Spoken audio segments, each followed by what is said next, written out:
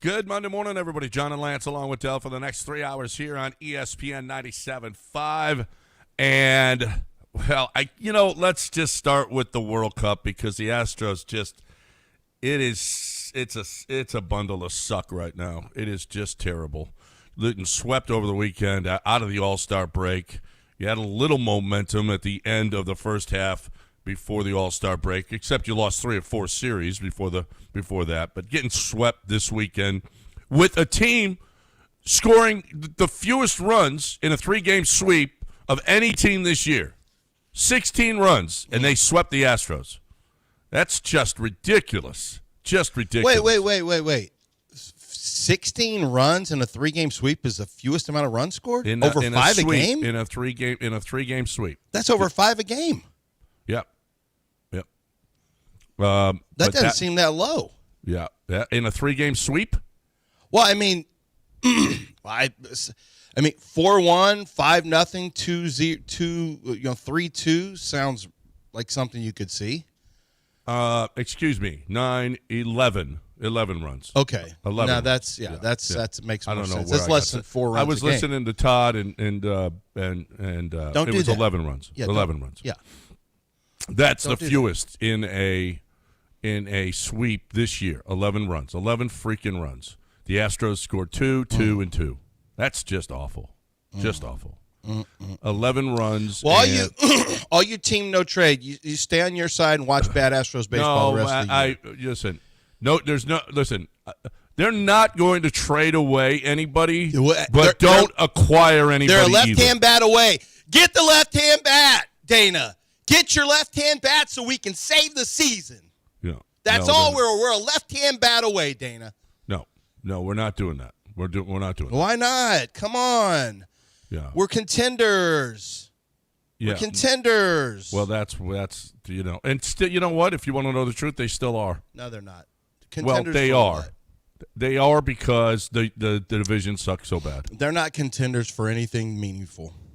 Well, they're contenders to win the division, and that's what they really aren't. They haven't even. They can't even. How far away from 500 are they now? Back to 5 or 6. 7. No. They're 6 away, right? They're 7 away from 500. They're all the way back to 7? Well, they were 4 at the break, and they lost 3, so that's 7. Wait a minute. I thought they were. I didn't think it was that far back. And they're still only 4 games out of first. Yeah, first place is 15-49. Yeah, this second just in. is 15-50. Here's what the streets are saying. They're 7 out. Yep. Yep. That's what the streets are saying. 7 from 500. You still think they're getting a 500? I thought for a second there was a chance when there were 2. I thought there was 2, but I really need Hunter Brown to not just blow up in an inning again. Yeah. I really need Arrighetti. Peter Lambert's your game 1 starter, and that is so freaking ridiculous. If you get to the World Series, you start with Lambert. That's a fact. Well, forget the World Series. You get to the postseason, and Peter Lambert is your game 1 starter. Hunter Brown is really. I mean, his last 3 games, John. He's given up 13 earned runs in 14 innings. Right. Well, that he's got. Oh my God, he's given up 15 walks and 11 strikeouts. I didn't realize it was that bad. I mean, I knew the other day was bad, but I didn't realize it was this bad. The last 3, holy crap! 6 yesterday, 6 walks, and 2 hit batters. Yeah, he was 6 all walks over the and 2 hit batters, and 4 strikeouts in 4 and 2/3. How? That's Hunter Brown. That's freaking. Listen, that's Kaiwei Tang. Kaiwei Brown. Listen, you have no pitching. Don't acquire a Tang is doing a bat. this? Don't do anything. As a matter of fact, Dana, you're going to get fired. Don't allow him to touch anything. Take his access card. Take his access card, and don't let him touch anything on the stove. I'm afraid they've already taken his access card. Nothing. Dana, you're not allowed to make any moves. There's nothing else that can be done. Wait this out until Dana's gone, and then hit reset with whoever you're bringing in, because it ain't it. Dana, your moves have been terrible. This has been a bad run for you. You didn't come in an enviable position. I get that. But your pitching moves this year were a disgrace. Okay, 3 players have been designated for assignment that you for picked up. Pearson, Weiss, Munoz, and Roa. All DFA'd. And look at Mike Burrows. Burrows wouldn't accept a move to minors, so they threw him on the injured list. That's five. That's five guys. Lambert, Burrows, and Tang are the four that are left, and Burrows is on the IL. He was sent to the. He was optioned to the minors, and they say wouldn't accept the option. He was like, "No, I bleep that. I ain't going." Yeah, so they said, "All right, you're on the IL then." Yep. So he ain't even with the club, really. Well, and I don't want to hear there's no IL for suck, because there is. Well, they're just saying you won't go to the minors. There's nothing else they can do with them. Right. You can't have them in there screwing it up any worse than it is. Yeah. Well, I'm telling you, this is.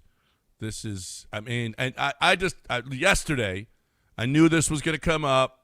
Where are you before the trade deadline? I'll tell you where you are.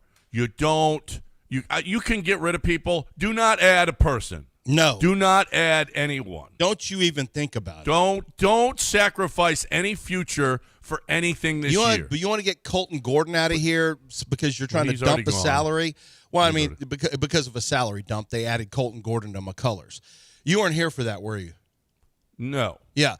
So you got any thoughts on that? Our coffee guy's gone. I feel in real life, I talked about it. McCullers, it's kind of a sad story. He really had an impact on the first World Series. He started Game 7. He wasn't very good against the Dodgers, but he had his moments. His career will go down as untapped potential. Well, it was tapped.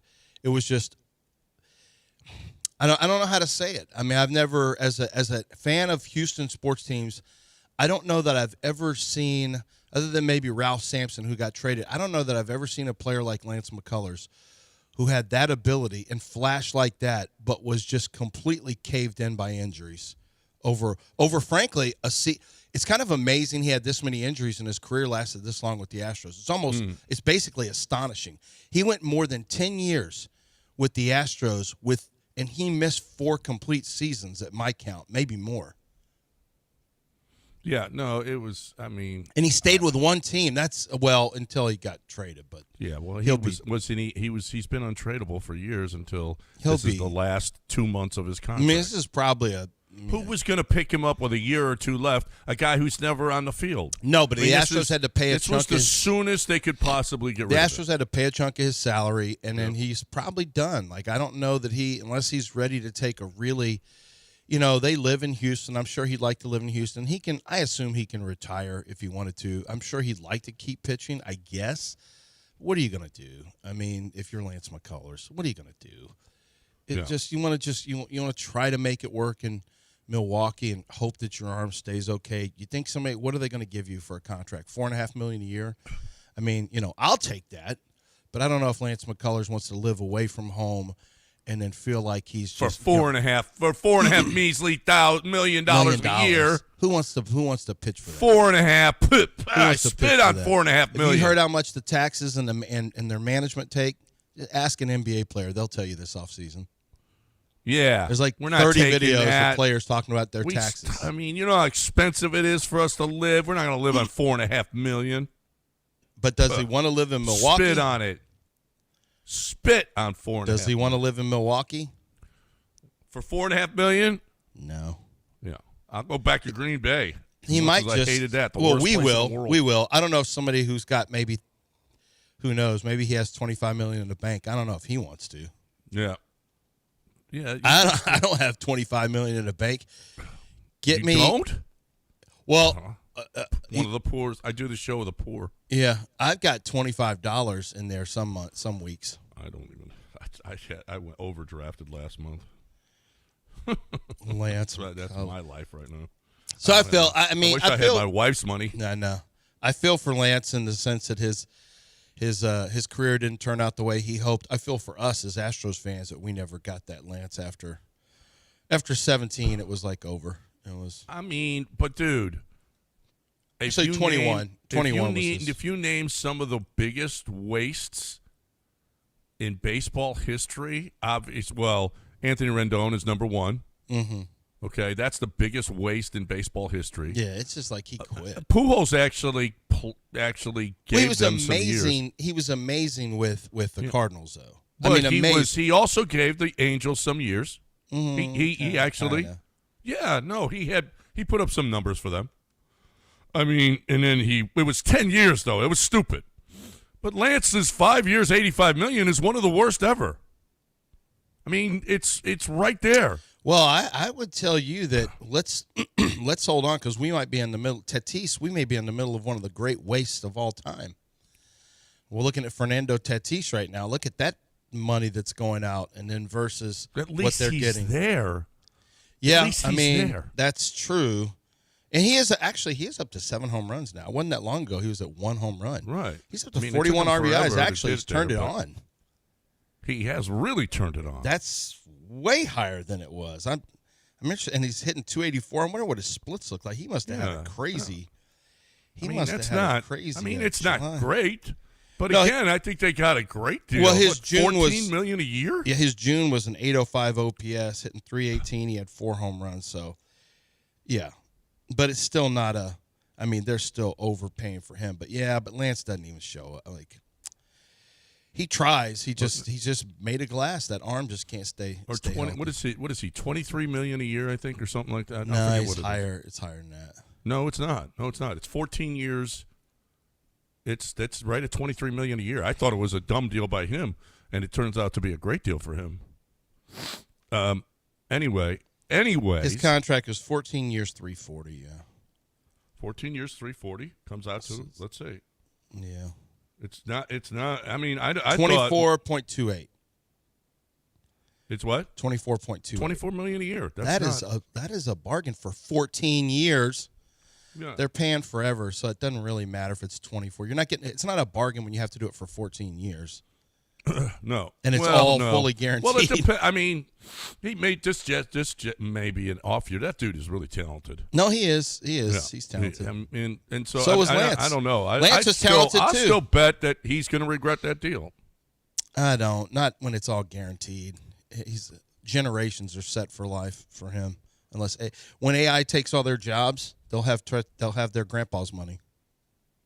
They'll have Grandpa Tatis Jr.'s money. Speaking of AI taking jobs, I got a great news of the weird story today. So we got that to look forward to. We got what did you learn this weekend in one sentence? We got that coming up. We'll talk about the World Cup on the other side, and then we'll finish up with Glenn Davis. This will be our last Glenn Davis, brought to you by Kaplan Sinus Relief this morning as we wrap up the World Cup here in America. And we're not done with the Astros carcass yet.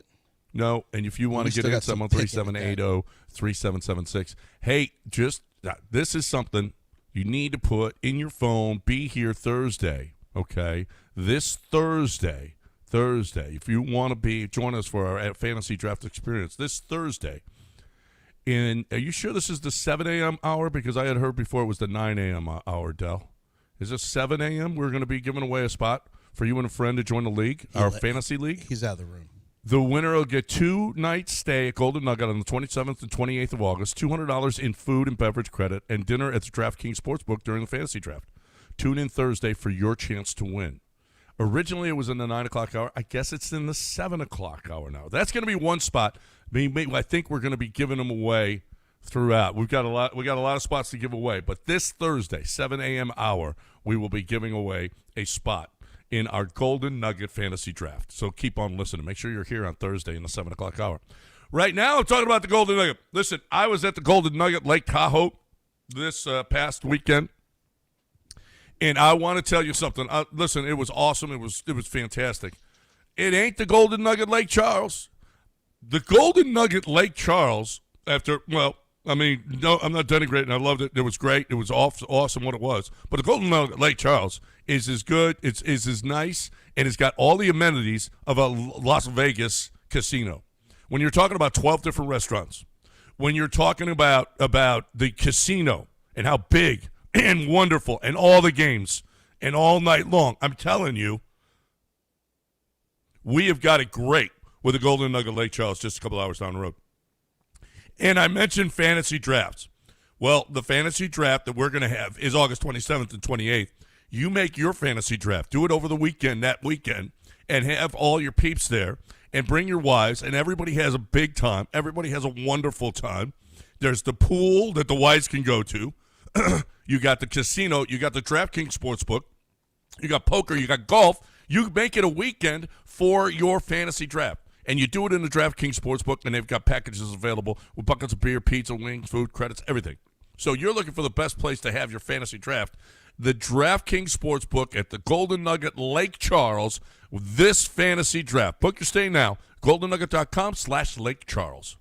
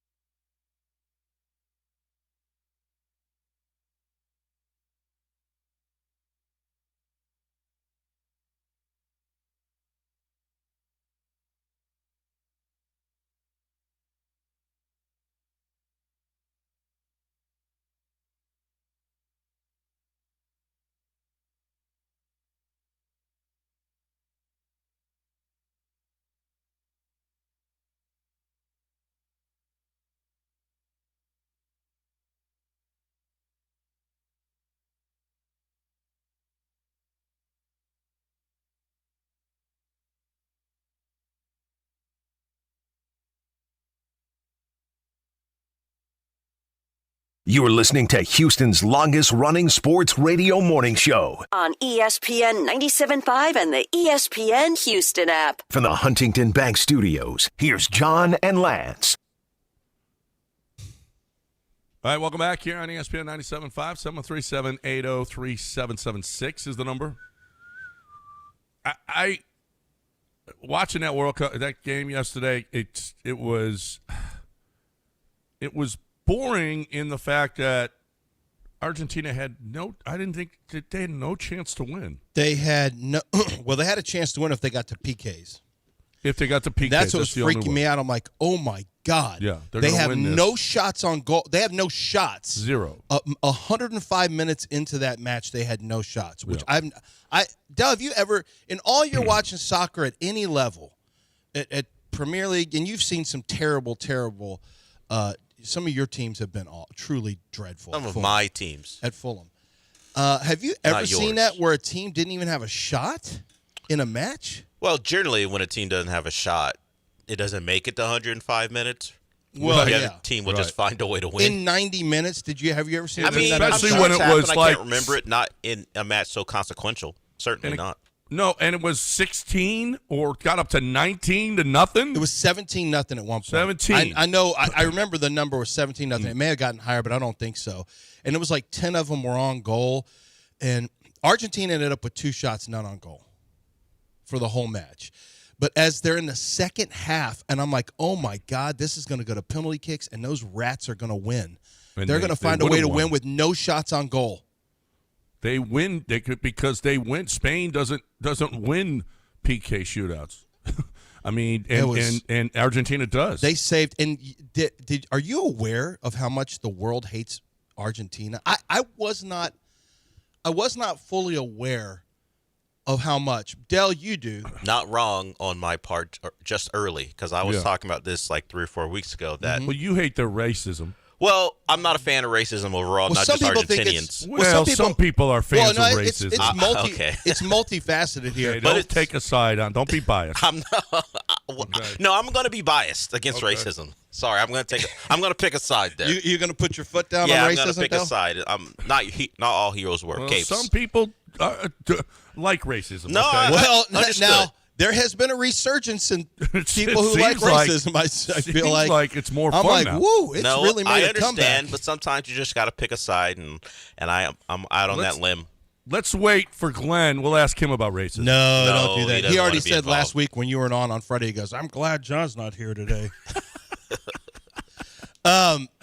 Well, Argentina, people hate him for multiple reasons. One, a lot of people hate him this World Cup because they're getting, or in the past because they're getting all the calls, right? So there's that. There's the other one Dell said is there's kind of a racist background. There's another where, and I didn't really realize this. I think I kind of knew about it. I didn't realize to the extent that there are a lot of people who, especially in South America, who despise them because they will tell you we are geographically South American, but we're not culturally European. Yeah, you see the clips, and when they're saying it in Spanish, I'm not always sure the translation that you see in the caption, but some of it is, we're not Latinos. We're not Latinos. No. Do not call us Latinos. We are European by culture. Well, I tell you what they are on the pitch. They're thugs. I mean, Paredes.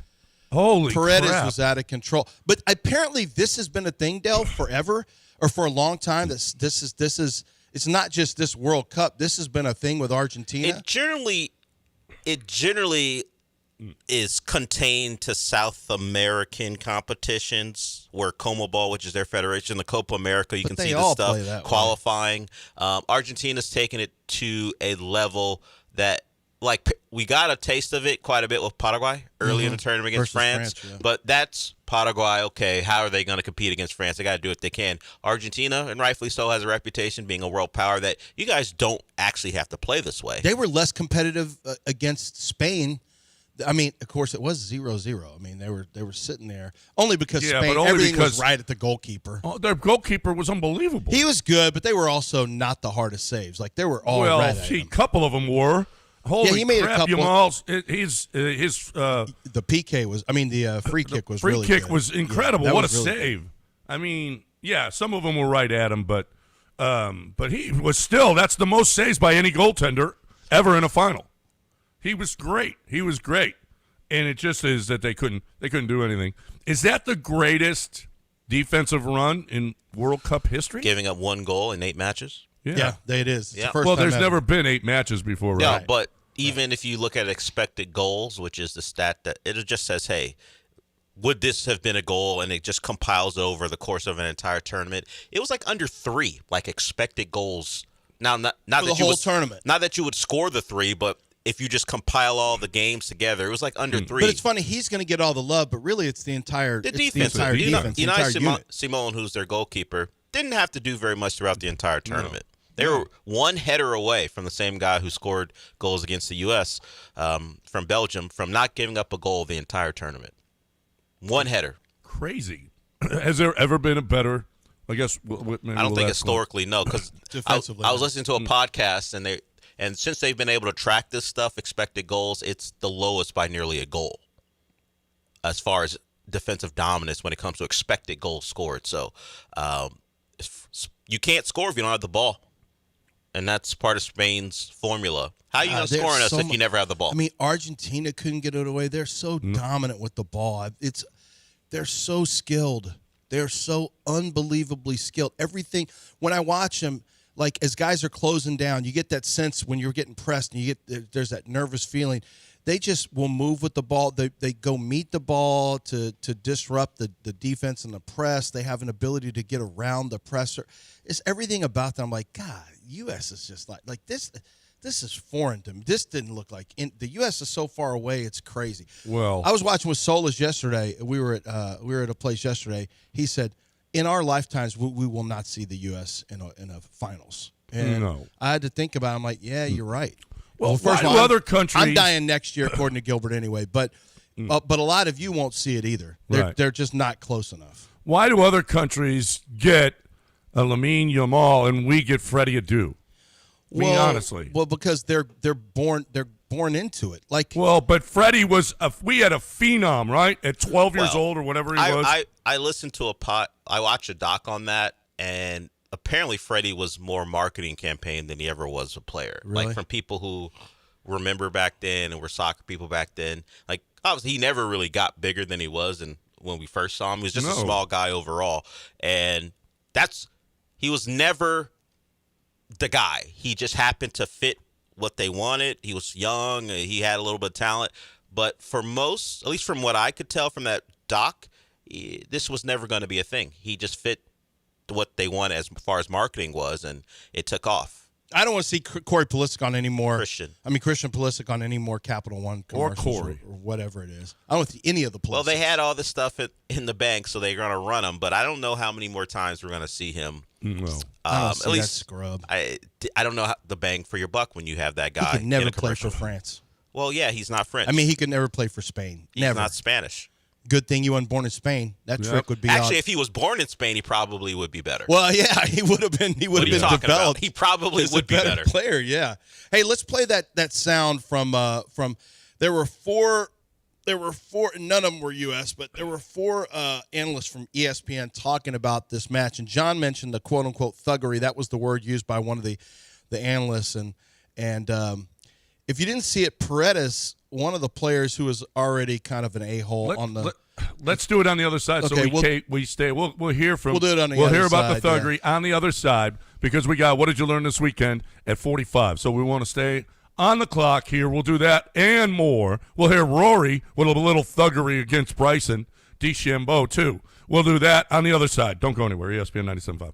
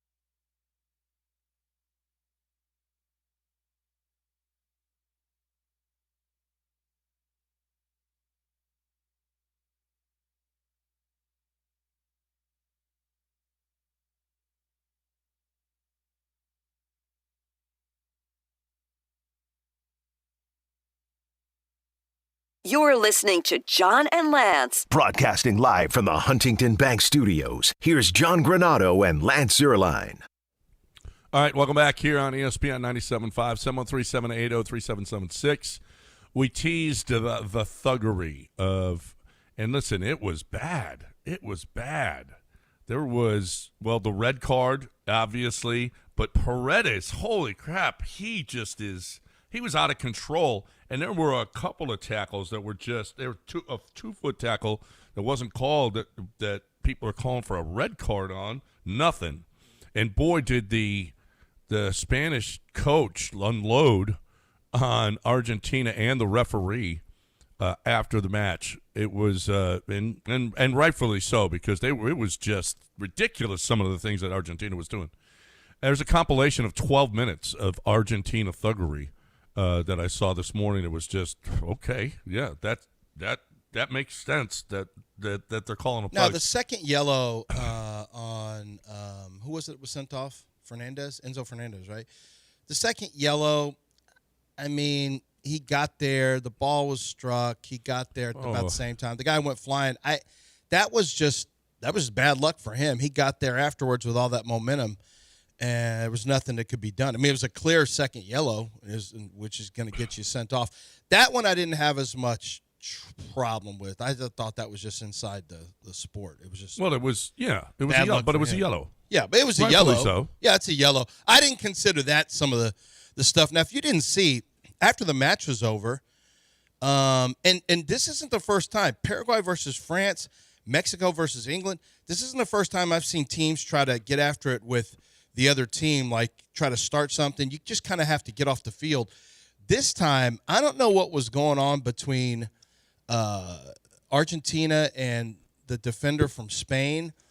So after the match, as the final whistle blows, and of course everyone's running on the field, the guy who won Best Player of the tournament, Rodri, who had been subbed off, he's running on the field to go celebrate with his teammates, and according to him, he says "vamos," and then he gets hit in the chest by one of the Argentine guys who was still playing.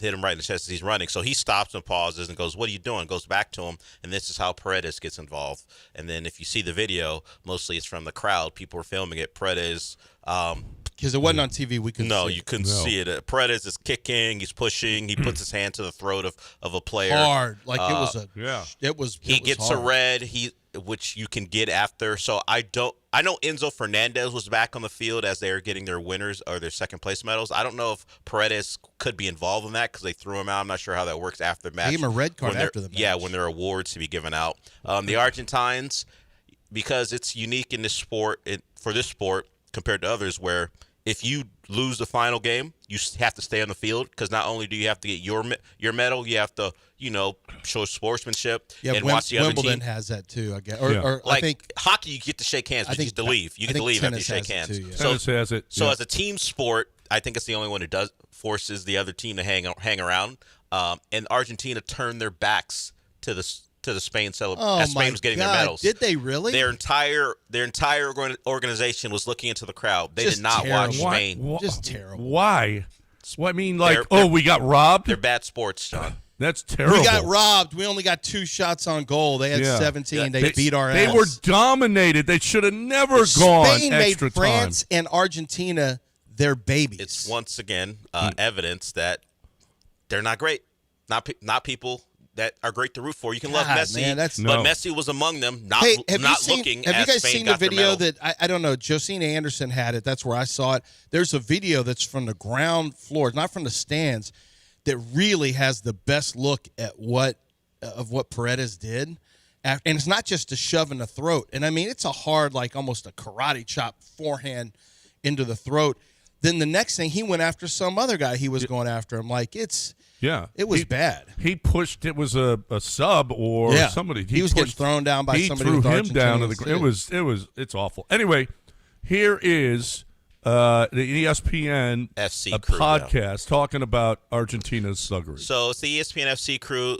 The most prominent voice you're going to hear is Craig Burley. You'll hear him second. I don't think anyone, unless you're an Argentina supporter, will be more pleased than what we saw Spain lift in the World Cup because, goodness me, that was embarrassing from the defending champions, wasn't it? I'd go as far as to say Argentina were a complete and utter disgrace today, both with their performance and their antics. We expected the antics. We expected the thuggery. We expected the off-the-ball stuff. But we also expected a lot more on the ball. A lot more purpose, a lot more about their play. They were an utter shambles. They were disgusting, disgraceful. And yeah, I mean, I'm so pleased Spain won.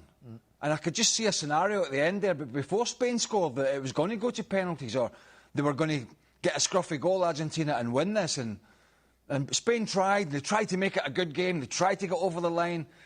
The finishing wasn't quite great. Martinez made a lot of saves, but they were comfortable saves.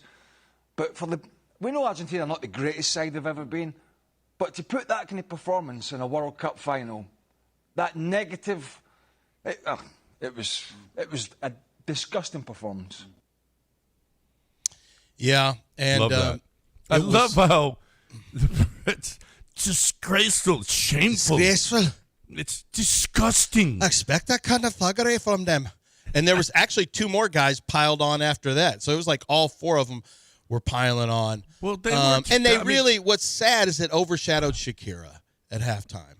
You know, you had Paredes's antics and Enzo Fernandez and the entire Argentinian team overshadowing what Shakira was able to do at halftime. Now, the rest of the halftime show, I could have done without it, and it did last. They did Americanize. I couldn't understand Wayne Rooney. He was asked about the halftime show. Did you see that, Del? Yeah. Yeah, he goes, I like some of these performers, but the show is crap. That's what he said. Is that what he said? Yeah. You know what? I agree. I like some of those performances. I mean, why do we have to American it up? I know it's 30 minutes. It was 10 minutes long. They got championship rings they're giving out now. It's just like, it's so. Come on, guys. We got our own Super Bowl. Y'all don't have to just. One of the things I like about soccer is we roll it. Like, let's go. We had to make a hydration break. What are we doing? And every game there was the pregame. Why do we have to make it a 3-hour? It was like the Oscars. Did you notice it didn't even start on time? The match started late. First match that started late. First match that's ever started late. Like, look, one of the things I like is this is like 2 hours. We are in and out, and we are rolling. Not now. They're trying to turn it into a 3-hour match now. Like, well, it's kind of the window we have for pro football. So what? No. So Leave what? Leave it alone. We can't Americanize everything. Shakira, 12 minutes. Freaking halftime show with Justin Bieber. No Bieber. No. What are we doing with Madonna? Wait a minute. The K-pop.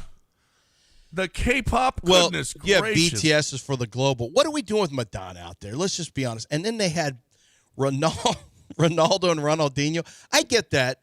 Even though everyone's like, I told my wife, I said, did you know Ronaldo was at one point, that guy right there was the greatest soccer player in the world at one point? He was? Oh, yeah. Not now. You got to say, Maradona would have caught the same stuff if your wife saw. Maradona was bigger than Ronaldo. Yeah. He had a gastric bypass surgery. Yeah, so she would have said the same. That's how it goes. Like, we have offensive linemen who get small sometimes after their careers are over. Defensive linemen, not so much. Like, soccer players like defensive linemen after they're done playing football. They balloon.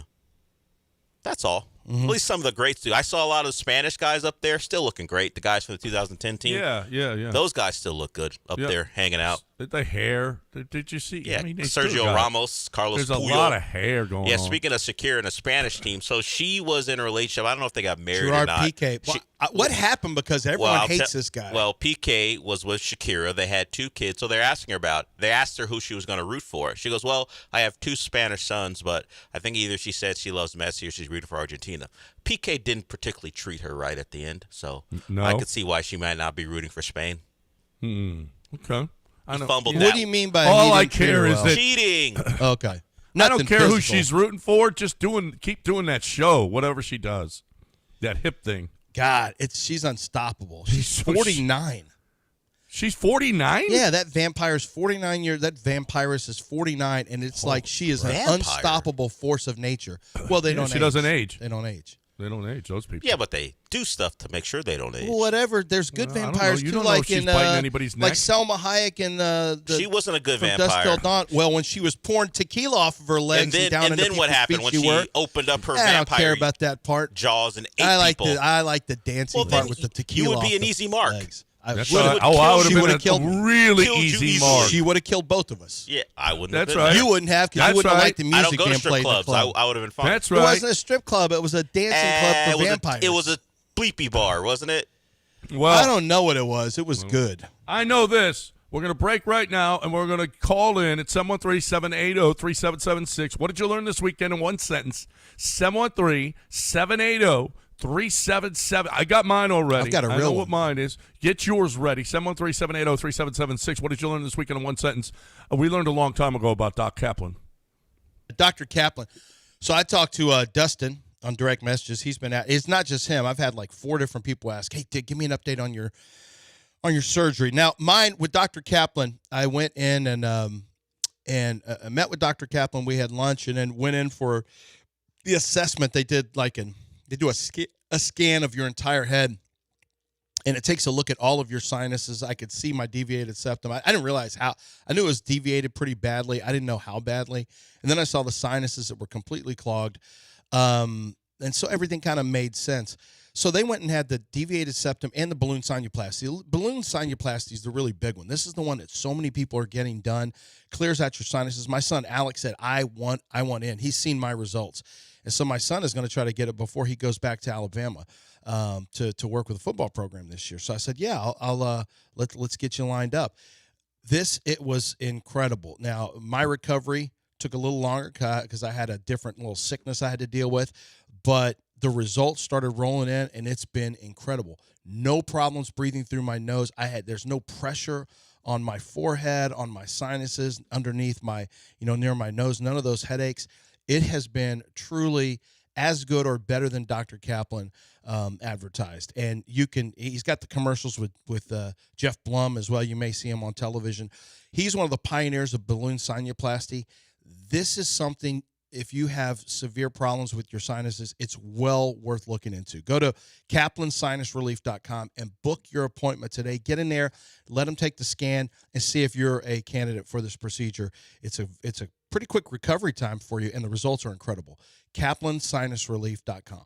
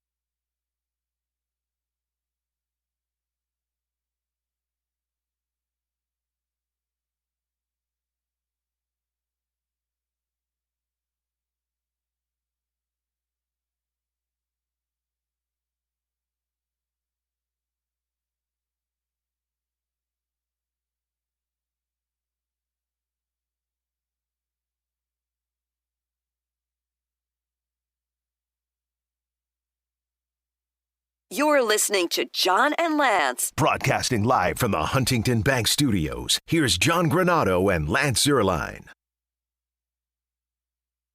Time to play the game show Sweeping the Nation. What did you learn this weekend in one sentence? What did you learn this weekend in one sentence? I learned, if you have the same timeline as I do with the videos that I get, that it appears that Tank Dell and Cam Scatterbo are doing well in their leg rehabs. Okay. I learned that despite the success and the iconic nature of the film, Burt Reynolds absolutely hates the fact that he was in Boogie Nights. Okay. Dell, did you learn anything this weekend? Yeah. I learned that despite enjoying the Odyssey, the most cinematic thing I saw all weekend was that 13-minute clip of Argentines being thugs. That was the most cinematic. I didn't realize it was that cinematic. Yes, very cinematic. Music and all. All right, we move to the people. The people have called in full board. Let's start with Dave. Dave, what have you learned? I learned that my paternity leave is not the vacation I imagined it to be. No. A paternity leave is not necessarily a vacation. It's not great. Yeah. No, get back to work. You will want to get back. Yeah, get back to work. You were there for the birth. That's enough. Who's next, Dell? We go to Gary. Gary, what have you learned? I learned this weekend that Argentine coach Lionel Scaloni looks like a young version of John Granado. A lot of people are saying that. Saw that a couple times. Yeah. That, huh? Many people have said that. I didn't notice that. I did notice that Chris Sims was on the pitch. No, that's Danny Olmo. Yeah. That's Danny Olmo. John said, why'd they take Chris Sims off? He was doing good. He had his shirt buttoned up all the way to the top. Yeah. He did look like Chris Sims, a young Chris Sims. Who's next? Let's go to Ocho. No, sorry, Ocho, we'll get to you. Let's get to Elliot. Elliot, what have you learned? I learned that if your buddy gives you 40 milligrams of Adderall on a Saturday, it'll have you wired to the gills, leading to drinking 45 Coors Lights till about 7 a.m. Sunday. What? Wow. That's a great day. What a great day you had. 45 Coors Lights with some Adderall. Rhyminy. Until 4 in the morning. Sir? Boy, what a great day you had. Sir? Does it get any better than 45 Coors Lights in a day? That's a lot. It seems like a Tuesday to me. Have you gotten to 45 before in a day? I have no idea. You would I have remember. no idea. I'm not going to put a limit on myself, though. I thought you might just decide to count and see if you can break a record or something. Yeah. Well, it does take a little enhancement if you're going to drink that many. You have to be. You have to be doing a little something extra else along with it. And at home. Yes. Yes. Who's next, Al? All right, we go to Chris. Chris, what have you learned? I learned that A&M's new head track coach, Leroy Burrell, managed to eat Leroy Burrell. Yeah, he's bigger now. I didn't Yeah, hear. I've seen him. He's basically, Leroy Burrell has gone full Ronaldo. Oh, he has? Yeah. He's a bigger dude now. It's okay. At one point, he was really fast. He can still coach a track team now. You can coach if you've out eaten your playing days. Yeah, you can still coach. Yeah. He's 59 now. Who, Leroy? Yeah, he's thick. Yeah. Yeah. That happens. That's okay. Who's next, Al? Wait. Leroy Burrell is... No, Carl Lewis is at Houston. What am I talking about? Leroy Burrell's at Auburn now. I thought he said Aggies. Oh, is he with the Aggies That's now? what I think he just said. Maybe the he new is. track coach. Let's go to Ocho. Ocho, what have you learned? Yeah, I learned that Rockets guard Quadir Copeland is a better player right now than Amen Thompson. What? What are we doing? Okay, Summer slow down. league stuff. Slow down. Ocho you did not learn that. Ocho you made that up. Ocho is a You did not learn that, Ocho. Ocho loves to hate on Houston. basketball players. Now that's usually University of Houston. Yeah, Well, but it's why didn't you learn about Bruce Thornton this weekend instead of that? He wasn't good in his He didn't shoot the ball in the semifinal. He wasn't good. It was his worst game. Yeah, I know. He still averaged over 18. Yeah. Oh, Ocho will have words for him at some point too. Yeah, at some point he's going to catch some down when he's with the Vipers or the Dragons or whoever. They're the Vipers. If he gets sent down. All right, let's go to Sean. Sean, what have you learned? I learned that combining the World Cup and going through a breakup can lead to alcoholism. Okay. All right. I learned that I wouldn't marriage blame can lead to soccer for that. alcoholism. So he's watching. So can divorce. If he's So drinking can every time he's watching games, a match. not watching games. Yeah. If he's drinking every time he's watching a match, Dell, there's a lot of matches. A lot of matches. Okay. You got to drink if you're going to watch a game. That's not true. Yes, it is. I did yesterday. If you're sitting in someone's section, you can't just take up their section and not have food and drink. You can have food. At least food. Yeah. If you're not a drinker, you got to have at least food. I could have food. I didn't have to drink at all during this. And I gave program. I gave a $40 tip where I was yesterday because you got to be there 2.5 hours before the match even started. What the waitress look like? Not great. Oh, okay. She was an old English woman. Oh well. Okay. Well, no, I shouldn't You say went to go old. watch it. She was at an older English pub. It was our third choice. Everything was shut down because it was already filled up at 11:30. Melly couldn't get you into a spot. Didn't ask. I ain't going outside. I'm not sitting outside. It's the hottest day we've had in Houston. I'm not sitting outside for that for 4 hours. I'm tough on you. And it's Americanized, so it meant we were going to get a full extra hour on the broadcast. That's true. That's true. Keith, what have you learned? I learned this weekend that sources are telling me that at Belgium's home stadium, they will hang a banner at their soccer stadium that says scored the only goal against 2026 Spain. They should. What are they, the Colts or something? The Colts. How did they score? Colts with the I'm trying to remember how AFC Championship They appearance. have a header. Oh, that same guy that got the U.S. twice got the header against him too. I found out that you didn't listen to the show 20 minutes ago. Yeah, you don't. Apparently, you don't I care said what that. Dell's talking about. did? Yes. Yes. Okay. Well, I didn't recognize the name you used. All right. That's probably That'll wrap it up. He said same guy. I literally said the same guy who scored 2 goals against the U.S. That's not. That's literal. Literal. In fact, Okay. I don't. Some people use the word literal and don't mean it. No, I mean that it. one- that that one is you what meant. I said. All right, you know what I'm saying? I'm saying HRP. I'm saying you're starting the work week right now. It's Monday. You got a plan. You got to attack this work week. How are you going to attack it? How are you going to be better? How are you going to save money? How are you going to make your business better? It's Monday. It is time to think about that. If you just keep on going, whatever, whatever. You know what? We're paying this admin company, whatever. No whatevers. Look at what you're doing. Let HR&P come in. Let them look at your business, the way that you're doing business, whether you're doing your own payroll and HR and taxes, and you got CPAs, you got all of this crap that you're doing. That's not what you know how to do, because you know your business. The reason you're successful at your business is because you're doing your business well. HR&P's business is making you better. HR&P they are partnering with you to make your business better, to do your HR, your payroll, your taxes, and everything else better.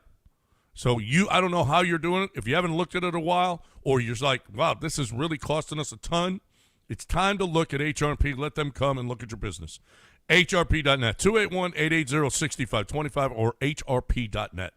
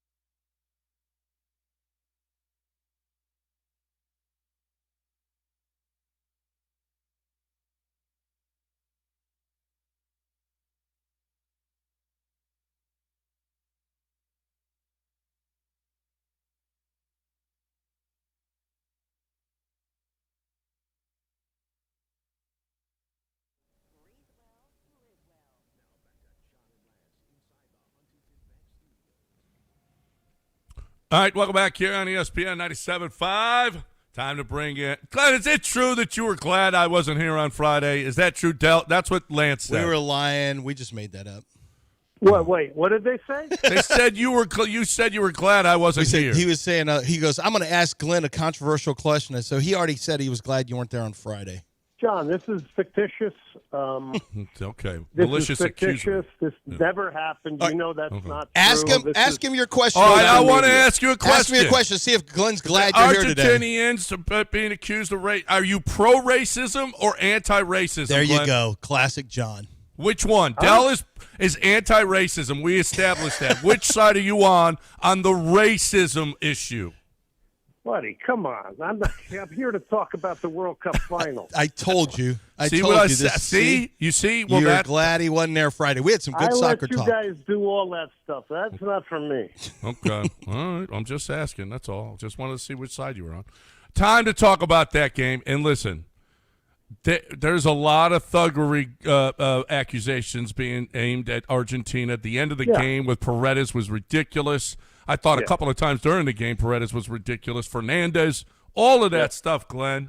Did they gain this reputation, or is this how they've been? No, that's what was sad to me.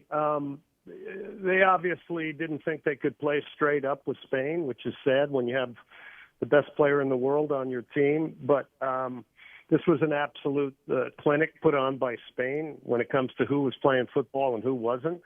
I also thought the Spanish emotional control was pretty amazing, and that's something for all of us to really latch onto. Is they didn't react to a lot of this stuff. I think we knew this was going to happen, not to the point that it did. That kind of made me sad.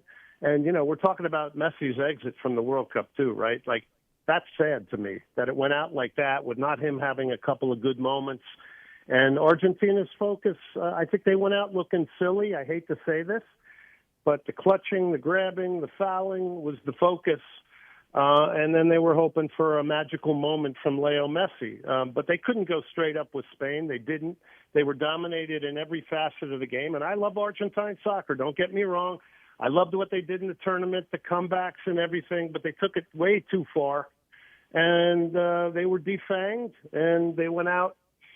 They went out like France did. They were just absolutely suffocated. And even with that, though, then you're like, they nearly tie it up on a corner when they finally get up the field. This is a team that didn't have a shot over 90 minutes. Did not have a shot. 105. It actually extended all the way to 105 minutes with no shots. Extra time. Right. And I got to ask you about this. Different teams. I was really disappointed with Argentina, and you guys mentioned it. Fernandez, who was the star of the game before, Paredes. It was like a clown show. It's like, come on. Yeah, that was too much. It was embarrassing the way they performed. And then Dell told us they turned their back on the when the awards were given to Spain. I mean, they did that. I didn't know that. I hadn't seen that. But I guess there's too much of that kind of stuff going on nowadays, and that's disrespectful to the game overall. But I mean, I think this is kind of the world we live in. People think they can act like that. It's not doing anything for their reputation. But I think Argentina loves kind of being the rebels of the football world.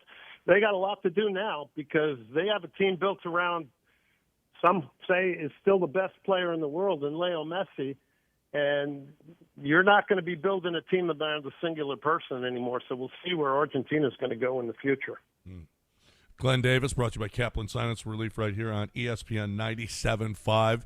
Every morning, right up until today. How great was that? Okay, first, was that the greatest defensive performance ever by a World Cup champion? Well, I don't know the stats, but they only gave up one goal. Unai Simon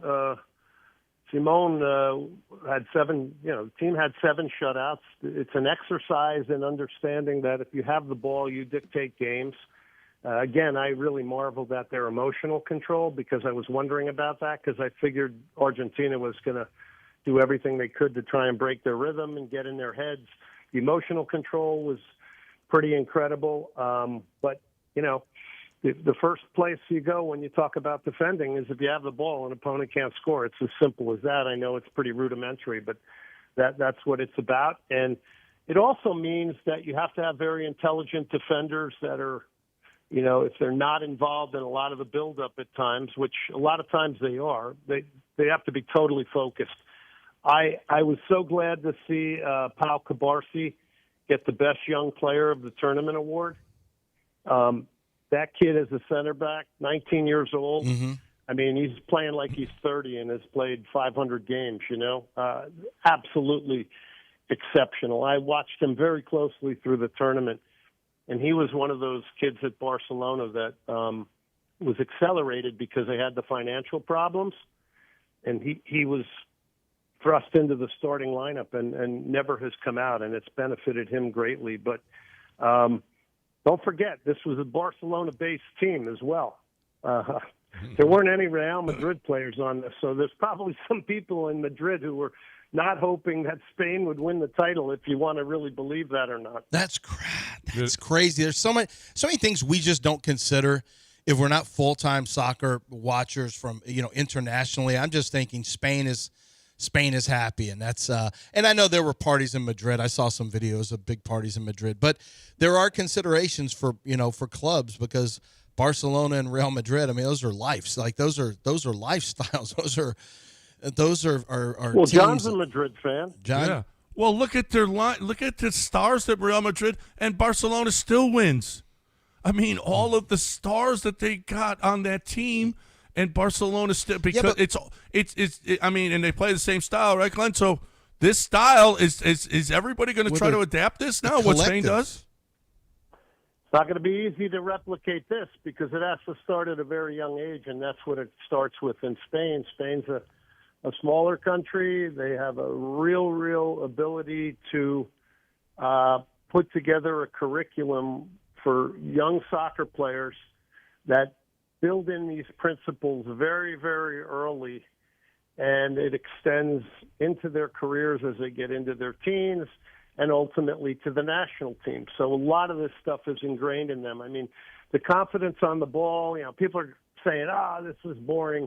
Well, it's not boring if you have the ball. You know what's boring? Is a team that's fouling, sitting deep, and defending. That's what's boring. Get up and play. And they couldn't do it. And I don't think Argentina felt that they could do it. But just back to that with Spain, it's a lot easier to implement ideology when it comes to soccer in a country like this where the sport is primarily number one. Here in the U.S., everybody does their own thing. So that's why we're constantly going, well, what type of style do we play? I think we made a little tick up the ladder with Pochettino, and that performance in the first game against Paraguay, where we didn't sit back in some of the early round games and we tried to take the game to opponents. And I thought that was a positive. But, to watch these guys play, the emotional control, the angles they create off the ball, this is all fascinating stuff. And they deserve to win. And by the way, they're still young, so they ain't going away. Yeah. I want to ask you a strategic question about or I guess a style question about Spain. A lot of teams, it's a given when they get at a certain angle, and even those deep set pieces from that are a little deeper on the sideline where they drive it into the box, which actually is and you get everyone racing there for the header. That's actually become a pretty. I realize, well, that's a dangerous set piece there. Spain and crosses over. Yeah, with a big driving deep crossers into the box where they're back behind the action. But Spain really doesn't look for many crossers in the air. Like that's just not. They did everything they try to play. Most of it yesterday, and I've noticed throughout. Is that normal that you'll have teams that really want to exploit? Their just I don't know how else to explain it on the ground.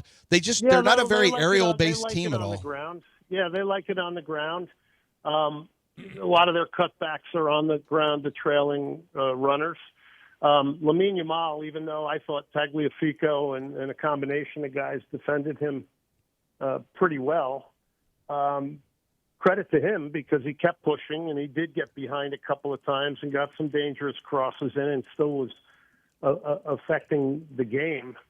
But yeah, I mean, that's part of it, and you get crosses in on the ground, and your box organization and the timing of runs. We all watch the game and we're like, oh, if only that guy made a far post run or a near post run. It's easy from the outside. Glenn Davis, brought to you by Kaplan Sinus Relief.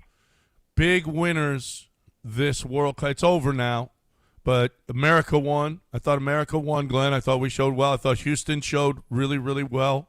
We were great in this World Cup. I thought Erling Haaland, he probably won a lot. He probably is going to he's a universal superstar now. Mbappe was the Golden Boot, right? He's got more goals than anybody ever at a World Cup. So good on him, although France, had that game. And who else showed really well for you, Glenn?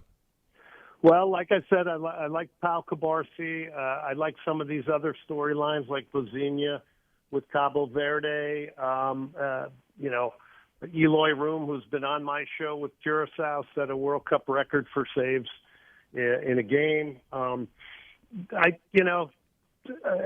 have to remember this is the exit of Messi, the exit of Ronaldo, the exit of Luka Modric, the exit of Kevin De Bruyne, all these great guys that we've all been able to enjoy the way they play the game, and I know I'm missing a bunch of them. But that to me is the big thing. That's why yesterday was a little, I was kind of sad watching the game and seeing Messi go out like this, just based on the way they decided to approach the game and the fact that they figured they had to play this way and go a little overboard with that. Reminds you how good Spain is, actually. But I was sad seeing Messi kind of go out like that. If Argentina had played a game in which Messi had some brilliant moments and, left that sort of indelible thing in our minds in the final, that would have been nice, but didn't happen. But, what a remarkable player and what a remarkable World Cup and late show stuff that Messi's put on for us. But, yeah, that's it. I like this. Like I told you, I like Pau Cabarsi, and I'm glad he got the best young player of the tournament. Best young player of the tournament on the team with Lamine Yamal is pretty impressive. Yeah, and the other thing is, like, a lot of these awards, we all know how these awards work, right? Like, sometimes, it's, whoever had the most goals, he was the best player, whatever. But it's nice to see people like, Rodri got the Golden Ball. He also won the Ballon d'Or, but he's not a goal scorer. He's the brains of an operation. So that was great to see. It's great to see Pau Cabarsi, a center back who plays the game very maturely for his age, get it. So I like the fact that, we're starting to recognize people other than just simply the goal scorers and whoever's got the most social media attendance. Right. Well, and speaking of goals, Jude Bellingham did a hell of a lot for himself, although he's on Real Madrid, another Real Madrid guy that just showed out this World Cup. It was we Americanized it maybe a little bit too much. The halftime, Glenn. The quick retort to that is, you have to just look at the sport overall and where it's going. I think you said it right.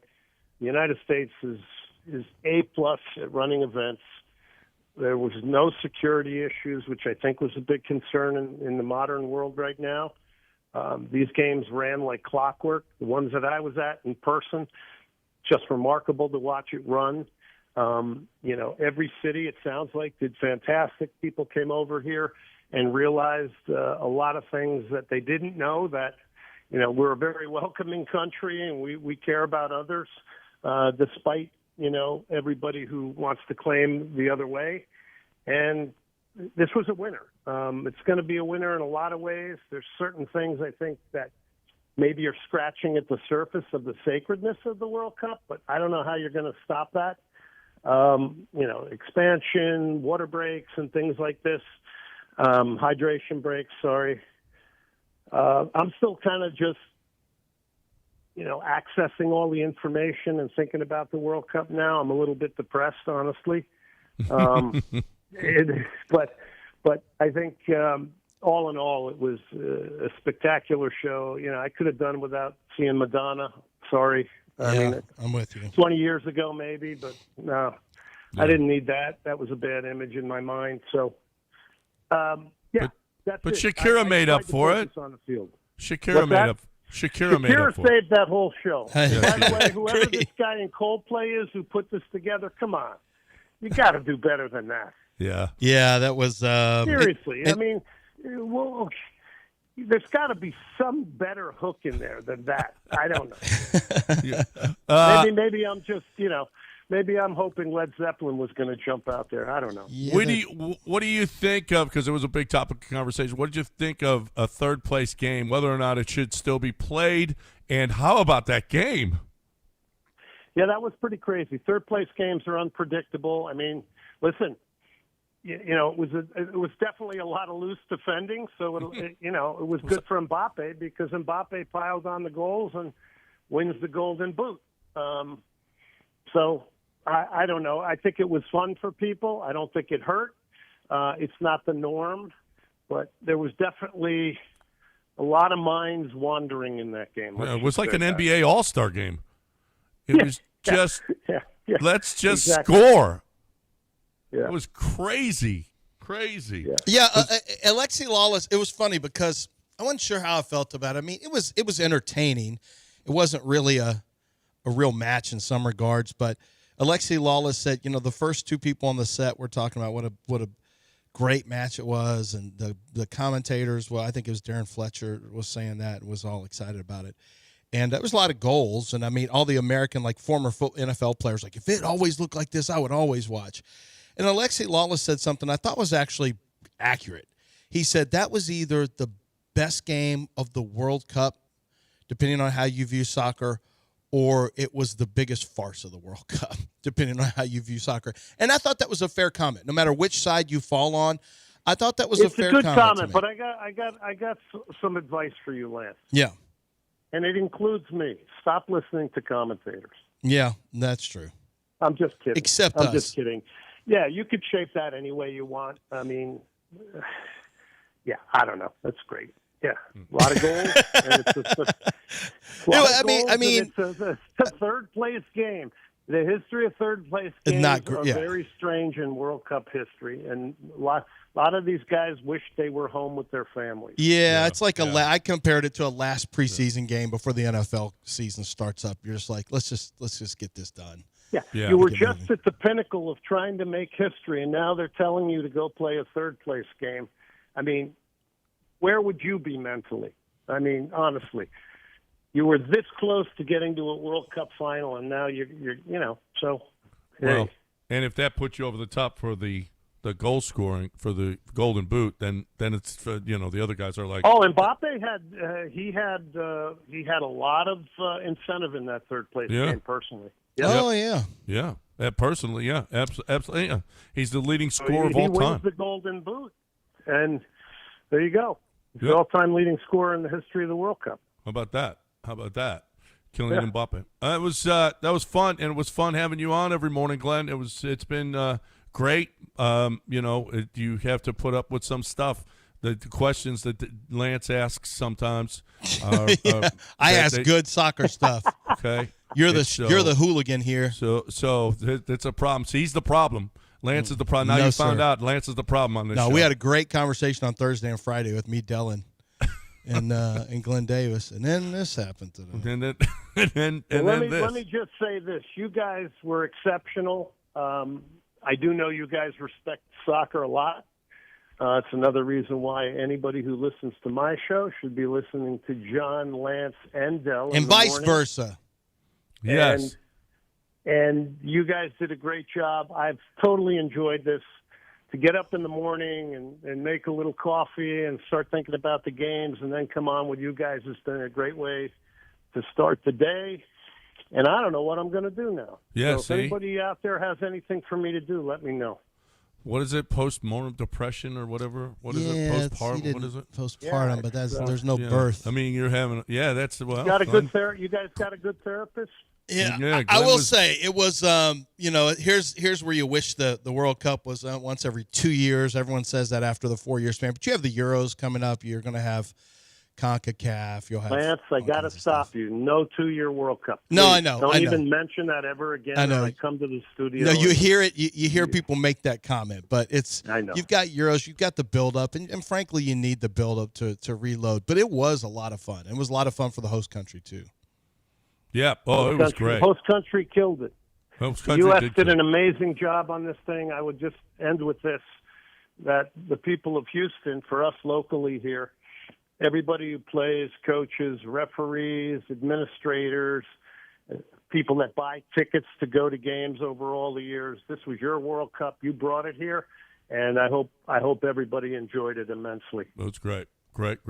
Glenn, as always, man, thank you, Doc Kaplan, for sponsoring Glenn every morning right here on the show. Thank you, Dr. Kaplan. I didn't even mention Dr. Kaplan the whole time. So thank you, Dr. Kaplan, and we appreciate it. I think the soccer fans appreciate it too. Yep. I think so too. It was great. It was great to have you on every morning. We're going to miss you, but keep on listening. Soccer Matters. Soccer Matters. Glenn Davis. Are you on? What was it? What is it now? 1 or 2 nights? How often are you on now? See here. Destination 2026. So we'll go with the Wednesday show through the end of the month, and then that's probably it for that show. But I'm going to try to keep it alive. Okay, that's great. Okay, Wednesday night. Keep on listening. Soccer Matters right here. Glenn Davis every Wednesday night. Glenn, appreciate it, man. As always, great stuff. Glenn, we're big fans. Glenn Davis right here on ESPN 97.5. 713-780-3776. Let's take a quick break here. I want to talk about, let's talk about golf. Let's talk about East River 9. Let's talk about what East River 9 does for you.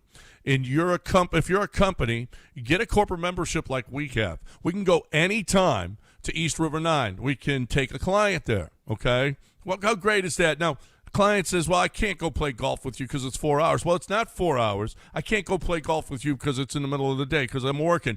You can go at night. It's a lighted golf course, so it's only about an hour and a half. You go and you have beers in the bar and restaurant. They have really good food. You watch all your games there. They got giant TV. They got a giant outside TV that you can watch during the day. It's amazing. But they've also got TVs throughout the entire bar. They've got pickleball if you want to play pickleball instead. If you want to just hit the driving range, you can do that too. I think it's the best view that we have of the city. It's just gorgeous, especially at night. It is the best view that we have of the city. You're looking for a great place to entertain clients or just go and have fun. EastRiver, the number 9.com, EastRiver9.com.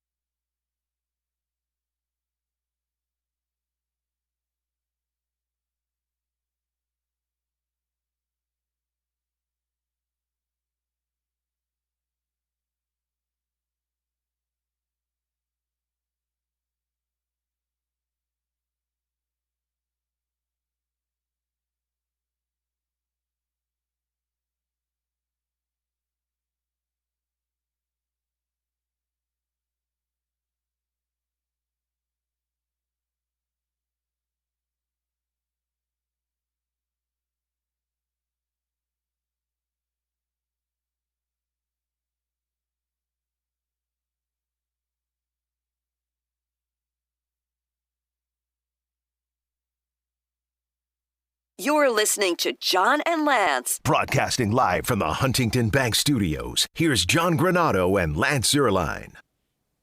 Well, I know you guys before the World Cup final, I know you both were watching Ryan Fox win the Open Championship. I did. Well, I mean, we were in this pub at 11:45. Yeah, we're watching the whole thing down the stretch. What a great 18 he had. I mean, 3 great shots. And how about the way he just steps up and hits it? So that was the crazy part to me is you want to talk about study long, study wrong. His putt, hold on a second. His putt, he just got up. He took one look. He glanced once left and just hit it. I was like, I've never seen anyone hit it that fast on a putt like that. Well, and it's to win the Open, to be the champion golfer of the year. And they said it was 22 seconds, although I thought they started the clock before Sam Burns had even finished his. But they said 22 seconds, and it was probably the great, and that would have been with any other golfer on this tour. It would have been a minute and a half before he hit it. But he stepped up and just said, "F it, this is what I'm." And he hit the same thing he did in the fairway.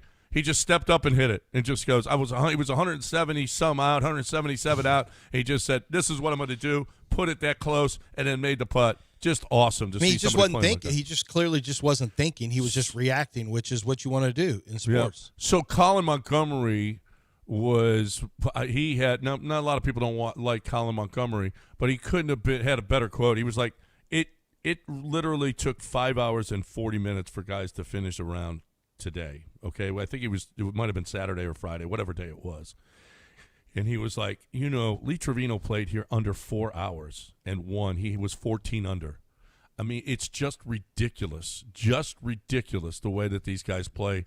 And I think Ryan Fox, showed you can win, you can be really, really good without doing all of the crap that these guys. And it's one of the reasons that golf isn't as really popular is because it takes so damn long.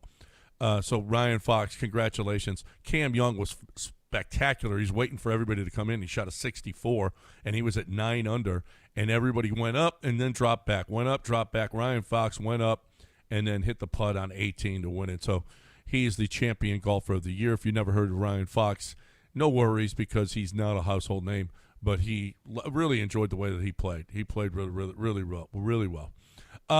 So we had that yesterday as well. Trade in the NBA yesterday. Lou Dort goes in a 3-team trade. Lou Dort goes to the Hawks.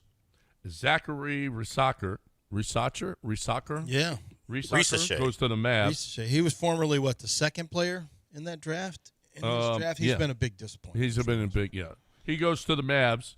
And the Oklahoma City Thunder, I think they said they saved $176 million, and they got 3 second-rounders. Now they got a stockpile of second-round picks, which you can turn into a great player. The Rockets, Bruce Thornton, thank you. You can turn those second-rounders into great. Plus, they got a trade exception, a big trade exception out of the deal. Instead of just letting Lou Dort walk, they ended up signing him and then trading him and getting a bunch in return.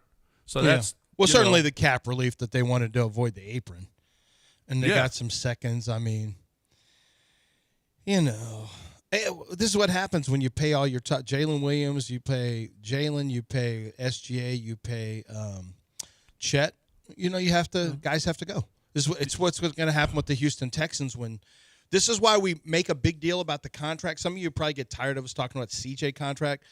It's just we have to talk about that because once Will Anderson's paycheck starts kicking in, once Stingley's paycheck starts kicking in, the highest numbers, which we're not even there.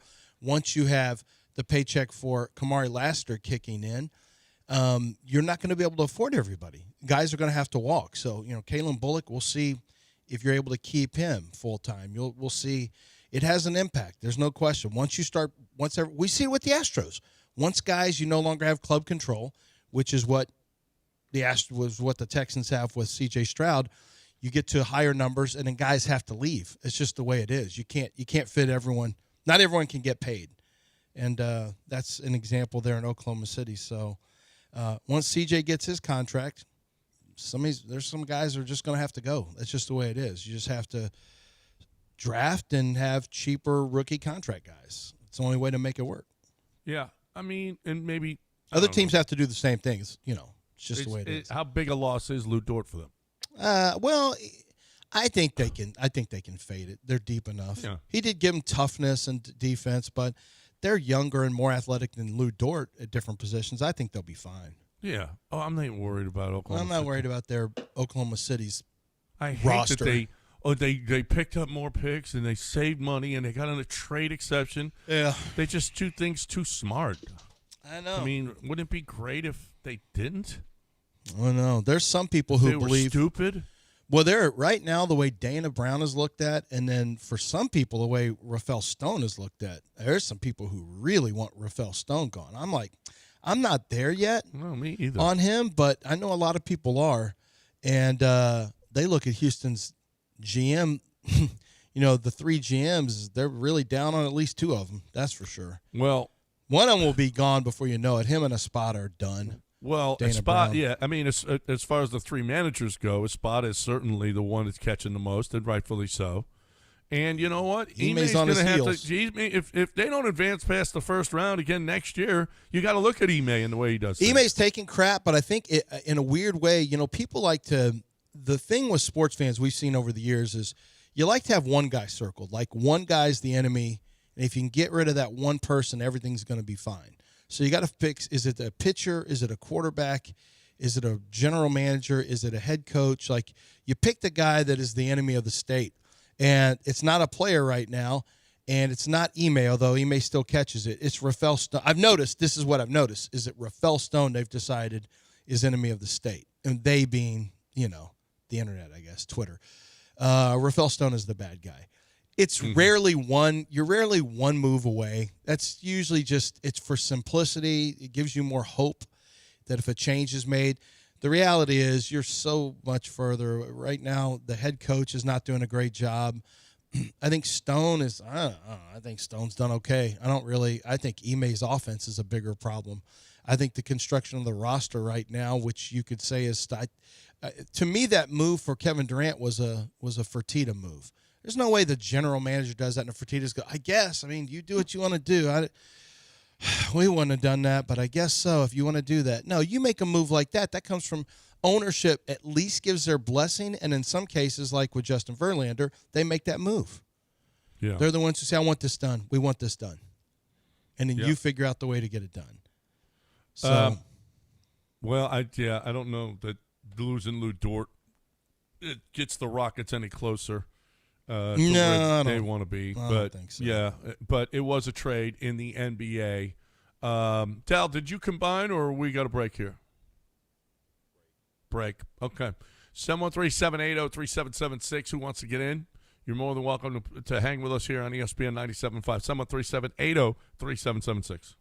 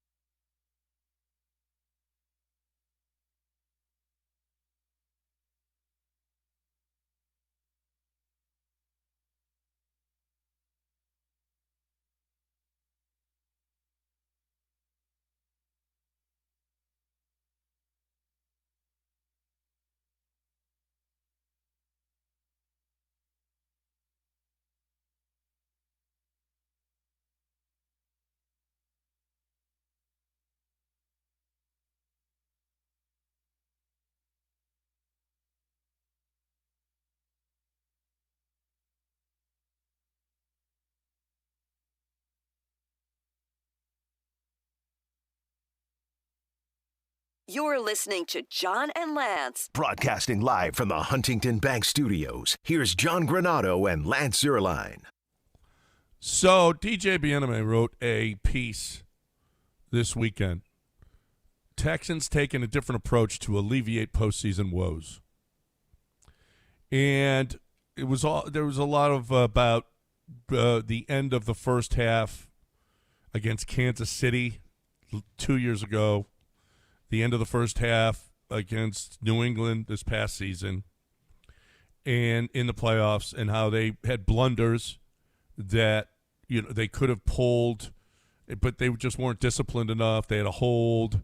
They had obviously CJ threw his fourth interception, which was that really put a damper on the first half. What with 4 interceptions. Mm-hmm. So, but this is what D'Amico said. The most improvement I've seen from our team is the pre-snap communication. Offensively, defensively, communication has been lights out.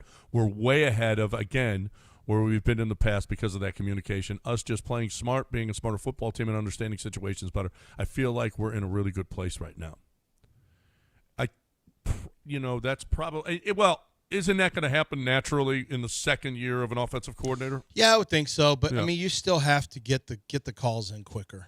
And that's on Kaylee. Yeah. I mean, you got to get the calls in quicker. You can't have these rushing up there, 5-yard penalties. Just get the calls in earlier. And I think that's what D'Amico's probably talking about if I had to guess. Well, and D'Amico said it too. Guys are just able to handle more because it's the second year of our offense, 4th year in our defense. It's a given, but it's also the veterans that we have, the leaders that we have at every position, allows me to see it, step back as a head coach, and we just need to keep fine-tuning the details. Not necessarily every period is a competitive get-after-it period. It's more of a mental check, and that's what we're working on this offseason, and we'll continue to develop that in training camp. You know what? I really believe that. I mean, physically, they are who they are, and they're going to be a great defensive team because of their physicality. But the more you know, the smarter you are, the more you're in the defense and offense, the more natural it's going to become. And maybe those mental mistakes. Remember just 3 years ago, holy crap, the pre-snap penalties. Mm-hmm. If you can eliminate those, you stop shooting yourself in the foot. You know how many more points you get, whether it be you took yourself out of field goal range or you took yourself out of, being able to score a touchdown. I mean, there's so much to that if you are just smarter, better, you just know where you're supposed to be at all times, and pre-snap, you take those mistakes out. I mean, you're just going to be – it's that much because there's that in the NFL, how many games are 7 points or less or whatever, one-score games that you win or lose. Yeah, it's plus or minus 3 games a year, and sometimes higher, sometimes as many as 5 games a year that can swing one way or another. What about Kansas City when they won? How many one-score games so they many won? swung in their direction. Yeah. And, John, you remember the 2010 year before the Texans took off in 11 and 12? They lost at the end of a game on a Hail Mary to Jacksonville. Ugh. They had something happen late against the Jets. They found ways to lose left and right. They finished 6-10. And they really struggled at the end of the year to win games because they were just screwing them up. Or maybe they started bad and then they played better at the end. But there were just little things in that season that were it turned them from being a 9-win season, 9-7, into a 6-10 season. And then those things kind of even themselves out the next year, and they ended up winning the division. And then they won the division the next year as well. So I think they won a division both years. I know they were in the playoffs. I don't know if they beat the Colts in the division or not. But, yeah, man, those are huge. Being able to not make those those holding penalties, making mistakes on third down where you knock yourself out of field goal range because you had a holding penalty or a sack. Or, having it 3rd and 2 and then somebody jumps and all of a sudden it's 3rd and 7 and you end up having to, instead of continuing the drive for potentially a touchdown, you settle for a field goal. These things happen all the time to the Texans. They still to this day happen. They happen all the freaking time. And if you can eliminate that, that's when you become, potentially an elite team, I guess. I mean, CJ has to – we always do the thing, CJ has to play better, but it's true. The Texans aren't that far away from being a high-level team. What's missing is consistency and the dumb stuff going away. Yeah, the dumb stuff. Like throwing the ball to the other team a lot of times. Mm-hmm. You know, that you got to get rid of that and pre-snap penalties, false starts, obvious holds in, that are well, I mean, I understand sometimes protecting your quarterback when you've been beat, but right. You just can't keep shooting yourself in the foot. You can't. You got to stop. You got to stop. And Nick said it too. He said right after the game. I mean, you just look turnovers, win the turnover battle, and you probably win the game. It's not rocket science. It's just play better than the other team. Just take care of the ball better than the other team, and we'll see. Talking about the physicality of the defense, the offense has got to get some of that. I mean, I mean, if you've got a defense like that, chances are your offense is going to be built much the same way, but it's not. It hasn't been that way with the Texans. Right. It hasn't been that way. If you're going to be that physical defensively, be that physical offensively as well. Run the ball down their throat. Right. And maybe that happens this year. We'll see. We'll see. I mean, that's clearly the game plan. Yep. Everything they've done personnel-wise, everything DeMeco Ryans has said over the last 2 years at the Combine, where coaches are the most honest about who they are and what they are. They've got media from around the country there. It's always about developing that mentality and that certain toughness. And this is finally, I think they have those types of guys on offense that they plugged in. It looks like they've finally gotten there. So we'll see. Yeah. Right. All right. 713-780-3776 to get in with us here on ESPN 97.5. You're more than welcome to do that. You want to talk Texans? You want to talk Astros? We'll talk about the Astros on the other side. In case you missed it, we talked about them in the first segment. We haven't touched on them again. We'll do that on the other side right here on ESPN 97.5. Right now, though, we're talking about Houston Powder Coaters, the very best. The very best. You heard, I don't know if you've heard on this show before, but Robin explained that the world's best show came to Houston and interviewed Houston Powder Coaters about being the best powder coaters in the world. Now I've been giving them, obviously I've been talking about them and how good they are and what, but the best in the world? Holy crap. That is something. Okay, I didn't know they were that good. I had no idea Houston Powder Coaters was the best in the world.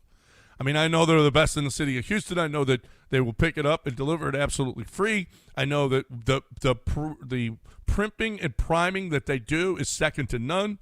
I know that you have been responding because Robin says our listeners are great.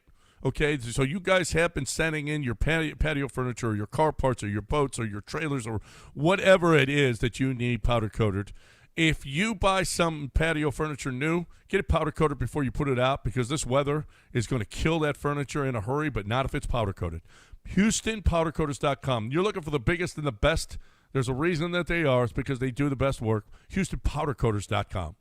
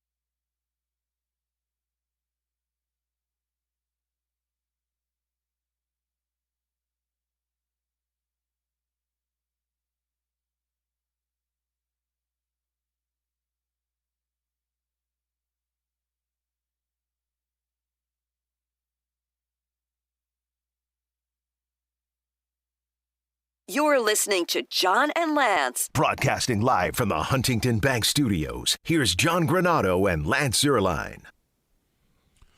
All right, welcome back here on ESPN 97.5, 713-780-3776 is the number, whatever you want to talk about. And this is something that I didn't think we'd talk about today, but Julian, is it Julian who wants to get in here? Yeah. Yeah, Julian wants to get in here. Hey, Julian, how are you? Yeah, man, I'm sorry. I just saw the story because I know you guys had talked about it a while back. This Matt Miller thing out. He got in a bad accident. Arm had to get amputated. And then this weekend I see this story that apparently dude's been investigated being like a serial scammer, and it really draws into question the accident, everything that went on. I was just kind of curious. I know he's like an associate of Lance's to some degree, and I was just kind of curious, since y'all talked about it before, what you thought about it if you'd seen the story. It just kind of piqued my interest, and I didn't really know much about it, but I was curious if you guys had seen it. Yeah, they had a GoFundMe, and they took it down after the accusations. He's been accused of fraud. Matt Miller taking money from people and not performing. I mean, it's a terrible, it's a bad story. Crazy. It came out. Look, on my kids, I had never heard of any of this stuff, and apparently it was like, I don't spend a lot of time on Reddit at all. Apparently there were some people on Reddit who kind of got together and said, "Yeah, I was scammed with." I guess he ran a bunch of fantasy. This is what he's accused of. Okay, let's start. Matt Miller is an NFL draft analyst, formerly of Bleacher Report when it was first coming up, and then he was brought over to ESPN, and he's been on ESPN. Matt's been good to me over the years. I've known him a little bit, not like, wouldn't call me friends with him. He's an acquaintance, and he's always been really good to me. He's pushed people towards my some of my work that I've done, especially when I was first coming up. Had told his followers to follow me, stuff like that. So it was very beneficial to me. I don't really, and we've talked like at the combine, stuff like that, at Senior Bowl if I'd see him. Don't really know him beyond that too well, other than just, on our draft circles if we see each other wherever we are, or commenting back and forth on Twitter. So I don't really know anything about him. I will say this. Okay, so the story is Matt was in this horrific accident. I hadn't heard anything about it, and then from his account said, "Hey, this is Matt. Just want to give you a heads up, an update on what's going on." It's probably done by his wife or whoever, because he was in the hospital. Multiple broken bones, shattered bones, tore this and that. This crash was so bad that he had to have his arm amputated, and they were going to retrofit him. They're going to fit him with a prosthetic, and he's talked about all along the way. And I was like, oh my God, this is horrific. Almost immediately as that information was breaking, there were people saying, "Yeah, well, I don't feel bad for him. This guy's been scamming people, taking people's money for years." And I'm like, holy crap, this is kind of, first of all, I don't know if any of this is true. And you're saying this on the heels of him having his arm amputated and being a wreck that's put him in the hospital. It seemed like poor form. That's the first thing I thought of. But it kept getting more and more stuff came out. More and more stuff came out that people said, yeah, he didn't pay. I paid for a scouting session, and he never had that for me. And other people, I was in fantasy leagues and never got paid. So all this, he hosted 91 leagues last year, and he had 26 complaints against him that he didn't pay out. He was stealing buy-ins from managers and not paying out league winners. That's what is alleged. It's alleged. Yeah. And that he had access to around $100,000 in fees last year. Now I'm going to tell you something. This is kind of, it made me think. So I told another guy I was talking to who told me he had heard from someone at the combine like in 24 that there was this reputation about Matt. And he said he didn't do anything with it. He just kind of sat out. He didn't tell other people. But he had heard from somebody at the combine who was a guy who, was in fantasy football but also works on draft stuff. And I guess Matt had this reputation, which never got to me. I'd never heard any of it. But I will say this. So you guys use Venmo? And, on Venmo, when you pay, it shows up. When you pay somebody or get paid, your friends, anyone who's in your contact list, it shows up. So it says this person paid this person. And what for? This person paid this person, and you put what for. And I remember it was probably 2022, 2023. I noticed there was this slew of, like, people paying Matt Miller, and you don't see what the amount is, and it said Coats for Kids or something to that regard, Coats for Kids or whatever the case may be. And I thought, man, this is a really good dude. Like, I can't, he's using his platform for this. That's awesome. Then I saw another one for like laptops for troops, then something else for signed helmets. Like you're putting money in for a raffle and you can win an autographed helmet and the money would go to charity that he collected. And the first thing on my mind was, wow, I mean, this guy does a lot of charity stuff.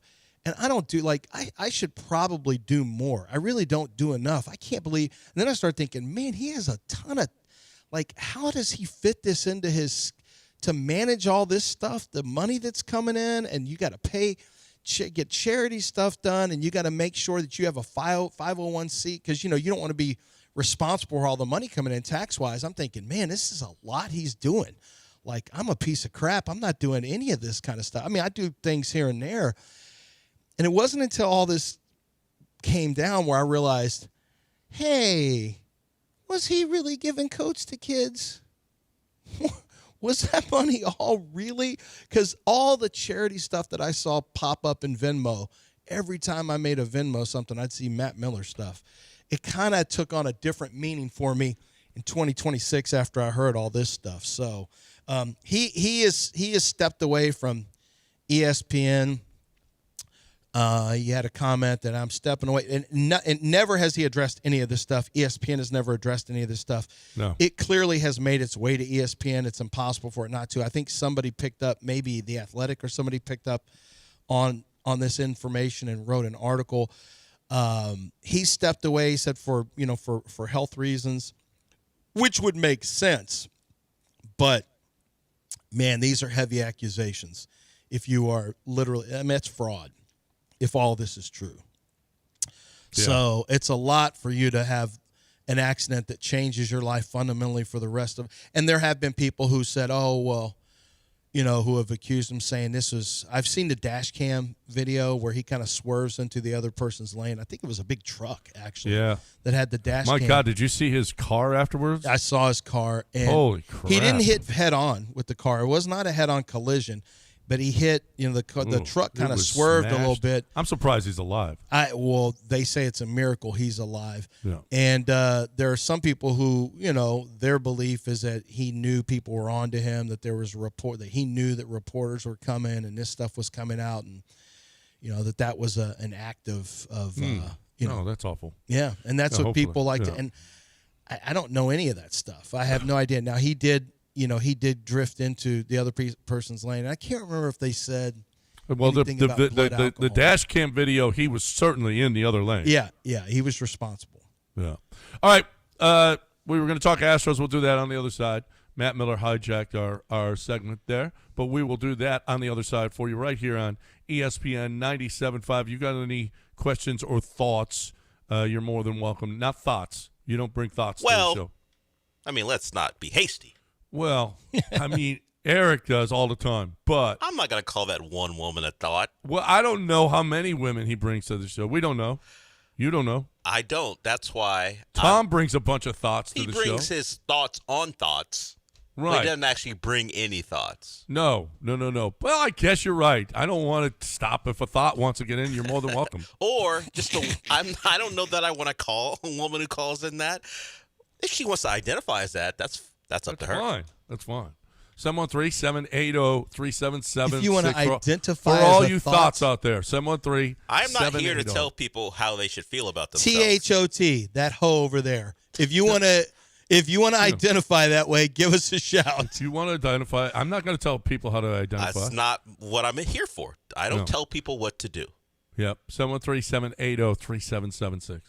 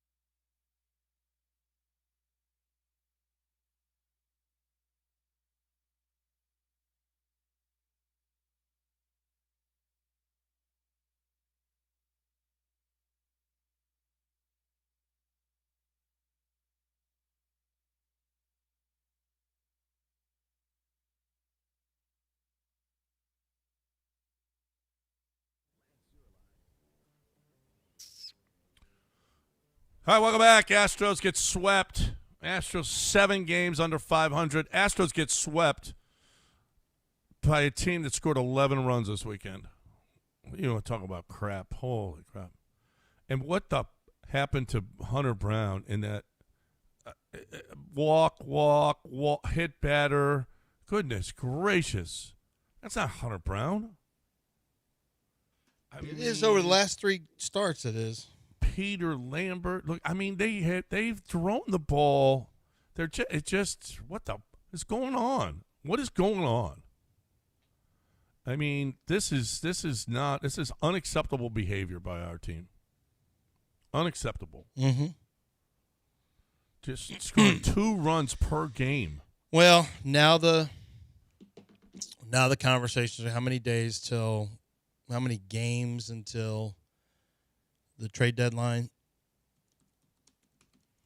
Let's see. Well, it'll be interesting to see. Renel Blanco's back. How about that? He pitches tonight. Great. Who cares? Just another guy. You just don't care about. He's a 7 games under 500 on July 20th. Renel Blanco done. was pitched well for like 3 quarters. You got of over a year. 2 months left in the season. Is that a threat? It does sound like he's threatening us. You're threatening me with 2 months more of A guy who hasn't pitched the whole year, who's 32 years old, is coming back, and we're supposed to act like this is a guy that's going to save his season. Get out of here. There's one guy that can save his season. His name is Peter or Paul Lambert. No, listen, he's right. You need a left-handed outfielder, left-handed hitting outfielder. That's all you are away. Dana's told you. Well, I mean, if you score 2 runs a game, okay, you got starting pitching this weekend, and you scored 2 runs a game. Who's to blame there? Wait, go get a hitter. You just said like less than 2 hours ago, don't make any trades. What's wrong with you? Probably. What's wrong with you? I don't know. There's 11 games left before the August 3rd trade deadline. It looked like this: 3 against the Rangers, 3 against the A's, and the A's stink. 3 against the Pirates, who are good. The Rangers lead the division. The A's stink. The Pirates are good. Who's that? That's 9. I'm missing 2 other games, but please don't trade for anybody. I mean, let's just get this over with. You just want to get this over with. Just get it over with. Your pitching has not gotten any better. Christian Javier stinks. Hunter Brown has never made it back to his first 2 games of the year. Ever since he's come back, it hasn't looked the same. Yeah, he came back and it was okay, even though he couldn't get wins. Now it's gotten bad the last 3.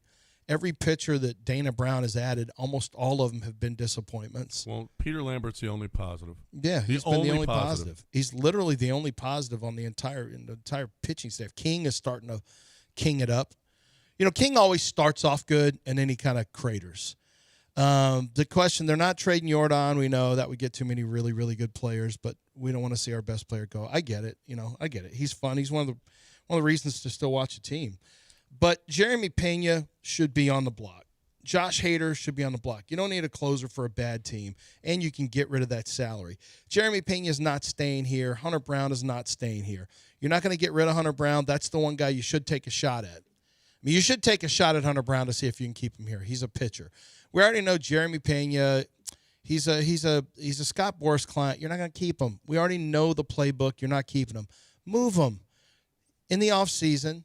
Either before the deadline or at the offseason, probably the offseason, move him like you did Kyle Tucker and try to do better than Cam Smith this time. Let whoever's making the trade, it can't be Dana Brown. Has to be somebody else. Wow. But move him because you're not going to keep him. We don't need any draft picks. Just move him for a player that's good. A-Rod's trying to get him on the Yankees. A-Rod is like pining for Jeremy Pena on the Yankees. Here, you hit on something that's a real problem. Is do you let Dana Brown make any decisions right now when – I mean, he's not going to be here. He's a lame duck GM. Yeah. How do you let him? He certainly wants to save it. He'll do anything to save his job this year. So is he going to deplete the minor league system so he can go get that left-handed bat for a team that's 7 games under 500? I think if you're Jim Crane, you got to pull the reins in and go, we can't do it. We're not doing it. Right. Not the way. I mean, if they would have at least been competitive this past weekend, you go, wait. They're still They're still in it, though. 4 games out. They're still in it. But I think we have to ask, what are they in it for?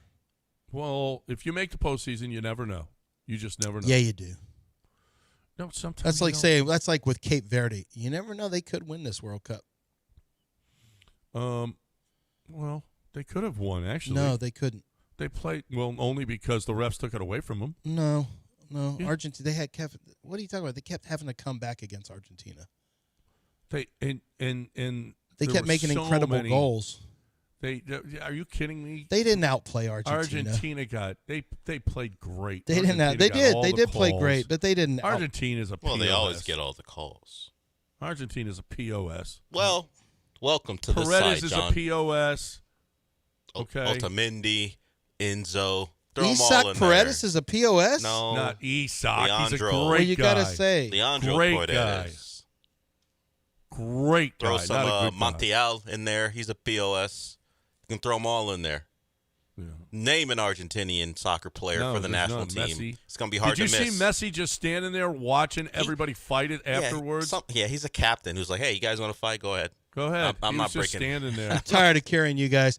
And he tried to do it yesterday. He kept trying to start throwing darts with his crossers again. I'm like, oh man, whatever. they're gonna tie this up. What a shameful performance by him. The Cucurella defender, puts his hand on his mouth, doesn't say anything, then starts talking. Messi's like, hand on the mouth, red card. He covered his mouth. Get him out of here. And Did he not Just say showing anything? that he had a mouth injury. No, he was like, hey, I'm banged up. And then Messi, hey, put his hand to his mouth. Cucurella starts talking after he takes his hand away. Oh, Argentina showed me a new move that Argentinians do. Like, you got to remember, the first before there was Messi doing his business, there was Manu Ginobili, was the first Argentinian that really showed us how to complain about fouls all the time. And then Caitlin Clark with her Argentinian heritage has really picked it up She's as not well. Argentinian. But this is a new hand gesture I saw.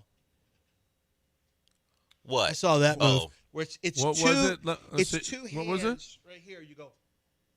Oh, yeah. You fold your hands. Yeah, you fold your hands inwards, upwards, like a prayer motion, but the back of the hands are against the. And even Caitlin Clark's own coach is saying, "Yeah, she's complaining." Why do you keep bringing up Caitlin Clark? By the way, that's what we missed this weekend. How about a 45 and 10? Yeah, that was great, and she complained every step, every. You've basket. turned on her. Yeah, I have turned on her. I'm tired of the 45 and 10. I don't like complainers in basketball, in pro basketball. Why am I going to like complainers by the in way, women's They're basketball? not. They're just the best team in the Eastern Conference. Not her team. Yes, they're tied for first place. They are? Yes. Yeah. How bad is the Eastern Conference? Dude, they just and then the next night they slapped New York around. Yeah. I mean, yeah. I mean, how about you show the the Fever some respect? Oh, because it's the all right. So the East isn't very good. Because I was going to say I saw they're tied for first with the Dream, 16 and 10, but the Lynx are 20 and 6. The Valkyries are 19 and 7. So I said that about the you Knicks, guys and then see see what Aces are happened. 17 Did you and guys 7. see Dylan Brooks' list of the biggest complainers in the NBA? He wasn't on it. He's not on. He didn't put himself on it. No, he's not a complainer. He's just he's a brute. He's a complainer. First one to come to mind for me, obviously, Luka. Luka's obviously a big-ass complainer. Steph Curry, I actually gave him a shot. I gave him a shot right in his chest on a contest. LeBron, who else complains? LeBron for sure. Jaren Jackson and Giannis. Those are the biggest complainers. Okay. He would know better than we would. Yeah. I mean, he didn't say Alpy. He didn't say Caitlin Clark once. No, he didn't say Caitlin Clark, although she's been fouled. She walks to the stadium and screaming at people. Anyone who screaming makes at this officials. list, they got some complaining in them. Yeah, for him. Yeah. How does Alpy not make that list? No, I mean anyone who decides I'm going to make a top 5 complainers list has got some complainer in them themselves. You know yourself. Why do you say that? Because Dylan Brooks will whine after games. He'll talk about how guys get all the calls. But not on the court. That's I don't his see him do version it of much. that's his version of complaining, because his image is I'm the tough guy who gets after people and needles people. But, after the game, he can't stop whining about the treatment that he didn't get compared to others. He just does it in a different way.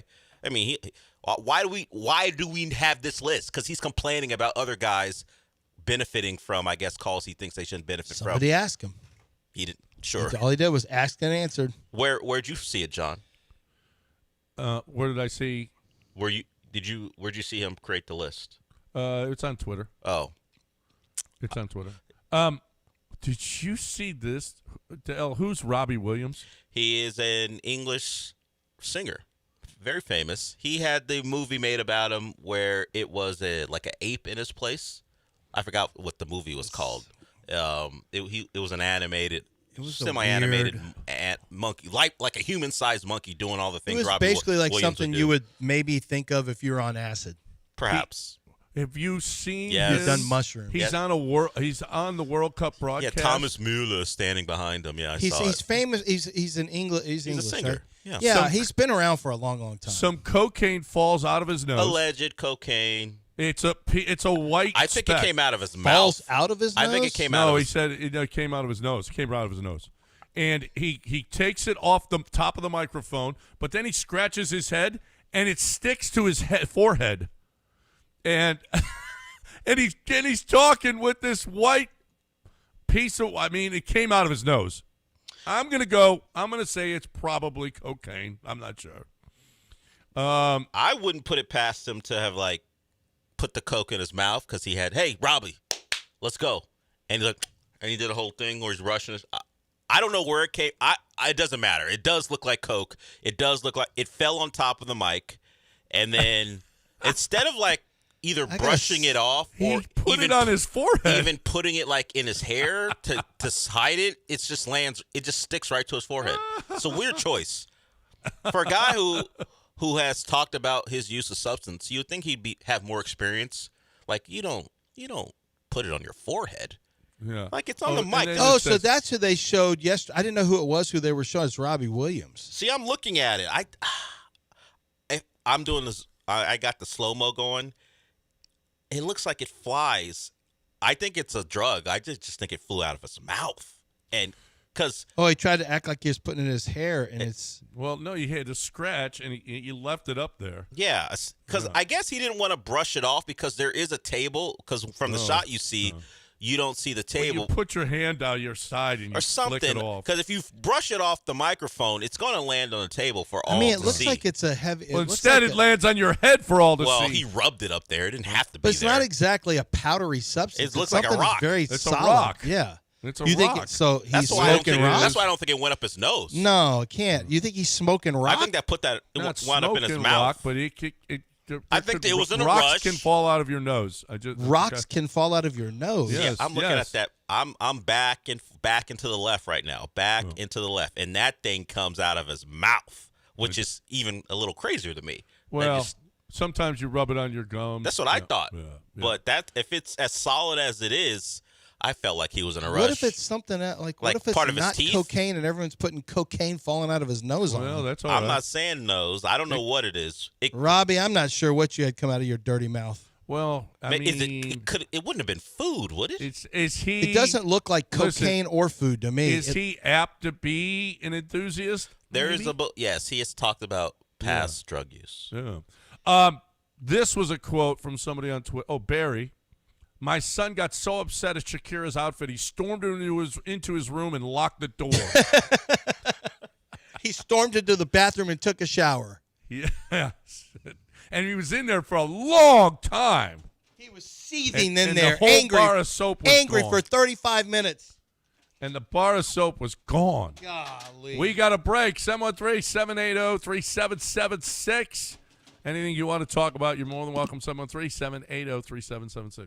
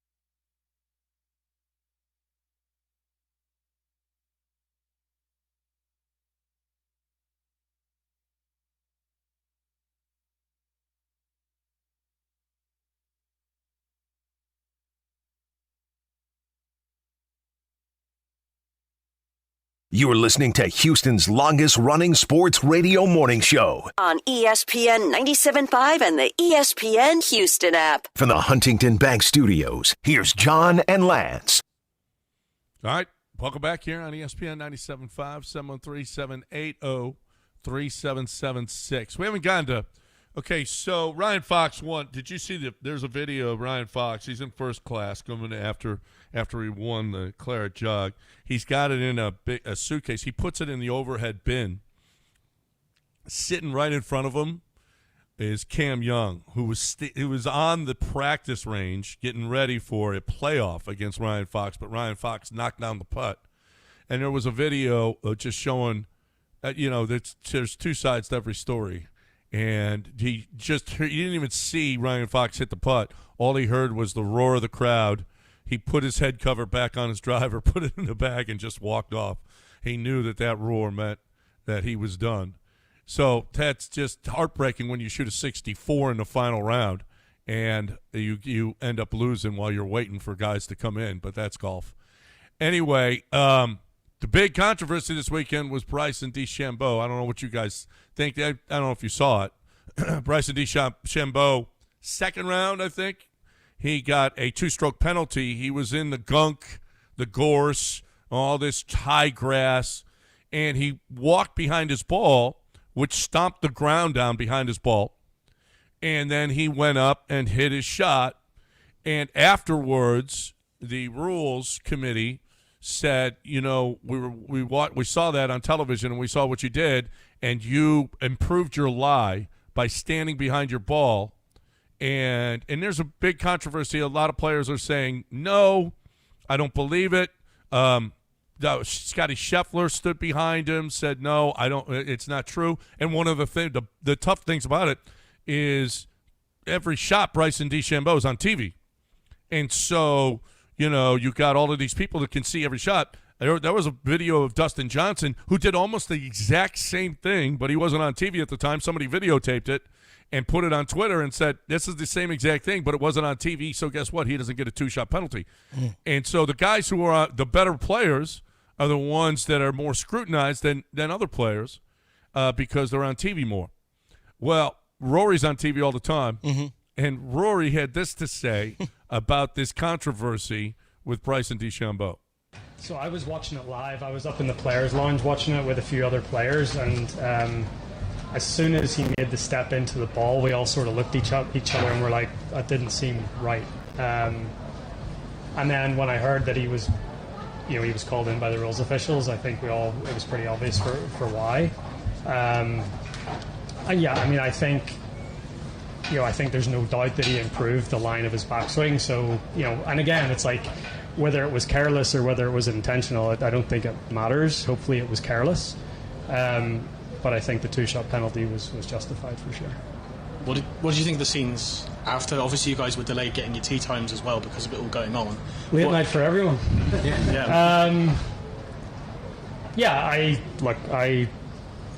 won't pretend to be up here and defend Bryson. I'm not particularly fond of him. I think a lot of it's performative. I think a lot of it's for attention. And to hold the tournament hostage like that and have all of us, volunteers, players, everyone waiting on him to depart, I didn't feel like it was a great look. I'm not a big fan. A lot of it's performative. Rory tells you exactly what he's thinking. Yeah, he does. At all times. I know. You know what? People are getting on him for saying this stuff, or Bryson. There was a video of Bryson after Rory's comments. He was faking like he was crying. I don't know if he posted it or what, but anyway, whatever the case may be, I didn't think it was intentional. You stand behind your ball all the time. You're looking where you're going to go. I didn't think he was stomping the ground down. I thought Dustin Johnson actually did it. He's the one that actually stomped the ground down behind his ball, and then I just thought Bryson was just trying to go and hit a shot. But neither here nor there. He is obviously a polarizing player on the tour. But yeah, that dominated. He wouldn't talk. How about this? Well, he's gotten a lot of criticism. Nick Faldo came after him, and on the Golf Channel. Anyway, a couple of guys came after him this week. Zlatan. Brandel Chambly. Okay. Brandel Chambly came after him and they're like, he's just a YouTube guy now. He doesn't care about golf. He doesn't care about winning. All he cares about, and he wouldn't do any interviews this week. Nothing. He wouldn't talk to anybody this week. So that was interesting. He's kind of petulant. He's like that a little bit. His argument with the rules officials was awesome. I mean, he was dropping F-bombs, throwing F-bombs at him, and it was like, holy crap, Bryson's going after him. I like him. I think he's maniacal a little bit, and he's a big YouTube guy, and the president came out in defense of him too this week because they play golf together. So he sent out Bryson DeChambeau should not be penalized. He's a great guy. Oh my God! Stop. Worry about Iran. Don't do the sports stuff. He was worried about the World Cup. Okay, I know, and they couldn't get him off the stage for. Did you see they were trying to say it's their team picture? They're trying to take their team picture, and he's like, "Yep." Well, also like, seen move, they wanted him in the team picture. You think Spain wanted him there? Yeah. There are some close-up looks of some of the Spanish players as he's making his way by, and it's like, you can look at him and go, "Is this guy gonna get the F out of here so we can take this photo?" Like, of course, because the captain, I think it's Rodgers, their captain, he's waiting. He goes, "I'm not raising this trophy until the president moves to the edge so we can do the thing that I've always dreamed of doing as a Spanish captain." Right. And we'd prefer not to have the U.S. president in the photo because that's not how these things go. And the Spanish Federation, because social media is always going to be a thing, and they got to put these photos out. They've done some cropping. We're gonna take these photos. We got to take them. He's around. But Bryson should not have been penalized. So Bryson's like, we saw it happen with Balogun. We got to run this back. Yeah, look how well it went. We got to run this back. Rory's like, no, and I don't like this guy. Let's get him out of here. And he's a live guy. He really he didn't like him for a variety of reasons. Right, a variety of reasons. Well, and I mean, it's kind of a big penalty at the time, though. Well, it was. No, absolutely. He was up to top. He was right there at the top there of the near the leaderboard. lead. It took 2 strokes off. Yeah, but I think part of it is Bryson came back a couple of years ago so big. And a lot of people were looking at how he got that big. So strong after COVID. And so strong. And, and he that's all he tried to do was overpower golf courses. And it was like, I'm not sure that this is all natural. So a lot of people, not. But he's absolutely got his detractors, and probably rightfully so. 713-780-3776. Speaking of that, you didn't get to talk about this, John. So the All-Star, the home run hitting contest was, last week, and you were gone. Barry Bonds was on the broadcast for Netflix. I was here on Tuesday for that. Oh, yeah. It was Tuesday. Oh, no, wait. That was Monday when it went down. Yeah. We never talked about this then. Yeah, that's right, because the Astros were busy sucking on Friday. But they didn't pitch. They didn't play on Thursday. How about Barry Bonds being on the broadcast for Netflix? I didn't know. I don't know that he brought a tremendous amount to the table, but Barry Bonds made his way into a home run hitting contest. I was okay with it. I don't care. There's a lot of players that still they don't care. They're like, Barry Bonds is the greatest player ever. If you look statistically, he's the greatest player ever. Guys who played with him they don't love it though, because they don't think those numbers are real. There are a lot of guys that played against him that but the stats are not real. Yeah, that's a problem. He was a phenomenal baseball player. The stats are not real. Right. A chunk of those numbers were guys because still he was fake. Guys still put him up there. Oh, he was a 5-tool. Yeah, for his whole career, he's a 5-tool player. This is what happens when one of the best players in baseball juices. He's this much better than all of y'all. Like, it was the greatest advertisement for steroids I've ever seen in my life. Yep. Mark McGwire was a pretty good one. Sammy Sosa, all of them. If you think about it, who was Sammy Sosa? Canseco before Canseco. Yeah, who was? I mean, Sosa, McGwire, and Bonds. Sammy Sosa used to be a black guy. Well, he still is. He just brightened up a little bit after he was done playing. Sammy was a guy who could hit some more. Sammy got busted corking his bat, and he was in the Mitchell report. Of course, they didn't have. never tested positive because Did they ever have testing officially at baseball? They didn't, right? Or did they? And no one could ever get caught. Or I can't remember what the rule was, but no one was ever in trouble for steroids until the next collective bargaining agreement.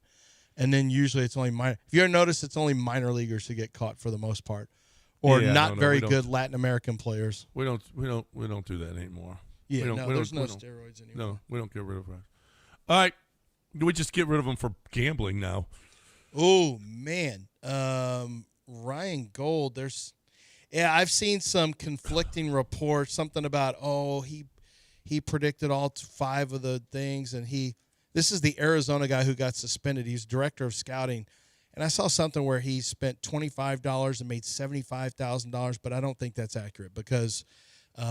Number one, you can't possibly know who all your picks are going to be. It's based on how boards go. You can't know it in advance. Now, you could know something like we're going to take Carson Beck.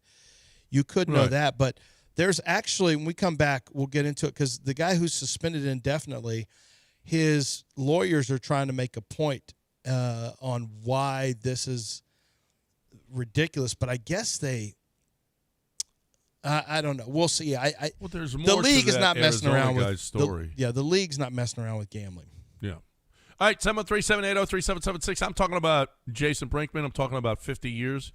I'm talking about you and your roof maintenance, roof repair, roof replacement on both homes and businesses.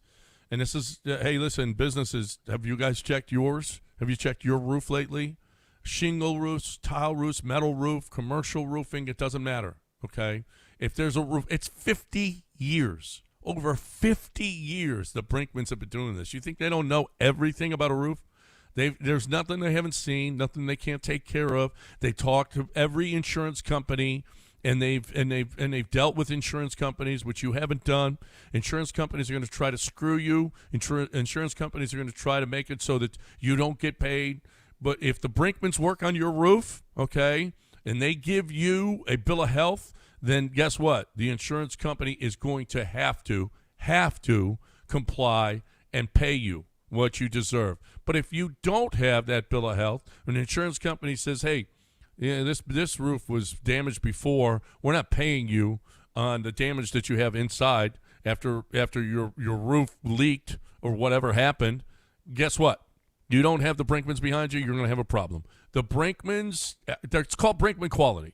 They're going to do the work. 100% financing is available. Free, no obligation estimate. Free estimate to what's going on. 281-480-7663. BrinkmanQuality.com. BRINKMANN. BrinkmanQuality.com.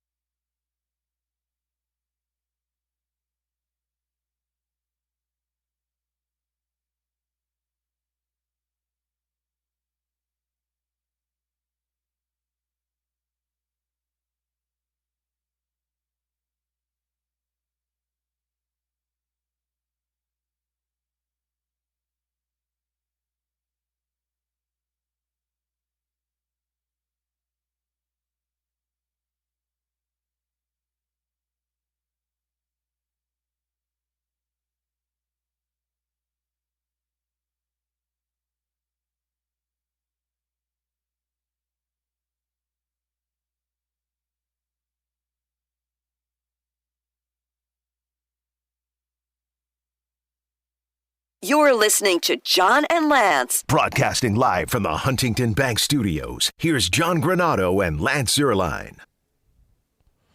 All right. Okay, what did we miss? I'm going to tell you one thing we missed. Josh Kerr. Do you know who Josh Kerr is? Josh Kerr? Yeah. Yeah, he's outfielder for the Cardinals. No. British runner Josh Kerr broke the world record for the mile on Saturday in London. Ooh, 3 minutes. 27-year-old record. 3 minutes, 42.66 seconds. 3:42. He was running 16 miles an hour for a mile. What? Yes. I could never do that, even with 2 months. I think it'd take you 3 or 4 months. I just don't know that I could do this. I believe in you. I don't even think I could break 4 minute mile. I think 4:05 would be the best I could get to. I don't even think I could break a 4 minute mile if I'm being honest with myself. Yeah. No. Well, then it feels like you don't dream. Yeah, that's true. You don't dream enough. I gotta wish cast it. 3:42. 42. Wow, that's fast. Remember when Bannister broke the 4 minute mile? But I remember when it wasn't Sebastian Coe. I remember there were little bites being taken out of that mile. I think Roger Bannister was English as well. Why do the English run faster? They just practice this one. We've got sprinters. It's their mile. Maybe they're not running a true mile. They're running meters. Well, it's all set. It's all normalized and equalized. It's all the same. Are you sure? Oh, yeah. Because it's only 5/8 of a mile. Mm-hmm. Maybe they're only running, they're 5/8 of the mile. That's why they're running faster. Let me see. I'm trying to see who all the where. Here's Josh Kerr. Who are all the? Del, do you think Lance in maybe 3 months could run 4 minute mile? 3 months, huh? I don't know that he'll ever run a mile again. No, I'm never going to run a mile. Forget about what he could do in a certain what? amount For of who? time. Who? I don't For think who? he's For ever what? running a mile run again. A mile. I'll probably walk 6 miles at some point on a hike. Yeah, sure. But no, and under it's- protest. Yeah, but you'll be pissed the whole time. Under and protest for sure. Yeah, you'll hate it. I think And hopefully no vertical elevation. I think his running for a mile at a time days are over, long over. Yeah, I think it's over. I don't know. I think he could probably break the 10-minute, Yeah, 11-minute Steve mark. Ovett. Now, these are the ones I remember from when I was a kid. Steve Ovett and Sebastian Coe. So Roger Bannister set it in 54. Yeah. And then Steve Ovett got it in 81, Great Britain. Sebastian Coe, they were scrapping at the same time. He got it in 79 and 81, broke the record, Great Britain. Steve Cram did it, set the record, Great Britain. You're right. These are all just, except for Hisham El Garouj from Morocco, held it for 27 When you think that some years. Kenyan would break the record? No, that's distance. This is speed. Well, and they're distance. sprinting too. They probably think this is light work. They're like, I'm not doing this. This is 1 mile. That's nothing. This is like the NBA stars being in the All-Star, being in the dunk contest. You know how stars will never be in the dunk contest? They're like, that's embarrassing to be in a dunk contest. That's probably what Kenyans think about being in a mile, in a mile run. They're like, well, that's embarrassing. I would never run a mile. That's an embarrassing. I would never even enter one. That's a disgrace. What's the women? Now, the women, mile holders in the modern era, is this women? Current record holder is Kenyan. So you do have a Kenyan record holder in the mile? In the mile, yeah. That just seems like what it should Faith be. Kipyegon or something. I mean, it just seems like those people should be winning those.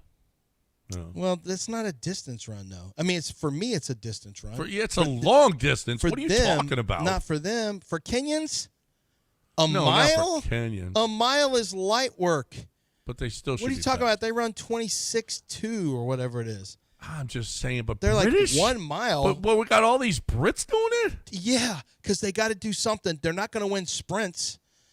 The Brits have to be the best in something. They're not going to have the best basketball team, the best baseball team. They're definitely not going to ever win a World Cup again, I don't think. You know that England's got to be good at something. Let's lock in on a mile. why wouldn't a Brit be good at a sprint? They're just not. I don't Too know. white. They don't ever win. Did Well, you have see seen the English soccer- World Cup team? Yeah, they're not all white. Yeah, but You're working off of all like, these this in runners the are. 80s. All these runners are. Well, that's because the rest of them are in sprints. Probably.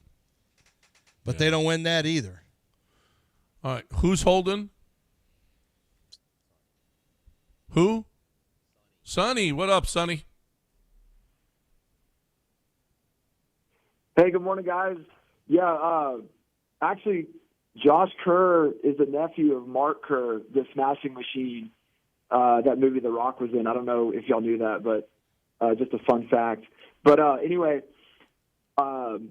just real quick on Bryson, he played our home course here in Dallas, and it was like crazy muddy, so he just tossed his shoes and in the trash, and my buddy grabbed them. My buddy that works at the course grabbed them for me, and they fit perfect. And like the next round I played, I wore them, and I drained like a 90-foot putt, and then and chipped in as well. So that was pretty cool. I love Bryson, and like I don't want to get into all that, but Rory, I mean, the guys are performers, so I didn't really like him going after him, like calling him performative and stuff. But I mean, that's where they're there. Like we watch them perform, and anyway. But okay, I just wanted to call and say y'all did an awesome job covering the World Cup, and Glenn Davis did a great job. And I was one of the fans that really wasn't really interested, and it was just so much fun listening every day. And like we loved it watching in our house, and I wanted to know how you guys picked your clubs, and like, was it like logos or certain players or what? And again, just like thanks so much for all the coverage, and it was just really fun. We're sad it's over, but thanks for doing that. Okay, first of all, according to the internet, and we'll let Sonny hang up here, Scottish middle distance runner Josh Kerr and legendary MMA fighter Mark Kerr are not related. Well, he learned from you to just say stuff I and wondered, lie. I wondered if that was the impetus for it. I was like, this doesn't sound right. Let me check it out real quick. Mark Kerr, you mean the guy that The Rock played is related to? Yes, and The Rock Josh was Kerr? really good in that role, by the way. I've known Mark. Mark Kerr came at. John won't remember, but when we were at 610, Mark Kerr was in studio with us. What? Yeah, Mark Kerr, the Smashing Machine. He came in, got him. He and Saul Solis, James Cooper was a local trainer, brought in. That's how I met Saul Solis. And it was it was Tito Ortiz. No, it was Rico Rodriguez and Saul Solis and Mark Kerr, because Rico was training with Kerr. They all came in. And Rico was a one-time UFC heavyweight champ, and Mark Kerr had a movie made about him. And he was in the studio with us. I got him in 2000. Mark Kerr came in studio with us. It was pretty cool. And if you saw the movie Smash Machine, Rock does a great job of playing Mark Kerr. He nails his mannerisms, and the makeup was incredible. How they got him to look like Mark Kerr was incredible, because Mark has a special kind of face.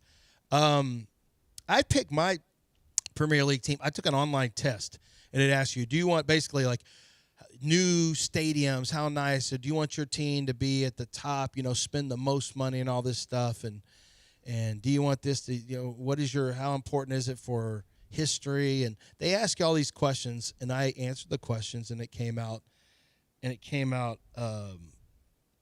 Everton. Now, I took another quiz here recently to see if it would still come out Everton, and it came out, God bless, I think it came out Fulham, which is Dell's team. Stay away from my team. Yeah, which makes me Stay disgusted. away. And I changed some answers Thank up and goodness. said Brighton, Albion, Just Hove, or whatever. Don't hop on now. Yeah, You stay on that side. So mostly you're just going to pick one of the, mostly you'll just pick Man U, Man City, Tottenham, Arsenal, Liverpool. You just pick the same bandwagon-ass teams like everyone, like all you other losers do.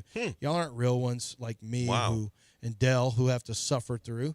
There should be some suffering. If there's anything that Landon Donovan taught you from watching soccer with his coverage, is that you use the word suffer a lot with soccer. I thought you were going to say suffering through Landon's coverage. No, I think Landon's okay. For me, it was pretty simple. Didn't know much about the Premier League. Wasn't going to take a test. I decided, you know what? How can I find a connection? Found a connection through Fulham because they had so many Americans in their past and their present playing for them. They currently have one in Anthony Robinson. So they're called Full America for a reason.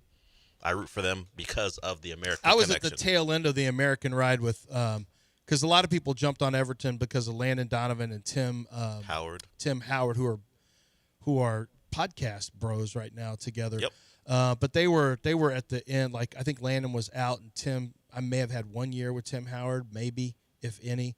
So I picked them because of a quiz and because Lukaku, who I just watched Belgium, a young Lukaku who was on that Belgium team that whipped the U.S. I was like, oh, okay, that's good. I'll be happy with Everton. Then I found out if you don't spend a certain amount of money, it's basically a lot like Major League Baseball or really more now college football now. If you don't have a certain amount of money, you're going to have a hard time. And if you're not a big spending team, the best players, like I fully understand now, my best players will all go away. Anthony Gordon was an Evertonian. He's on the English team. He played really well for England. All your best players will just get poached. It's like being in college football. Somebody will portal your players out. So just know that. If you pick one of the non-top 6 or 7 teams, and even then your teams will get portaled by Real Madrid by Real Madrid or will come Bayern get your Munich, team. yeah, Or those... Bayern Munich or Saudi Arabia will come steal your players. You can't when you go to when you start watching Premier League, one of the first things you find out as an American sports fan is, wow, these teams don't stay the same very long. There's a lot of change on the teams every couple of years. It's ruining college football and too. It's ruining the Premier League. And if you're used to American sports where there's always that hope, wait till next year. There is no next year. There is no next year. If you root Just for know certain that. clubs, you're trying to get into the Euro. I'm trying to get into what? The top 6 or 7, the Euros, right? For Europa League. Yeah, the Europa League. Yeah, That's what I'm going for. You're like a team in the Big 12 who has Texas when they're in the conference come to town. You hope for a win. The highlight of your year is maybe you get the big club to come to your ground and you get a win. But you're never going to win the entire thing. No. But you get the upset. Unless you're Leicester City. Leicester City did it which one was year. Up. And they were like 50,000 to 1, some crazy Might as well have odds. been $1 million to 1 for It them. was the most insane. I'm trying to think of, kind of Indiana winning this year. That was a great doc, too. Great doc on Jamie Vardy that kind of tells the story of Leicester City winning. And they had nobody thought we they had know any what chance John's of winning. about. He's a Real guy because he can't suffer. He won't suffer with soccer. You don't want to suffer against Barcelona. Are you kidding me? But you win Champions League. You win La Liga. There's no real suffering. You have to be ready to suffer. Yeah, and John wasn't ready to suffer for a soccer team. Screw Barca. So he picked Real. Front runner. Barca. Okay. All right. We got a break. Johnny. No, I picked it because JT loved watching Cristiano Ronaldo play, so that's why. 713-78. Oh, no, we're done. We got News of the Weird coming your way next, and it's weird. Don't go anywhere.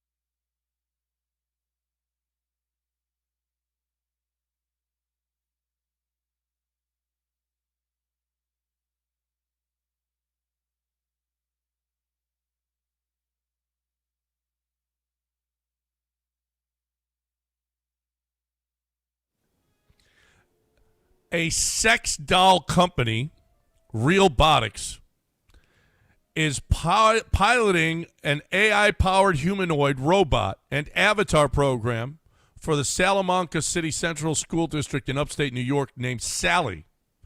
The robot acts as a teaching assistant for 500 students in AI and robotics classes, and an at-home AI avatar for homework help.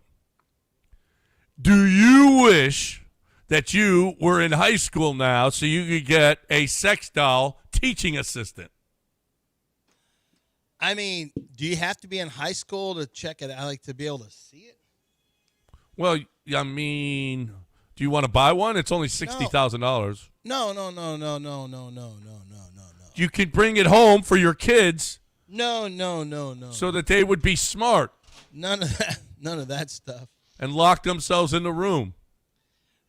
Salamanca also. Do you know who started that school? Hector Salamanca. Hector Salamanca? Hector Salamanca started that school. That's how you know. I don't think that so. that money, that was a bunch of BS. They're just cleaning the money over there at that school. Yeah. A couple of this isn't a great story here. This one. Apparently where is it? Oh yeah. A North Miami Beach police captain is accused of secretly recording his 23-year-old stepdaughter showering. Do you feel like you have a lot of confidence in your police captain if he's taking Hold on. He is taking videos of his 23-year-old. I don't know how hot Did you say she is. accidentally? No, not accidentally. Oh. He was doing it on purpose.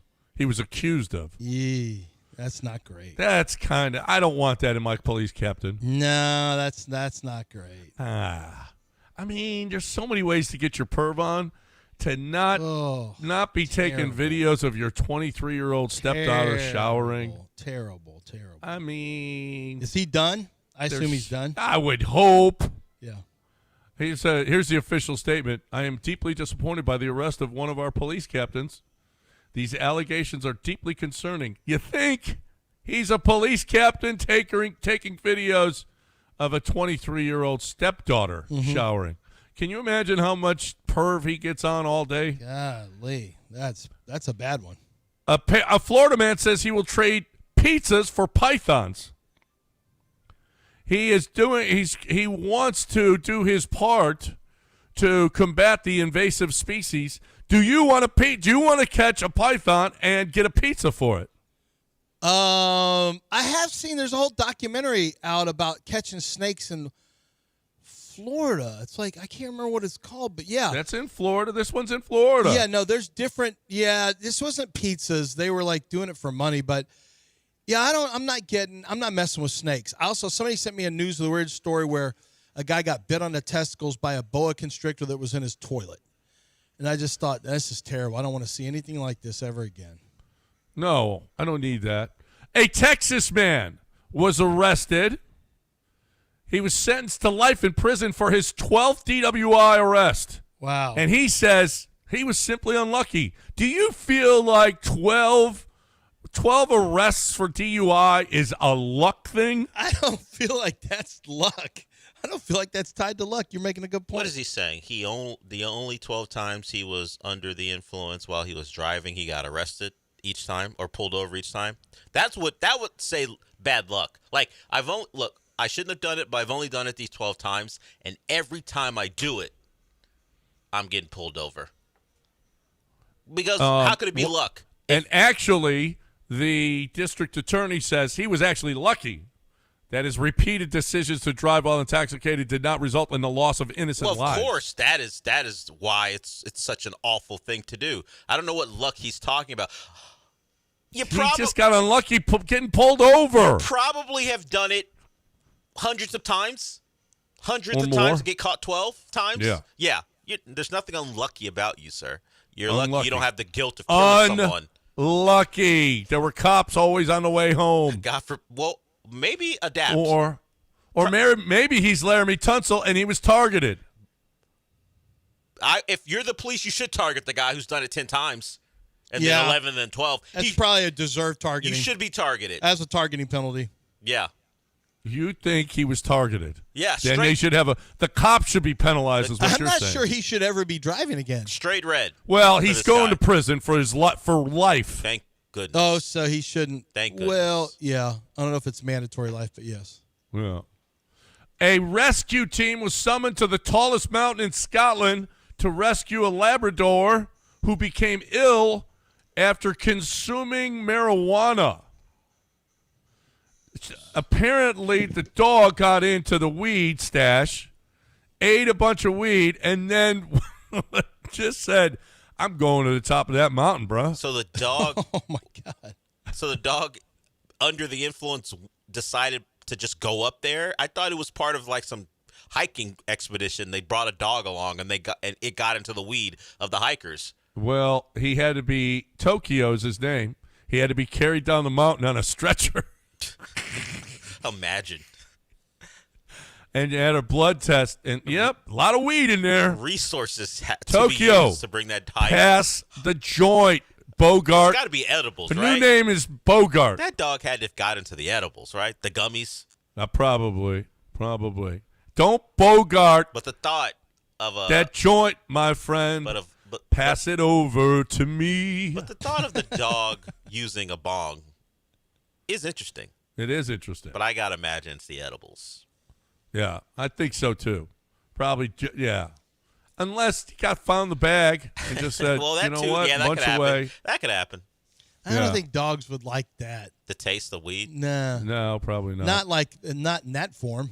Yep. I think it's in treat form. Normally for the human. Yeah, but it no, out to it be was. the dog. It had to be edibles. Yeah. It had to be edibles. All right, we are done. Mopey and Mapes are next. He is back, actually. Mapes! Way to get back to work, Mapes. Love that. We're done. Have a great From the day. guy We'll talk who to you missed again the last tomorrow. 2 days of last week.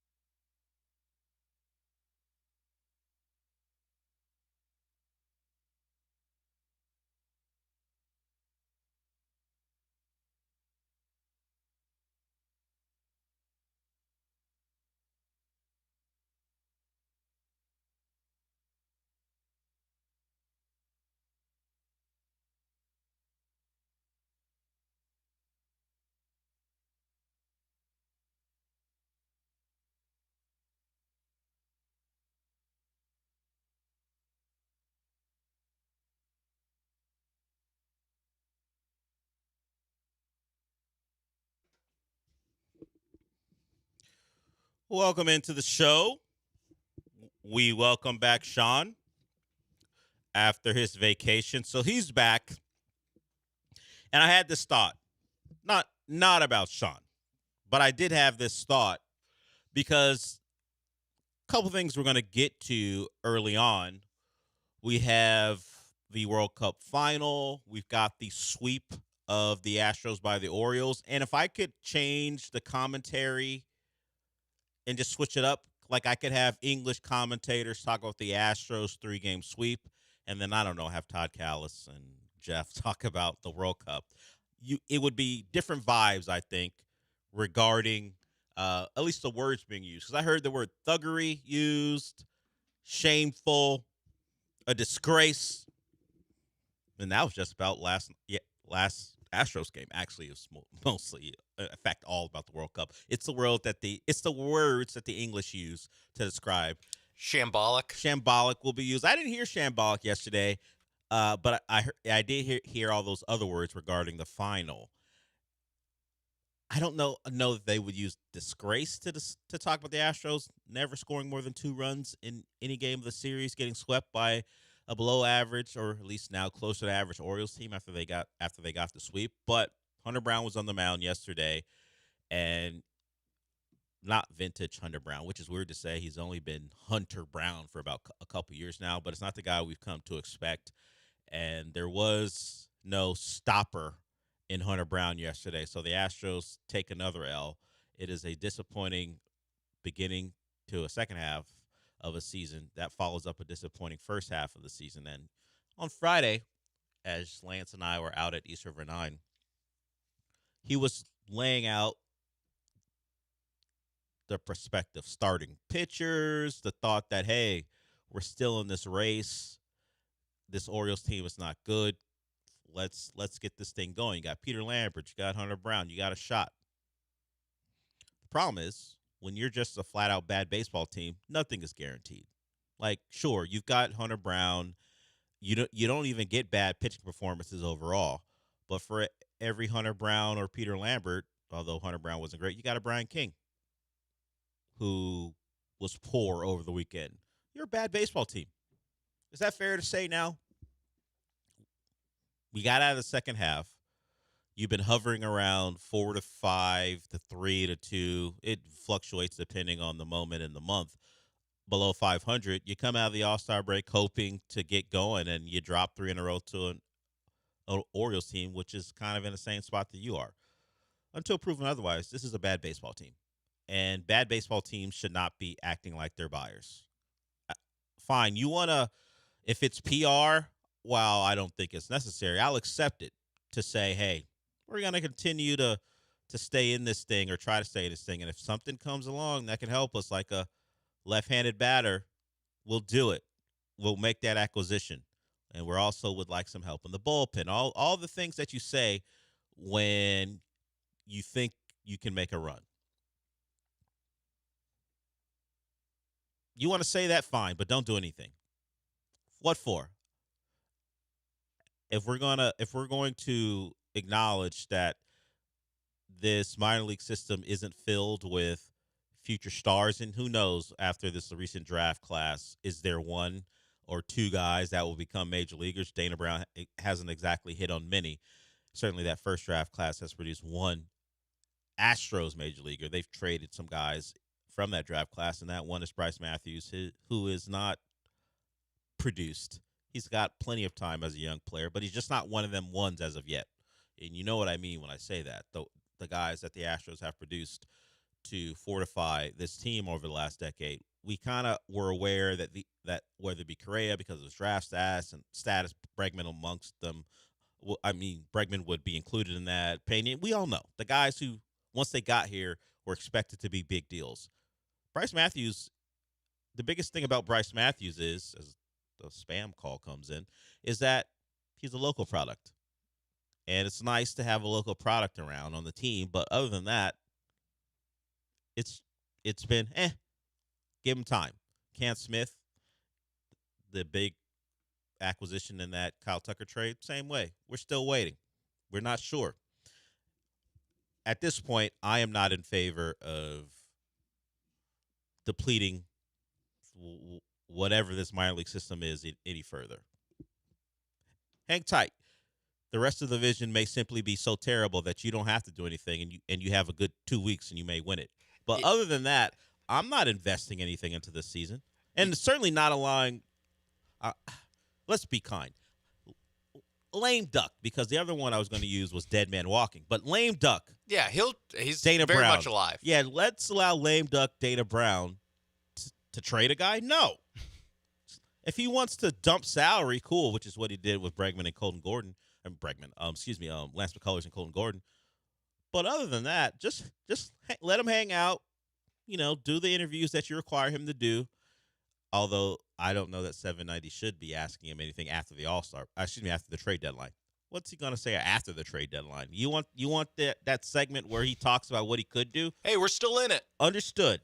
But there's not much that can be said if no move is made and there's still like 6 or 7 games out. So I'm firmly in the category. If you're not going to trade anyone away for prospects because you don't trust the guy to do it, also don't allow him to acquire anyone because you think you still have a chance to make a move. Let's let this dreary ass season play out. That's all. Only 4 games back, Dell. This is why I say let this dreary ass season play out. Let's not add. Let's not subtract. You might still be able to be a bad baseball team and actually win this. Like, it is, to me, it just looks like a pure, like, 33.3% each way of like, hey, one of you guys just have to go on a run. Being the Mariners, right? Rangers, Astros. It is just pure like happenstance and luck of like, will it be you that goes on a miraculous 6-game win streak to win this division? That's all it'll take. It could be for any of them. It could be any of the 3. And if it's the Astros, cool. But I'm not investing. I'm not feeding anything into it. Just let it. Let's watch it happen. And if it happens, we applaud him for showing the heart of, I don't know, an AL West champion. Sure. Don't ever underestimate the heart of an AL West champion in a division where the winner may finish under 500. That's a lot to put on a t-shirt. Yeah, it's not as snappy as what Rudy said. It's not what Rudy said, but it is what applies to what is going on. So it's tough to come out of the All-Star break and think. And if you have developed or some form of belief or deluded yourself into thinking, hey, at any point it could turn around, you got smacked in the face with an unfortunate reality where your bats only score 6 runs over the course of the series, and in each game score 2. And whether it be an extra inning game here or your starting pitcher who is your one, maybe only in name only at this point, doesn't pitch well early, walks 6. It all came together for another loss, and Altuve, who's not hitting well, gets a home run late. So that was nice, I guess, in the 8th inning, but it amounted to very little. And now you have a Marlins team that was hot, but now is struggling as they are very much in a wild card race. So they'll come to town trying to get right. And, the Orioles got right.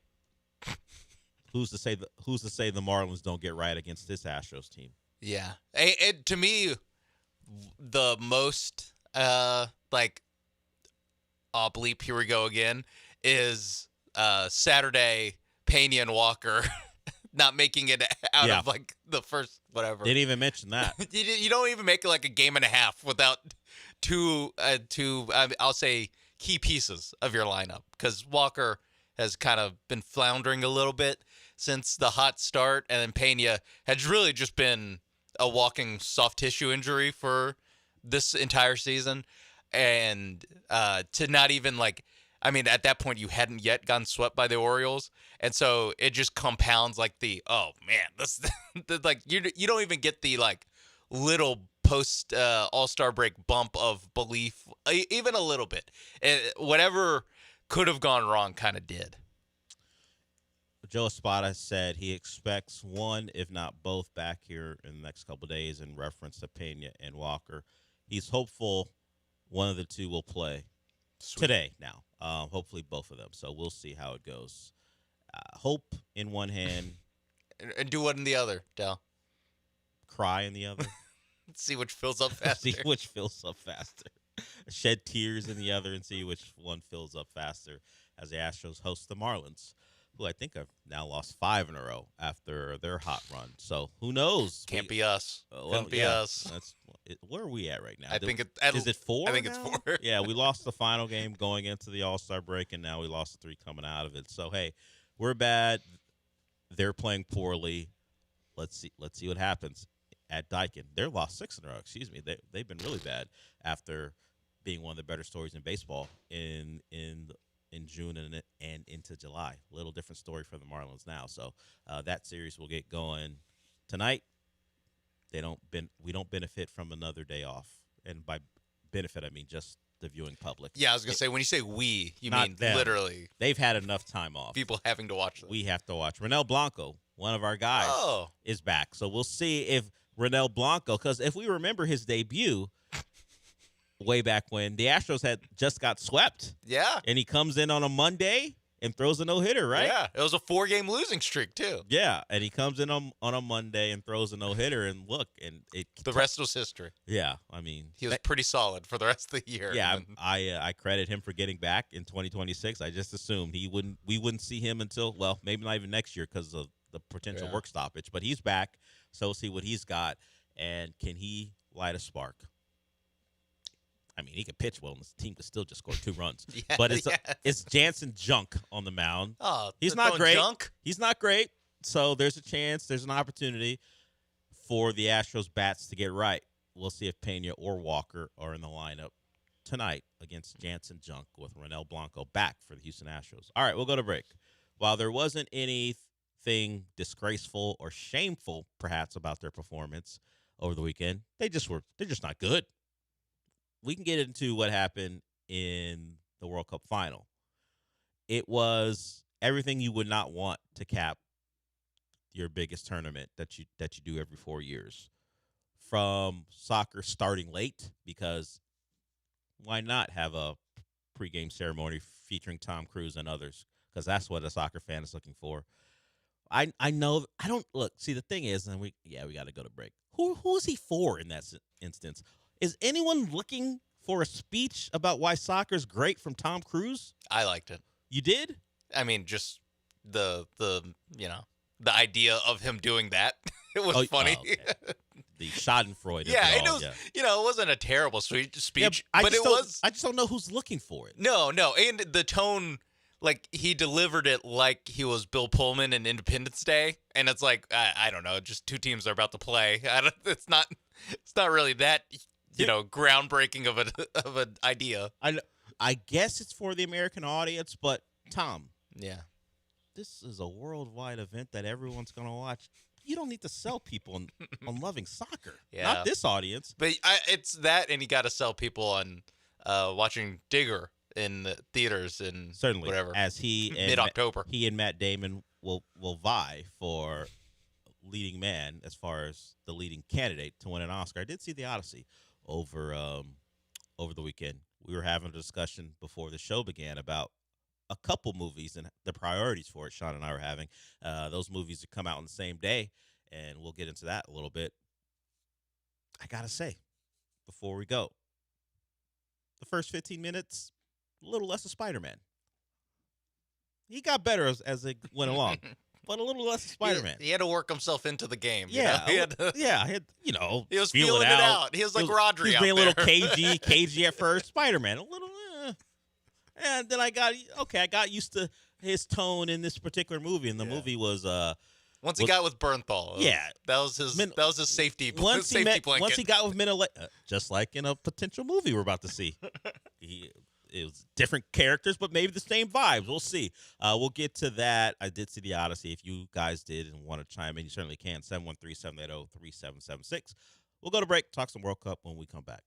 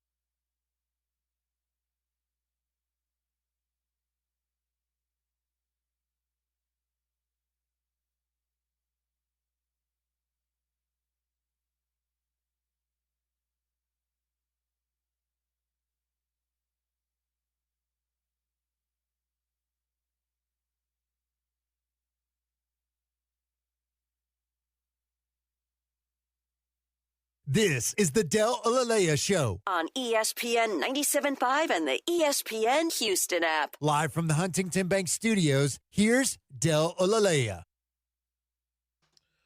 For most people, I won't say most, but for a lot of people, this was the best thing that they saw yesterday during the World Cup. If you stuck around for halftime, it was Shakira.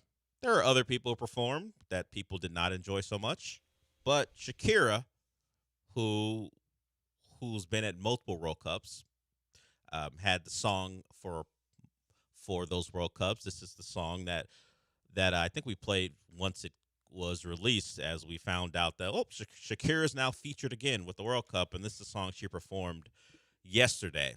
I didn't see much of the halftime show. I'm most of the time with title deciding things. I just go about my business for the 10 minutes. Or... normally it's 10 to 15, but when the Super Bowl and now the World Cup, that was treated much like the Super Bowl. Didn't start on time. Had a longer halftime show than normal, or halftime than normal because you didn't of the miss show. Much. You didn't. Yeah, I know. I mean, Wayne Rooney said he was like, I like some of these performances, but this is crap. Yeah. This show was crap. I like the Muppets. No disrespect to Animal and the Muppets. They did a good job. Animal and the Muppets were involved. I don't know if you saw. I did see a picture, and I was like, is that Animal? It was his lifelong dream. He played Seven Nation Army for some reason. What he's always wanted to do. Live out his dream. Live out his dream of playing Seven Nation Army at a World Cup in New Jersey, which had a field that was summarily destroyed by not the Spanish or the Argentines, just the viewing public who said that field stunk. And that field, no surprise at MetLife, whether it be natural grass or field turf, is not something people want to play on. I think the French team earlier in the tournament talked about how it's too hard and the ball didn't roll like it should, and we got a taste of that again yesterday. But that was overshadowed not just by Shakira, but also the way the Argentines went about trying to go win a second consecutive World Cup. I mentioned words like thuggery and shameful and disgrace. Words that have been used quite a bit to describe that performance. We never hear that here in the U.S. about a team playing in a title game or any game. We're trying to think who's the most likely U.S. pundit to drop the word thuggery. It's kind of a word that is almost banned just because of the connotations when you talk about what the athletes in a lot of sports we watch look like. If you call an African American or a black guy thug in U.S. sports, good luck. That's not the same. No. For, in this case, I think his name is Craig Burley. I think he's Scottish. He works for ESPN FC. You're going to hear him second, but it is some commentary from ESPN on the Argentines and that World Cup final. I don't think anyone, unless you're an Argentina supporter, will be more pleased than what we saw Spain lifting the World Cup, because, goodness me, that was embarrassing from the defending champions, wasn't it? I'd go as far as to say Argentina were a complete and utter disgrace today, both with their performance and their antics. We expected the antics. We expected the thuggery. We expected the off-the-ball stuff. But we also expected a lot more on the ball. A lot more purpose, a lot more about their play. They were an utter shambles. They were disgusting, disgraceful. And yeah, I mean, I'm so pleased Spain won. And I could just see a scenario at the end there, but before Spain scored, that it was going to go to penalties, or they were going to get a scruffy goal, Argentina, and win this. And Spain tried. They tried to make it a good game. They tried to get over the line. The finishing wasn't quite great. Martinez made a lot of saves, but they were comfortable saves. But we know Argentina are not the greatest side they've ever been, but to put that kind of performance in a World Cup final, that negative, it was a disgusting performance. I had a successful hate watch, although at times didn't feel like it was going to be successful. I just had the sinking feeling that at some point Argentina was going to find a way to score or get into penalties and score and win, because the Spanish side doesn't fare well in penalties. I think they've lost their last 4 major competitions, if you want to consider Nations League a major competition. But they did find a way, thanks to Nico Williams, who had been banged up and hadn't been able to give them a full 90 minutes. He had been a guy they could only use as subs. He headed that ball back to Torres or Fernan. It was Torres. Oh no, wait. Yeah. Fernan Torres. Yeah. And he good strike, kept the ball on frame, and that's all he needed to put it away. And they wound up winning that one 1-0. So you heard some of the commentary from ESPN FC. It was a show with I think an Englishman and some French guy. You had Craig Burley, who's Scottish. There's one other gentleman as well, and they all had the same tone when it came to Argentina, and that's kind of how the world has looked at them throughout this tournament. And then you see the final, which is the pinnacle of the sport, and they played it in a way that you heard was disgraceful, shameful, thuggery. You heard it all. We expected the thuggery. Just imagine Greg Olson saying that about some team. Guess forget about it. I mean, yeah. You could only say it about what you saw. Enzo Fernandez. No one's going like, I don't know, Telefico, all these guys. Yeah. Then even after the game, Paredes gets thrown out for a red card. He puts his hands on the throat of a Spanish player. And it all started because Rodri, who wound up winning player of the tournament, he runs on the field after he had been subbed off. He runs on the field after the final whistle, and one of the Argentine defenders punches him right in the chest as he's running by. So he turns around and goes, "What are you doing?" And it starts to melee, and Paredes is deeply involved. And meanwhile, Messi's just walking around looking at everything going, "Hey, well, I guess my guys are going to fight again." And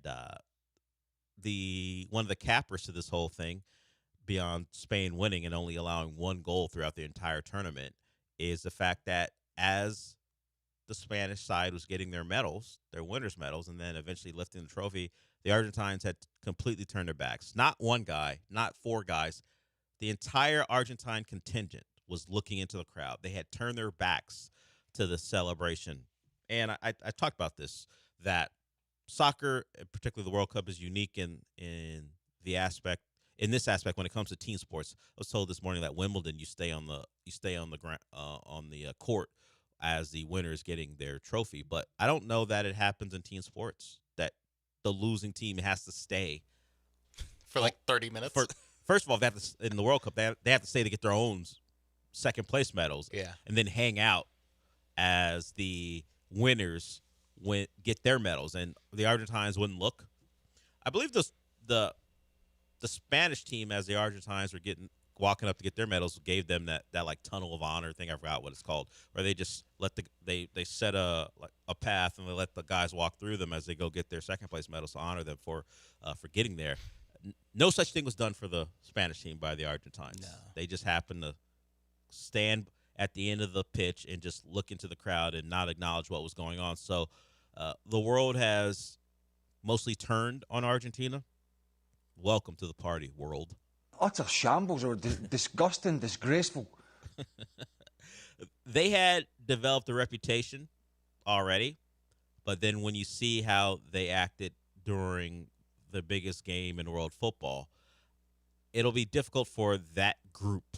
Now, another Argentine group 4 years from now can come in and not react this way to things, and the world will maybe want to give them some grace because, hey, it wasn't you guys. A lot of these guys are older. I mean, Enzo Fernandez, who got the 2 yellows and sent off, will be around likely if he's still a world-class player. He's young enough to be around. There's some other guys, but a lot of these guys may have seen their last World Cups, and to go out the way they did, well, Craig Burley told you, disgraceful. It was a disgusting performance. Disgusting performance. Now, there was a lot of that, particularly from the English-speaking world, and you saw it from Spanish commentators. Certainly, as their team was winning the World Cup, they noticed the level of bleep-housery, as it's called, that the Argentines were on, S-housery that the Argentines were on. It was just a level of level of not wanting to play football that no one expected. They at least thought they would do the things that they did, as you heard the commentator say, Craig Burley. But try to play, try to win.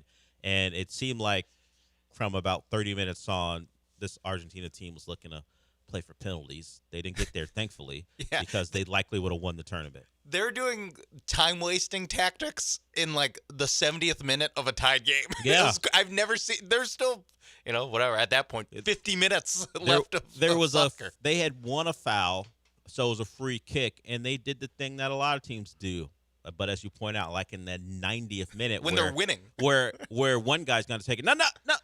This guy's going to take it. Nope, let's bring the goalie up to take it. They're doing that in a tie game with – it's like 20 minutes to go in the match. Crazy. Delay tactics when you think the goal is to get a goal and win this thing in normal time. Instead, they knew as Spain continued to maintain possession and really take away any ability for the Argentines to play, that the best thing for them was, and of course when Enzo Fernandez got sent off, that was really late in the match, but that even amplified it, that we gotta scratch and claw and get it to a point where it's now an even thing again, which is penalties. The thuggery. See? That Enzo Fernandez play. Wow. I mean, a little bit of a sell job, but not that much. And it comes off the back of him getting a yellow for dissent. He should have been given a yellow for the foul, but he didn't get the yellow. I think it was like an elbow in the back of Rodri or another Spanish player, and then he's complaining. It was Rodri, or was it where he got not? Oh, he didn't get called for that. But no, it's he pushed Rodri in the back. It was a foul, and then they did the thing that Argentina loves to do, where they crowd the ref and crowd the guy on the ground. Yeah. and somewhere in that I thought brouhaha. I thought that was There's so many. I thought that might have been Paredes? The Paredes one where he's pushing Olmo to the ground Who because you knock a guy to the ground, Olmo standing over him to keep you guys away from him, and you're just shoving Olmo to get to the guy who's prone on the ground. I don't know. Fernandez might have got, because he tried to dive and didn't get called. There's a lot of things going on. But I think didn't he get one for doing the wave? He did the wave of the scent, like you're full of it to the ref, and that's what got him the yellow. Yeah, I think that was where he thought he was going to get a call. He didn't. Either way. And then as they were, I don't know, debating or not even debating, as Argentina was just crowding the ref again,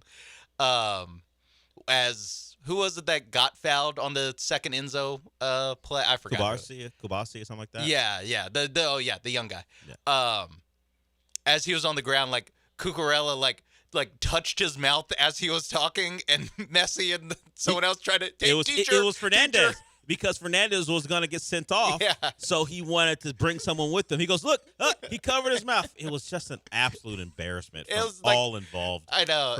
From Argentina. To me, what I was thinking was like, I mean, don't want to count out Messi. Never can count out Messi. Never.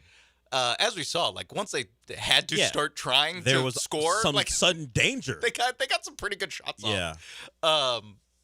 I guess I had 2 good shots off because they finished the game with 2 shots.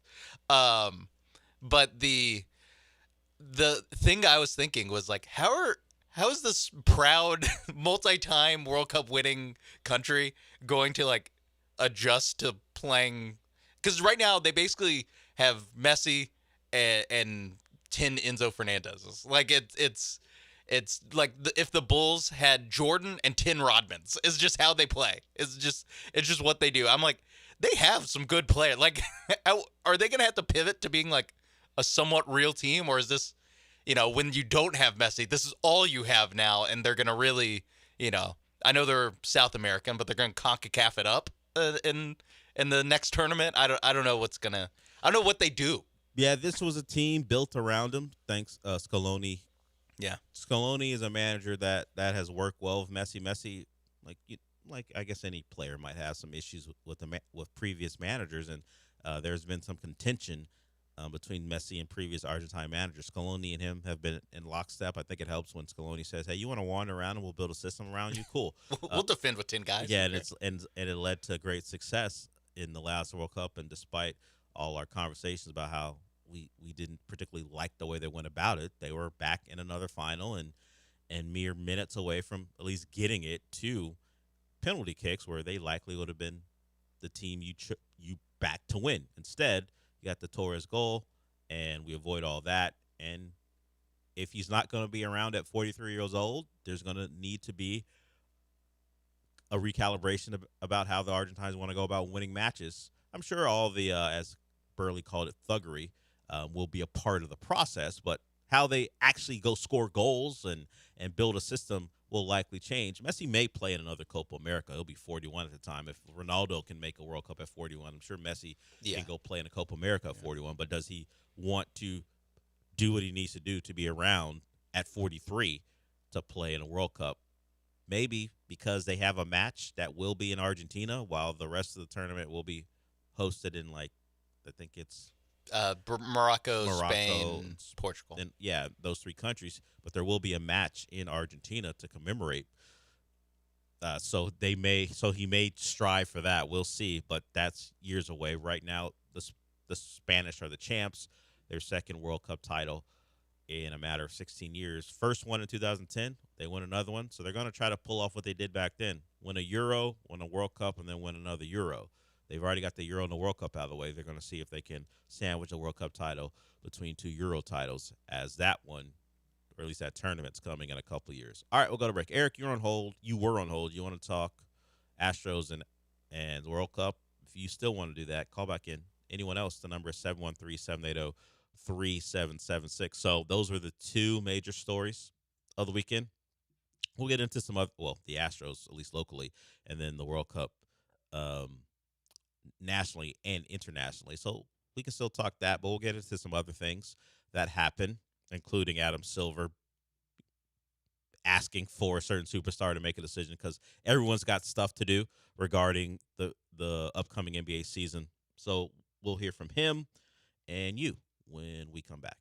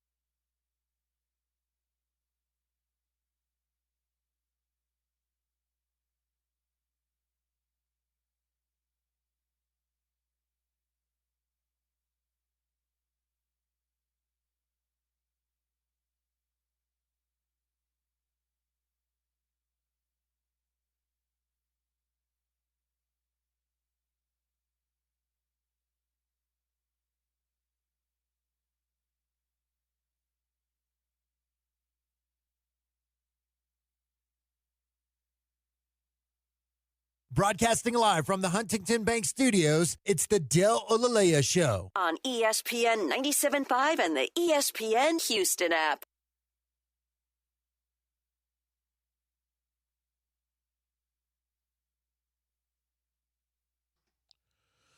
We're back. We'll get to this call here shortly. As an eventful weekend, we had the Open Championship won by an Australian. New Zealand. I was trying to picture the flag, and I knew I got it wrong. I knew I got it wrong. The flag popped into my brain, and I thought Australian, but it is a New Zealand flag. So that's on me. Congratulations, Ryan Fox. Ryan Fox, congratulations on your win. Congratulations to Rory McIlroy for his scathing comments on Bryson DeChambeau. I appreciate Rory admitting, look, you guys know I don't like this guy. I'm not looking. I don't find anything he does great. I think he's performative. All that stuff. I actually grabbed the sound. Oh, I grabbed it too. It's over there. I just don't think. Utter shambles or disgusting, disgraceful. Well, that's a compilation of all of Craig Burley's things. But Rory, in his own way, said that about Bryson DeChambeau. If you don't know, it's very golf people are a little sensitive when you're messing with things around your shot, and he either did it on purpose or did it on accident to step behind his ball and maybe stamp the ground to help the backswing. These are things that were explained to me as I was listening to the commentary on it. Yeah. I wouldn't know. Fescue. Just looks like a guy walking around trying to maneuver. It's not allowed, and it cost him a 2-shot penalty. And not only did it cost him a 2-shot penalty, apparently he didn't. He held everyone up because he needed to complain. He's the Paredes of golf. Brian DeChambeau. Bryson DeChambeau. I can't say it was thuggery. No. But although I could if I wanted to, but it wasn't. It doesn't meet the definition, but I could probably get away with it. I would say it's more the S-housery. Yeah. That's the equivalent. It's the dark arts. Yeah, the Argentines are proficient in it. I did not know a golfer could be, but I saw Bryson DeChambeau out there. It's a little of the dark arts.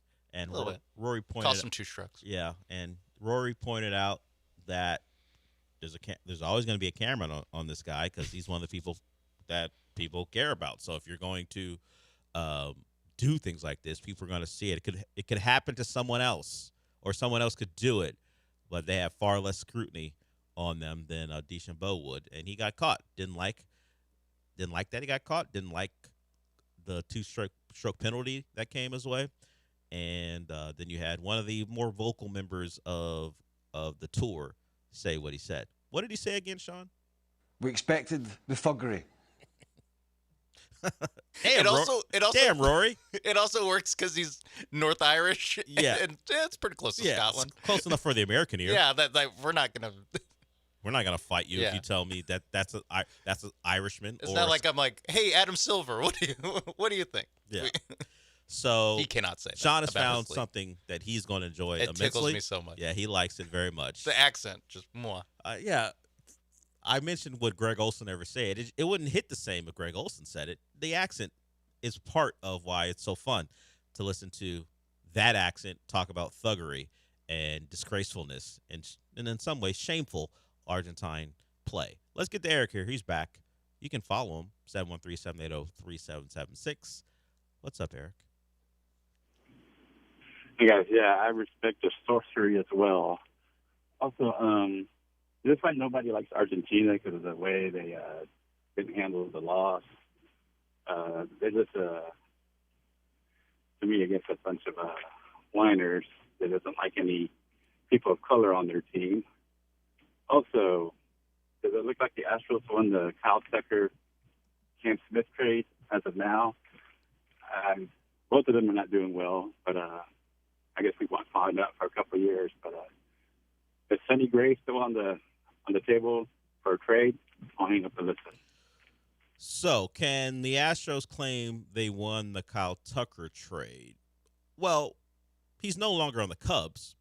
You still have Cam Smith Wisniewski, and Paredes. So by default, you're the winner, and the Cubs didn't win anything with Kyle Tucker. So by just default, you're the winner of the trade. And that's where I'll leave it, because at least you still have the hope that Cam Smith can become something. Wisniewski, when he makes it back fully from his injury, and then Paredes has been fine as an Astro. There was a major injury last year that kept him out of a number of games that maybe cost them a chance at making the playoffs because of his absence. He tried to fight his way back. It just didn't go. It just didn't go the way they wanted to last year in the back half of the season. So, yes, the Astros win the trade because how could the Cubs have won it? They had a guy for a year, and they didn't win anything, and they lost players and prospects. Or is it like the Battle of the Gullet? No one won. It was a costly victory. Well, and some people. If this is victory, I don't like it. And you know what? Sometimes when we think people are dead during the Battle of the Gullet, they come back. If you do not see them perish, yes. So perhaps it ain't over for Wisniewski or others. So it's still Cam time. Smith. It's Cam Smith that's the one that's could come back in a I don't cloak.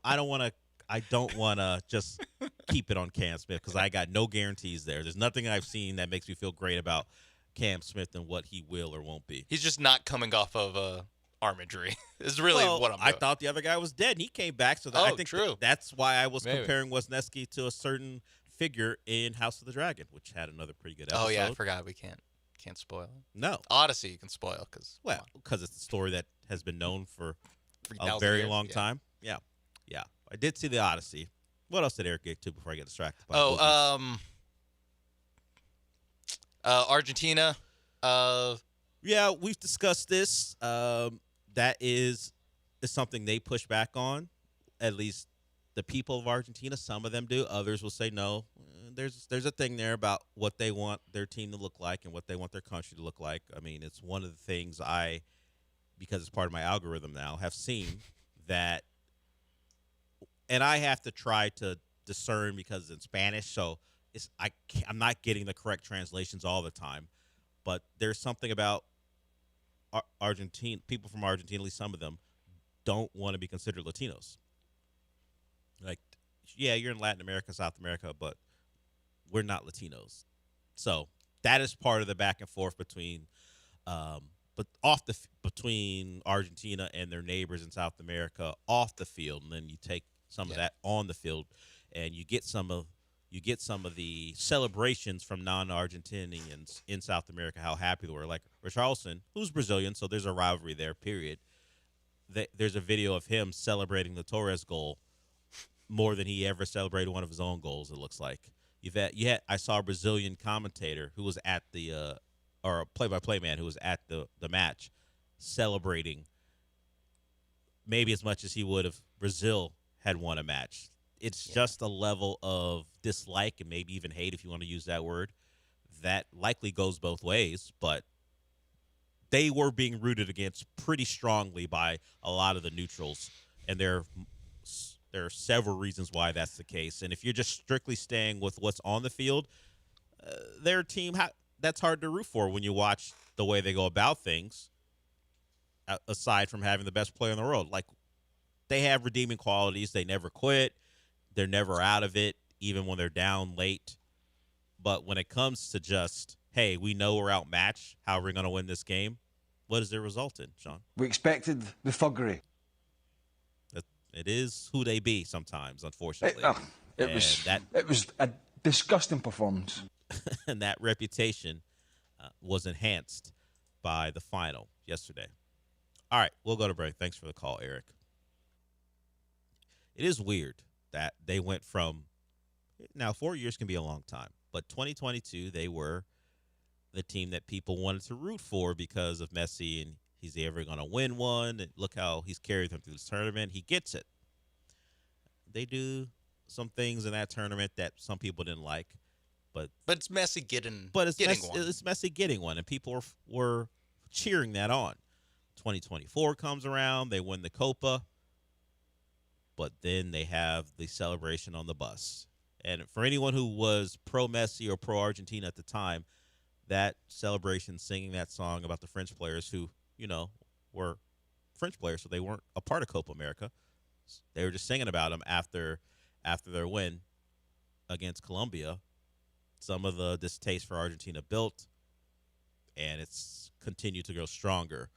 I saw somebody wrote something that Argentina, although they are a world power and they shouldn't respond or act this way, they have the little brother mentality because Brazil has been the kings of South America for a very long time, and Argentina got theirs, and now they've won a couple more.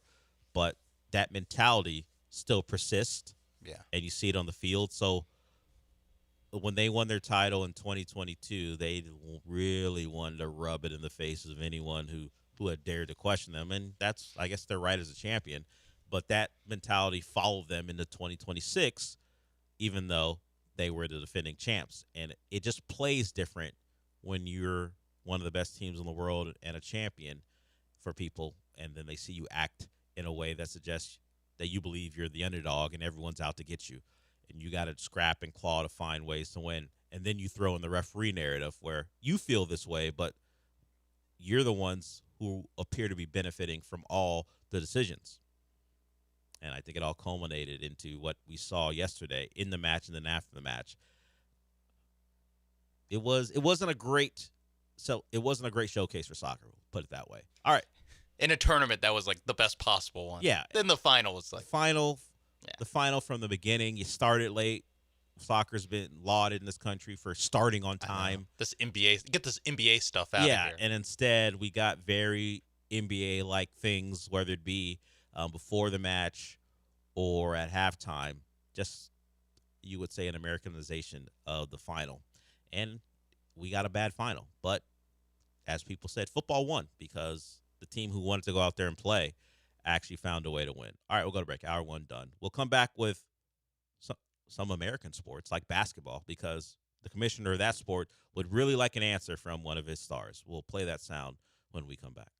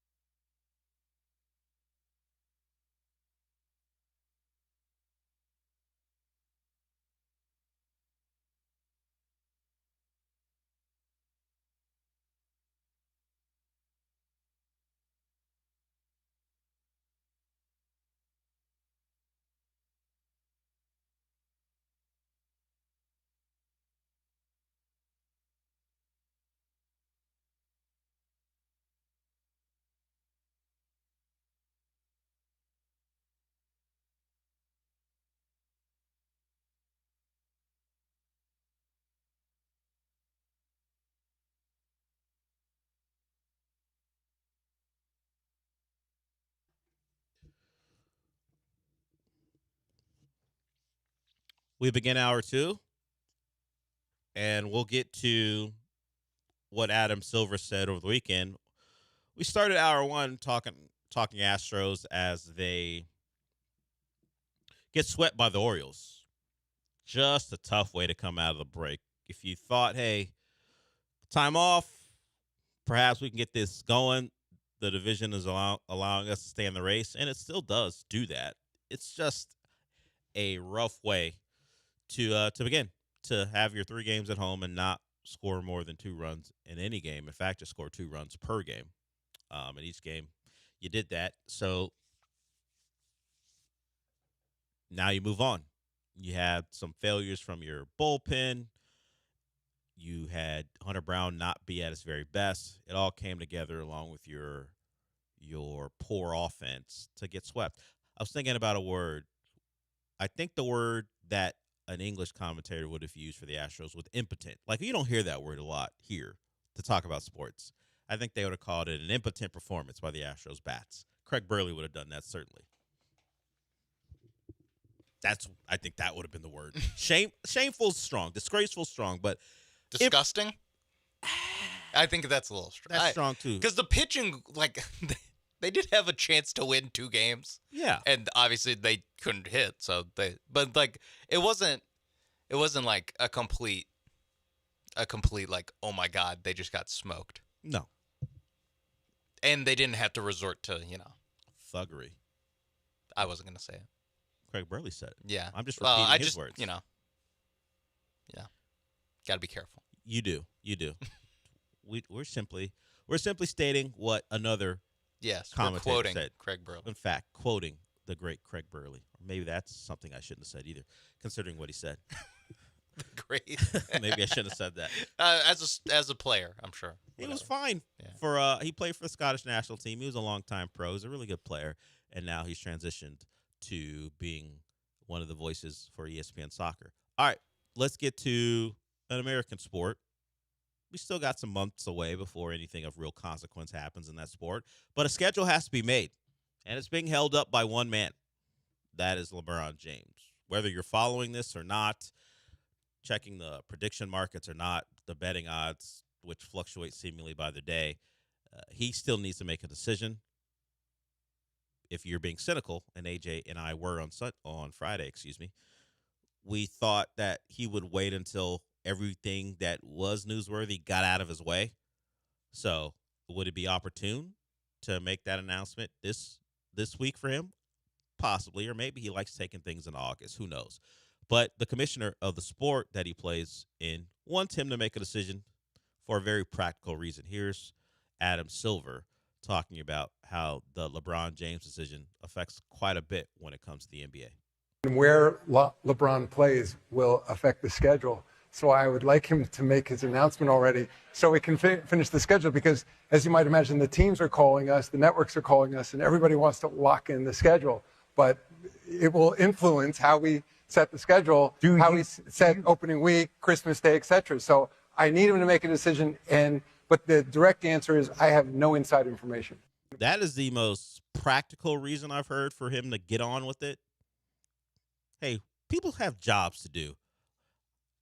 He's within his rights to take, I guess, as long as he wants, because the teams who are interested in having him will let him wait, or at least will be fine with waiting, because there's not another big move on the horizon for them, it seems like. The Cavs don't have money to spend. I guess the James Harden decision is based off of this, so maybe James Harden would like him to make a decision because he's in a little bit of limbo. Draymond, too. Yeah, there are a couple guys who are waiting because they have decided to opt out of deals so LeBron could make the most money possible, and then they will re-sign with their teams. We are one LeBron decision away from Kobe Altman getting called a liar by James Harden. Say it again. Yeah. I will say, Adam Silver, it's not like he's considering, some trash team. It is like the Miami Heat who acquired Giannis Antetokounmpo. Would they be on Christmas Day without LeBron?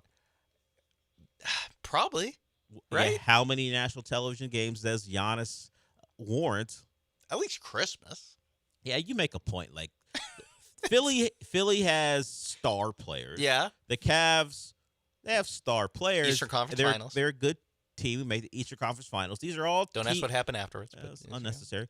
These are all teams that you would put on national television. Yeah. Warrior. It seems like just by tea leaves and innuendo and rumor that the Warriors might be falling out of the race, but even still, it's a team with Steph Curry. Like just if LeBron doesn't go to this team, like how screwed are you that you put him on Christmas Day? None of them. Yeah. Maybe the Cavs. Maybe the Cavs. I don't know are that the only anyone's one. looking for the Cavs, even though they are a successful franchise. Yeah, they'll get national TV games, but they're kind of like a B lister. Yeah, they're not. I don't think they're a Christmas Day game without LeBron. So that would be the one team like Philly would get there, I believe. But there's 5 Christmas Day games, so like. It's true. There's 10 teams. A third of the league is playing on Christmas. Like you can probably finagle. Again, you're gonna have New York play because they're the champions. You can have them play either Miami or Boston or Miami or Philly. Spurs as a rematch. Yeah, Spurs as a rematch. So I feel like while I understand, and I'm sure there are like more big tentpole days, like opening day or opening weekend, like he mentions, like it might get a little bit, but I don't know. Again, it's not like he's considering the Grizzlies. Like, yes, I think it's more about how many games are we giving this team on national television? Do they get 20? And do specific they get 25? matchups, maybe. Yeah. Who do you want? Which matchup do you want on national television? Because they're gonna play the Lakers. Yeah, whatever. I get it. They'll get them as many times, and if it's Golden State, then maybe you throw 3 of those matchups on national television. The Heat, maybe you want to get both of them on. Who knows? But that is one of the concerns for the commissioner and the rest of the NBA as we wait on this. Everyone says they don't know, unless everyone whose reputation would be hurt if they came out there and said they know and gave a location and were wrong, are saying they don't know. Well, I did see today that his decision is expected today per Pat Bev. Is that so? Patrick Beverley is putting as I said, anyone whose decision, or excuse me, whose reputation will be hurt by making a proclamation and being wrong is saying they don't know. Pat Bev, if he says it, it's just another thing he said that didn't come true. On his podcast. Yeah, big deal. Yeah. It has to be this week. Post World Cup, pre NFL training camp. Not that NFL training camp's like a huge, but football talker. is king, so people will care. No one really is looking to anything right now. Is LeBron overrating how earth-shattering this announcement would be? I think in the world we live in today, yes, it's fine. Great play. 40. You're a great player still. You can affect a team still, but it ain't 2010. No. And forget about just his status as a player. No player's decision matters that much to people anymore. It's not. Yeah. It's not how we operate. It's not how we take things in. It's not how champions. It's what 8 different champions in 8 years. Like it. In 2010, it really was as simple as like, well, if you have LeBron James on your team, literally he made 8 straight finals. Like you're going to the finals if you have LeBron on your team, or it was more of a best player type of sport where it's like, you give the best player in the world a decent team around him, like you're gonna go very far in the playoffs. You can have, whatever. I forgot who the Heat point guard was that first year. Several, like Carlos Arroyo. You can have Carlos Arroyo and Joel Anthony be 2 of your 5 starters. If your other 3 starters are Chris Bosh, LeBron James, and Dwayne Wade. Now it's like if you don't have an 8 or 9 deep team, like you're gonna lose in the second round. Like it's just any one play. Even if Shai Gilgeous-Alexander was a free agent, it would actually mean less than LeBron, even without the fact he's LeBron. Just the best player in the world. Kevin Durant in 2016. All these guys. It just like the individual weight of one of these guys. I mean, Nikola Jokic lost in the first round. No one's like killing him for it. The game has changed in that way. Giannis hasn't made it out of the first round in 3 years, but he was still the prize acquisition of this offseason. It's just it is. I think he will. I think he's overrating again. Just the amount of like, oh my God, he's going to this team. And that certainly is if some of us are right, and he has known for a while, and he's simply stretching this out. If he doesn't know really, and he's still trying to make a decision, okay. But what is he mulling? Like he was at Fanatics Fest. Look, I can't speak to the great basketball mind of LeBron James and what he finds important, as he wants to be happy, as we've been told. He's choosing happiness. But I imagine wants his joy. Having a good basketball situation plays a part in it as well. He likely doesn't want to be seen as a guy who is less important than he has been in the past. And but what I mean by that is whoever he's joining, he won't be the best player on the team. No. So there's part of that, but also if he's joining Cleveland, how often will he have the ball in his hands? Same could likely be said for Philly. If you go to Miami, you be their pseudo point guard. Golden State, you just love playing with Steph. So I think some of this is playing a part. I am still being cynical and thinking he knows. But if he doesn't know, then I'll shoot him the bail and go, you know what? Maybe you don't think it's going to be that big of a deal. You're not even sure. And you got a family to think about as well. The thought was the last time, not the LA decision, that was a clean, everyone knew who was going there. But when he went back to Cleveland, there was a thought that was a family decision beyond I want to bring a title to Cleveland. People wanted to go back there. So how's that playing a part this time around? I don't know. I mean, if he could just make a decision, then he could tell us. But until he does that, we have to speculate, and we'll see if it happens this week. And when it happens, it has to happen. And then when it happens, one fan base will celebrate. The fan base is in contention. We'll say he wasn't that good anyway for a couple of days, and we'll move on with our lives. It's not. Yeah. It won't be this long lasting thing because, as I said, it's not how we treat things anymore. And also, he's 40-something years old, and the way you win NBA titles, as you laid out, is a little different. He's not the world changing star that he was, but he is still a universe unto himself. So we'll see what happens with whatever decision he makes. All right, we'll go to break with that. The number is 713-780-3776. If you want to join us, we will be back.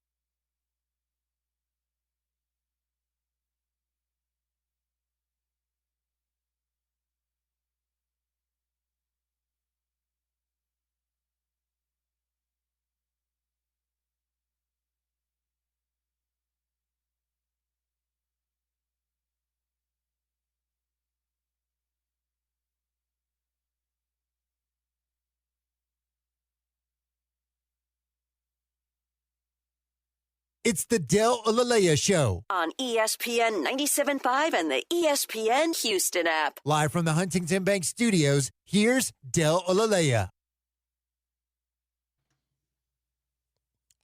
So the World Cup final, Sunday. Astros get swept, unfortunately, by the Orioles. But we had a big movie that came out. A lot of hype. A lot of money being spent to make it, and then, they're recouping it pretty quickly. I think the Odyssey will be fine. I think the people behind the Odyssey, not named Christopher Nolan, are gonna get their return on investment. His return may be multiple Oscar wins. We'll see how it goes there. But I saw it on when did I see it? Saturday night? No, Friday night. Saw it Friday night at Cinemark 18.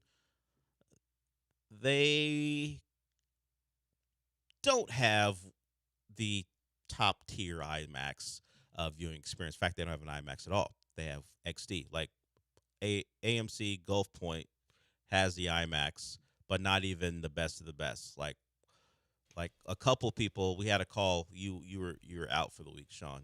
Tyler, one of our listeners, he said he was going to Dallas for their IMAX. We have Nicholas who made that same decision as well. We were talking about it. Yeah, I think there's like 40 70 millimeter IMAX theaters or theaters that have that projector and screen. I was actually talking to Nicholas. I don't know, did he talk about it on the show where the Regal Marquee has the right screen for 70 millimeter IMAX? They just don't have the projector for it. Correct. Yeah. That's just a hilarious thing. But this is it's something where I think Christopher Nolan has earned the got to see it in IMAX, or if you can, if it's easy for you, like spend the extra couple dollars and see it in the biggest way possible. So we talked about it on Friday, and I went to see, even just whether it be Marquee or Greenway, when particularly, I think I looked at the Marquee off I-10. When's the next chance you could get a reasonable time, at least for me, to see it in IMAX? To push that thing to next Saturday. I think I don't know as of now, do those seats still exist as far as being available? Because I looked at it on Friday just to see, okay, not this Saturday, not Sunday. Then I just pushed it out a week and go, hey, Friday, Saturday. It was like, I think Friday at 10:30 a.m. or something, whatever it was. You might get a seat that isn't in the front row, which not a great way to watch an IMAX film. So I saw it in a comfortable seat on a giant screen, but not the biggest certainly that it could be. And I enjoyed that. I enjoyed it quite a bit. It's certainly, with Nolan's, going to be well done. The themes, after you watch it, if they don't take hold the first time, I believe from people who've seen it twice, will take hold that second time. Odysseus is well, at least with Matt Damon, it's hard to dislike. Matt Damon is rarely someone you dislike in a movie. Even in The Martian, you didn't want to. Not The Martian. That was the one where he was supposed to be liked. Yeah. In Interstellar, where he does what he does. Still holding off from spoiling Interstellar, apparently. You don't want to dislike that character in Interstellar, but he's doing some really terrible things. So you have to dislike him, even though it is Matt Damon. So you give Odysseus a likable actor behind him while he's doing some things that are less than virtuous. Sure, you want to hang out with Charlize Theron? Understood. Although, even that is positioned as not really his fault. Even though, come on, what are we doing? Yeah, some of it is your choice. But what he did to that Cyclops, uncalled for. This is what I'm saying. Like in the text, yes, Odysseus is a bit of a schemer. He's duplicitous, and that shows itself in the movie, but not so overtly where you're like, man, what a a-hole he is. But yeah, what he does to Poseidon's son, tough. We expected the thuggery. Once you get stuck in that cave, sure, you got to try to find your way out. But once you're out and enough of your men are free, no need for that. The ones who aren't eaten by the Cyclops. You don't need to do that little extra thing. No. That's very. We're gonna get stuck in. That's a very Paredes Enzo Fernandez thing to do. From Matt Damon. That's like, hey, I'm out here. This is over. Yeah. I'm gonna get a little bit more though to let you know I was here. Yeah. And that's what he was on. That was unnecessary, and it cost him. It did. It cost him some men and years of his life. Yeah, actually, all of his men. Yeah.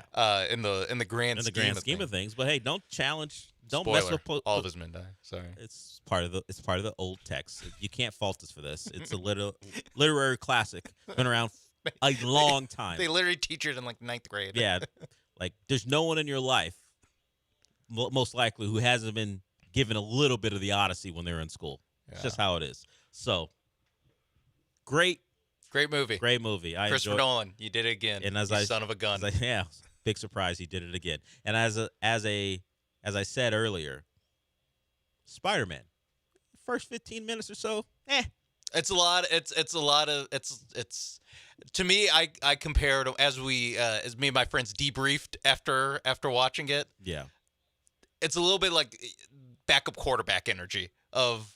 He was making the throws that were given to him, but he wasn't. I'm not sitting there going like, "Wow, Tom Holland." It's complete, but he kept the chains moving. The receiver stopping his feet. He's not catching it in stride. Stuff like that. Yeah, but you're keeping it moving. You're not stopping the operation, but it's just not as crisp as you would like. Yeah. And the choice to cast Matt Damon leads to the rest of the cast having American accents. If they weren't American to begin with. And we didn't get Peter Parker accent. We got something a little different. Which was, hey, okay. He's got a couple different. He's got another pitch to throw. But I mean, you can't be from Queens in the Odyssey, I think is what it is. Mr. Menelaus? Yeah. Can you tell me about my father? Yeah. My dad. Oh, yeah, my dad. That's the other thing. Nolan used modernized language, so not a lot of mother and father. It was like mom and dad from Tom Holland's character. But beyond that, pining over a daddy you don't even know. Yeah, Pattinson, Robert Pattinson, goat. Yeah, he was sure the suitors overall were villains, but he took it. Oh yeah, he took and he was put in a position to be the main non god or Trojan or whatever or witch villain. He was the villain at home. Yeah, all the obstacles that Odysseus had to deal with. It was the villain at home. That was Robert Pattinson. He did a good job doing that. I like John Leguizamo in his performance. Shout out to him. Mm-hmm. Anne Hathaway did the thing as Penelope. Liked her as Penelope.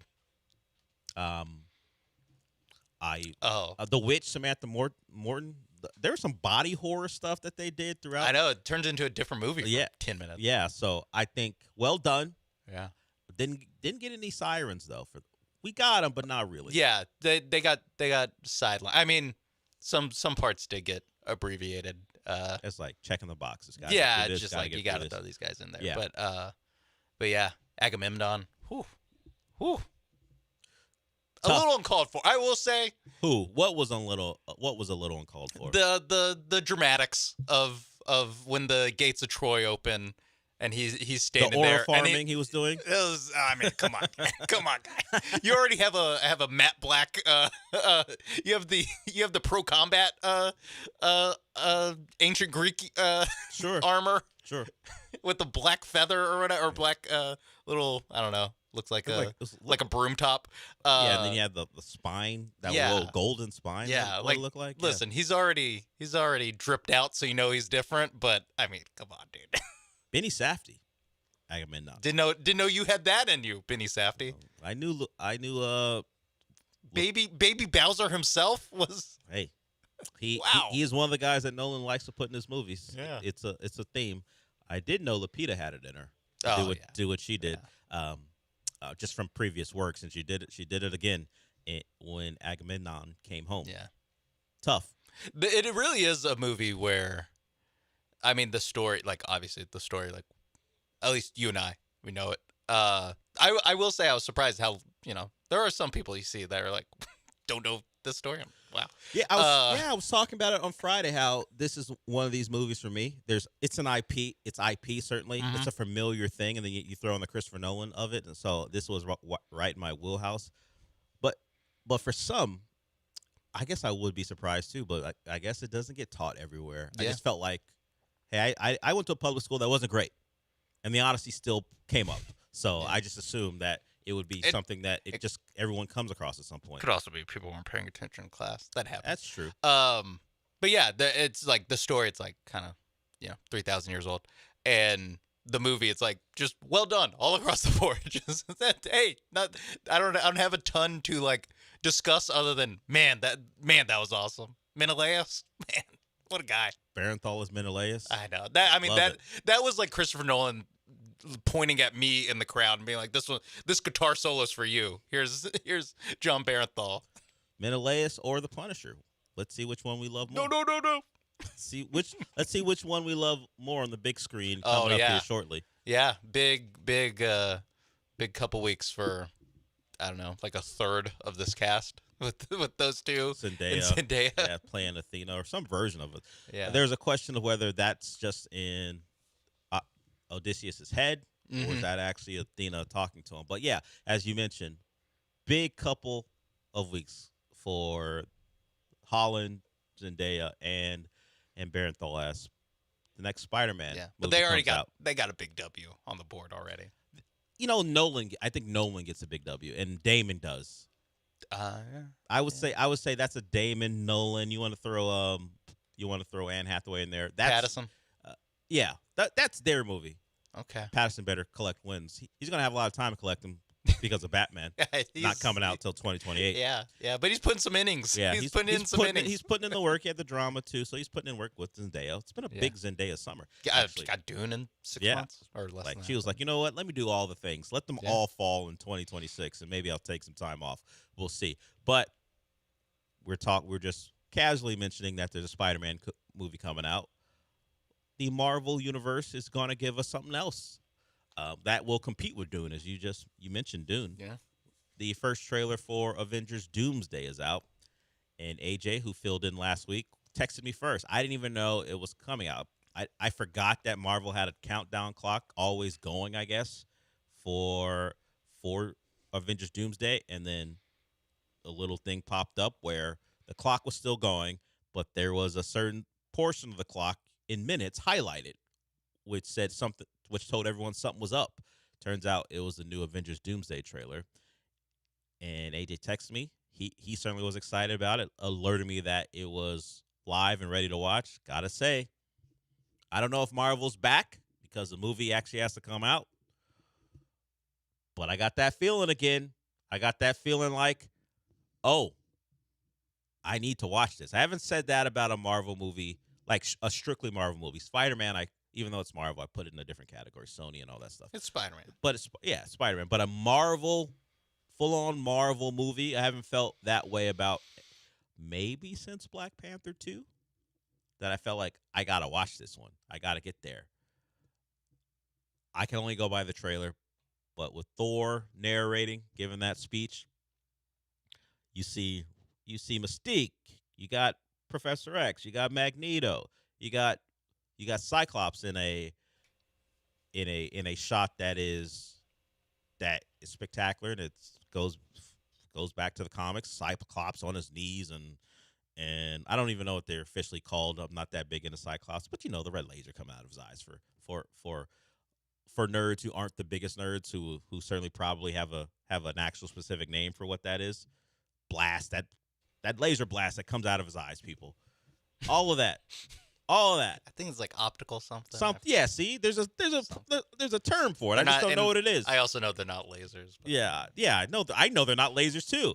I just don't know what they're called. So I got to go with something that I can wrap my mind around.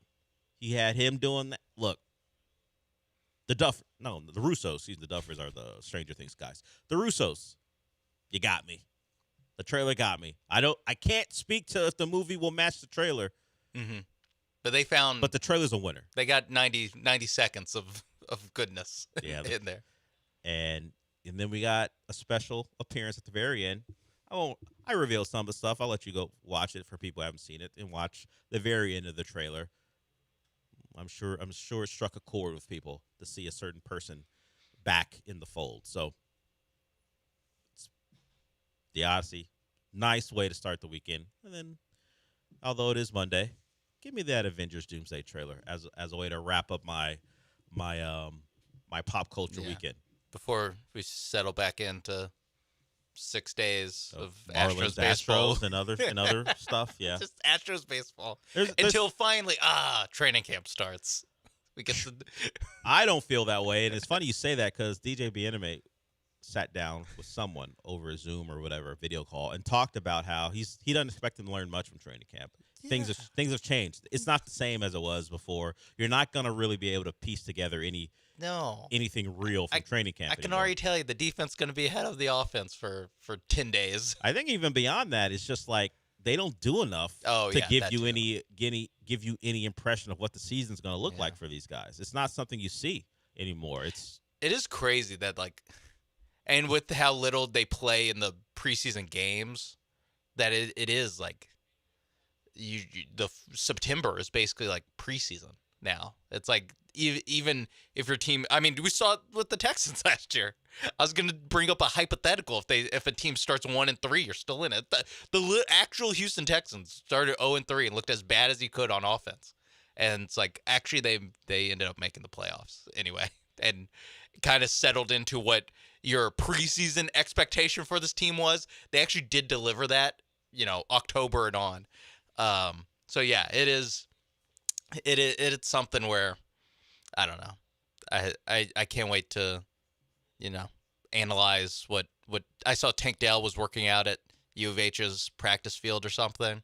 I saw people being like, I don't want to get excited, but wow, this is encouraging. I'm like, he is running against air right now. I don't want to listen.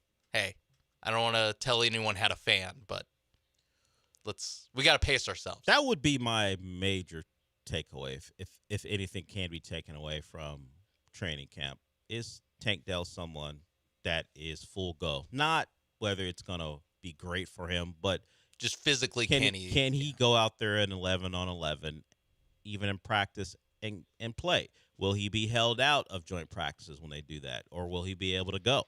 Because where you have less opportunity to protect them in a joint practice. You just never know how the opponent's going to treat the 11-on-11 situation. So if we get that, then at least that's something I can go, okay, at least Tank has shown that whatever he will be in 2026, there's a pathway forward, as opposed to, well, we're going to hold him out, we're not sure.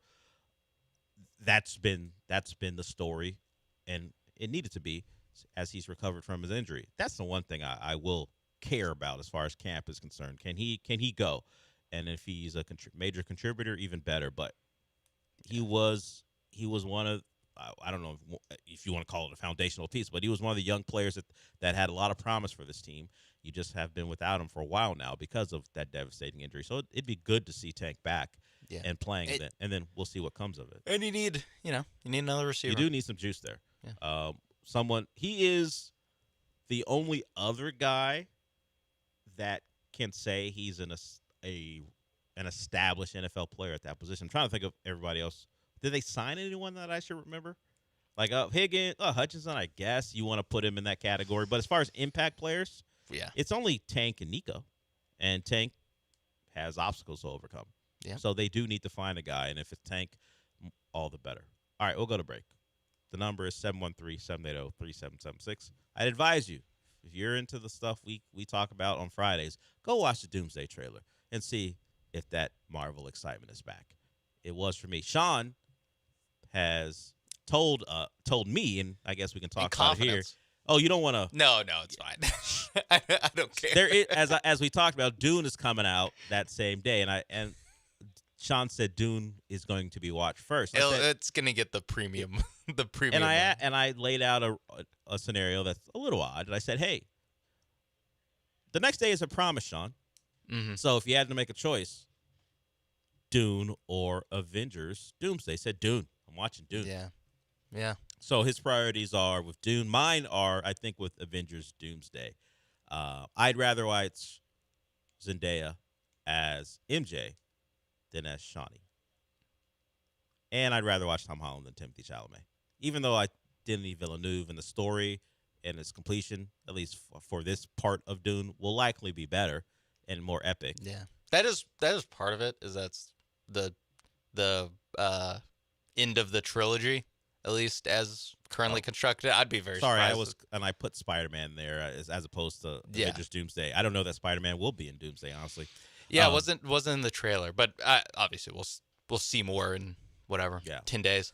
But it's the also thought of Thor and some other people coming back, if the feeling remains, like it could change. There could be some more news or another trailer that comes out that goes, the first trailer was false, was fool's gold for me. But as it stands now, I like the X-Men more than I like Sandworms. All right, that's all. You just don't respect the plight of the Fremen and their galactic jihad that they're, which is what they call it in the books. Yeah, aren't they committing the galactic jihad? Yes. Yeah. I don't like conquerors, Sean. All right. Someone was happy that Spain won. Just saying. It's true. Saying. But it was keep that same energy. It was more Argentina lost than Spain. It could have been anyone on the other side, honestly. Almost anyone, I guess. It had little to do with Spain and all to do, and mostly to do with Argentina losing and watching how poorly they handled it, which was to be expected. All right, now we'll go to break. I'm an Avengers Doomsday guy. Sean's a Dune guy. Yeah, balanced. And then we'll flip the next day. It'll probably be a 2-movie weekend for both of us. Yeah, that is the ultimate thing.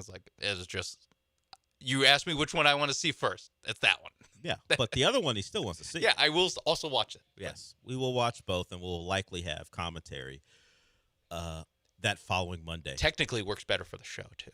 One of us watches one for a Friday show. Oh, yeah, you're watching it on Thursday. Yeah. Your plan is to watch it on Thursday. Thursday, and then, That's true. We'll have reviews. Yeah.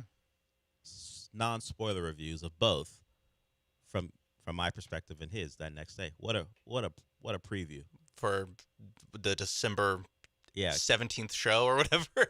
Yeah, wait on that, guys. Hey, with bated breath. This is our trailer for that show. Yeah, we're already and I'll give you some information you might actually care about when we come back, because fantasy football is fast approaching. We just talked a little bit about training camp. We're going to give you an opportunity to join our league and have a couple nights stay at the Golden Nugget. We'll talk about that when we come back.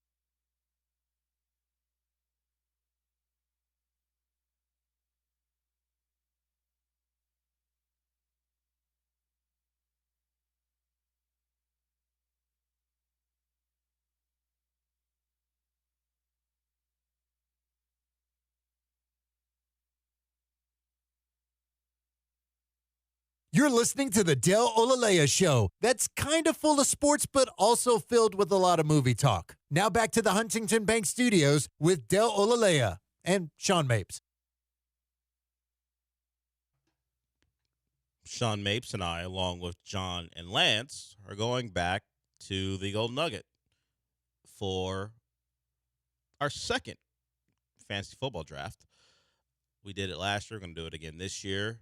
We're going to make an announcement, or at least give you an opportunity to win, not this show, but the morning show at 7 a.m. on Thursday. Giving away one spot for you and a friend to be in the league with us.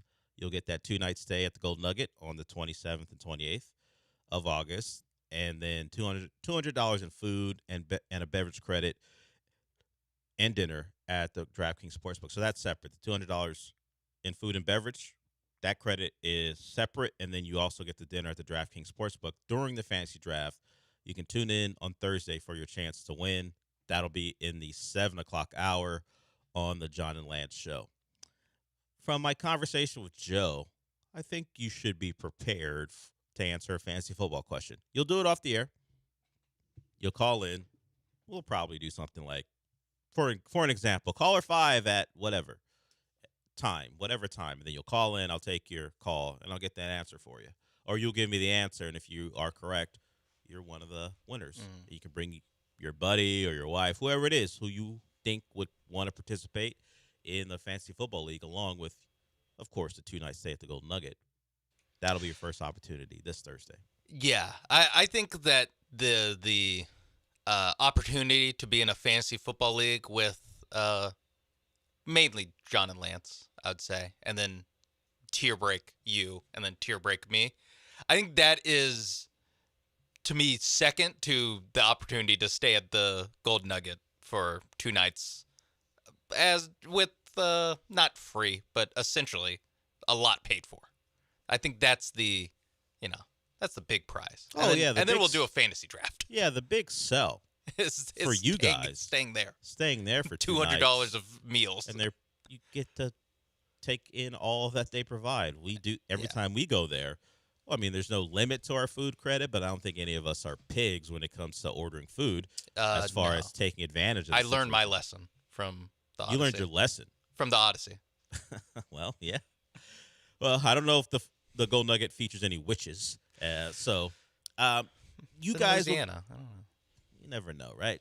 But we go there. The restaurants are great, and you get fed. You get fed well while you're there, and then they're on the casino aspect, the sports book. It's all there for you. And then you get to hang out with John and Lance, and have us have Lance heckle everyone on the draft picks. And John. Actually, I'm sorry. Depending on who you root for, the heckling may go to a level that you wouldn't ever expect. It all depends on John and who he knows you root for. Yeah. Especially off mic John. Whew. On mic John is... It's not... Well, AJ knows the brunt of that. It just goes to another level from off mic John. So we're going to do that starting this Thursday. You'll have 3 more opportunities after this Thursday. So if it doesn't go well for you this week, don't worry. You still got more chances to win. So we're going to do that, and it'll be fun. I don't remember. I think it was a listener who won last time around, I believe. I believe it was the man that John heckled throughout. Cowboys jacket. So if you get heckled by John on that Thursday at the Golden Nugget, you got a real chance to win something big, because that's the precedent that has been set. Get heckled by John, win big in the that's the sell in the DraftKings Sportsbook. We're selling the experience of getting heckled by John in person. Yeah, and then having a better fantasy football team. If you listen to the morning show and hear him heckle me or Lance and think you'd love to be in our position, now you get the chance. It's like going to like an insult comic show. Yeah, if you're looking for that, looking for your own version of Triumph, the insult comic dog insulting you, we've got John, the insult radio host insulting, and then you'll have your opportunity to I would say suffer, but apparently enjoy the comic stylings of one John Granado. All that at the Golden Nugget in Lake Charles. We always love going there. We're going to do it again in late August. All right, that wraps it up for us today. We've got Sorry, my headset's going out a little bit. We've got Rich Eisen coming up next. And then I think Jeremy and Joe are back together, right? Yeah, I don't think there's any vacations this week on the show or on any of the shows.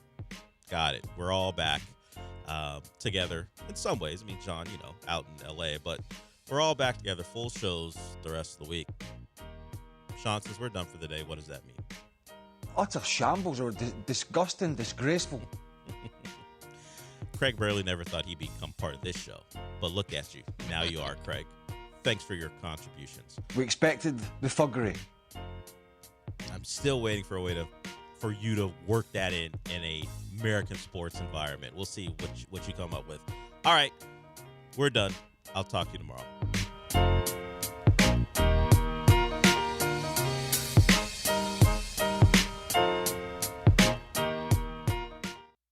ESPN 97.5. This is Ron Ansana with your market scoreboard report on ESPN 97.5. In today's trend watching, after getting a big break on energy prices over the course of the month of June, they have since rebounded rather notably, with oil back above $80 a barrel here in the States and approaching $90 in London.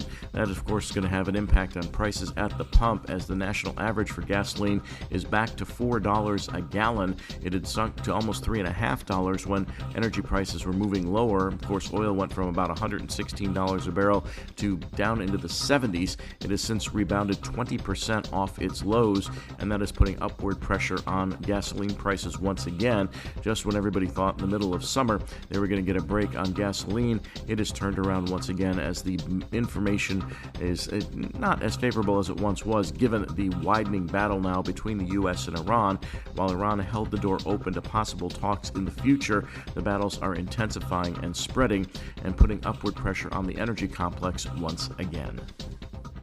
John Granado here. You know what the bosses here did? They bought an unlimited corporate membership at East River 9. You know what that means? More golf for me. East River 9 is offering annual memberships for individuals, families, and your business. Unlimited golf, exclusive promos, and much more. Spots are filling up fast. Reach out today to secure your spot. Sign up online at eastriver9.com or call the Pro Shop at 713-913-7033. I'll see you on the links, baby, at East River 9 with our unlimited membership.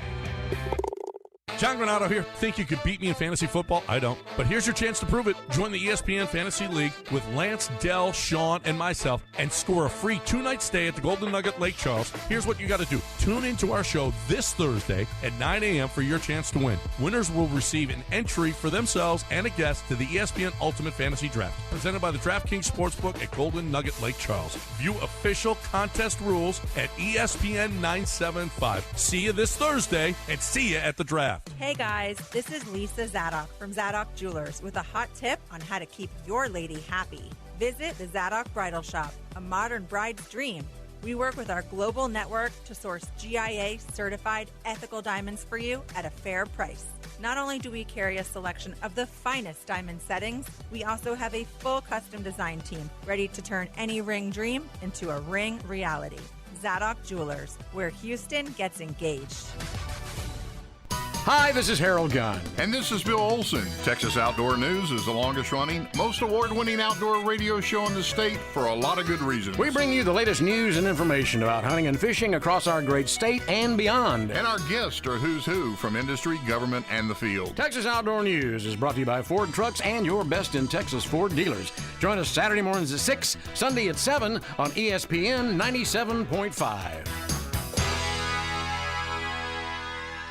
Ride into summer at Galveston Pleasure Pier, where thrilling rides, incredible Gulf views, and classic boardwalk fun come together. Take on more than 16 rides, from family favorites to high-flying thrills. Then treat yourself to funnel cakes, turkey legs, pizza, popcorn, and frozen favorites from Sweet Scoops. Grab a waterfront meal and an ice-cold drink at Bubba Gump Shrimp Company. Don't forget face painting for the kids. Planning a birthday party or summer group outing? Ask about special discounts for groups of 25 or more. Plan your visit today at pleasurepier.com. Subscribe to ESPN Houston for free on YouTube. Hello, I'm Lisa Holland Nelson. And I'm Shavonna Robber-Schreiber. And we are so excited to be bringing you Culture Club HTX every Sunday morning from 8 to 9 on ESPN 97.5. Our show is about sports, community, fashion, and of course, business, and all the things that make Houston the heartbeat of Texas. Our community. That's our favorite, right? That's one of my most favorite. So every Sunday, 8 a.m., ESPN Radio 97.5. We can't wait for you to tune in. This is ESPN 97.5, brought to you by Zada Jewelers. It's pretty dope. The absolute best choice. KFNC Mont Bellevue, Houston. This is The Rich Eisen Show. Hey, everybody. Can't get enough of The Rich Eisen Show? You're in luck. You can find us everywhere. Watch us weekdays on Disney Plus from noon to 3 Eastern. Miss the show? We've got a podcast so you can listen anytime. But here's the best part. Our YouTube channel. Subscribe at youtube.com/Rich Eisen Show and you'll never miss a moment. Now, on with the show. This is The Rich Eisen Show. Let me break it down for you again. The Rich Eisen Show. Spain has been the best team in the tournament. From the Rich Eisen Show studio in Los Angeles. The way they suffocate you is unlike any other team in this tournament. Today's guests, Apple TV lead MLS analyst Taylor Twellman, ESPN college football analyst Josh Pate, actor Jake Johnson. And now, it's Rich Eisen.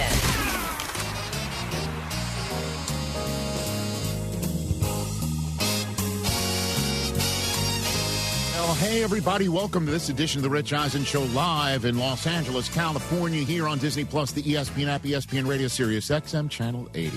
Hello to everybody. 844-204-RICH is the number to dial. Taylor Twellman's first up, talking World Cup soccer, and it's all over here in the United States of America and Canada and Mexico. What an incredible tournament it was. Taylor is going to join us for the third time in about a week to wrap it all up for us and with us. Josh Pate will be joining us on this program in the middle of the program to talk about what's going on at my institution of higher learning. Michigan's athletic director, Ward Manuel, announcing he's stepping down and stepping away at the end of the calendar year based on everything that's gone down on campus outside of the championship run by the basketball team recently, football team a few years ago, gymnastics and things of that nature. Ward Manuel's out. Also, Greg Sankey spoke today, and he's basically the president of the United States of collegiate sports. Josh is going to join us in the middle of the show to talk about that. And a delightful new Ben Stiller-directed film called The Dink on Apple TV is coming out. Watched it last night. It is delightful. It's old-school Ben Stiller-type fun. And a little mix of Caddyshack with a little mix of dodgeball. Okay. And the star of said film, Jake Johnson, is going to be back on our show in Studio Hour 3. He's a diehard Bears fan, so we're going to have the old win-loss machine all riled up for him. I don't know if he's showing up in his old-school Ditka Buddy Ryan Bears sweater. He always comes in that. He does come into that. We've seen that so many times. He did it back on our old podcast day leading to this show. He's done that before. We'll see if he does it again. Good to see you over there, Chris Brockman. How are you, Rich, sir? I'm excellent. How are you, my friend? DJ Mikey D is in D's Nuts. Good to see you, sir. Good morning, Rich. TJ Jefferson, we already heard your falsetto. What's going on over there? What's going on? What up, though? Good. What up? All right. He's showing off his range, everybody. 844-204-RICH is the number to dial on the show. Headline that's coming out from, of all people, Pat Bev. You sent this. Oh, well, I saw it this morning, yeah. Rumor has it Braun makes his decision today. So if Pat Beverly is on it, OG and it's Pat Bev? actually the case, well, then we're gonna figure that thing all out. Yeah. And in case you're wondering, does Pat Bev really know? We have a photograph of him showing off the evidence of what he knows to an official, which is really weird. There's no action. Can't believe he got a T for you. He got a photograph of. He should have got a T for that. No, he shouldn't. That is absurd behavior. Look, he's pointing out something that was wrong and he wants it to be correct. No, you shouldn't get a T for that. He was wrong. Okay, very Stop good. it. I'm behind Pat Bev. All right. 844-204-RICH, number to dial. Keep an eye on all of that. Congratulations to Spain. Yeah. The winners of the 2026 World Cup here in North America, Mexico. And what a performance it was in the New York, New Jersey Stadium. Good job. Okay, thank you. Where fans are used to seeing offensively challenged squads. I I had to go there. Sorry. And Argentina fell apart. There's no two ways about it. If you're an England fan and watching them score 6 times against France in the third place game, an NBA All-Star game type affair in the Miami Stadium, and if you're a fan of England watching Jude Bellingham come on and finish things up with a 6th goal on a run that was unbelievable, you're sick to your stomach. Like, we lost to these guys? Like, if we only had not played defense on a team that needs to pull things out of their orifice or is on the verge of being easily mentally toyed with. But that's for, I guess, another day. As for Spain, we had Taylor Twellman on last week. He's about to join us. He said, remember the Super Bowl that was played in MetLife? That it was won by the Seahawks based on what? Defense. He goes, that's the way it's going to go in the final.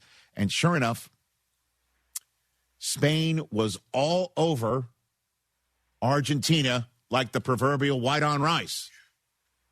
They were giving them no quarter, no space, no nothing. I mean, it seemed like Argentina couldn't put 3 touches together without being harassed or turning it over. And their keeper, if it wasn't for the Argentine Jim Craig, Spain would have won this thing going away. That's true. Spain would have won this thing going away. But somehow, some way, it looked like Argentina was playing for penalty kicks about 15 minutes into this game. Yep. And the way it was being described by your guy, Stu Holden, was there were triangles everywhere. Yeah. Where the Spaniards would just pen you in. Or up against a boundary. Or not even, sometimes Argentina couldn't even get it out of their own end. And after a while, that's wearing on you and wearing on you and wearing on you. And then all of a sudden you look up, you're an hour plus, an hour and a half into this game. You're like, what? And you don't even have a shot on goal. But it was still 0-0. 0-0, as they would say. And that's when the guy who scored the equalizer against England says, I'll pick up 2 yellow cards in the span of 10 minutes. You know, it's, I guess, I don't know, was good old Enzo thinking, hey, we've been looking like we've been a man down all day. We might as well just go a man down. He gets a yellow card initially for a show of dissent. Oh, is what it's called. You may not show dissent with an official. He barked at the official who yellow carded him, and then luckily for him, turned around before Martinez sarcastically clapped at him, which is another show of dissent. He could have picked up 2 yellows in 10 seconds, not 10 minutes. But then, 10 minutes later on Cubarsi of Spain, he flipped that Spaniard over like that Buffalo did that poor elderly gentleman in suspenders. Wow. That's what it looked like. I mean, he's like, okay, Elway, you helicoptered, Elway. You helicoptered parallel to the ground. I'm just going to go flip up over tea kettle. That's funny. And that was I don't know what Martinez is like, waving his fingers like, no. Like, dude, you flipped them. The whole team was doing that. The whole world saw it. 1 billion people just saw what you did. No. And then the replay showed he clipped him, man. Red card. Now Argentina's really down a man. And somehow, some way, they kept things going. I mean, weren't you thinking this was going to penalty kicks? I did. No doubt. At the end of the day? Yeah, absolutely. I mean, I was hoping for it. It's the most exciting thing in sports, really. Coin flip. And you're just like, all right, let's get there, 0-0. Let's see how it plays out. But I thought to myself, that wouldn't be. No, it wouldn't be. That would not be fair, but it is the way things go. Fair to Spain? Yeah, because they outplayed Argentina. Put the ball in the net, which they eventually did. Obviously. Which Torres then did in the second period of extra time. And Spain could exhale. When that thing went in the net, it's just like, okay, Argentina down a man, they got no shot. This thing is a wrap. Yeah. This thing is over. You might as well bring Shakira out one more time. You know? Shakira. That's what I was thinking. I wouldn't be opposed to that. I'm aware of that. Not complaining. Why do you think I was thinking it, sir? I was going to go make a sandwich during that, and I was like, wait a second. Let's watch this. Bieber being brought out by Ted Lasso and Coach Beard. That was a plot twist. Madonna kicking it off. Hey, and Madonna first came to prominence when Maradona was playing for Argentina. This is true. And then she handed it off to another group that was big when Maradona was playing, the Muppets. Yes. I loved it when I saw Animal getting ready to play center in the Army. Okay. Animal with the soccer hair. They should have made Animal have the pomade with the soccer hair. Top knot. And then BTS. 106 minutes in, Torres with his first goal of the World Cup. And Spain deserved it. They were suffocating. What did the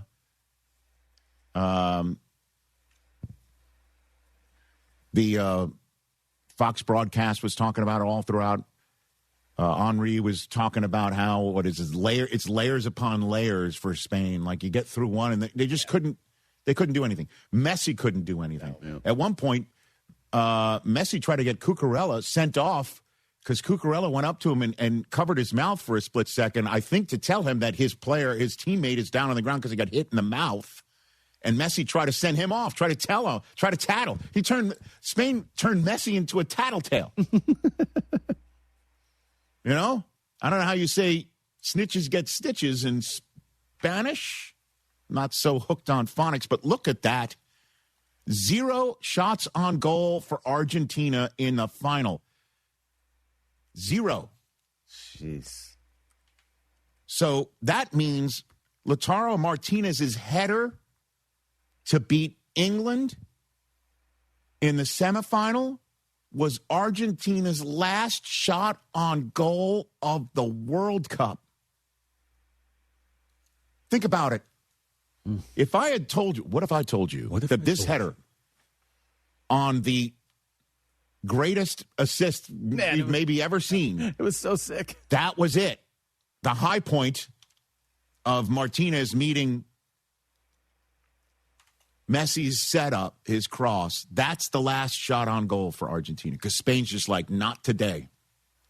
Not today. Congratulations to them and their fans. And then the ugliness that happened afterwards. Paredes, who was going at everybody. I mean, what was his malfunction?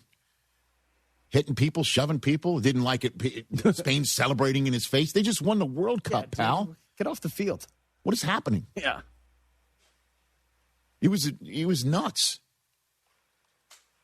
You know? Just crazy. What a classless finish to a tournament that otherwise was world class, first class. And is it possible that Spain's most difficult opponent in this World Cup for them was Cape Verde? Oh, wow.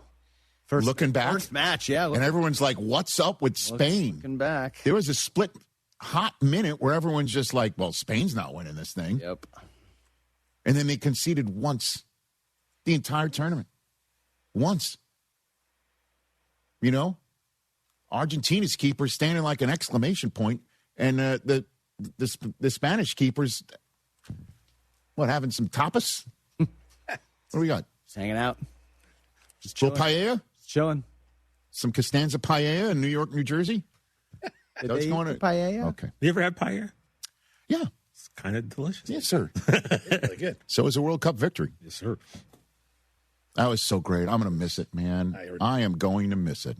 I can't claim to have understood everything that goes on in soccer, but almost every game was on the TV. I was learning and watching and enjoying the whole thing. It was fun. It was a lot of fun. In that regard, I wish the final here in this country was the third place game. As opposed to the final, where, you know, I'm sure there were a bunch of folks who were just like, I'm going to see what this World Cup mania is all about. And it's like, is someone going to score a goal? You know, like, when are we going to see some action? Because some people don't see the action that leads to scoring chances or the smart defensive battle that was going on for Spain that they could immediately turn into a transition. You know, like that sort of stuff that I got into and began to see that everybody keeps calling the beautiful game. I don't know how many people didn't see that. I understand not many World Cup matches are 6-4 finals.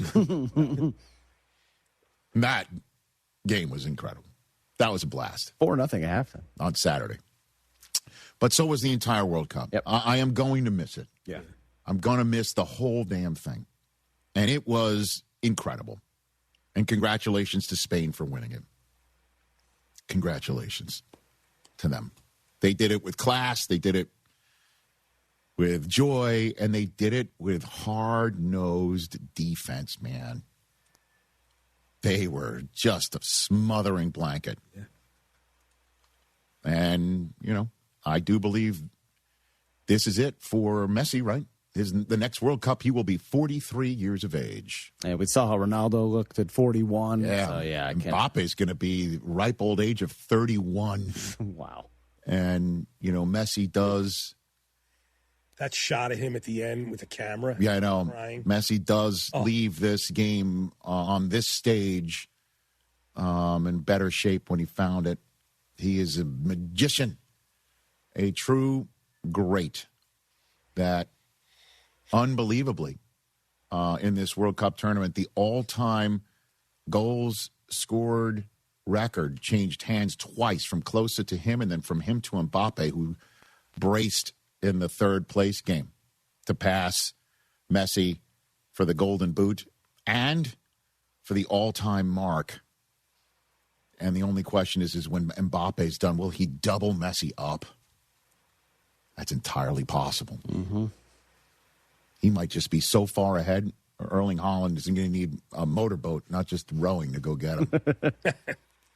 So that's our World Cup chat. We've enjoyed talking about it. It's been great. I'm going to miss it. Really enjoyed it. Like I said, as enjoyable as the games were, watching all the fans come over here and just enjoy themselves and watching all those videos of people just coming together and having fun. Like, that to me is going to stand out too, because a lot of people had their impressions of what America was. Mm-hmm.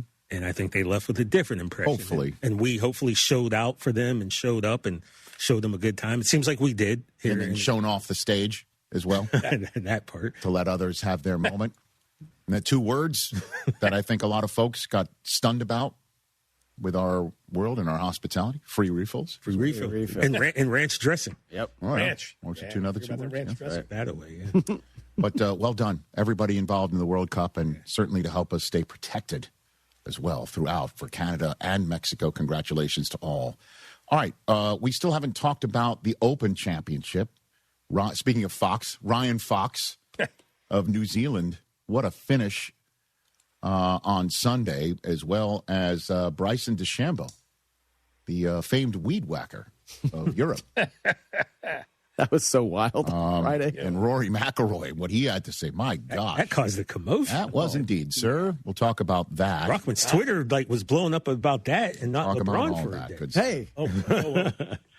Needed it. Running a small business means every hire matters. A bad hire costs time and money. The right one helps your business grow. The challenge is finding that person without sorting through resumes, and that's where LinkedIn Hiring Pro comes in. It screens candidates so you can focus on conversations with qualified talent. With Hiring Pro, you can hire with confidence and build the team you need.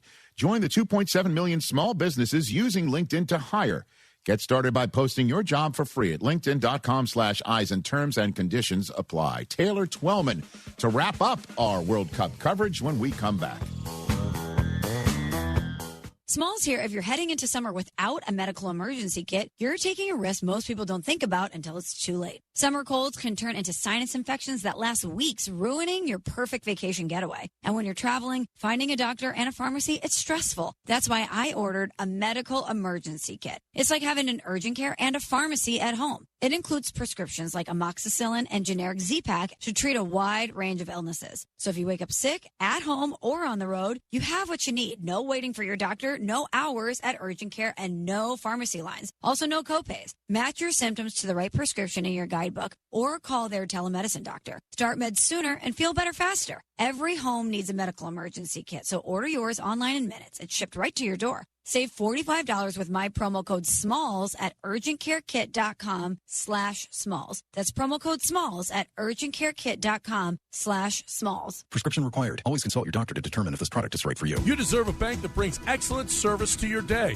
At Home Bank, the team is ready to help you achieve your financial goals. Visit any Greater Houston location or find more online at home24bank.com. Good for business, good for life. Home Bank, member FDIC. When your project impacts traffic, safety isn't optional. It has to be done right. That's why contractors and municipalities across Greater Houston trust Buyers Barricades. From traffic control plans and custom signage to equipment rental, setup, maintenance, and final pickup, Buyers Barricades manages every step of the job so your crew can stay focused on the work. They're service-driven, safety-inspired, and available 24/7. Buyers Barricades, the Texas authority in barricade rental. Learn more at buyersbarricades.com. If you or someone you care about is searching for a stable, meaningful career, IBEW Local 66 Houston wants to talk to you. With paid apprenticeships, it's an earn-while-you-learn path that lasts a lifetime. Visit IBEW66.com, powering careers, powering the future. Ride into summer at Galveston Pleasure Pier, where thrilling rides, incredible Gulf views, and classic boardwalk fun come together. Take on more than 16 rides, from family favorites to high-flying thrills. Then treat yourself to funnel cakes, turkey legs, pizza, popcorn, and frozen favorites from Sweet Scoops. Grab a waterfront meal and an ice-cold drink at Bubba Gump Shrimp Company. Don't forget face painting for the kids. Planning a birthday party or summer group outing? Ask about special discounts for groups of 25 or more. Plan your visit today at pleasurepier.com. Jeremy Branham here. You've heard me talk about Pro Dunk Hoops and their drill-powered lightning adjust system that lets you raise and lower your goal in seconds. It's 10 times faster with zero effort. Right now, with your new Pro Dunk basketball goal, you can get the lightning adjust system for free. That's a $249 savings, but you have to call. You won't find this offer on the website, so call Pro Dunk at 281-351-9822 and mention ESPN. That's 281-351-9822. Spring is calling at Two Creeks Crossing Resort, just 90 minutes north of Houston. Spend the day relaxing by the water, then stick around for live music, great food, and can't-miss events happening all season long. From cook-offs and holiday celebrations to outdoor adventures and family-friendly fun. Whether you're rolling in with the RV, booking a waterfront cabin, or planning a glamping getaway, there's a perfect spot waiting for you. See everything coming up and reserve your stay now at twocreekscrossingresort.com. Aqueduct Plumbing Company has helped our listeners for years. But why does Aqueduct continue to be the choice? Because their competitors charge ridiculous prices, even for routine leaks and stoppages. But that's not what happens at Aqueduct Plumbing Company. They give free estimates for repipes and water heaters. Got a propane gas grill? Well, they can run that gas line for you so you'll never run out. Any plumbing concerns you have, just go with Aqueduct Plumbing Company. That's aqueductplumbingcompany.com. How long is this list? Don't let that honey-do list overwhelm you. Stokes Hardware to the rescue. This is Kirsten Stokes with Stokes Hardware, where old school service isn't gone. It's our specialty. The kids are out of school, which means it's a great time to do your DIY projects, like your patio, painting, or garden project you've been putting off. Skip the big box runaround. Shop local, shop smart, shop Stokes Hardware. Find us on Instagram, Facebook, and online at stokeshardware.com. Stokes Hardware, real help, real expertise. Progressive knows that boat days can come with unexpected problems. Oh no, I dropped my lip balm in the water. I can't think of anything worse than the looming threat of potentially having chapped lips. It was ginger vanilla too, my favorite flavor. If a real problem comes along, your boat's protected 24/7 with Progressive. So you can keep worrying about boater problems.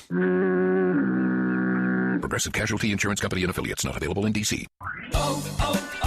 O'Reilly. Help increase your vehicle's performance with Lucas Fuel Treatment at O'Reilly Auto Parts. A clean fuel system can increase performance and fuel economy. Simply add it to your tank at your next fill-up to eliminate carbon and varnish deposits. Get 2 bottles of Lucas Fuel Treatment for just $9, plus 2 times points at O'Reilly Auto Parts. O'Reilly Auto Parts. Hey, Houston, Lance Zierlein here. Listen, if you're craving authentic Mexican flavor, head to Taqueria Sarandas. Since 1981, they've been serving up mouth-watering tacos, sizzling fajitas, and fresh tortas that hit the right spots. Family-friendly vibes, bold flavors, and prices that will not break the bank. Whether it's breakfast, lunch, or dinner, Taqueria Sarandas has you covered. Find a location nearest you and taste the tradition. Taqueria Sarandas, Houston's go-to for real Mexican food. Vamos, let's eat.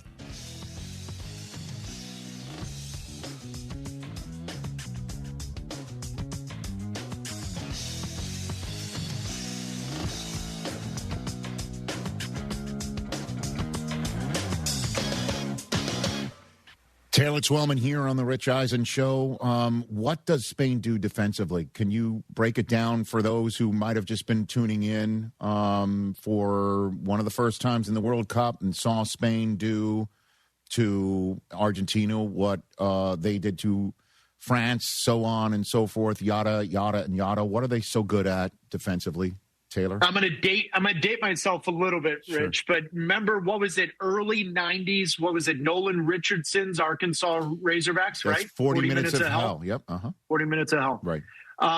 It's kind of there's a reference there for the non-soccer fan to understand what I'm getting at. It's 40 minutes is what the Arkansas Razorbacks were trying to do to make your life miserable. What Spain does better than anyone around the world is simply when they lose the ball, which is very infrequently because they're so good with the ball. But when they lose the ball, their first reaction is immediately try to win the ball back. Yeah. Immediately try to put you under pressure and try to give yourself a difficulty of trying to play out of that pressure, if that makes any sense. So the reality is they've done a fantastic job is that right when they lose the ball, they go get it. Now, the best player in the tournament was Rodri. He was fantastic. But the general public doesn't know. He was the FIFA Player of the Year before he tore his ACL. And I'd argue, I know this is going to ruffle some feathers, but if you were building any team right now with one player, I would probably take Rodri over Mbappe, Harry Kane, Erling Haaland, Lionel Messi because he's 39. It's Rodri or Bellingham. I mean, these are two guys that really can change and tilt the game in your favor. Rodri's the best midfielder in the world, and he showed it. But what they do better than anyone is when they lose the ball, the next 8 to 10 seconds is pure hell for you, and they get it back. And it is everybody, not with one superstar lingering out over here not doing it. Everyone reacts, and it's in unison. And it's kind of similar to what a team would do on a basketball court in a 5-man press of just making your life very chaotic. Yeah, picking you up all 94 feet on a basketball court, right? And, yes. and that if you do win possession, you lose it right away. And that just keeps on, it's relentless. It did seem relentless. Like there were times Argentina couldn't even get it out of its own end. And that has to wear on. They're the first team in World Cup history in a final to not have a shot on goal for not only 90 minutes, 113 minutes. That's insane. That's insane. Now, listen, I'm so glad. And by the way, great production here because my next point was passes completed. I don't think people fully understand that number. And I said this in 2010. It's like a death by 1,000 cuts. Spain's a death by 1,000 passes. Those numbers aren't normal. 700, 800 passes completed, 900 passes completed. Rich, they don't care about putting on a show. They care about playing the game the way they want to and knowing that it is the most effective they can. And the only Achilles heel to this team and kryptonite is themselves. Because oftentimes they have so much possession. They have a ton of the ball. They don't have a real killer number 9. They believe in scoring goals in certain ways. And we kind of saw that for about 105 minutes against Argentina. 20 shots, no goals. They finally got one. But they believe in everything that they do from ages 14 to the first team. And they're going to do it their way. And yeah, it's boring for me. It's not my favorite game to watch. But my God, it's really effective. It's efficient, and it's also still physical. If you take a look at the statistics again, Not too much of a disparity in fouls against, but no cards for Spain. Seven cards for Argentina. I mean, they got in their grill, they got in their skulls, they got in their head. At one point, Messi tried to send Cucurella, Cucurella off. By saying, he covered his mouth, even though it was clear that. That's how desperate they were, Rich. They were desperate to get anyone out. Yeah. Right. But the last 9 cards of the World Cup all went to Argentina. And by the way, what a disgrace the end of the game was. Yeah. What are your thoughts? It's a sore loser mentality. I hate it. I didn't know this when I was texting you, but apparently not a single player was made available to the media in the scrum afterwards. I don't love it. Spain's getting their medals. If you see the pictures, for anyone that doesn't know what I'm talking about, you can search it. Argentina's players turned their backs to Spain, facing with the great picture.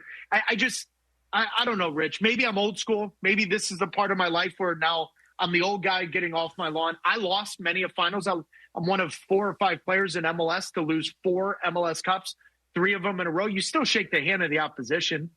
When I lost the American Century Championship to Joe Pavelski and he made eagle on 18, you still take your cap off. I struggle coming from that world. I'm not saying you need to go over and hug him and kiss him and all that. No. But after the game, Paredes, what are you doing, dude? It's a loser mentality to me. I struggle resonating with it. And I struggle with this image because Argentina was just so captivating throughout the World Cup with extra time goals and all of the heroics to keep Messi alive and to go to back-to-back World Cup finals, all of that. And yet that's the picture I got to deal with. If that was my teammate, I'd have a tough one standing by that. It really bothers me. Taylor Twellman here after the captivating World Cup, man. Let's review a couple things. The third place game. That was awesome. That was my cardio for the day. That was awesome. That was great. No one was playing defense though, right? I mean, like that was kind of, was it just like a spaghetti against the wall? Screw it. Neither of us won. Let's see what we can do. Whoever's playing and who's not, obviously. Most everybody came in except for Kane. Was that what it was? In that match? Rich, it's a hard one for me. And bear with me on this because sure. I put it out. I find it interesting that the Golden Boot is decided by a game between 2 teams that have been eliminated. Right. So listen, England and France played for essentially $2.48 million extra in prize money. Okay. That's nothing to sneeze at. Right. It's real money. However, all I'm saying is like the Golden Boot is decided on a game where 2 teams were eliminated. Now, as it stands, Messi wouldn't have won it anyways if Mbappe didn't score. So Mbappe still would be the Golden Boot. And I'm not saying it because I love Messi. It has nothing to do with that. But it does feel a little odd. And then I did research after I put it out on social media because I was like, wait a minute, how long has this been going on? The most goals scored in a World Cup was by a player, and I'm forgetting because it was like 1954-58. 13 goals scored in a single World Cup. 4 of those 13 goals were scored in the third place game. So this third place game has historically been around forever. Rich, I just wonder, it's 48 teams. It's going to go to 64 teams. Like, does FIFA look at this and say, hang on, third place game's still going to go. It's still going to be worth $2.5 to $3 million for the team. But the Golden Boot race cannot be decided on a game where 2 teams have been eliminated. Because in every other game in the World Cup, nobody's been eliminated. Now, in the group stage, you can be eliminated. Absolutely. But that doesn't mean the other team is. There's never a game in the World Cup where both teams are eliminated other than the third place game. That's where I was like, as good as the game was, Mbappe won the Golden Boot because he played in the third place game. Well, and they were down 4-0 at halftime, and then they almost came back. And at one point, Tuchel's like, "All right, let's get Bellingham in there." Like, could you imagine if they would have lost that lead, dude? Oh boy! I mean, Tuchel would have had, they would have Lane Kiffined him in Miami. Like, I can't believe he didn't bunker the third place game. Get yourself a British Airways ticket yourself, pal. Like that would, like that would have happened. But is Jude Bellingham the one play? Like, I know I might be leading the witness here, but you tell me, is Jude Bellingham the one guy that between now and the next World Cup is going to be the biggest star and is going to show up and show out and take potentially England or in any of these matches to a different level? Or is there somebody else who would, is it Holland? Like, who is that guy? Thank you. I think the superstar, listen, we all know Kylian Mbappe, the fact that he's got 22 goals in 3 World Cups, right. 18 in the last 2. We know who Kylian Mbappe is.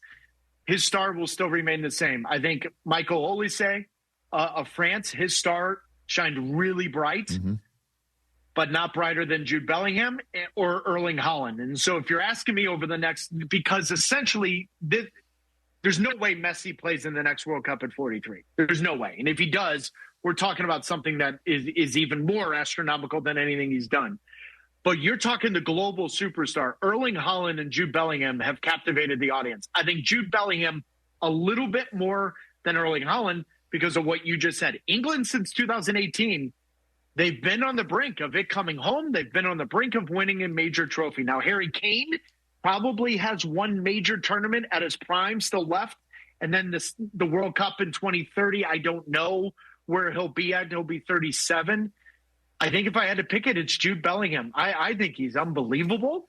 I think the fact that he's playing at Real Madrid as an English player instead of going to the Premier League is massive. I think he flips the game to whatever team he's playing for on his side. And while Erling Haaland may have the stats behind it, I just think playing for Real Madrid for the next unforeseeable future, Rich, I think you hit the nail on the head. I think Jude Bellingham's going to be that global superstar that potentially gets England in the conversation of winning that major trophy. Brother, I mean, he had a full-on drama in his in that third place game, right, where he hands off the penalty kick to his teammate so his teammate can have a hat trick. And you're like, wow, he passed up a chance to become the first English player with 7 goals in a World Cup. And then he goes on a run from midfield for the ages. Like, I was screaming as he didn't give it up. And that was what a goal. What a goal. Unbelievable. Right. But I think, Rich, I think you're going to appreciate this. Saka did not play in the semifinal because of Tuchel saying he's worried about injury. And then he plays 90-plus minutes in the third place game and scores a hat trick. What am I missing here? Oh. So I know. You know what I mean? So for Jude to give that to him, that's leadership, but that's also of, hey, guy over there, he should have played. You know what I mean? There's something about him that you can't quantify, Jude Bellingham, that I love. And I would want him on my team 9 out of 10 times. Yeah, 10 out of 10 the times. Whatever quote, right? After taking care of Mexico, whatever. Okay, you think we got lucky, Coach?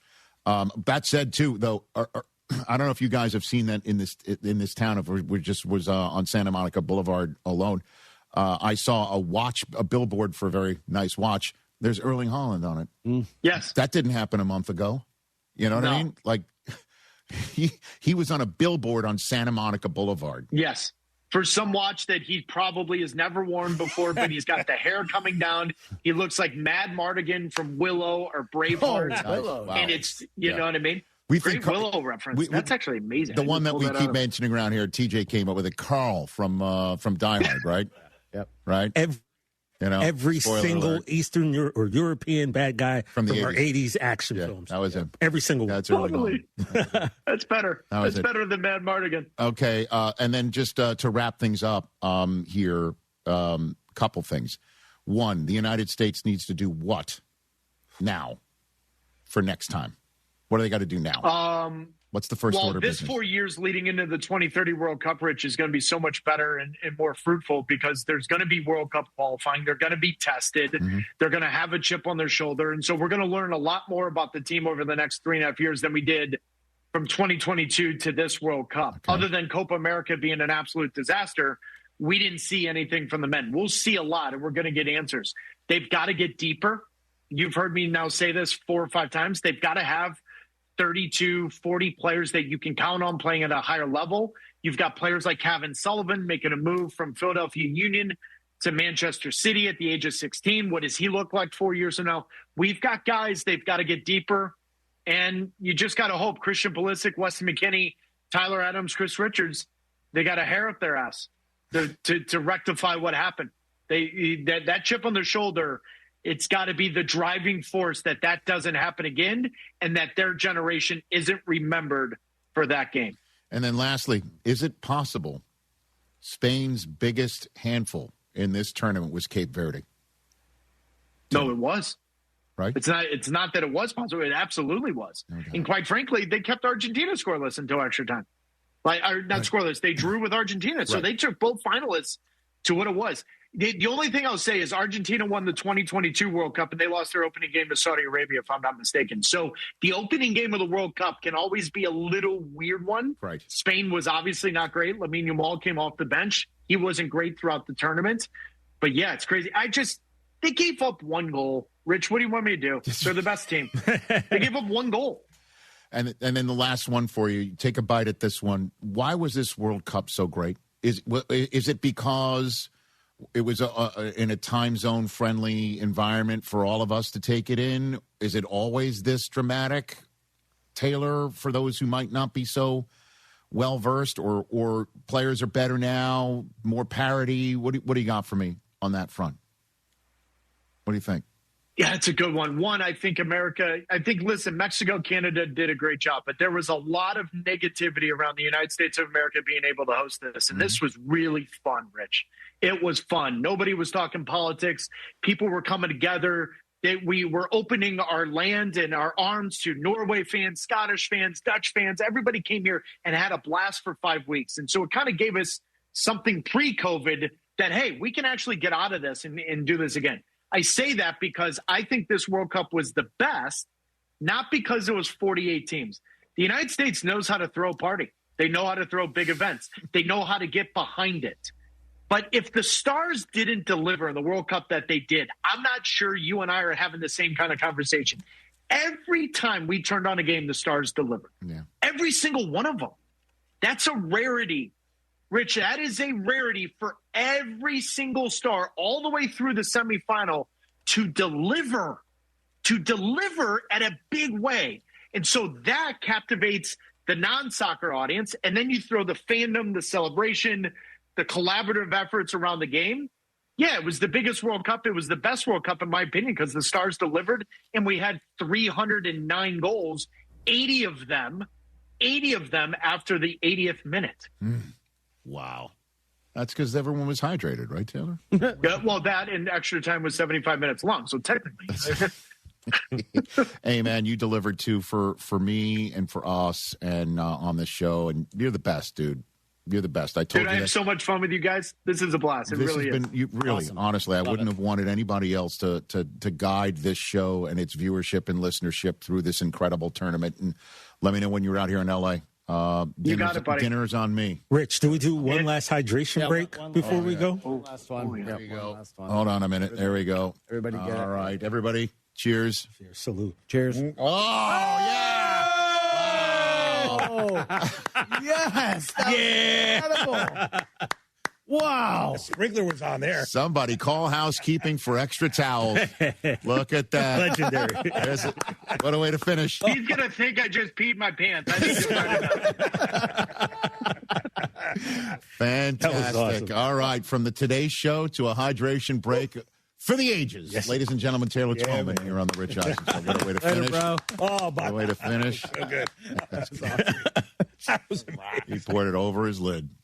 Loved it. Fantastic. He's just the best. So passionate, so knowledgeable, so terrific, and so damn likable. I'm glad you brought up the Arkansas thing because I was trying What a great analogy. I was trying to equate them to a basketball team yesterday, and I just came up with the 99 Spurs, Chris.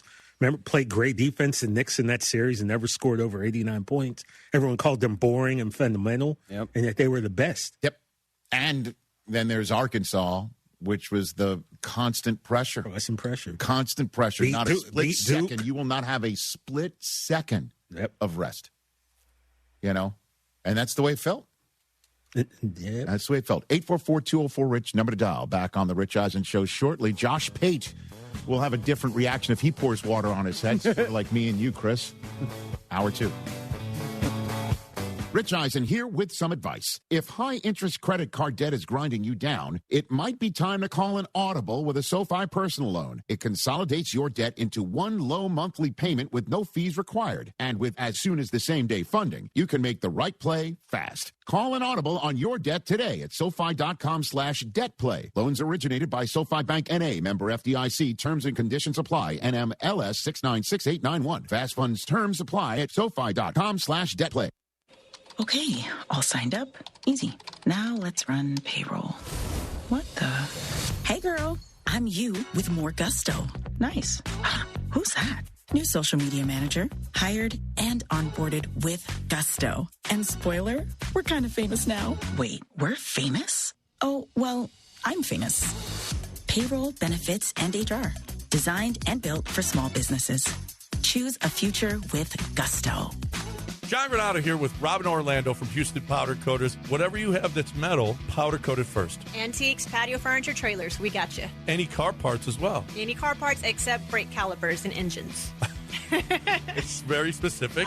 Okay. Why? Because people have wanted that done. People want it done, but they get too hot, so we always say get those ceramic coated, which we don't do that. Okay. All right. And free pickup and free delivery. If you are between Houston, Galveston, and the Woodlands, we got you. I mean, if you want proof that Houston Powder Coaters is the biggest and the best, what about being the world's best? The cat's out of the bag. We did get highlighted for being the world's best on a TV show, but that will be coming out soon. That's great. That is unbelievable. The city says it, AI says it, corporations say it, and now a TV show is going to call you the world's best. That's great. Get in when you can because we are about to take over. Anything you need done, Houston Powder Coaters is here for you. HoustonPowderCoaters.com. That's HoustonPowderCoaters.com.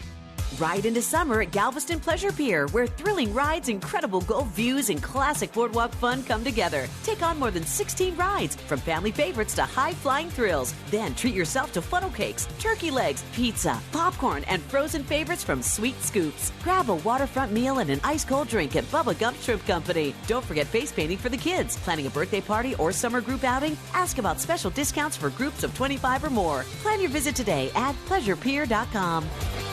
Hey, Lance here. When it comes to sinus issues, I've dealt with it all. Snoring, chronic sinus pressures, allergies, and even a deviated septum. So I made an appointment with Dr. Michael Kaplan at Kaplan Sinus Relief. And why not? He helped pioneer balloon sinuplasty. And if you're going to get that done, go to the Pioneer. I can't wait to share my experiences with you because they treat everything ENT, accept most insurance and Medicare, and have appointments available today. Stop feeling sick all the time. Call 713-903-8049, 713-903-8049, or visit kaplansinusrelief.com. Breathe well, live well. Well, it's official. My friends have all switched to Pure Talk because I told them they could save a bunch of money on a super reliable high-speed network with unlimited data. And because they're my friends, they trust me. As for the rest of you, well, Pure Talk understands that even though you might like me, you're not just going to take my word for it, nor should you. For that reason, and for a very limited time, Pure Talk is offering any of their plans for just $15 a month for the first 3 months, including their top-tier unlimited plan that normally sells for $65 a month. Think of it like a test drive, a super simple way to save $150 while you kick the tires on Pure Talk's blazing fast network, and a fine way to see for yourself why I switched from big wireless, along with a few 100,000 of my closest friends. Dial pound 250, say Mike Rowe, and be connected to Pure Talk's friendly U.S. customer service team. Again, dial pound 250, say Mike Rowe, and let the savings begin. This is Chance McClain reminding you that you can always put off getting a Heritage film. Your dad, you know, the guy you love more than anything, the guy that taught you right from wrong and had it hard as a kid so you wouldn't have to, he's going to live forever. So there's absolutely no rush. You know what they say, there's always tomorrow. No need to go to yourheritagefilm.com and contact us about making a feature-length documentary film of this extraordinary man. yourheritagefilm.com. No rush. People are immortal. Hey, soccer fans, Glenn Davis here. Thank you for supporting Soccer Matters on ESPN 97.5, brought to you by presenting sponsor, the Daspit Law Firm. Don't forget, join me for the best in soccer talk and football talk weekly on ESPN 97.5. Follow ESPN Houston on Facebook, X, and Instagram. Wherever you are, we're there too. Not in like a creepy way. You know what? Just follow us on social media. Real Texas, Real Craft, Republic Boot Company, where every pair is built by a master just for you.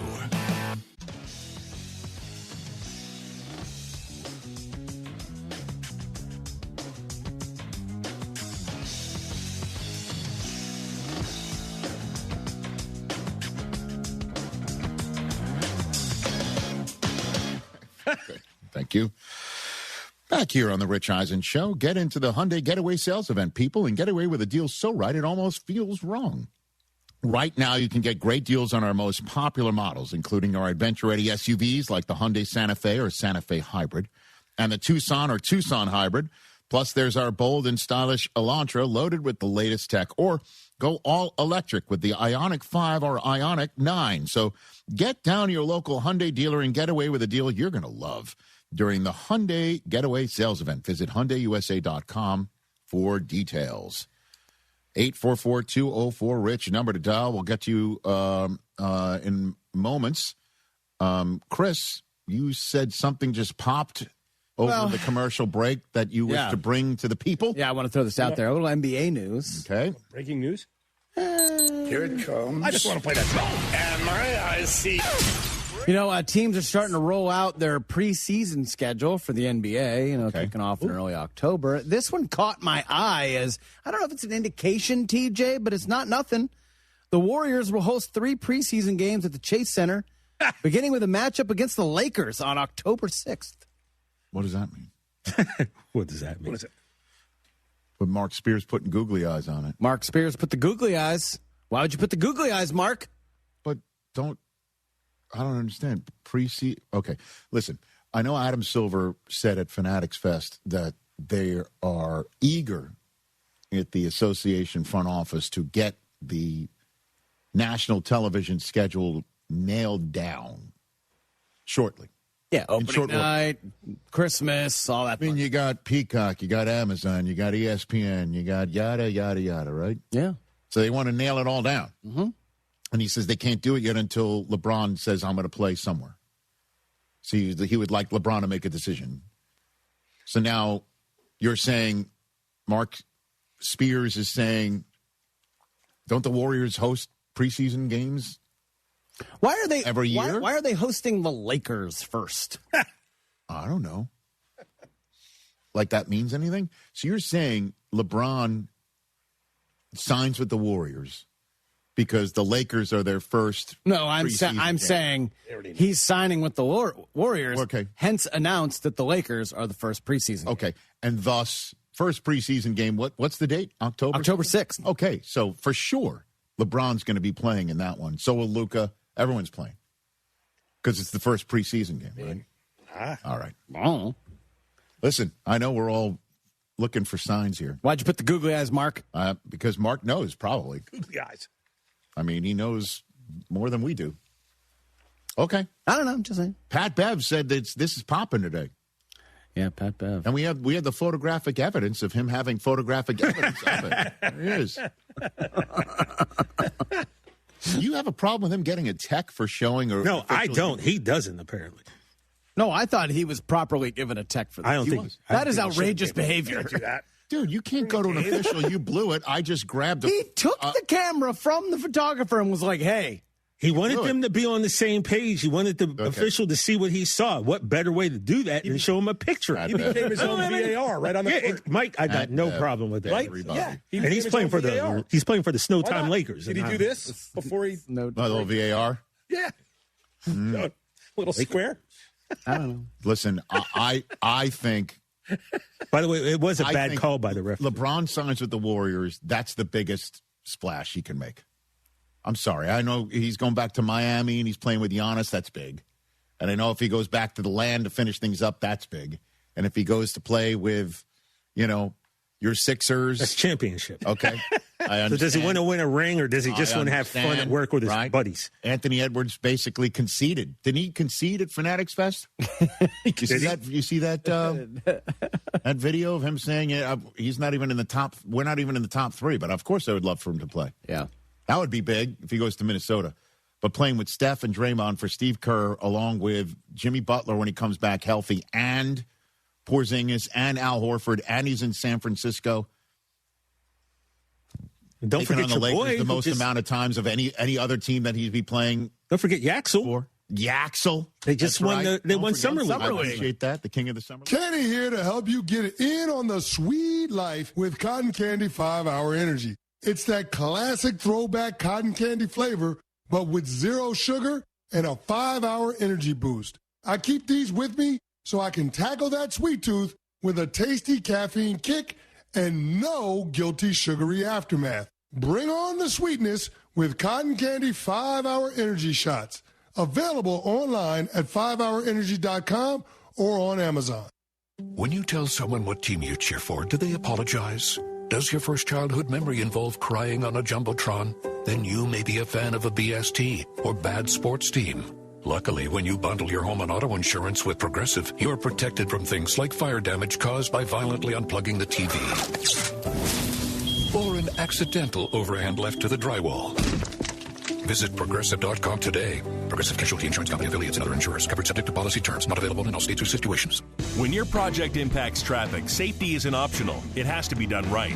That's why contractors and municipalities across Greater Houston trust Buyers Barricades. From traffic control plans and custom signage to equipment rental, setup, maintenance, and final pickup, Buyers Barricades manages every step of the job so your crew can stay focused on the work. They're service-driven, safety-inspired, and available 24/7. Buyers Barricades, the Texas authority in barricade rental. Learn more at buyersbarricades.com. East River 9 is excited to announce the opening of Birdie's Ice House by the Rustic Group. Step off the course and enjoy house-made burgers, tacos, ice-cold beer, and handcrafted cocktails. Whether you've just finished a round of golf, a pickleball match, or you're meeting friends, Birdie's is the perfect spot to relax, celebrate, and enjoy the best view of the Houston skyline in the city. So grab a bite at Birdie's today. Book your tee time, reserve a pickleball court, or explore corporate memberships at eastriver9.com.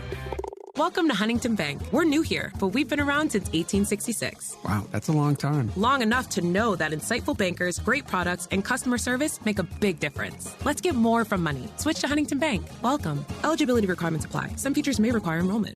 Hey, Houston, Lance Zierlein here. Listen, if you're craving authentic Mexican flavor, head to Taquerias Arandas. Since 1981, they've been serving up mouth-watering tacos, sizzling fajitas, and fresh tortas that hit the right spots. Family-friendly vibes, bold flavors, and prices that will not break the bank. Whether it's breakfast, lunch, or dinner, Taquerias Arandas has you covered. Find a location nearest you and taste the tradition. Taquerias Arandas, Houston's go-to for real Mexican food. Vamos, let's eat.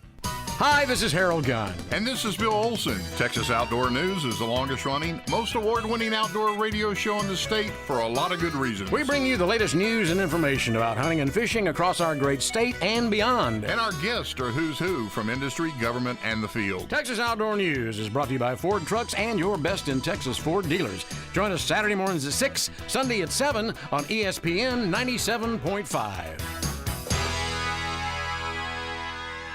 Ready for a real career? IBEW Local 66 offers paid apprenticeships in electrical construction and line work. In just a few years, you can build a career with strong wages and benefits. Visit IBEW66.com. IBEW Local 66, powering careers, powering the future. Mike Holly, class of 1990, has been protecting the interest of Cougars for over 30 years. First as a Cougar offensive lineman and now as president of HR&P. HR&P provides comprehensive human capital management services, including HR compliance, benefits administration, and payroll. Don't struggle with the demands of human resources. Let HR&P eliminate these burdens and customize a plan that fits your business needs so you can get back to growing your business. Learn more by visiting hrp.net/U of H. That's hrp.net/U of H. John Granato here. Think you could beat me in fantasy football? I don't. But here's your chance to prove it. Join the ESPN Fantasy League with Lance, Dell, Sean, and myself and score a free 2-night stay at the Golden Nugget Lake Charles. Here's what you got to do. Tune into our show this Thursday at 9 9 a.m. for your chance to win.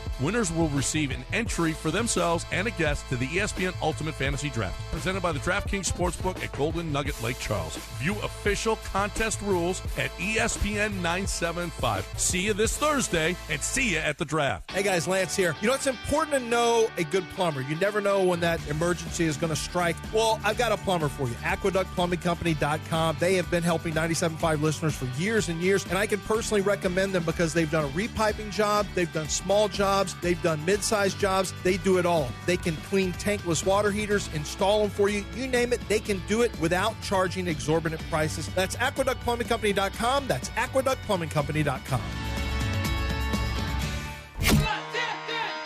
This is ESPN 97.5, brought to you by Zada Jewelers. There are jewelry stores, then there's Zada's. KFNC, Mont Bellevue, Houston. This is the Rich Eisen Show. Hey, everybody. Can't get enough of the Rich Eisen Show? You're in luck. You can find us everywhere. Watch us weekdays on Disney Plus from noon to 3 Eastern. Miss the show? We've got a podcast so you can listen anytime. But here's the best part. Our YouTube channel. Subscribe at youtube.com/Rich Eisen Show and you'll never miss a moment. Now, on with the show. This is the Rich Eisen Show. Let me break it down for you again. The Rich Eisen Show. Spain has been the best team in the tournament. From the Rich Eisen Show studio in Los Angeles. The way they suffocate you is unlike any other team in this tournament. Earlier on the show, Apple TV lead MLS analyst Taylor Twellman. Coming up, ESPN college football analyst Josh Pate. Actor Jake Johnson. And now, it's Rich Eisen.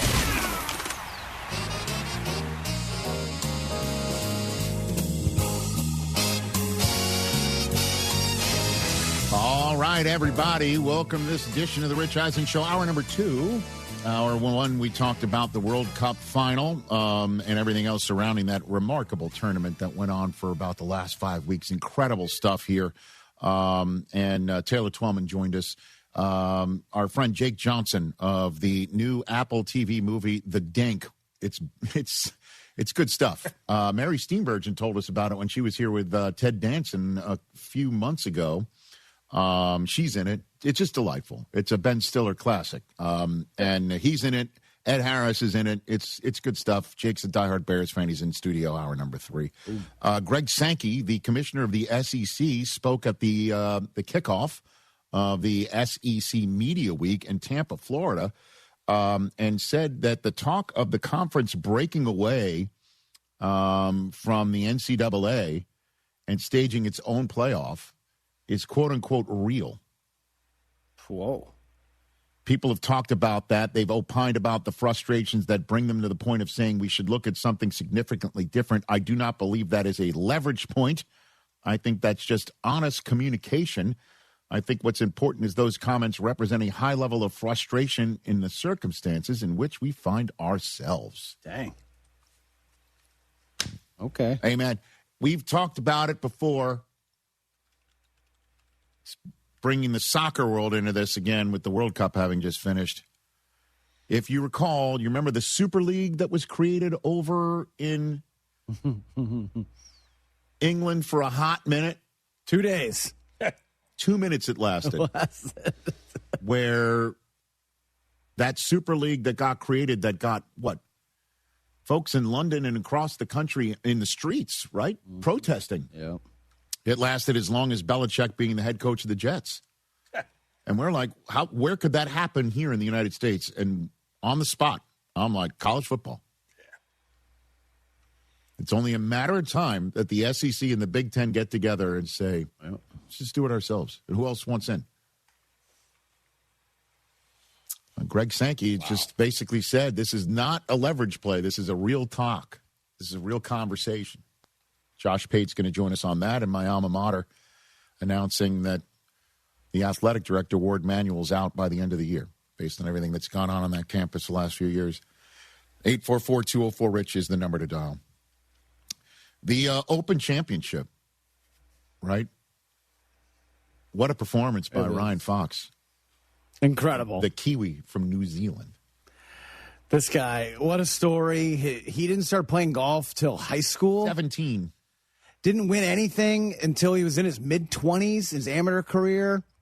Never finished top 10 in a major. He is from a long line of rugby players and cricket players. His family lineage down there, he's just from a bloodline of athletes. And for this guy to do what he did over the weekend, he was tied for 52nd after the first 2 rounds going into the weekend, the largest comeback in major history for the winner. Birdie's 18 at a course and a hole that was playing next near impossible. Well, I mean, unbelievable finish. Siwoo Kim looked like it was going to be his tournament at the turn. Ryan Burns got to 11 under, then he faltered, then Siwoo took the lead, and it looked like he was going to run away with it. Cam Young, those guys just couldn't do it. Cam Young posted a number really early. He played when the conditions were a little bit better. It was a little less windy. Posted 9 under and just sat around for 2.5 hours seeing if they were going to come back to him. And then wound up walking off into the clubhouse after watching Fox Birdie 18, which Tommy Fleetwood, playing in Royal Birkdale in front of his home town, in front of his home crowd, he came up with a walk-off birdie for him. It was just only the 4th birdie on the day at 18 until Fox stepped up. But obviously what he did on 18 to birdie and what he did on 16 to birdie as well, that's what people are talking about. But what really impressed me is what he did in the holes before the birdies. Because for him to step up on 15, tied with Young, they kept cutting away to him, warming up. Yep, on the range. Just in case there was going to be some extra holes. Yep. He hits one in the par 3 in the bunker, and it's in one of those classic Open Championship pot bunkers where there's a wall. And it was right up next to it. And I'm like, oh, that's it for him. Yep. And then he just stepped up, looked at the situation, stepped in, took his medicine right away. Yep. And then said, I'll just get up and down for a bogey and go back to work. He did. Then he birdies the next hole, and he's right back to where he was when he put the ball in the bunker. Then he steps up on 17 on a par 5, and he took out an iron. And he still hit it in one of the fairway bunkers over 300 yards away. Like, what the hell's in that thing? Course was hot. Course was baked. But shots were running. I mean, he cooked that. Yeah. And then, okay, so now he's got to scramble to get a birdie putt, which he does, which he then misses just by a chinny chin chin. Yep. And he steps up to 18, and he hits a perfect drive, and then a perfect 9-iron, and then stepped up. This is the thing, too. He steps up, and 22 seconds after Sam Burns putts out, he's standing over. He's not wasting any time. He saw the putt. He saw what he needed to do. And just like when he was in the bunker on 15 and 17, just looked at the situation, assessed it, and just played it. That's what he does. He stepped up, but 22 seconds later, he puts that thing a little side entry, and he wins the Open Championship. It was awesome. If you've never seen Ryan Fox play, that's something a lot of people are noticing now. He plays fast. He is decisive. He does not want to let negative thoughts creep in by overanalyzing, over-talking to his caddy, thinking about club selection. He has a plan. C shot, hit shot, let's go. They finished their final round in 4 hours, which is unheard of on a major championship. And like you said, 22 seconds after Burns' ball hits the bottom of the cup for his par in 18, he's jarring the game-winning birdie, championship-winning birdie. It was incredible. And then afterwards, he talked about his thought process going through the final shots as he's sitting next to his new claret jug. Definitely the first part. I mean, I hit 2 shots exactly how I wanted to hit them. And I didn't feel anything for the putt. Everything was shaking that much. I was just happy to hit it somewhat near the hole, and to see it go in was incredible. But, I did say to my caddy, Dean, on the tee that we were going to take it on, that I was going to try to win the tournament, and I'd live with the consequences if I stuffed it up. And, to go out there and execute, that drive's not a very comfortable tee shot, obviously, and to hit it in the fairway and give myself a chance was was huge, and then I landed on a good number. I think I had 160 metres to the hole. The breeze was a little down off the left. Obviously, everything's a bit jumped up there, so it was just a solid 9, and I hit it exactly where I wanted to hit it, and I think I screamed at it, please be good in the air, and it was, and to cap it off with the putt. Everyone practices on the green, I guess. You've got a putt to hold a major championship or to win the Open. It's not like that in real life. It's not a very comfortable feeling, but it's certainly very enjoyable when you see it go in. Unreal. That's got to make you feel better. You talked about not being able to feel your hands, playing the ACC, and then this guy's like, yeah, I can't really feel my hands. I got to putt to win the major. Yeah, it's incredible. So cool, man. It's very cool. Congratulations to Ryan Fox. I'd love to chat with him. Yeah, there's a cool video going around right now of him flying back to Florida, and he's got the claret jug in the overhead compartment. There it is. Yeah, it's amazing. Yeah. Yeah, I'm glad that he had the cabin space above him. That's awesome. Yeah, is that his one carry-on item? That'd be my one carry-on item. I'm not checking that back. Right. It's not leaving my sight. That's so cool. Pretty good. Awesome. Apparently, Cam Young was on the same flight too. Oh wow, that's got to be tough for Cam Young. You finish early. You're in. You're playing in the mid groups, and you're waiting around 2+ hours just to see if maybe there's a playoff. You go out, warm up. Oh, what's that? No, he jarred it. Okay, that's why it's 72 holes. Going and he home. bogeyed 18. Yeah, he bogeyed 18. So I mean, again, that's why every shot counts. And well done to Ryan Fox. Yeah, very cool. And Ryan Fox doing what he did. Took Bryson DeChambeau and what happened with him completely off that radar. Yep. And certainly so did DeChambeau's weekend. Now, you could say that he was thrown off his game by taking 2 strokes off of his score on Friday. And DeChambeau shot over the weekend 69 and 72, which is not shabby to say the least. But what he did on Friday, it's kind of crazy that, the conversation that's been around it is we don't know if he did it on purpose or not, or did it on purpose or not. And that's the improving his ability to connect with the ball in thick gorse. Yeah, it was it wasn't the lie. It was more the swing path. Well, right. You're not allowed to improve the swing path at all. Right. And, there's back and forth of like, well, he's got to get his feet set somehow. I mean, he needed to look at, where the ball was, and you got to step into that grass somehow. And then you look at it, and it's just like, is he doing the Macarena in there, or what's he doing? And then you're looking at it like, well, but still, he had to stand behind it to see where it's going, right? Well, he had to look at it. He had to choose a spot. And then you're like, well, do you have to lift your foot up and stamp it down? Like you take a look at it different way, and then you see so many of the players who are like, Homa's like, and Scheffler, like, I know him. He's not a cheater. He's not going to cheat the game. Right. And then others are like, yeah, I'm not really formulating an opinion on it. And others are like, well, I've got an opinion on it, and it's not a great one.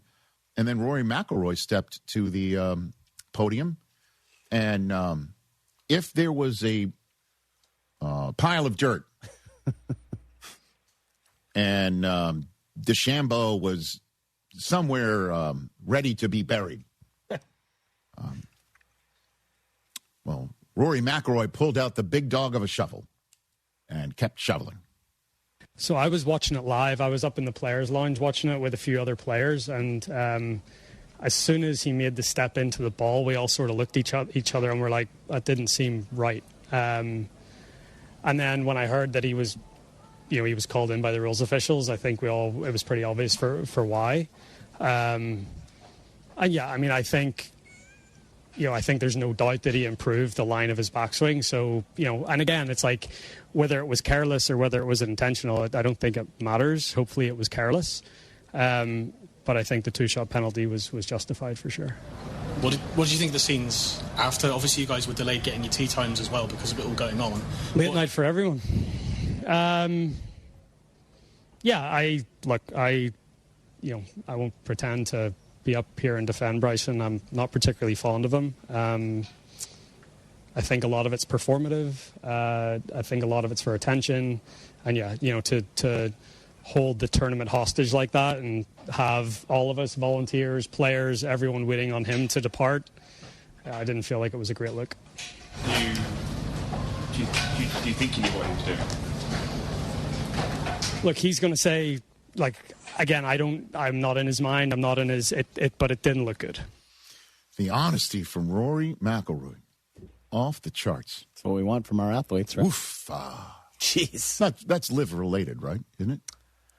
Live tour. Yeah, and I think final round Masters last year, they're in the group together. Not shaking. It's all goes back a long way. Well, in terms of the performative commentary, that's one man's opinion. Yeah. And if I'm being told you're losing 2 strokes, I'm not going to take it well. That's for damn sure. Certainly, if I'm going to be now called a cheater. I mean, that's going to take a while to calm me down and get off the course. And then there's the other side of it. The Telegraph newspaper reporting that during the conversation, Bryson DeChambeau, according to the Telegraph, let's see if he will address this at any point, warned officials at the Open that he was ready to call President Trump in a tense standoff that saw the American hit with a 2-shot penalty for inadvertently improving his lie. And if that's the case, hey, Bryson, listen, you're dealing with the royal and ancient. That'd be like, you're going to call the president of the United States. Once upon a time, our predecessors told Braveheart he couldn't improve his lie. Okay? This goes back centuries. Okay.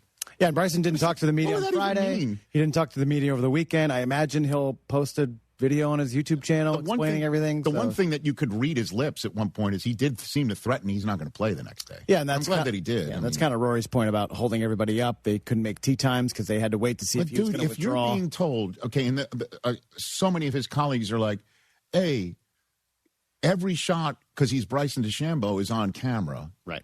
So many other guys could have been stomping around or inadvertently improved their line. You just didn't see it. Right. Because not every shot is on camera for that player. But, man, that was a dramatic weekend at Royal Birkdale. What a royal drama that was. It was wild. All right, let's take a break here. We got Josh Pate coming up in a matter of moments. But I just want to tell you this note from our friends at Pella Windows and Doors. When it comes to your home, Pella Windows and Doors are the experts at taking care of you and your home. At Pella, they find the products that most meet your needs, and their experts then install them. That means working with a company that builds and installs a quality product with real pricing, real simple, really beautiful. And when a trusted name like Pella chooses to partner with the Rich Eisen Show, well, that to us says a lot. 0% financing options are available. Certain restrictions apply. Find your local Pella Windows and Doors showroom today at Pella.com/Eisen for details. Make life brighter with Pella Windows and Doors. Joining us from, I believe, I don't know where he is. Maybe he's in Tampa, Florida. I don't know. But Josh Pate's going to join us next talking about SEC and my school, Michigan. Don't go anywhere. Smalls here. If you're heading into summer without a medical emergency kit, you're taking a risk most people don't think about until it's too late. Summer colds can turn into sinus infections that last weeks, ruining your perfect vacation getaway. And when you're traveling, finding a doctor and a pharmacy, it's stressful. That's why I ordered a medical emergency kit. It's like having an urgent care and a pharmacy at home. It includes prescriptions like amoxicillin and generic Z-Pak to treat a wide range of illnesses. So if you wake up sick, at home, or on the road, you have what you need. No waiting for your doctor, no hours at urgent care, and no pharmacy lines. Also, no copays. Match your symptoms to the right prescription in your guidebook or call their telemedicine doctor. Start meds sooner and feel better faster. Every home needs a medical emergency kit, so order yours online in minutes. It's shipped right to your door. Save $45 with my promo code SMALLS at urgentcarekit.com/smalls. That's promo code SMALLS at urgentcarekit.com/smalls. Prescription required. Always consult your doctor to determine if this product is right for you. Thousands of dealerships compete for customer satisfaction every year. For the 11th year in a row, D&M Leasing was named America's Leasing Company of the Year by Cars.com. Ranked number 1 in the Southwest for service and customer experience. D&M makes getting a vehicle easy. No dealership visits, no pressure, just leasing experts who handle it all. Call 713-290-1000 or visit dmautoleasing.com today. D&M Leasing, America's Leasing Company of the Year. We make leasing easy at D&M. Small business owners, does your bank get your life? Does it let you switch from your personal to your business account with a tap? Or let you give your CPA direct access? We do. Let's get more from money. Switch to Huntington Bank. Welcome. Eligibility requirements apply. Some features may require enrollment. Pro Dunk basketball goals have been the best on the planet for years, and they keep getting better. John Renato here. Now with your Pro Dunk goal, you can get their drill-powered lightning adjust system that raises and lowers your goal in seconds, 10 times faster with zero effort. And now ESPN listeners get the patent-pending lightning adjust system free. That's a $249 value, but you have to call. This offer is not on the website. Call Pro Dunk at 281-351-9822. You got to mention ESPN. That's 281-351-9822. That's Pro Dunk. When seconds count, the police are only minutes away. Hi, I'm Danny Clark from Collectors Firearms. America is full of wonderful people who have no interest in ever owning a gun. I understand that. I really do. But when something terrible happens and the police are minutes away, a lot of people suddenly find themselves wishing they had a gun. My highest hope is that I never, ever need to reach for a gun to protect another human being. I want to live in a world where everyone gets along and no one ever does anything terrible to another person. But if you're thinking you might ought to have one, just in case, then you're going to be very comfortable at Collectors Firearms. I genuinely believe you'll be happy you came. The best gun shops in America are in Texas, of course. Collectors Firearms. Right on the corner at Wiftheimer and Voss and Houston on Alpha Road in Dallas. One block east of the tollway. Collectors Firearms. Buyers Barricades. Service-driven, safety-inspired. BuyersBarricades.com. Hey, listen. Are you a 50-year-old person looking for term life insurance? Then you need to talk to Bob. Bob specializes in helping people find $1 million or more of term life insurance for a couple of $100 a month. Look, you need to know there's a price war in the term life insurance business, and you may be paying too much. Call Bob, and he'll shop and see how much money he can save you. Look, this could be the last term life insurance policy you ever have. Your rates are guaranteed for the next 20 years. That's right, guaranteed level rates for the next 20 years. And if you're a smoker or your health is not perfect, Bob has great rates for you too. So for $1 million of term life insurance coverage for a couple of $100 a month, call Bob right now. 800-430-0932. 800-430-0932. 800-430-0932. That's 800-430-0932. Paid for by Term Direct. Progressive presents the Museum of You. We begin our tour with a unique piece, a relic from the early big screen television era. Remarkable. Next, we find a juicer, which historians believe has only ever been used once. And finally, compact discs from the emo era. A rare find indeed. Some things should be history, but until then, you could protect what's important to you and save by bundling your auto insurance with a renter's policy from Progressive. Progressive Casualty Insurance Company affiliates and other insurers. Not available in all states or situations. When you first saw her, she was out walking her dog. You didn't notice her at first. But when you finally did, it was too late. Because at that moment, you were speeding. She was out walking her dog and only had a second to let go of the leash. Your foot was on the gas, and her life was on the line. Speeding catches up with you. Paid for by NHTSA. Follow ESPN Houston on social media at ESPN 97.5. Ride into summer at Galveston Pleasure Pier, where thrilling rides, incredible Gulf views, and classic boardwalk fun come together. Take on more than 16 rides, from family favorites to high-flying thrills. Then treat yourself to funnel cakes, turkey legs, pizza, popcorn, and frozen favorites from Sweet Scoops. Grab a waterfront meal and an ice-cold drink at Bubba Gump Shrimp Company. Don't forget face painting for the kids. Planning a birthday party or summer group outing? Ask about special discounts for groups of 25 or more. Plan your visit today at pleasurepier.com. Follow us on socials at ESPN Houston, and don't forget to have our push notifications on. You're going to change your push notifications. Look.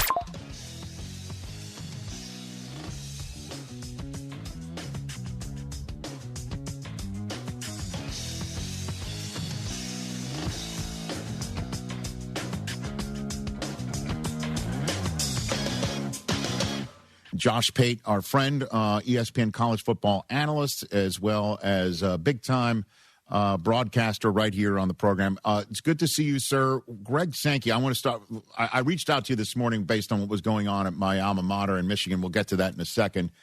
But to be straight up, when the commissioner of the SEC, Greg Sankey, who I like to refer to even to his face as the president of the United States of Collegiate Sports, when he says that there is something real to the conversation of the SEC breaking away from the NCAA based on the frustrations and the rules and the regulations that aren't uniform or certainly aren't going to address the member schools of the SEC.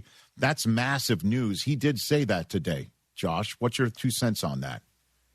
I tend to believe him. Now, it's not a zero-sum thing, I don't think. It's not like he's either totally serious about it or they're totally using that to leverage the conversation in the right way. There's probably a healthy mixture of both. It's just, as you know, sometimes it's a total bluff, and you get your bluff called or you don't, you get your way.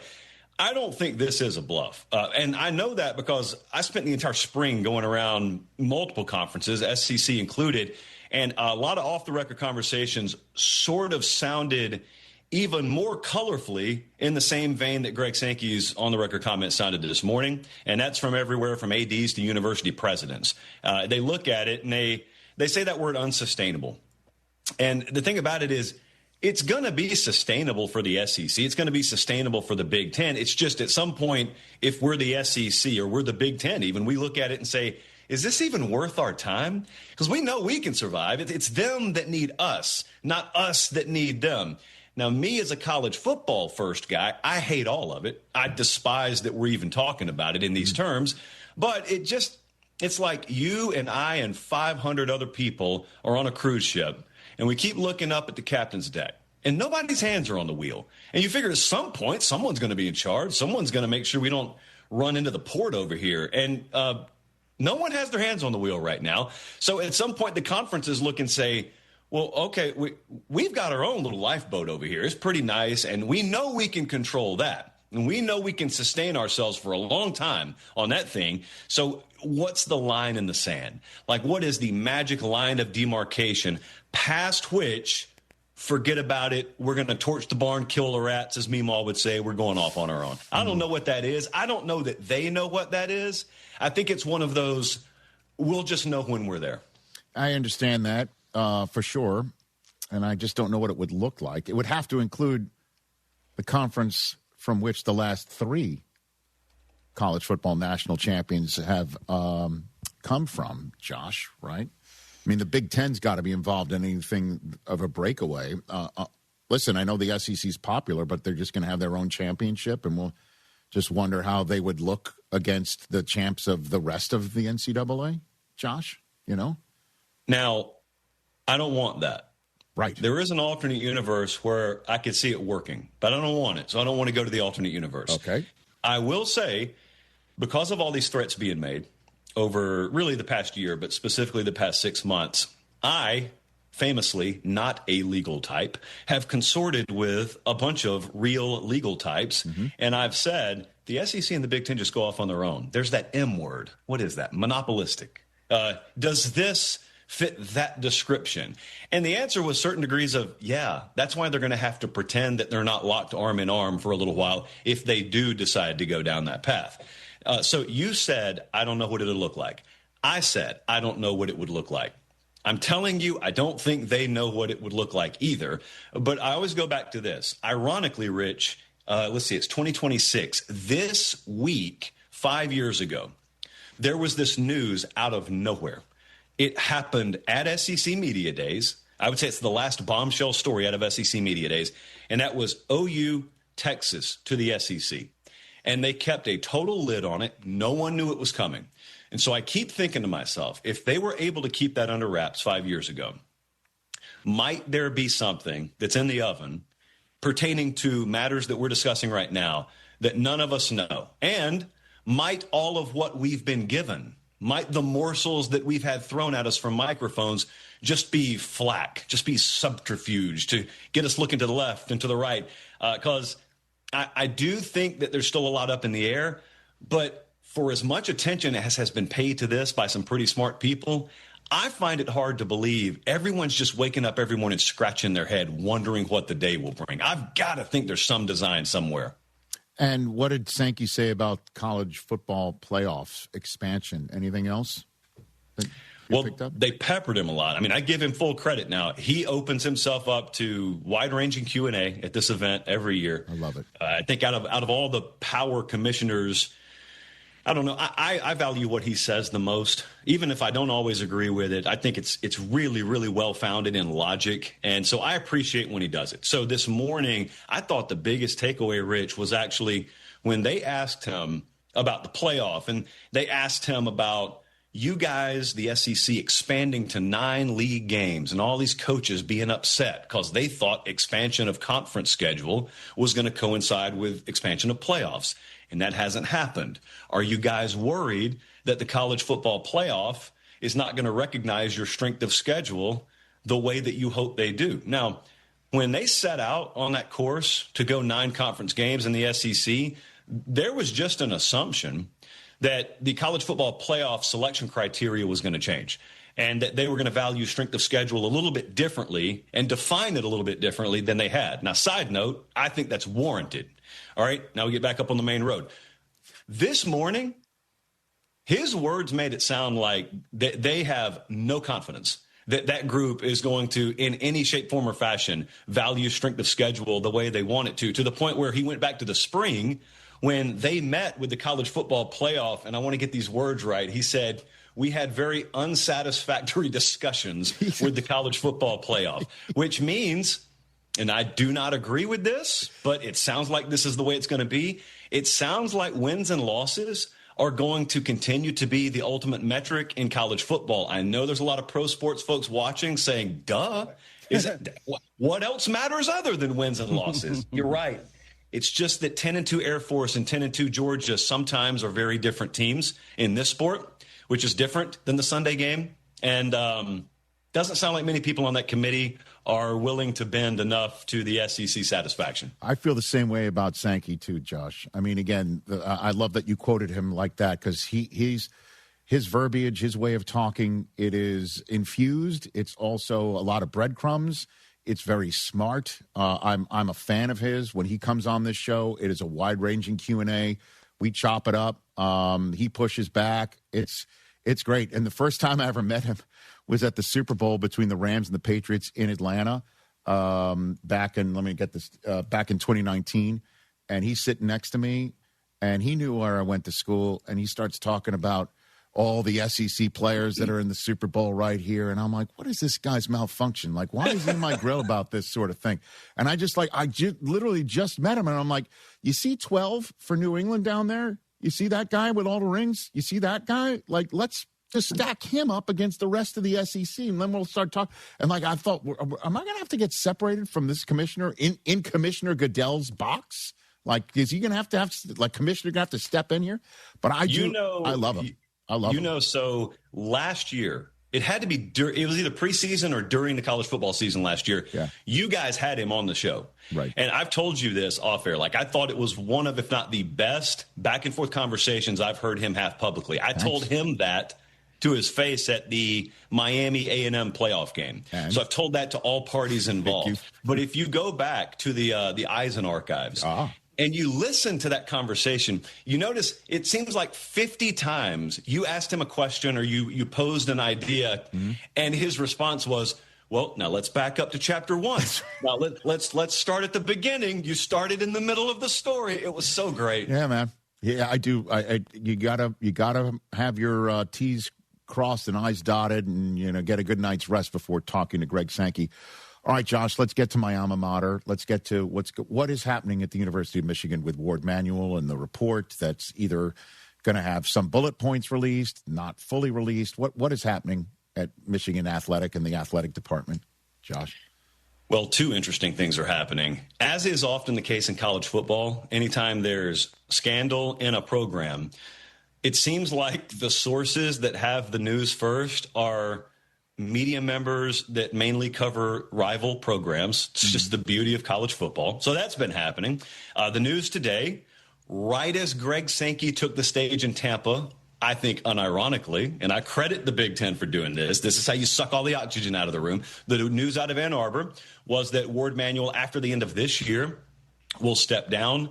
This was widely rumored over the past several weeks, actually. It's been congruent to an investigation that's been going on into the soup to nuts, top to bottom operational aspects of the Michigan Athletic Department. You said a very important thing there. Bullet points of that investigation will be released, but the totality of the findings themselves won't be released. That was one of the big questions from people who have followed this really closely is, are we just going to get full transparency on this? Are they just going to provide all of the information? Well, it seems that's not going to happen. I don't blame Michigan. I wouldn't either. You'd have to pry it out of my cold, dead hands. But as it relates to Michigan, okay, I'm not investigative reporting this thing. I'm watching it as a dude who loves college football. You're closer to it than I am. You got maize and blue running through your blood. Here's what I hope for Michigan. What I appreciate about Michigan that's in short supply elsewhere in college football is they really, really appreciate their tradition. They really cling to it. Again, I don't blame them for it. I actually credit them for that. The one downside is when you cling to that tradition too much, you can almost close yourself off from the world. And you can make your athletic department, you can make your football program feel more like pond water than a lake that's got tributaries and streams coming into it. And you got new hires from outside with fresh ideas. Instead, it's just all Michigan all the time. And there's some good to that and there's some bad to that. And one of the bads is when it comes time to hire a coach or an AD in this case, is it let's go find the best candidate out there, or let's go find the best candidate that is Michigan? Because that greatly dilutes your pool of candidates. And so if there's a lesson to be learned from this, well, as it relates to the future, if there's a lesson to be learned from it, I hope it's that Michigan understands it's not the worst thing in the world to open the gate sometimes. Don't break the gate down, but open it sometimes. Because sometimes there are people who are very, very tailor-made to lead your program, athletic department, et cetera, that they may reside in Boise, Idaho. They may reside in Tucson, Arizona. Bama learned that. And they went and hired Nick Saban. I think it took Alabama going through some really tough times to do that. I think Penn State had to go through some really tough times before they finally looked external, and it paid off for them. And so, look, this may end up being that you and I are talking 5 years from now, and we're saying, some of that sucked, but it ended up being such a blessing in disguise for Michigan because look what we got here now. Look who we got here now. Would we ever have gone down this road if our hand wasn't forced? And so that's the great remains to be seen part here. The other part of it from the coaching perspective is, what does Kyle Whittingham think today? Like, Kyle Whittingham walked in here, and I'm sure he had a little bit better viewpoint of what was coming than us, but I doubt when he took this job and you asked him, hey, what's it going to look like here by the time you guys kick off week 1 next year? I doubt he thought all this was going to be coming down the pike. And so I looked at Sharon Moore as a bridge coach. I thought they put him in place to get him through the Stallions, NCAA stuff, and then that settled on a more permanent option.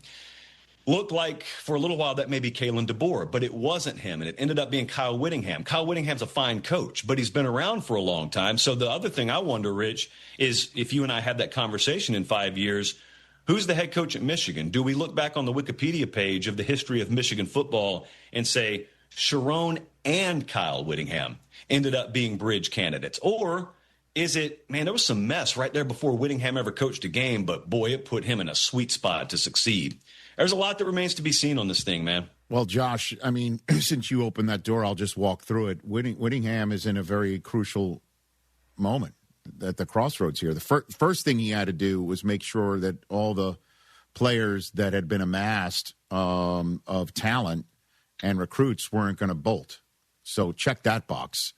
Now comes the moment where he's basically the face of the football program.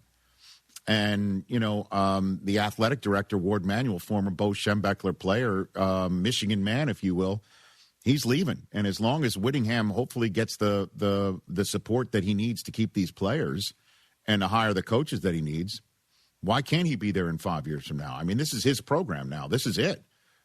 He's going to be more tenured than the athletic director that's coming in, Josh, one would think. So I don't know. Like this what he's thinking today is like, let's get to work, figure out who the quarterback is, and let's start winning some football games and turn the page. And I am just thankful that there's a coach who, when he hears the words "only fans," isn't thinking only but the fans that we're trying to win for. Josh, to be straight up, I'm not lying. I said that before, and I'll say it again. It's very difficult for me to sit through all this and hold my tongue completely, because there's a lot of things that I want to know about and a lot of things that probably should never have happened, or definitely should never have happened, not probably. And if Ward Manuel is going to be in a position here till the end of the year, something must have happened for him to be out. Like last week, he was on local radio basically saying, I'm the guy here, and any conversations about my future is off base. And now he's out. Like I'm confused about sitting here, to be very honest. Well, it's not like I've been in the room, but I mean, I think we've sat through enough of these sorts of incidents in college athletics to understand what a contentious negotiated buyout looks like, or a negotiated exit looks like. Right. Because it's not comfortable, and the landing is very, very shaky. So this is what that would look like, absent us knowing all the details. But to go back to your question, there's no reason Kyle Whittingham can't succeed. There's no reason they can't win a national championship. There's no reason that he couldn't be there in 5 years, 10 years, whatever. The only thing I'm going to say, and I'm not pushing back on what you said, I'm going to add to what you said, is this is not the Big Ten of a decade ago. A decade ago, Ohio State was miles ahead of anyone else up there in terms of how serious and how rabid they operated their football program. And that was back when there was this unspoken understanding that everyone was a distant second to the SEC, and they might as well just accept their fate. And when Urban came to Ohio State, they started to operate like an SEC program. No one else did. So like Urban revolutionized the Ohio State approach, but he didn't revolutionize the Big Ten approach. I think that multiple championships being won in a row, and also everyone looking around saying, hold up a second, portal, NIL, man, this is a whole new world. And then that bullhorn being sounded from those huge media rights dollars coming in, that signaled everywhere from Lincoln, Nebraska, to East Lansing, to, I mean, you watch Madison, Wisconsin really closely this year. Indiana just won the national championship. All around the Big Ten right now, it's kind of like a bonanza, so to speak. Like it's like a stampede. It's a herd mentality. And so now more than ever for the University of Michigan, you've got to get it right. Because in a former life, you could get it wrong and still assure yourself we're going to be in the top quarter to top third of this conference at our worst. You can't assume that anymore. The floor is a lot lower for Michigan athletics as it relates to the Big Ten hierarchy in 2026 and beyond than it would have been 2016 and beyond. Josh, I appreciate the time. You know how I feel about you, and let's bring it to the people here.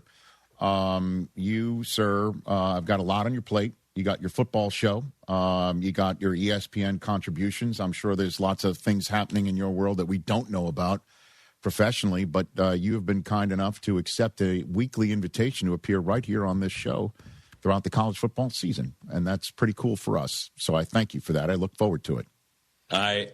You're looking forward to it about a third as much as I'm looking forward to it. That's going to be a fun time. Thank you, sir. It's probably going to be the most unpredictable season we've seen in a long time. And that's coming off Indiana winning a national title in football. So, like, consider what's included in that statement. But I appreciate it. You know how I feel about you. If you don't, I'll be happy to share it on the record. But I'm looking forward to it, man. We're going to have a lot of fun. Me too. Josh Pate's college football show, and so many other ways for you to follow this man's exploits and everything going on, and including Tuesdays is the date that we're pegging for the most part for you to appear weekly right here on the show. I look forward to it, Josh. You're the man. Appreciate the time. Absolutely. Appreciate it. That's Josh Pate, everybody, right there on the program. Can't wait.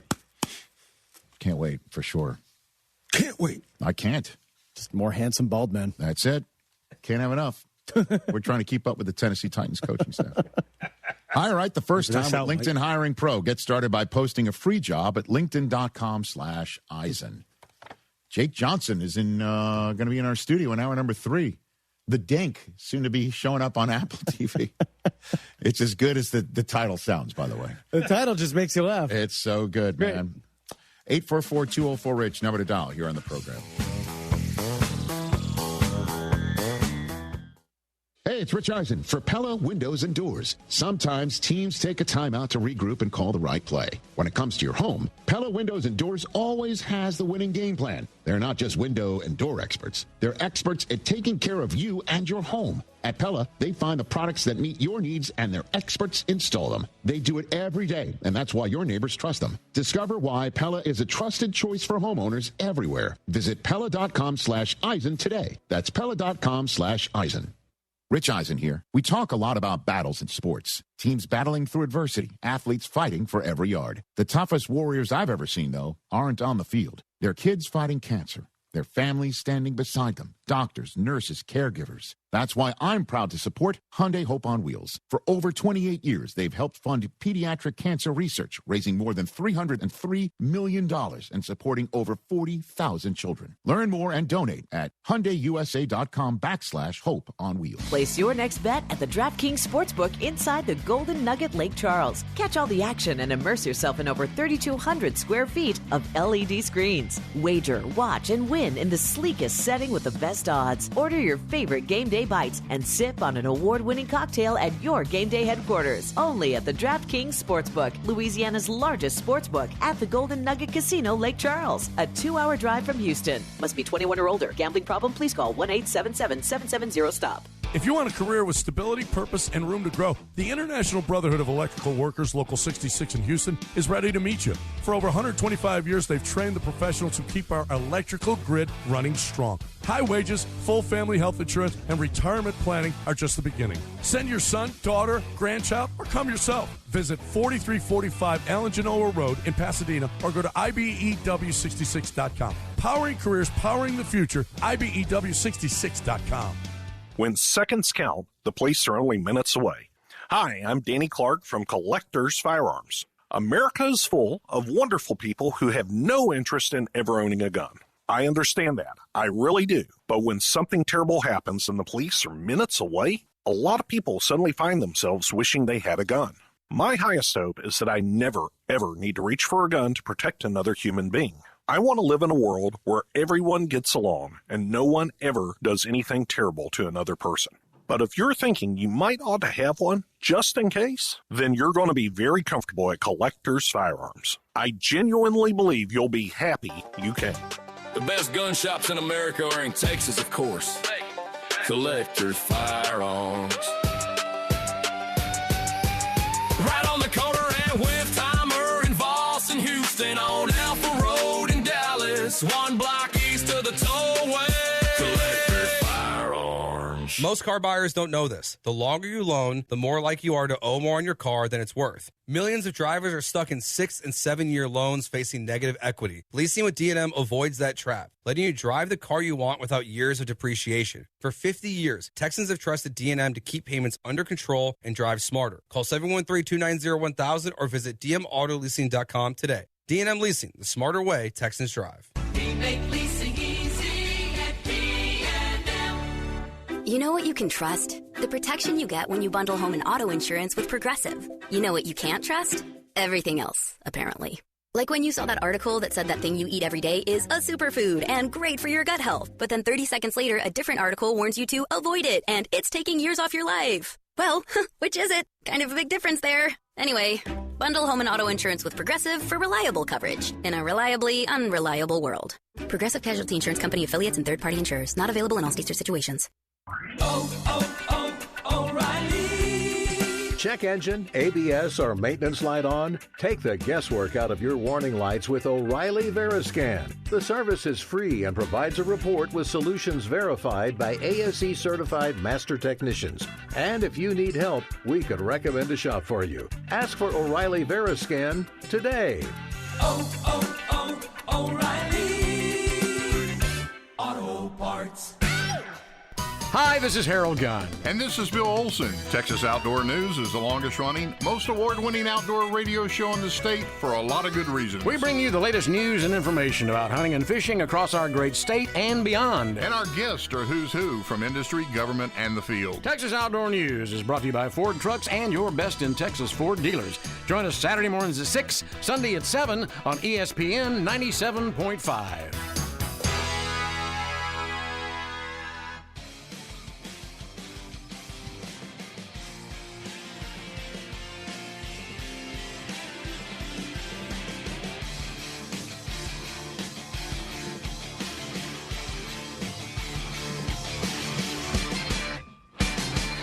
Good one. Good one. A SoFi personal loan is here to help you achieve something once thought impossible, overcoming high-interest credit card debt. Walk the tightrope of your finances with one low, fixed-rate, monthly payment, no fees required, and as soon as the same-day funding. That's right.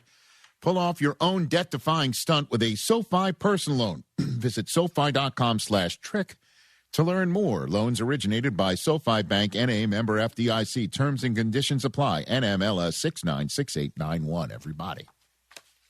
Just had a nice chat with Jake Johnson in our green room. He is not wearing his Ditka Buddy Ryan sweater. I'm wondering if it's finally fallen apart at the seams. Well, he had that, he said, since youth. So that's the 85 Bears. Yeah. Right? So that's, let me see. How old is he? He's not that old, right? I shouldn't say that as a 57-year-old man. No, so he would have been 7 or 8 at the time. So, okay. 7? The fact that he still exists, it still fits. Yeah. Very impressive. Very impressive. Let's go. All right. Derek in Missouri has been hanging on since jump. What's up, Derek? How you been, sir?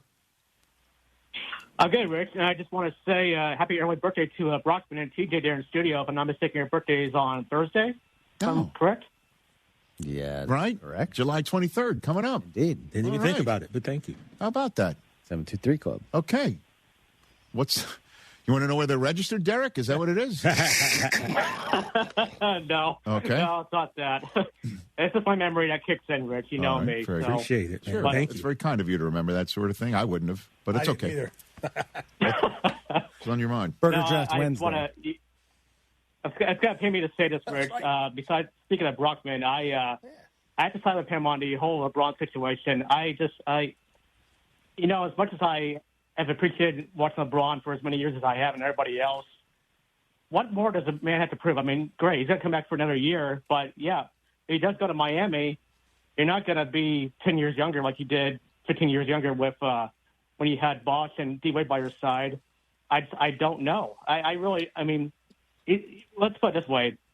The man is on my Mount Rushmore of best of all-time NBA players, along with Jordan and Kobe. And a fourth I'm still scratching my head on. But Brunson? What are you laughing about? Not quite. Not quite there yet. But that's just my take, Rich. I really don't know where I stand on the whole. But we'll see how it pans out, I guess. And, okay. I mean, let's see. We got, an hour and 9 minutes? Until we're off the air. But LeBron, thanks for the call, Derek. I don't think LeBron is using our showtime as a deadline. What are you laughing about? You're not allowed to laugh. As a Clipper, Sixer fan, you're not allowed to laugh. As an NBA basketball fan, I can't laugh. As someone of the historian of the game, I can't laugh at that. Come on. How dare you? Stop it. Let's not get crazy now. Kareem is on Mount Rushmore. Who did Carl Anthony Towns? Knicks showed up at WWE, right? Yeah, Saturday night's main event. Right. That's where Brady's going to wind up. Cathausen. It's fun, dude, baby. And it's trending. You do realize, I know I'm trying to bait you into, because you're like, wait a minute, let's talk about it. An Overreaction Monday on a Tuesday, which is on tomorrow's show. We already recorded Overreaction Monday today, our first ORM in about a month. Yeah. So it's wherever you get your podcasts right now. It's going to be on ESPN2 later in the day, I'm told. At any rate, you do realize that if anybody else started doing what Brady's been doing right now, you would be all over them. Right, TJ? All over. And for what? Like, what if, my all-time GOAT, whoever that would be. I've never rooted for somebody that's won 7 times. You root for Jeter. He's 1'5". He's close. So. Jeter's close. What if Jeter started doing this? Started slapping around Logan Paul? Started showing up like the Undertaker coming out of a crypt? I would be. What about that? What would you be doing right now? I would be, unmerciful. Okay. But why? It's at Fanatics Fest like that. All the best athleites of all time. I understand that. As fun as it gets. We've been there. We liked being there. I'm sad that we hope didn't to be there again next year. We couldn't make it this year. But still, he just doesn't want to talk about him. It's okay. We'll talk about it. Is he going to fight him at SummerSlam? Like, what is going on? Yeah. What's the end game here? Okay, I'll be honest with you. I have no idea. Is Tom Brady going to be in Royal Rumble? Are you going to start covering it on No Contest Wrestling? If it's wrestling related, you know how we do. He's already there. Already there. He's giving him double birds at the World Cup. Well, that's not wrestling. It's adjacent. He's like one Fanatics Fest away from cutting a promo.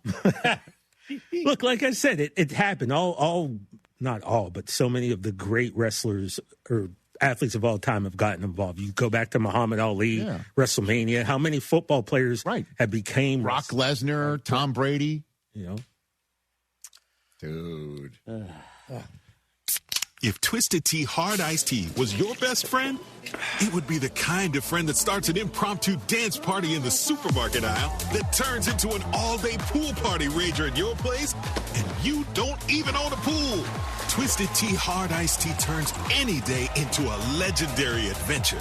It's smooth and refreshing real iced tea with just the right kick of alcohol. Twisted Tea Hard Iced Tea. Keep it twisted. Twisted Tea Brewing Company, Cincinnati, Ohio. Please drink responsibly. I'm David Ortiz. When I lost my mom, she was only 46. And I lost my dad to cancer. It was the worst pain I ever felt. It made me think, what will happen with the people I love when my time is up? That's why I have life insurance. Ethos makes it easy. It's all online, take about 10 minutes, and you can get up to $3 million in coverage. Get your free quote at ethos.com/game. That's ethos.com/game. Paid testimonial. Time spent on application may vary. Online health questions required. Ride into summer at Galveston Pleasure Pier, where thrilling rides, incredible Gulf views, and classic boardwalk fun come together. Take on more than 16 rides, from family favorites to high-flying thrills. Then treat yourself to funnel cakes, turkey legs, pizza, popcorn, and frozen favorites from Sweet Scoops. Grab a waterfront meal and an ice-cold drink at Bubba Gump Shrimp Company. Don't forget face painting for the kids. Planning a birthday party or summer group outing? Ask about special discounts for groups of 25 or more. Plan your visit today at pleasurepier.com. Need traffic control? Trust Buyers Barricades. Visit buyersbarricades.com today. Since 1954, Stokes Hardware has been helping Houston and the surrounding areas get the job done. We're your hometown source for quality supplies, expert advice, and outstanding customer service. Need pipe cut and threaded, keys made, glass or plexiglass cut to size? We've got you covered. Whatever your next project is, our knowledgeable team is here to help in every step of the way. Stokes Hardware, where experience, service, and hometown values have made the difference since 1954. Se habla Espanol.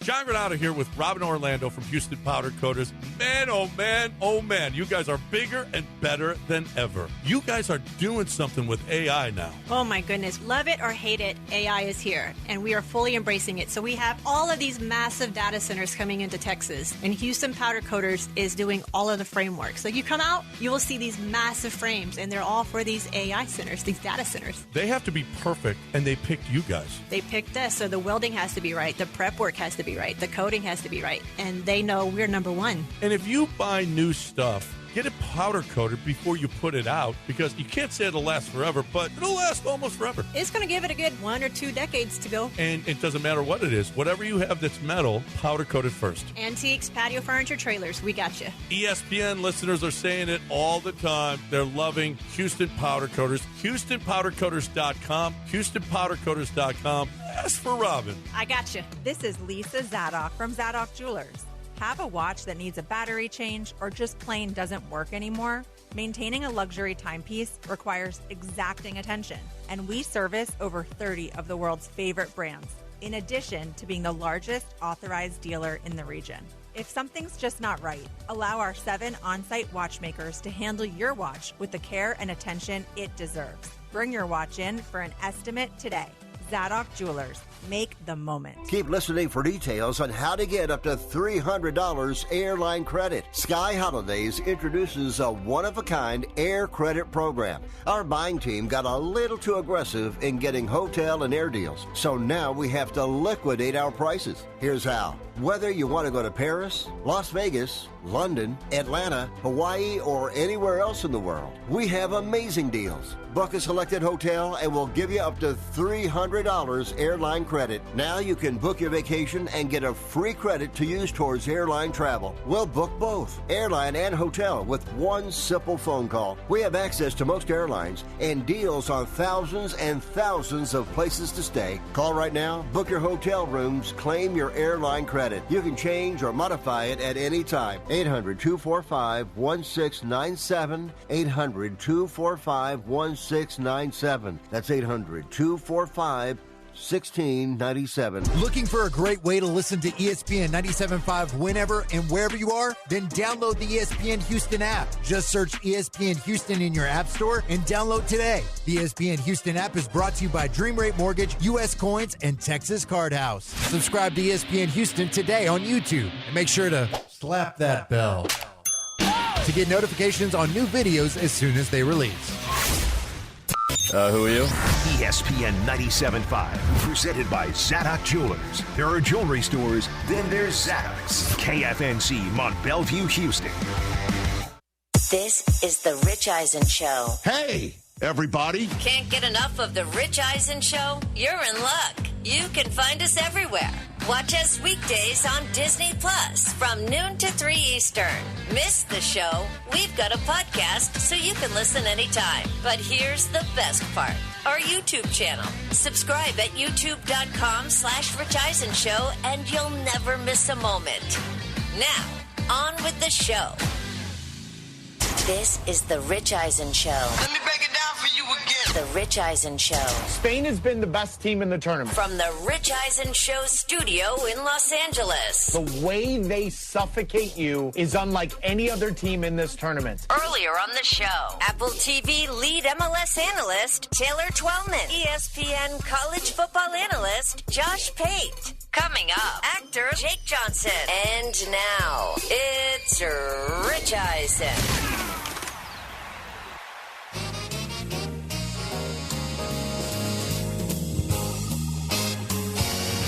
That's right, everybody. Hour number 3 of the Rich Eisen Show is on the air. 844-204-RICH is the number to dial right here on the program. Whether you're listening to us on ESPN Radio or Sirius XM Channel 80 or watching us on Disney Plus and the ESPN app, you just give us a call. 844-204-RICH is the number to dial. We'll take your calls in a matter of moments.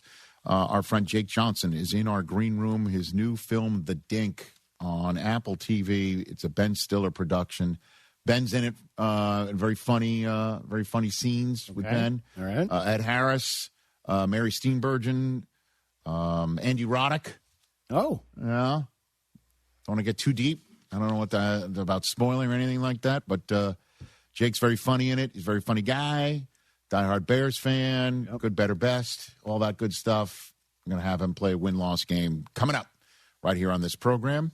If you missed any of the first 2 hours with Taylor Twellman or Josh Pate, there's our Disney Plus feed. There's also all 3 hours available by podcast. There's our YouTube channel as well, youtube.com/Rich Eisen Show for all of our clips. Overreaction Monday is back. We did one today. Yep. We're going to do another one in 2 weeks. And then that is going to start to become weekly again, Rob. Yeah. Sort of just trying to keep pace with No Contest Wrestling. That's what we're trying to do. We're back. So there's that. You can check that out visually on our YouTube channel, youtube.com/Rich Eisen Show, or wherever you get your podcasts to listen to us. Bottom line is we're unavoidable. I've got my 4 downs on the Cleveland Browns. We'll get to that in a second. Let's take a phone call. Kyle in Atlanta has been hanging on for quite some time. What's up, Kyle? Hey, Rich. Hey to the boys in the studio. Oh. What up, man? What's up, Kyle? Tom I Pelissero was looking thing. to do the win-loss game for my Houston Texans. Why are you a Houston Texans fan in Atlanta, Georgia, sir? What's up with that? I was born in Texas, and my brother was such a Cowboys fan, it drove me nuts. So I couldn't be a Cowboys fan. Okay. So I switched to the next thing. All right. Say hi to your brother for me. Okay. We've had only one individual call in, and 13-4 is what Texan fan prior. I need to write this a little bit better. Oh, I think it's Ed's. And somewhere in South Carolina. So, all right. You ready for this, Kyle, in Atlanta? What happens when the Texans host the Bills? We got Josh Allen's number. That's a win. Ooh. Oh. Hoskins, I'm going to clap back for you, okay? Just make sure you don't get... Just make sure that there's not some weak holding penalty that gets called against the Bills in a playoff game. Is that a good one, Hoskins? Was that a good one? You're welcome. That was Josh Allen's first career playoff game, I believe. All right, so that's a win. Bengals at Texans. What happens next? Another win. 2-0 at the Colts. That's a third win right there. And then what happens when the Cowboys come to town? Sorry, TJ. That's 4-0. Texans at Titans. That's another one. 5-0 when you show up at the Jaguars' de facto London home in Wembley. What happens then? We're going to split with the Jags this year. So that's win or a loss? That's a loss. All right. First loss of the season. 5-1 back home against the Giants. That's a loss. That's a win. Sorry. 6-1 at the Chargers. I think the Chargers will take us on that one. Ooh, okay. Revenge for the game that I called last December. 6-2 at the Browns. That's a win. 7-2 home for the Colts on a Thursday night. I think that's also going to be a win. I think we're going to sweep them. 8-2 Ravens at Texans. Ravens always seem to get us, so I think that's going to be a loss. 8-3 at the Steelers. A repeat of the playoffs. 9-3 at the Commanders. That's another win. 10-3 home for the Jaguars. So that's 11-3. You say you'd split. Now you're at the Eagles on Christmas Eve. I think that one will be a loss. 11-4 at the Packers on a Monday night. That will be a win. 12-4 home for the Titans. I think we're going to rest starters to get ready for the playoffs, so we'll probably take a loss. All right, so you're going 12-5 there, says Kyle in Atlanta. All right, thanks very much. It's Kyle in Atlanta. You know what? A little more reasonable than 13. You know, I'm going to do a 4 downs of the Texans eventually, but just going through their schedule. Their first nationally televised game is Week 6, Sunday morning in London. Okay. Then their next nationally televised game is a Thursday nighter, Colts at Texans.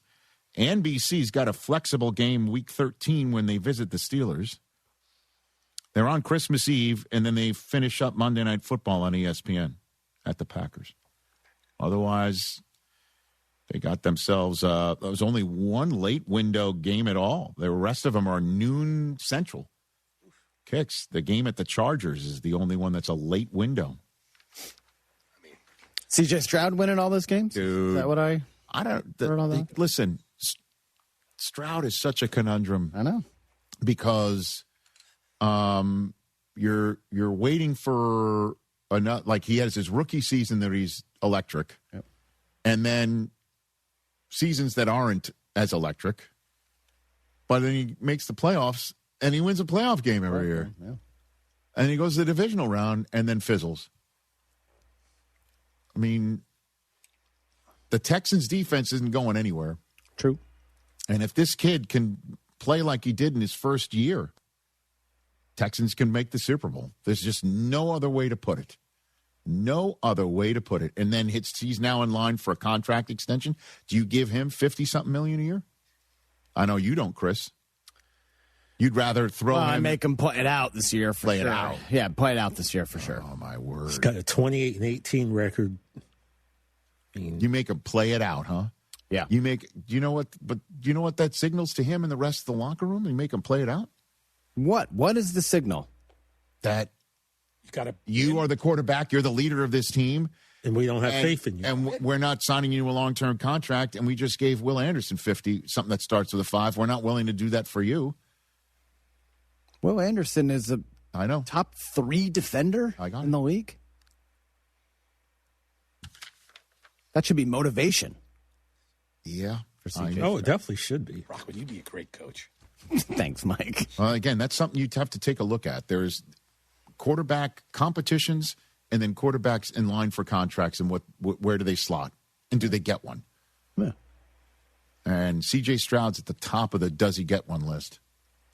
Because anybody else who's in line for a contract haven't won playoff games like he has. No. It's that simple. Then what you do, you don't sign him and you get someone else to come in, and then you got to start from scratch? No, it's not about not signing him. You Kirk Cousins him. You keep franchise tagging him and franchise tagging him, and you just 1 year it, 1 year it, 1 year it, and then he'll wind up the richest man in the world. So, right? He'll wind up getting paid like Garrett Cole or Tarek Skubal or like a Major League Baseball ace. Or you say this is the offer. 4,160, 4,180. You're not getting the 200, 2 plus. Yeah, you're just not. That's on the docket. All right, I got a 4 downs for the Cleveland Browns. Well, 4 downs. And that rhymes. Hit it, please. 4 downs with Rich. Here we go. All right. This one wrote itself. I mean, the 4 downs to the Cleveland Browns are pretty straightforward. I mean, you could pretty much guess it. Just as you might not guess the order in which I put it, but first down. What does a post Garrett defense look like? You know what Garrett we're talking about? Miles? Yeah, it's Miles. Huh? We're talking about Miles. Wouldn't it be great if I'm like Mrs. Garrett, Brad Garrett, Jason Garrett, Garrett Morris? Jason Garrett Morris. You know what I mean? Garrett Whitlock. Sure. Of your 13 wins in a row, Boston Red Sox. Had to sneak something. Got it. Okay. What does it look like? I have no idea. Where are you going to find those 20-plus sacks from?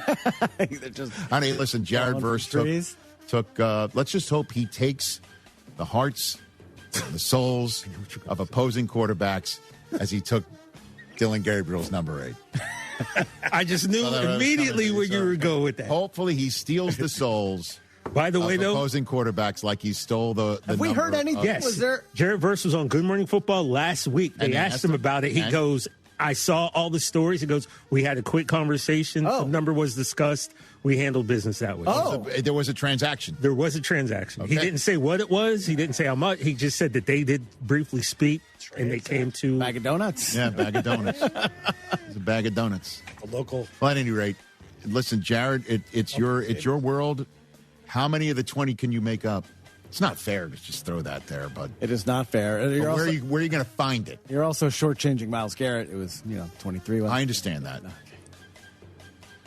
I understand. Does he get half? It's not fair to even lay it on him. 10 is very I think you can get half, but where's the other half coming from? And again, like it's gonna be a while till we figure out how the Browns can fill that void.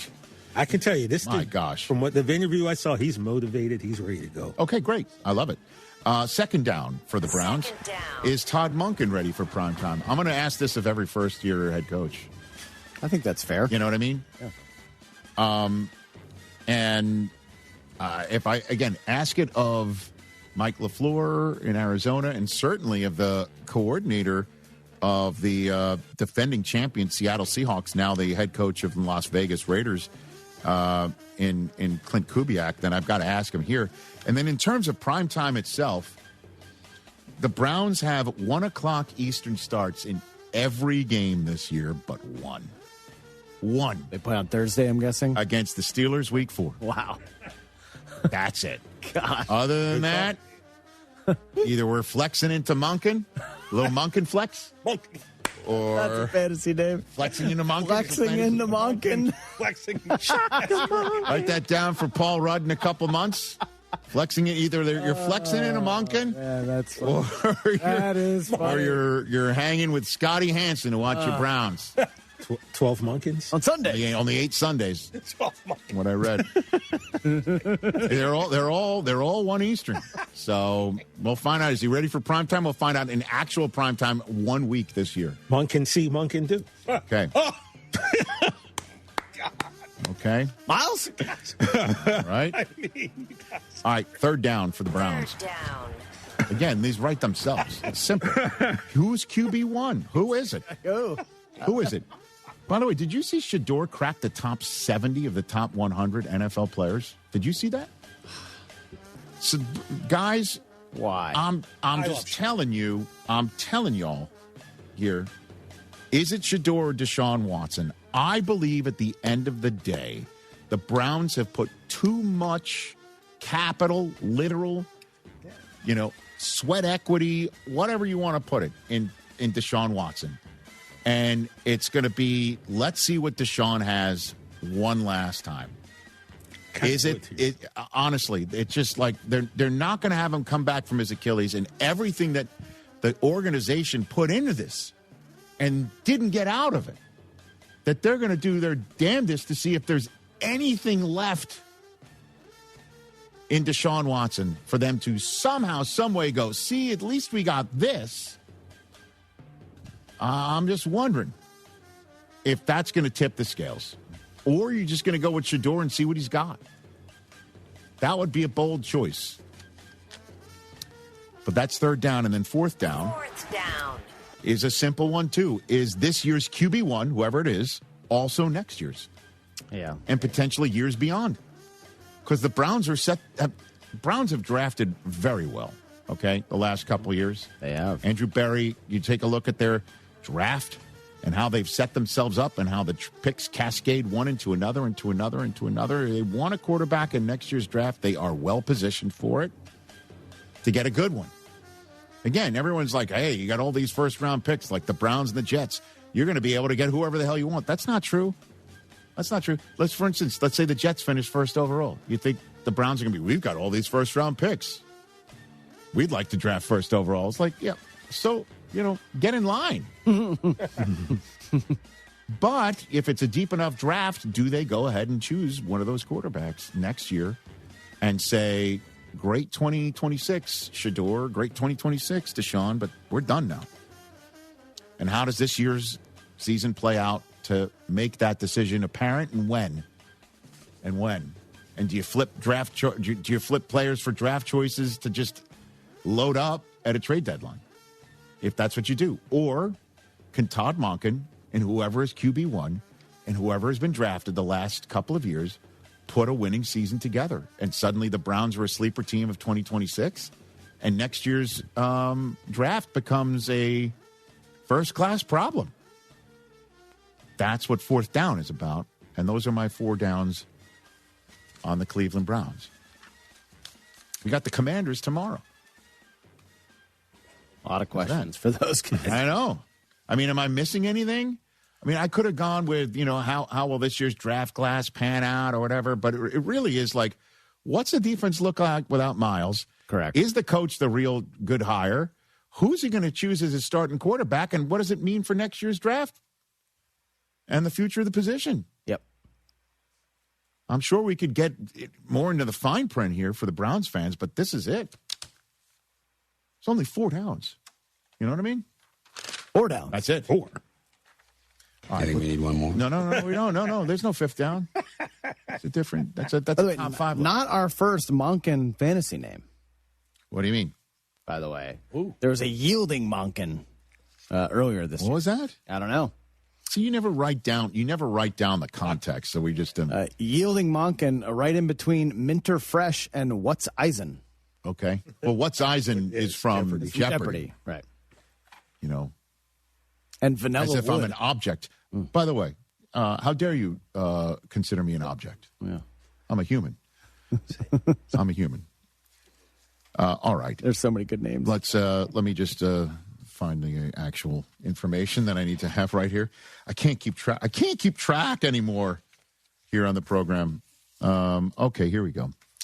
Our friends at LinkedIn want to remind you about your small business, and running it is so crucial that you make every hire matter.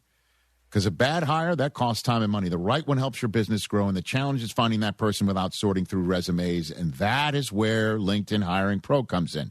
It screens candidates so you can focus on conversations with qualified talent. With Hiring Pro, you can hire with confidence and build the team you need.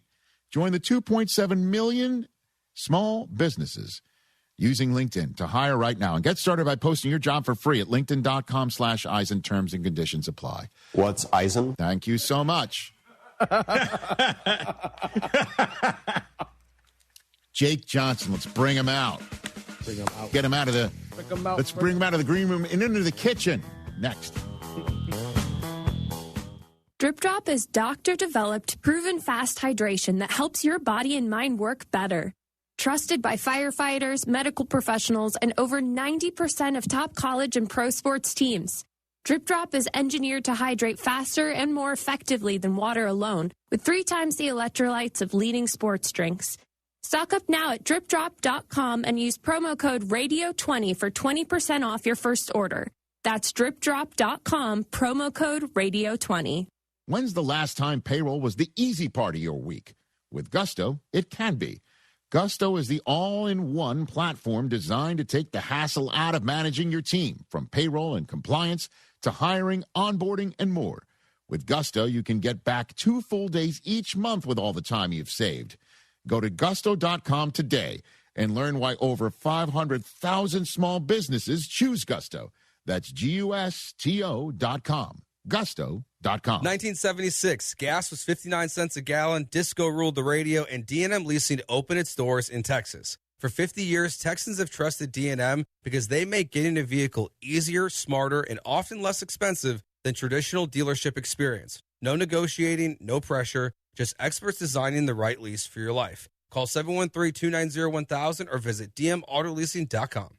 We make leasing easy at D&M. John Granado here. You know what the bosses here did? They bought an unlimited corporate membership at East River 9. You know what that means? More golf for me. East River 9 is offering annual memberships for individuals, families, and your business. Unlimited golf, exclusive promos, and much more. Spots are filling up fast. Reach out today to secure your spot. Sign up online at eastriver9.com or call the Pro Shop at 713-913-7033. I'll see you on the links, baby, at East River 9 with our unlimited membership. John Granado here. Think you could beat me in fantasy football? I don't. But here's your chance to prove it. Join the ESPN Fantasy League with Lance, Dell, Sean, and myself and score a free 2-night stay at the Golden Nugget Lake Charles. Here's what you got to do. Tune into our show this Thursday at 9 a.m. for your chance to win. Winners will receive an entry for themselves and a guest to the ESPN Ultimate Fantasy Draft, presented by the DraftKings Sportsbook at Golden Nugget Lake Charles. View official contest rules at ESPN 975. See you this Thursday and see you at the draft. Is your money just lying around? Switch to Huntington Bank, and your money's always doing something. Like auto-saving for special events, tracking your teen spending, and helping protect your parents from fraud. Let's get more from money. Switch to Huntington Bank. Welcome. Eligibility requirements apply. Some features may require enrollment. Jeremy Branham here. You've heard me talk about Pro Dunk Hoops and their drill-powered lightning adjust system that lets you raise and lower your goal in seconds. It's 10 times faster with zero effort. Right now, with your new Pro Dunk basketball goal, you can get the lightning adjust system for free.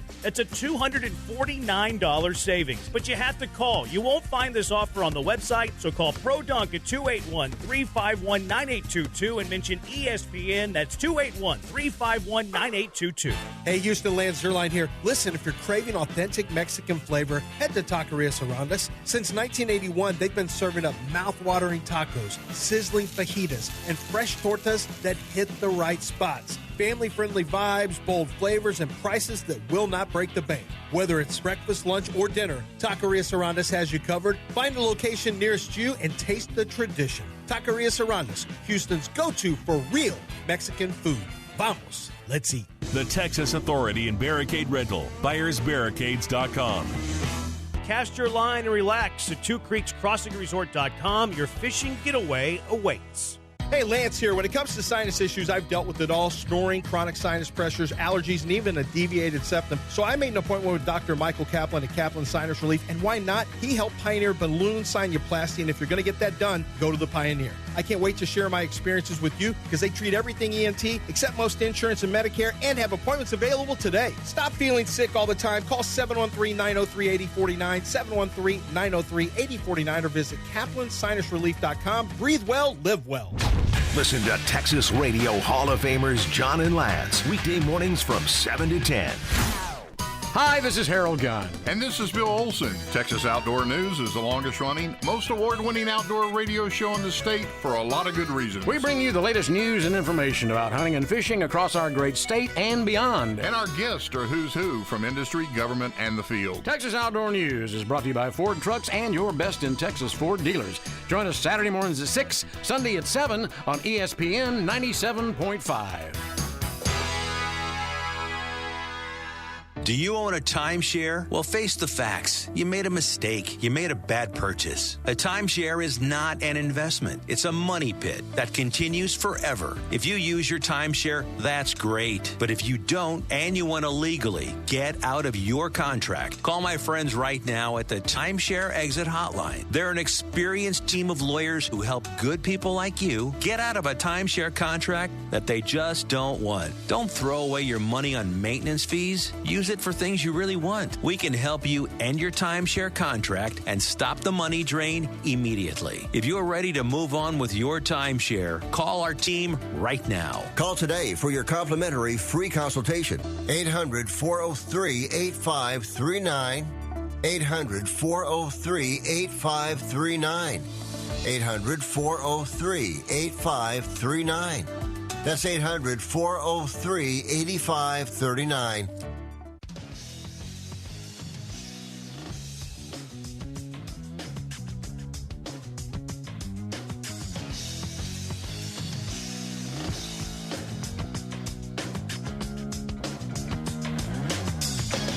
The Dink premiering globally this Friday, July 24th on Apple TV. One of the stars, if not the star of the film, ladies and gentlemen, Jake Johnson is here on the program. What a cast, dude. You know who's going to be the breakout is Aaron Chen.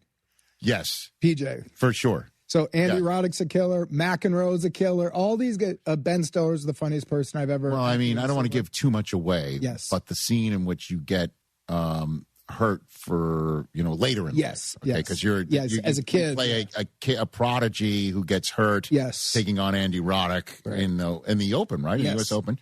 Or no. I think that it's just like a big an up and coming big. Okay, great. And you get hurt, and then you wind up becoming a tennis pro, and you're trying to win again, and you get hurt. The scene where Ben Stiller is walking you through. Rich, this is not a joke. I've now been doing this for 20 years. I view myself as a professional who doesn't break a lot. Yes. We were cross-covering it, which means there was a camera on me and a camera on him, and he started improvising. It was so funny that I didn't care that I was ruining takes. I was like, it's unprofessional, but I've been a fan of this man since the Ben Stiller show when I was a kid. Yeah. Watching him riff, I was like, yeah, he's one of one, man. He is. He is one of all that stuff he talks about the sex website he's in. What is it called? Sticky on Ears? Oh, my God. That stuff was in the script so funny. Yeah. Then watching Stiller take it seriously. Yeah. I was like, this is right in the wheelhouse of what I find funny. It's killing me. And again, like you said just moments ago for our TV audience when I shared with you in the back, is it just feels like visiting like an old friend. Totally right. This movie. Yeah. You know what I've been saying about it? What? And I realize I'm saying it wrong, but you say it better than me. Okay. It's like yacht rock. You're not wrong. But it's coming across wrong because people view, I love the Doobie Brothers. Sure. I love that kind of sound. Yeah. But you said it better. And I wish I met with you at the beginning of the press tour because we want it to feel like you're hanging out with old friends. Yeah. You're laughing. It's light. Yes. It's just like, it's a movie. It's 90 minutes. There's no big messages. Right. We're not teaching you anything. And it involves a club, so there's a little bit of Caddyshack. A little bit of Caddyshack. Right? And there's obviously dodgeball. Yeah. Oh, by the way, speaking of Caddyshack, I got to sit with Eli Manning. Okay. I did. He's got a show now, Eli at the movies, and I picked Caddyshack. Oh, you did? Being able to talk to Eli one-on-one about quarterbacking and facing Brady in the Super Bowl. What a cool guy. So, no, that is one thing. What a dude. But, so you showed him Caddyshack? Is that what you were saying? Yeah. So he had seen it and he loved it. Okay. So the idea is you pick a movie and they wanted to do for me Rookie of the Year, the Cubs one, because I'm a diehard Cubs fan. Sure. And I was like, I don't care about Rookie of the Year. Right. I was like, it's a good movie. Yeah. When I was a kid, but I'm like, if we got to talk movies and a sports one, yes, nothing touches Caddyshack. Exactly. Caddyshack is the greatest 100%. movie to this day. I'm like, that is Rodney Dangerfield in that movie. Oh my God. Is so tonally insane. He is. There was a moment, I'm going to stand for it. Sure. When he stands, imagine this on set when no one gives you this direction as an actor to stand up. Yeah. He stands, he does this with his legs. I'm watching it. I'm thinking, imagine being in a scene and be like, hey, Rodney, what's going on with the leg, homeboy? That's not how human men stand, brother. No, because he's jittery. He's just, what are you going to do? Oh. But the and this is what's so crazy is that I can actually say this. Ted Knight is the king of that film. The king. And in a way, Ed Harris kind of has that You're role totally right. in your film. You're totally Ed Harris right. is in charge of tennis at the club, happens to be your father. And he's very strict, and there's a way things are. That's man. Exactly right. You know? Yes. How about Andy Roddick in this movie? Dude. He's funny, man. He is funny. He is fun. And just it's great to just see him in a role like this, too. What's it like being in a scene with Ed Harris? Intimidating. Really? Yeah, especially because it's this kind of movie. If he and I were doing more of a drama, I would have mentally prepared myself more. Mm-hmm. But because it's with like Josh and Sean, we were doing so many bits. Mm-hmm. And so we were in Stupid World, but like it was just fun. Like Aaron Chen and Mary Steenburgen, who's not only talented, is just the nicest. Right. I was in a, like sweaty 12-year-old boy vibes. Right. Well, at least Mary Steenburgen's been in, Elf. Yes. And she gets it. And Step Brothers, which is as, rude a film as there. By the way, I got cut out of Step Brothers. What? My first job ever. Dude. I was. Hold on a second now. I know it. What? I played Rob. It was my first gig. Mm-hmm. I got a call saying McKay wants you to come in, which I was like, oh my God. And I played Rob Riggles in his, how they all have flashbacks? Sure. Riggle has a flashback of the first time he does steroids. And I play a character named Razor, and I'm going like, hey man, you might like these. And he's like, what do they do? And I'm like, just trust me. And he goes, he cuts out. Razor. But I was in that movie technically. Wow. Yeah. Okay, so some follow-up questions because awesome. Rob's famous line is as "pow." Yeah, Rob Riggles is one of the funniest guys on planet Earth. Are you saying "pow" or "pow"? Like "pow, pow." So you played the steroid dealer for that? For the POW guy. Riggle and I did 21 Jump Street together. And that's where we met. Yeah. And my experience with Rob, meeting Rob, we were at the hotel, we saw each other, and he's like, hey, brother, how are you? So nice. And he goes, my lovely wife is leaving at 3. And he's like, what room are you in? And I was like, 408, man. He's like, you're off until Monday like me? I was like, yeah. He's like, maybe we'll get dinner. A minute after 3, when his wife left, there was a bang, bang, bang, bang, bang. I open the door. This maniac comes in with moonshine. And he's like, what's up, man? Welcome to New Orleans. We're about to have some fun. The next 14 hours, which were the craziest 14 hours of my life. And it would be like 6 in the morning. I'd be in a sauna with Riggle. He would be doing some monologue, or I'd be doing some over the monologue, and I would look over and I'm like, not only do I love this guy, but this is the craziest 14 hours. I woke up the next day, I was like, okay, I'm going to love Rob Riggle until the day I die. Oh my God. He's such a good dude. He's such a good dude. He is so funny. So funny. Unthinkably funny. Yeah. I want to work with him at any chance possible. So you got cut out of Step Brothers. I got cut out of Step Brothers. Well, and I'm glad I brought up, the fact that Mary Steenburgen's in that. So just, I guess, to loop back around. Yes. So she, obviously she's an actress of significant note. Oh, yeah. Ed Harris as well. But you don't normally associate Ed Harris with free associating, silliness. Well, no, I think this is Ed's first comedy. And what I loved about it is he played it like a drama. So the scenes with me and him, I'm serious. So we would be in 2 shots. And, when you do certain different tones, the vibe of the set changes based off the tone. Yeah. So with him, it was like we were doing a little drama about fathers and sons where we'd be in these 2 shots. And, if there was a line dropped, I'd be fake. It brings a backbone to the movie. Sure, yeah. Where you're like, oh, now we got some stakes. Like when Ed Harris was there, everybody changed a little bit. All the fear of the whole cast of him in the scenes wasn't fully written that way. Like that scene where I first see him in the house, I go to shake his hand and he doesn't shake. Right. Fully improvised. He just didn't shake my hand. Really? Yeah. So you're like, it's feeling so good. Yeah. That's so cool. Again, this movie is just it's so much fun. Do you play pickleball, or did you have to get up to speed? I had to get up to speed. Okay. I took tennis lessons with the great Brad Gilbert. Dude. I know. Okay. Yeah. He doesn't talk a lot, that guy. He's such a wallflower, that Brad Gilbert. Maniac. Yeah. A maniac. So you took tennis lessons. I got to learn to hit. I got to learn to serve with Brad. Okay. And then from that, we played some pickleball, and I have not kept up with pickleball. No, listen. I like the game. I think it's a lot of fun. It does have levels to it. Mm-hmm. This idea that it's so easy anyone can do it, that is true. Mm-hmm. But it's not easy to get great at it. No, he's such a pickleball. Are you a big player? No, he's a pickleball doubter. You hate it. I play. No, it's for people of a certain age. Oh God. So I'm glad you said that, because that was my thought. The pro league who I had to play with, so they would come in and you're playing with top players. Mm-hmm. That game, when you're at the net against 3 other top players, that is not for older ladies and gentlemen. That's a different. Now, if you go out, an 80-year-old can play an 8-year-old day one, which for an athletic person is shocking.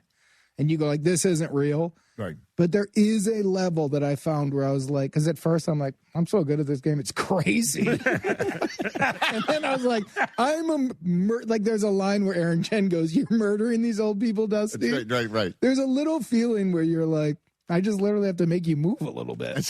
And then you play against some of these people and you're like, oh, you can place this wiffle ball anywhere. Yes.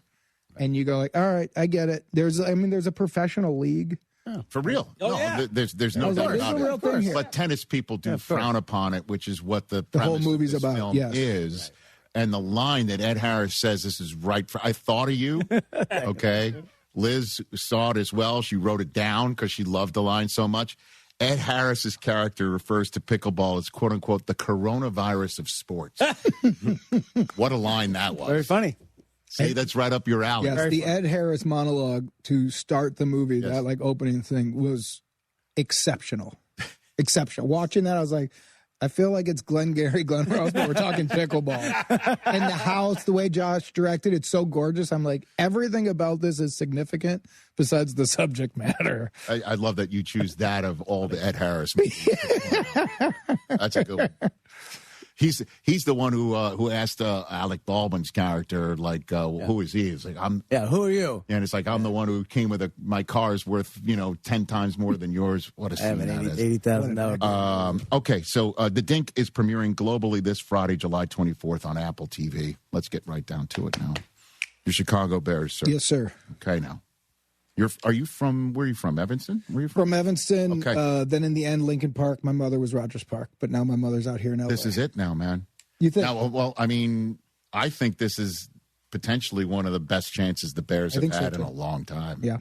I think Ben Johnson is very real. It makes me comedically look back at the Eberflus era, the Trestman era. And as a diehard, which I am. Yeah. Like, I remember when we hired Eberflus, and I got nothing against. I don't know the guy. Right. But I remember going like, I don't know who he is. Right. I was like, there was a bunch of coaches, and then they go, we're announcing Matt Eberflus. And then when I saw him on Hard Knocks, I remember going like, I don't know. You got Caleb Williams, and they're saying every day he's sitting with Eberflus, and Eberflus is just going like this a lot. I mean, look, that's a defense, right? You know what I mean, right? I was like, I don't know.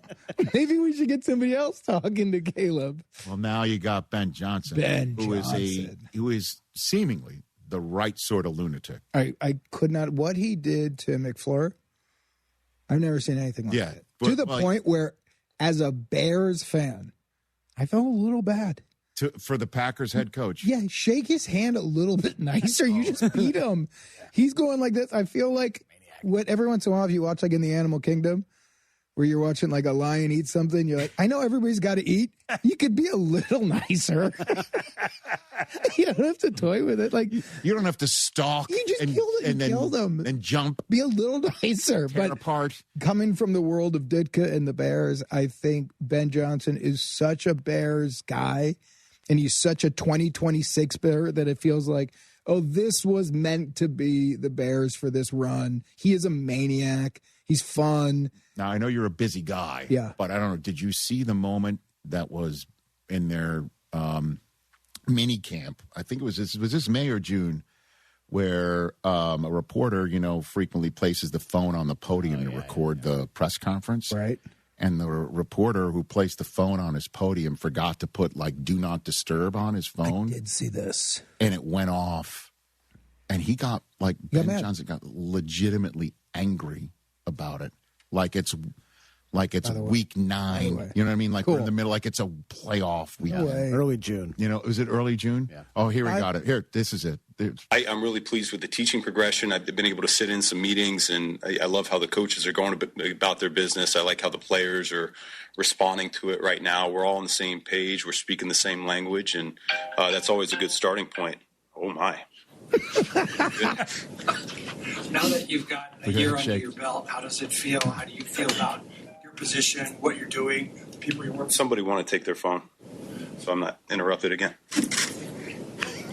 Thanks. By the way, great. My God. Great.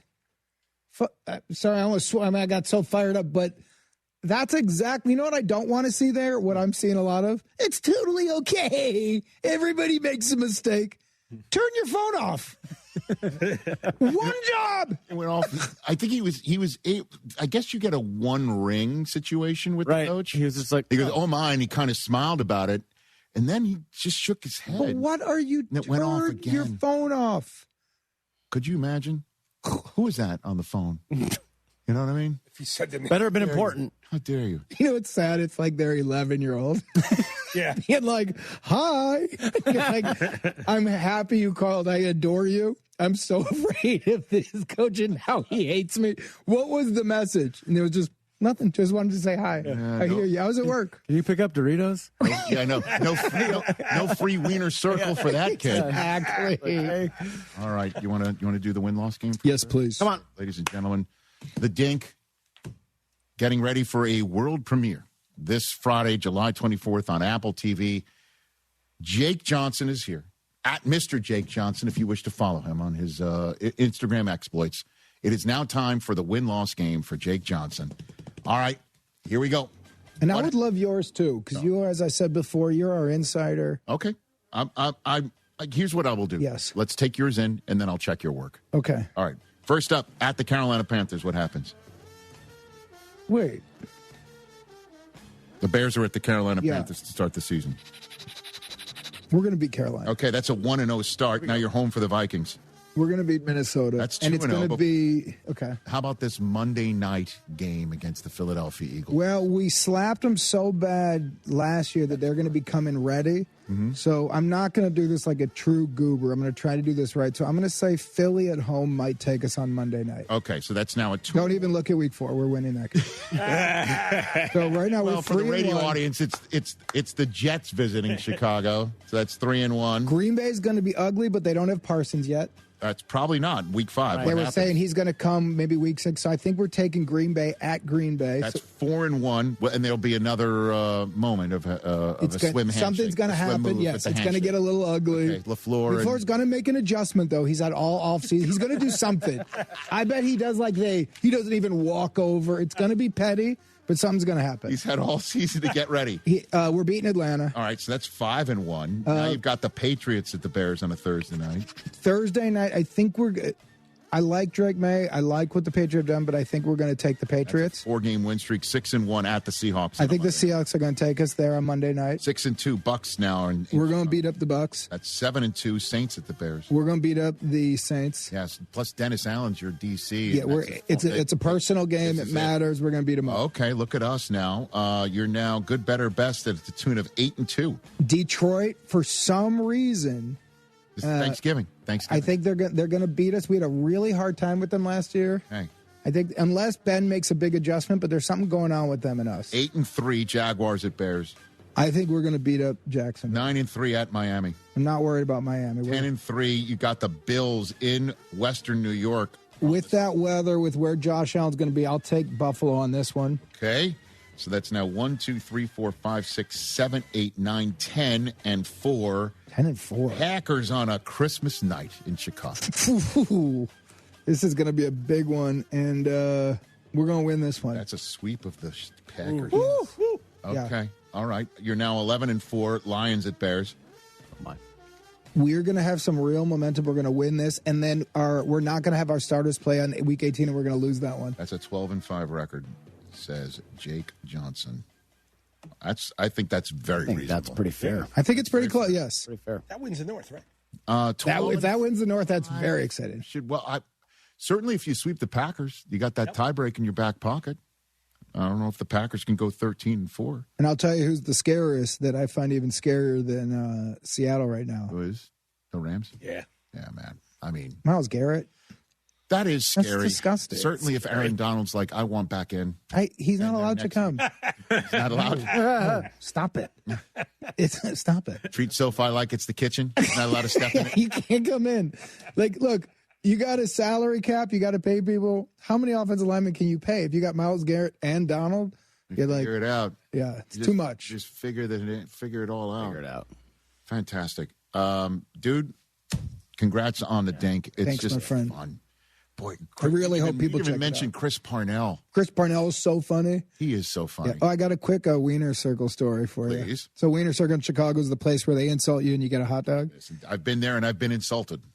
So years ago, when I was in my early 20s or mid-20s, I moved in with my dad. He lived 2 blocks from there. Mm-hmm. I'd forgotten about it. I think I probably went when I was a kid. Mm-hmm.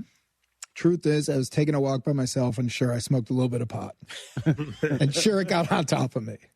And I was just walking around, and I saw a hot dog stand. Uh-huh. I was like, yeah, my little chubby butt wants a hot dog.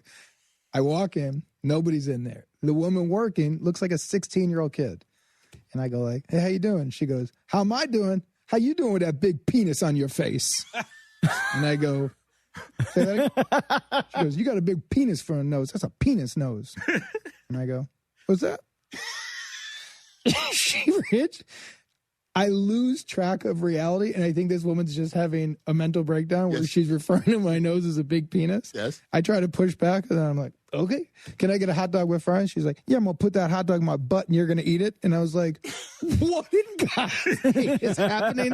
I pay, and I leave. I get home. I go to my dad, and I was like, hey, Croc, that was crazy. And he goes, it's the Wiener Circle, you idiot. That's what you're paying for. And I was like, oh, right.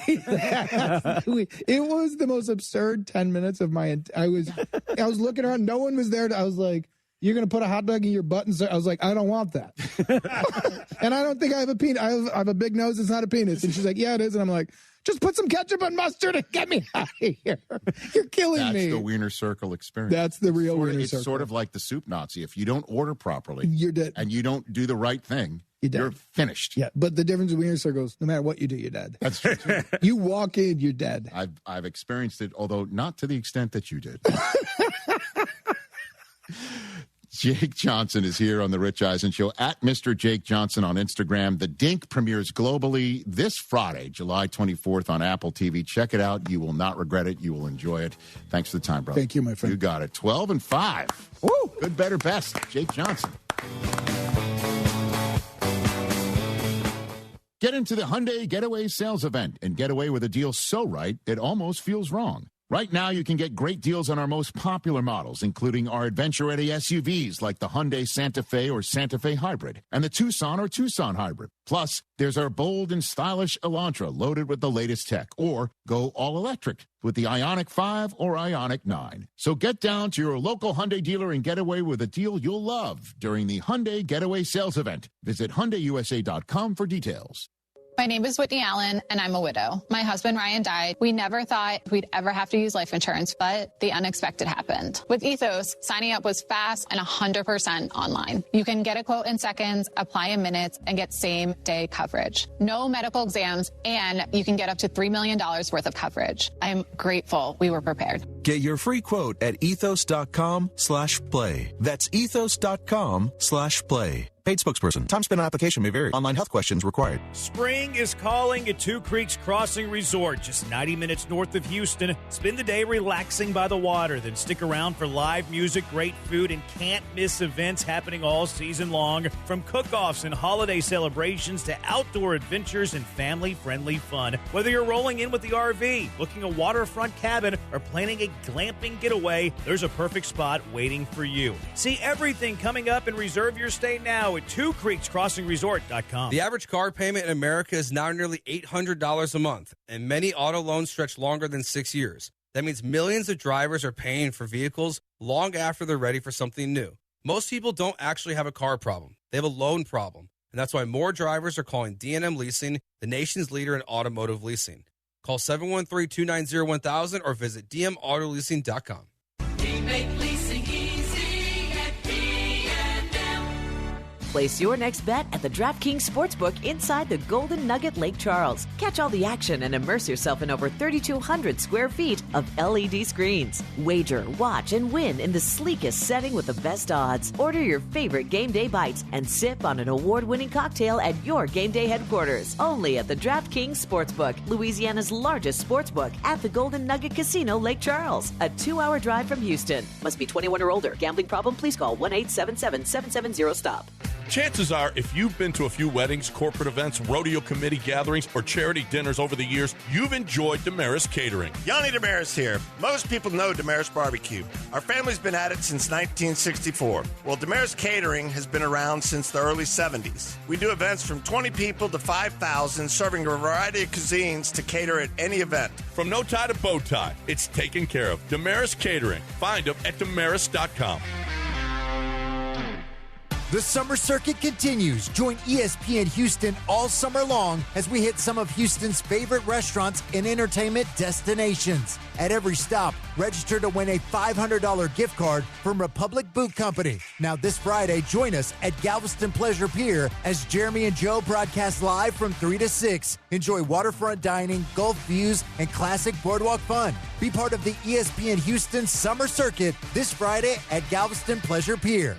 John Granado here with Robin Orlando from Houston Powder Coaters. Let's talk about pool season. What do we need to get done? We need to get your patio furniture in, make it look new again. Anything you need done, Houston Powder Coaters is here for you. HoustonPowderCoaters.com. That's HoustonPowderCoaters.com. The Colonel's cooked up a new $10 bucket of the day just for you. Monday, 24 nuggets for $10. Tuesday, 8-piece fried chicken for $10. Wednesday, 10 wings for $10. Thursday, 8 tenders for $10. Friday, 24 nuggets for... Ooh, you guessed it, didn't you? $10. The $10 bucket of the day deal. Every weekday. Only at KFC. It's finger-licking good. Prices and participation variable. Supplies last. Not available on third-party ordering platforms. Tax extra. Liberty Mutual customizes your car and home insurance. And now we're customizing this rush hour ad to keep you calm, which could help your driving. And science says therapy is great for a healthy mindset. So enjoy this 14-second session on us. I think you've done everything right and absolutely nothing wrong. In fact, anything that hasn't gone your way could probably be blamed on your father, not being emotionally available because his father wasn't emotionally available, and so on. And now that you're calm and healing, you're probably driving better too. Liberty, liberty, liberty, liberty. For traffic control done right, choose Buyers Barricades. Learn more at buyersbarricades.com. Follow ESPN Houston on Facebook, X, and Instagram. Wherever you are, we're there too. Not in like a creepy way. You know what? Just follow us on social media.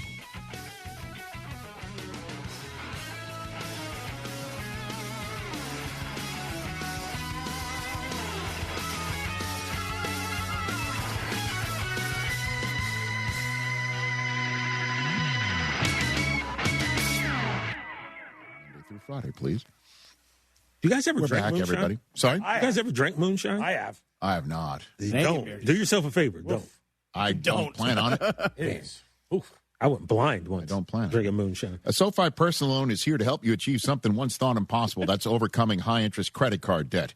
Walk the tightrope of your finances with one low fixed-rate monthly payment, no fees required, and as soon as the same-day funding. Pull off your own debt-defying stunt right now with a SoFi personal loan. Visit SoFi.com/trick to learn more.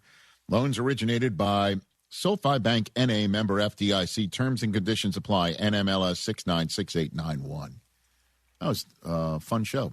Yeah. We just booked another one for tomorrow. His name's Ryan Fox. Hey! We got the Open Championship winner. Love it. Look forward to chatting with him. So there's all of that. That's awesome. And again, obviously every sport is mental. An individual sport is particularly mental. And you got to be particularly strong. And I can't wait to talk with him. Like, his decision-making is so quick. when he's over the ball. I'm wondering, did that help when he was so quick to just say, I'm taking medicine. I'm going to get out with the best I can with a bogey on this par 3. And then I'm going to try and get myself on the green. I understand my ability to maybe eagle and just tap in for birdies out the door. I'm going to take my medicine out of this bunker and try and make myself a birdie opportunity. He does, but misses it. Those two, again, you're talking about the birdies on 16 and 18. It was I'm taking my medicine for a bogey on 15, and I'm taking my medicine to try and at least get a putt for birdie, and if not, I got to tap in for par. That's what set him up to win. Yeah, 100%. You know, and it's so impressive to do that in an Open Championship in the last 4 holes. And is he? I'm curious too. Is he coming up with that on his own, like in real time? Is it a discussion with the caddy on the walk to the ball? Yeah. Like allowing him to play so fast and so decisive. I'm so impressed. Yeah. And so I can't wait to tell him. Much deserving championship. I will do that. So Pat Bev, what gives, man? You said he's hearing LeBron's making a decision today. Anything else out there to support that theory? Nothing.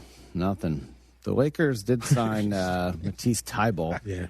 Oh, who did? The Lakers? Lakers. Yeah. But they now have 16 guys under contract, so they got to make a move on someone here. Well, I mean, is Matisse Thybulle? So we'll see him if he's lucky to make the team on the opening night of preseason. Preseason, yeah, against Golden State. Golden State.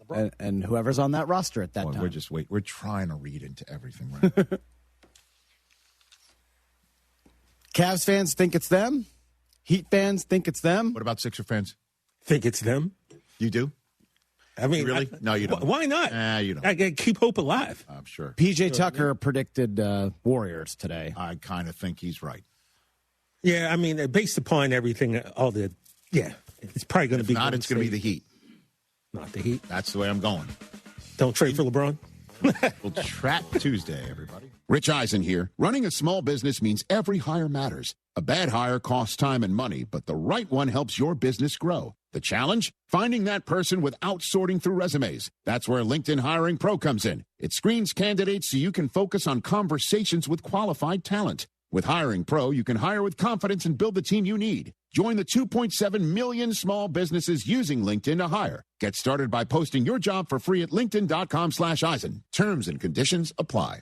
Harry Douglas here to tell you about Fruity Rainbow 5-Hour Energy Shots. It's a fruity candy flavor explosion, and I mean explosion. Fruity Rainbow 5-Hour Energy Shots, a zero-sugar treat that's sweet tooth approved. These can take care of my candy cravings and provides a tasty caffeine kick without all the sugar. Fruity Rainbow 5-Hour Energy Shots. Get candy-flavored chaos with Fruity Rainbow 5-Hour Energy Shots. Available online at 5hourenergy.com or Amazon. John Granado here. Brinkman Quality Roofing is a local family-owned and operated business and has been the most trusted name in Houston for 50 years for roof repairs, roof maintenance, and roof replacements on both homes and businesses. They're experts in shingle roofs, tile roofs, solar shingle roofs, metal roofing, and commercial roofing products. Brinkman Quality Roofing is the one to call at 281-480-ROOF. That's 281-480-ROOF, or go to brinkmanquality.com. Every family has challenges. Every family has secrets. Every family has a gay uncle that gets too drunk and starts asking you about your buddies. But not every family has a feature-length documentary film made about it. But yours could. Go to yourheritagefilm.com and reach out. We sit down with your loved ones, visit about their upbringing, career, history, kids, school, everything, and we make a movie. They have a blast, and you have something truly special for generations. yourheritagefilm.com. When seconds count, the police are only minutes away. Hi, I'm Danny Clark from Collectors Firearms. America is full of wonderful people who have no interest in ever owning a gun. I understand that. I really do. But when something terrible happens and the police are minutes away, a lot of people suddenly find themselves wishing they had a gun. My highest hope is that I never, ever need to reach for a gun to protect another human being. I want to live in a world where everyone gets along and no one ever does anything terrible to another person. But if you're thinking you might ought to have one, just in case, then you're going to be very comfortable at Collectors Firearms. I genuinely believe you'll be happy you came. The best gun shops in America are in Texas, of course. Hey, Collector Firearms. Right on the corner at Wiftheimer and Voss and Houston on Alpha Road in Dallas. One block east of the tollway. Collector Firearms. In a city as big and diverse as Houston, it's nice to know your bank still knows you. At Home Bank, their bankers aren't just here to help. They'll recognize you, know you, and earn your trust. They live here, work here, and care about community like you do. And because everyone's financial journey is different, the bankers take the time to understand what matters most to you. Right now, they're offering several banking specials designed with Houston in mind. Whether you're saving for tomorrow, growing your business, or planning your next big step. The best part? You don't have to figure it out alone. Stop by any of Home Bank's locations across Greater Houston, River Oaks, Pasadena, Sugar Land, Baybrook, Friendswood, and the newly opened banking center in Tomball. To speak with a banker who's ready to listen, answer questions, and help you find options that fit your goals. Home Bank, just real conversations with real solutions and opportunities. Go to home24bank.com to get started today. Good for business, good for life. Home Bank, member FDIC, equal housing lender. I'm in my late 60s. My husband died a few years ago. He did all of our taxes. I sold a piece of property last year, and I forgot to claim the proceeds of the sale. Next thing I know, I got a letter from the IRS telling me that I owe over $50,000. Now I have a huge tax problem. I don't have that kind of money. I wish I knew who to call. If you sold property in the last calendar year or didn't claim all of your part-time or even retirement income, you could be in big trouble with the IRS. Call first before they send you a letter. If you've already got a letter, call. We'll help you file years of past tax returns and save you time and money. So call the tax doctor. The call is confidential and free. 800-240-4587. 800-240-4587. 800-240-4587. That's 800-240-4587. Can you dig it? Hey, yo, Houston, it's Booker T. And you already know every Tuesday and Wednesday, we're bringing the heat on the Hall of Fame. That's right. It's me, the Boat, Brad Gilmore, and we're talking all things wrestling, UFC, boxing, and the biggest stories in sports and entertainment. If it's making headlines, we're breaking it down. Hot takes, real talk, and behind-the-scenes stories you won't hear anywhere else. Don't miss the Hall of Fame with me and my man, Brad Gilmore, every Tuesday and Wednesday on ESPN 97.5. Your name, please, your name. ESPN 97.5, KFNC, Mont Bellevue, Houston. Brought to you by Zadok Jewelers. Houston standing by, over. Jeremy and Joe starts now. On ESPN 97.5 and the ESPN Houston app. Live from the Huntington Bank Studios, here's Jeremy Branham and Joe George. Hello, Houston. He's Joe. I'm Jeremy. We're Jeremy and Joe. Brian's behind the glass. It's a Monday edition of the program. Lots to get to today. We'll talk some football. Football season's getting here very, very fast. And maybe we're wanting football more than we've wanted in like 12 years, Joe? Sounds about right. We want football. That's how I feel. We always want football. We always want football. Yeah. But the Astros are making us really want some football. Yeah, they are. We chase the fight. They're actually running away from the fight a little bit more now. They've lost 3 straight series. Everybody's like, hey, All-Star break. We're going to get them coming out of the All-Star break. And they lose 3 in a row. They get swept by the Orioles. They did not get it. Didn't happen. It was very, very bad. We'll get to the good, bad, and ugly. Not much good, but we'll talk some Stros. We'll talk some football a little bit later. Did you guys do sweats of the day last week while I was not here? Yeah. Joe, should I tell him or should you? Yeah, we didn't win a single one. All right. How bad did y'all do? We lost 6 units last week. 6 units? All right, I'm going to put a little special tab in this year when I'm here and when I'm not. I couldn't believe it was comically bad. Like we couldn't get. I think the worst anything. was when we bet NBA Summer League. Well, that was probably the low point. We didn't have options. No, there weren't many options that day. But we rushed the bet before we did any research. Yeah. And had we done the research, I think we'd have done okay. We had like 5. Sure. We had like 5. Yeah, because we literally found out the answer, or at least the trend, like 30 seconds after the bet was placed, and it came through. which is play the under, but we went over. Yeah. Interesting. Yep. Yeah, so we got smoked. 75 on the Twitch says, what a glorious day. No more World Cup. Oh, we'll talk World Cup in a little bit. Yeah, because we don't want to really talk Astros. We'll talk Astros. We'll talk Astros. It doesn't mean we want to. We'll talk a lot of Astros, which they should be doing some stuff today. Ronel Blanco's coming back, which I am kind of excited to see what Ronel Blanco looks like. First time we've laid eyes on him in a long time. But then, does anybody land on the IL? Like they sent down Brian King yesterday. Mm-hmm. They were playing a pitcher down yesterday. They're gonna be doing some stuff. Speaking of the sweats of the day, though, which on the year when I'm here, we're plus 5 units. On the year when I'm not, down 6 units. And then, of course, you can do the math. We're betting tennis today because there's nothing else to bet. Yeah, it is. It's pretty light right now without the World Cup. I missed the World Cup already. Yeah, it was fun for sweat of the day. It was fun just to have things on during the day at all times, like every single day for a month, basically. We had something to watch of live sports. Like Major League Baseball, figure it out. Put games on MLB Network at 2 o'clock every single day. Why? Because there's a terrible idea. I'm already 3 minutes in, and I already think you're taking one game a day. Trash. Just during the day. Why not? Why? It's fun. If you're an owner of a baseball team, you want to give away an evening gate a day game gate? You can put it in certain ballparks for the most part. What? I mean, you could say, you don't go to Pittsburgh very often because they wouldn't do well. But, in a lot of ballparks, it still does well. Day games? Yeah. Instead of evening games on a Monday? Well, I mean, the evening game would be better, but I like day baseball. We need more day baseball. I don't like this take by you. Sorry. We need more of it. There should be things on during the day of sports. It'd be the only thing on. Right, but the owners aren't going to want to give away the gate. I know. That's all that matters.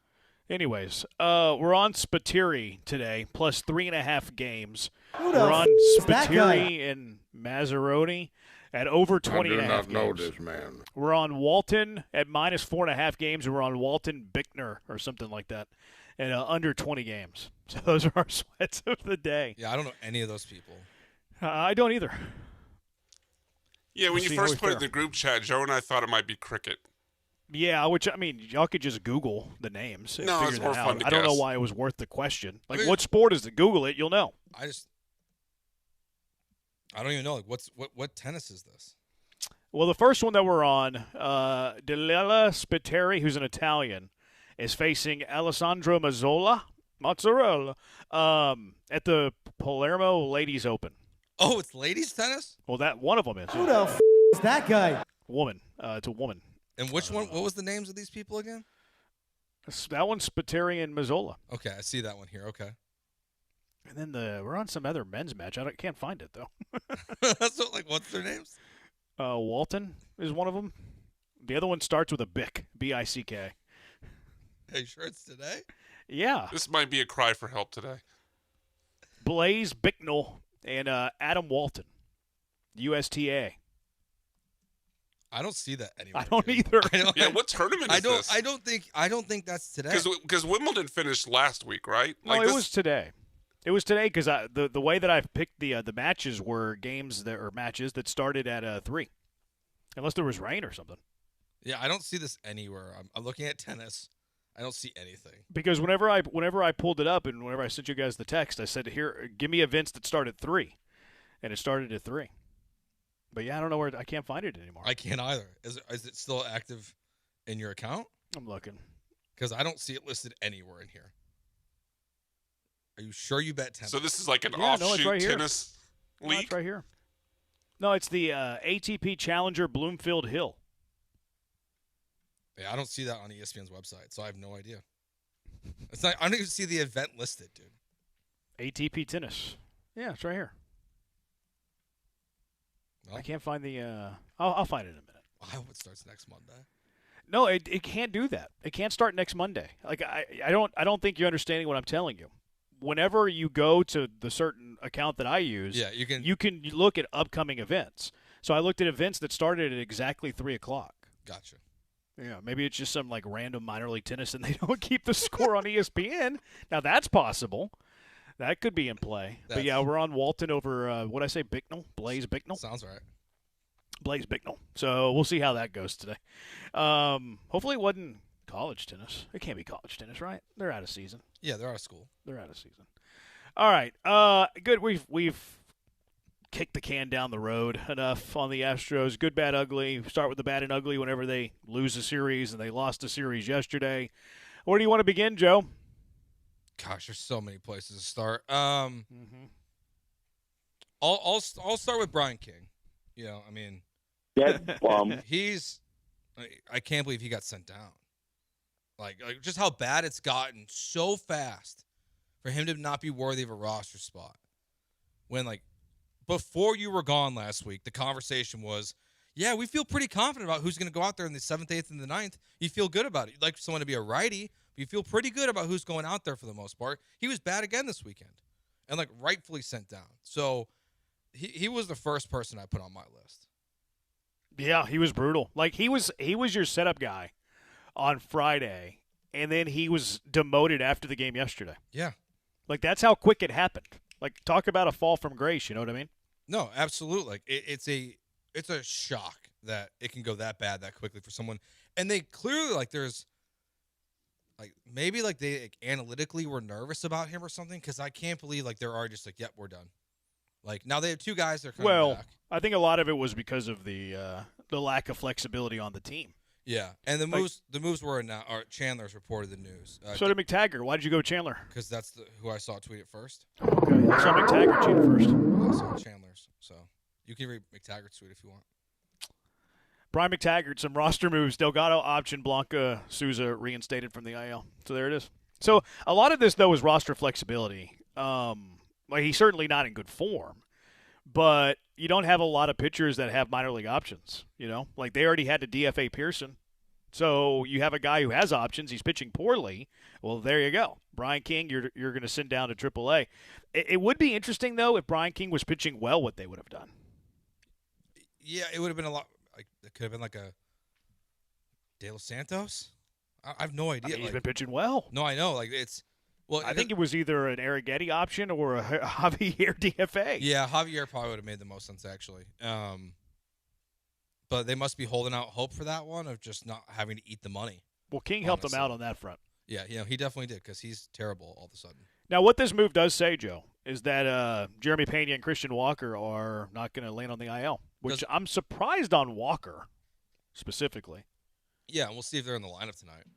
I know Joe Espada said he hopes at least one of them is in the lineup, but it'd be if we go 2 days in a row where they're not in the lineup, it's gonna be that's not encouraging. I think specifically for Walker. I mean, they announced it as a hip. That didn't look like a hip to me. You know, he's grabbing at his ribcage, he's grabbing at his oblique, and he's had a history of obliques. Yeah. I thought immediately that he was landing on the IL, but I think that with everybody. As soon as somebody leaves a game, I automatically think, this is my default. Mm-hmm. Okay, that's 10 games on the IL. That's 10 games. I automatically think that with everybody. So it might be a weakness of mine, or at least my prevailing thought. Let's go with prevailing thought. I like that better than a weakness of mine. It's my prevailing thought that anytime a player gets lifted with injury, they're going to land on the IL. Mm-hmm. So, it looks like they're going to avoid him. No, but Brian King's lousy. He's terrible. He's very bad. I had any Brian King outing on mine. What else you got? Hunter Brown can't find the strike zone. Career high walks. Yeah, just not. It's just not. It's just flat not good enough. It's. I'm not sure it matters with the other things we'll talk about here in the bad and the ugly. Of if he would have pitched like Cy Young, Hunter Brown, but it has been a brutal stretch since he has come back from the injury list of being totally incapable of finding the strike zone. I mean, it was 4 walks and a hit by pitch in his last start, I think, or 5 walks? 5, which was also career high at the time. So he's just so can we bet on the over 6.5 walks in his next start for Sweat of the Day and just trend on this direction? But yeah, he can't find the strike zone. It's awful. It's maybe the worst we've seen Hunter Brown since Alex Bregman told him to start throwing No, it wasn't that bad. No, come on. No, that's a bit of a reach. I don't think it is because he's been so good.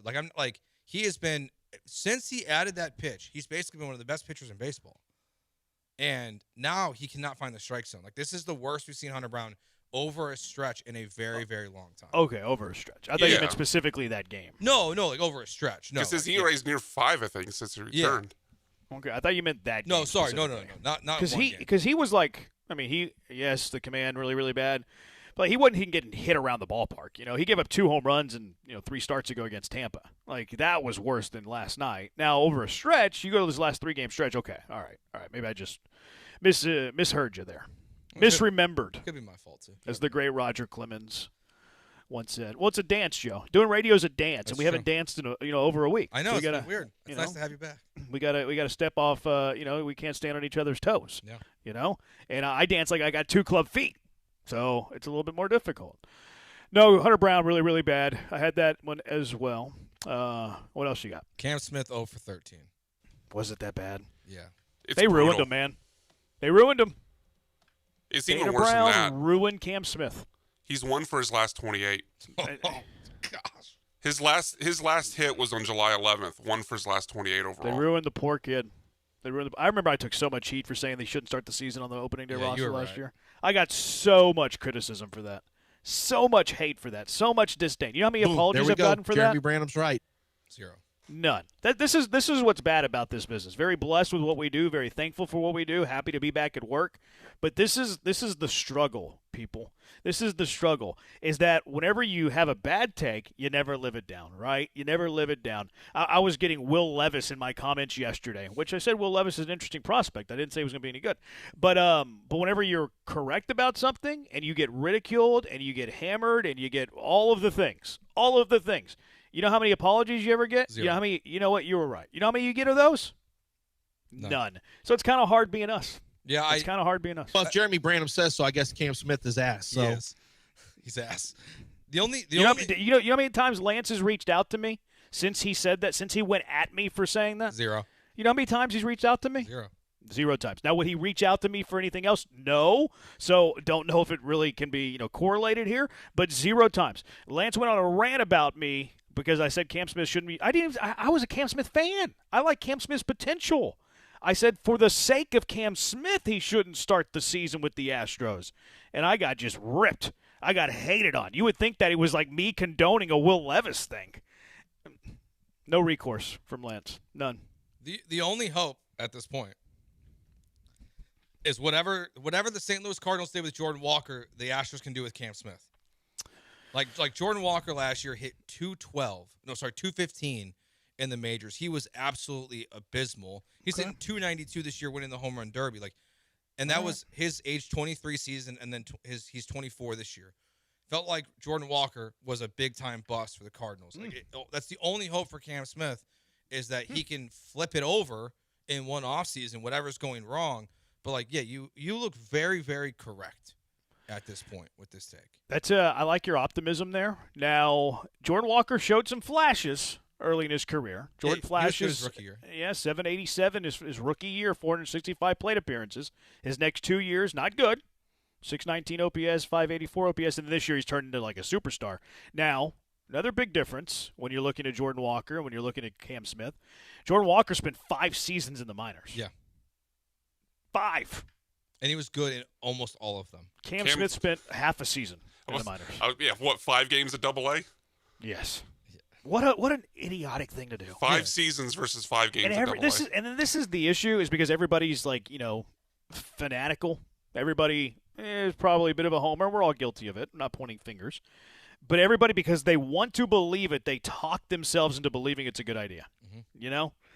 It looks so stupid, right, on the surface. Like if another team did it, it's like, oh, okay, good luck you guys. That's risky. We'll see how it works out for you. But because whenever it's the local team and a team that you're rooting for and you really want to do well, you talk yourself into believing it's a good idea. Mm-hmm. You're like, oh, yeah, he's just that special. Okay.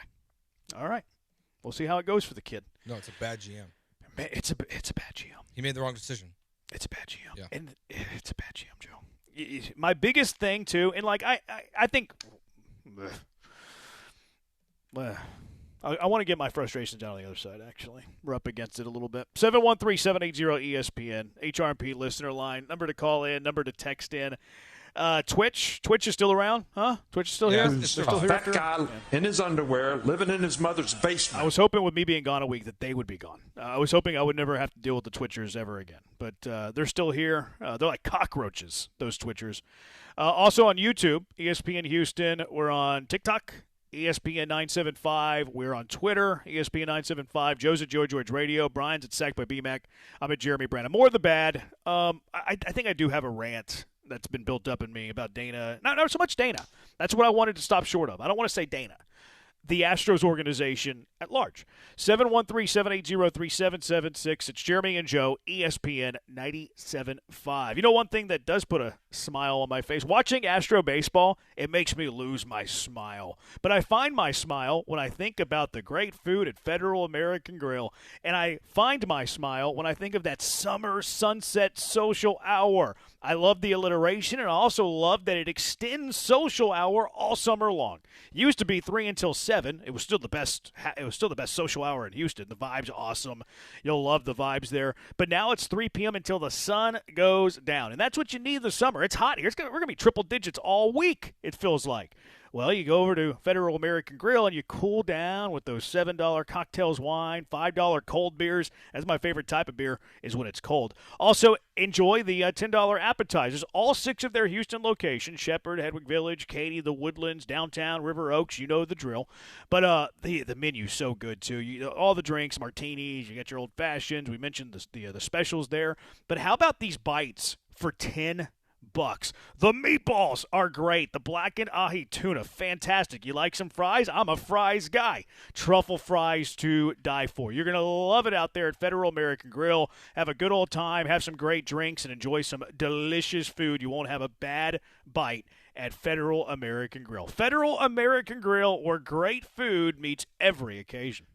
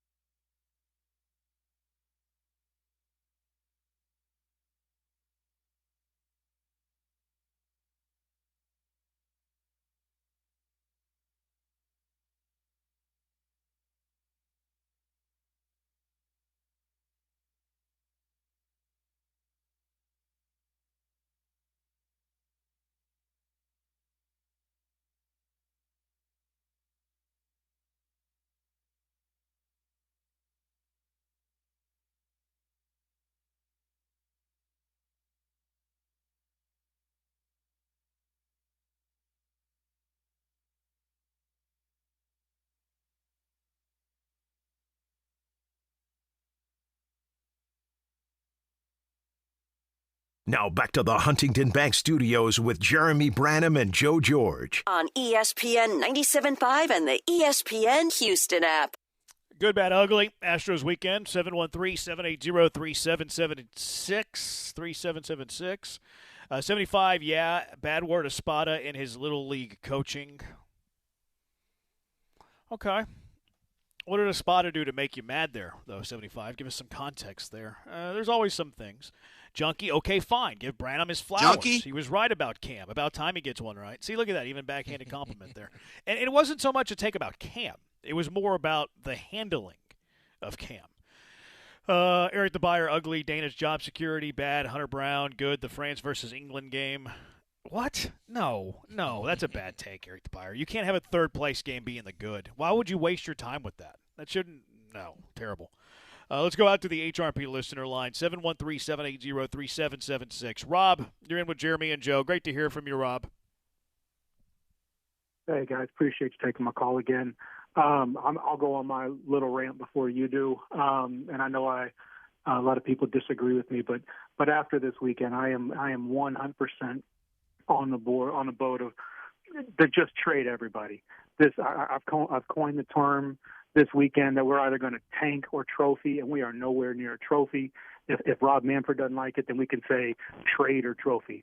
But the Astros roster is abysmal right now and probably won't be competitive till 2030 at the best. And by that time, Jordan is going to be at the back half of his career. Hunter Brown is going to take a massive contract to keep him. The Astros don't do that with pitchers.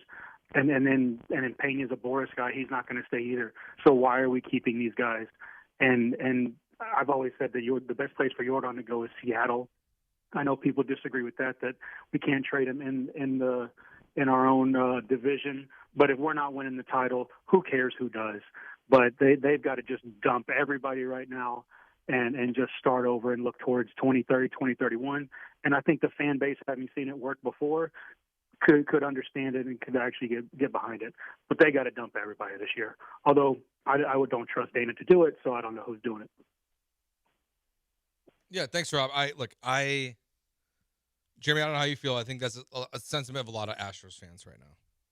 It's just like coming out of the break and getting embarrassed and getting swept is. I don't think everyone's going to be on. Like I'm not there just yet. I think into full sell mode. That's the hang up. I think a majority of fans and almost all fans would say, yeah, we're in for like a rebuild. But where I think that people would differ from Rob is the Jordan part of it, and maybe the Hunter Brown part of it. I think that's what they would probably stop short. Now, like I've been arguing with people on Twitter today because back at work. What they will do and what they should do are not the same, right? Because, like, if I were to predict what the Astros are going to do at the deadline, even if they continue to lose, I don't expect them to trade off pieces. Do I think it's in the best interest of this organization? Yes. To what extent, I think is probably where the real conversation should be had. Is it worth having that conversation because of what we predict that they're going to do? Probably still worth the conversation just because we talk for 15 hours a week. But I don't predict that they're going to sell. I think they should. I think they should do a sell. Maybe not, Jordan. I could hear that side of the argument, blah, blah, blah, blah, blah. But they should absolutely try to get out of the Christian Walker contract. The bad news, though, is he's been so bad and he's just got banged up. Can you trade him again? Now you've entered that part of the conversation where you're like, I wonder if you can no longer trade him because his value's gone. Like, his season numbers are still good enough to be traded, but his recent form is not. His recent injuries not. I tweeted out in May, like, I hope he continues to produce so the Astros can get a prospect for him. Like, no, why would you trade him now? Because he's going to find his level, and he's going to be bad again because he's 30-something years old, and he's making $20 million next year. The Peña one, to me, if you don't trade Peña by this offseason, I think it's a failure. Now, like, the whole labor dispute certainly throws a wrench into that, like a bad timing on it, because I agree with what Rob said. Like, they almost got a deal done last year. They didn't. He signed Boris. Good luck getting a contract extension done now. And I'm tired of letting free agents walk out of the door for nothing but a compensation pick. Like, that's not how you sustain winning. And this is where the rant goes. Like, Jim Crane, he famously said, like, the window's always open while I'm here. Okay, well, if you're going to do that, you have two choices on how to sustain winning. And you can sustain winning in baseball. I think you can sustain winning in any sport. But I think it's, like, actually easier to do in baseball, a non-salary cap sport, than it is some of the others.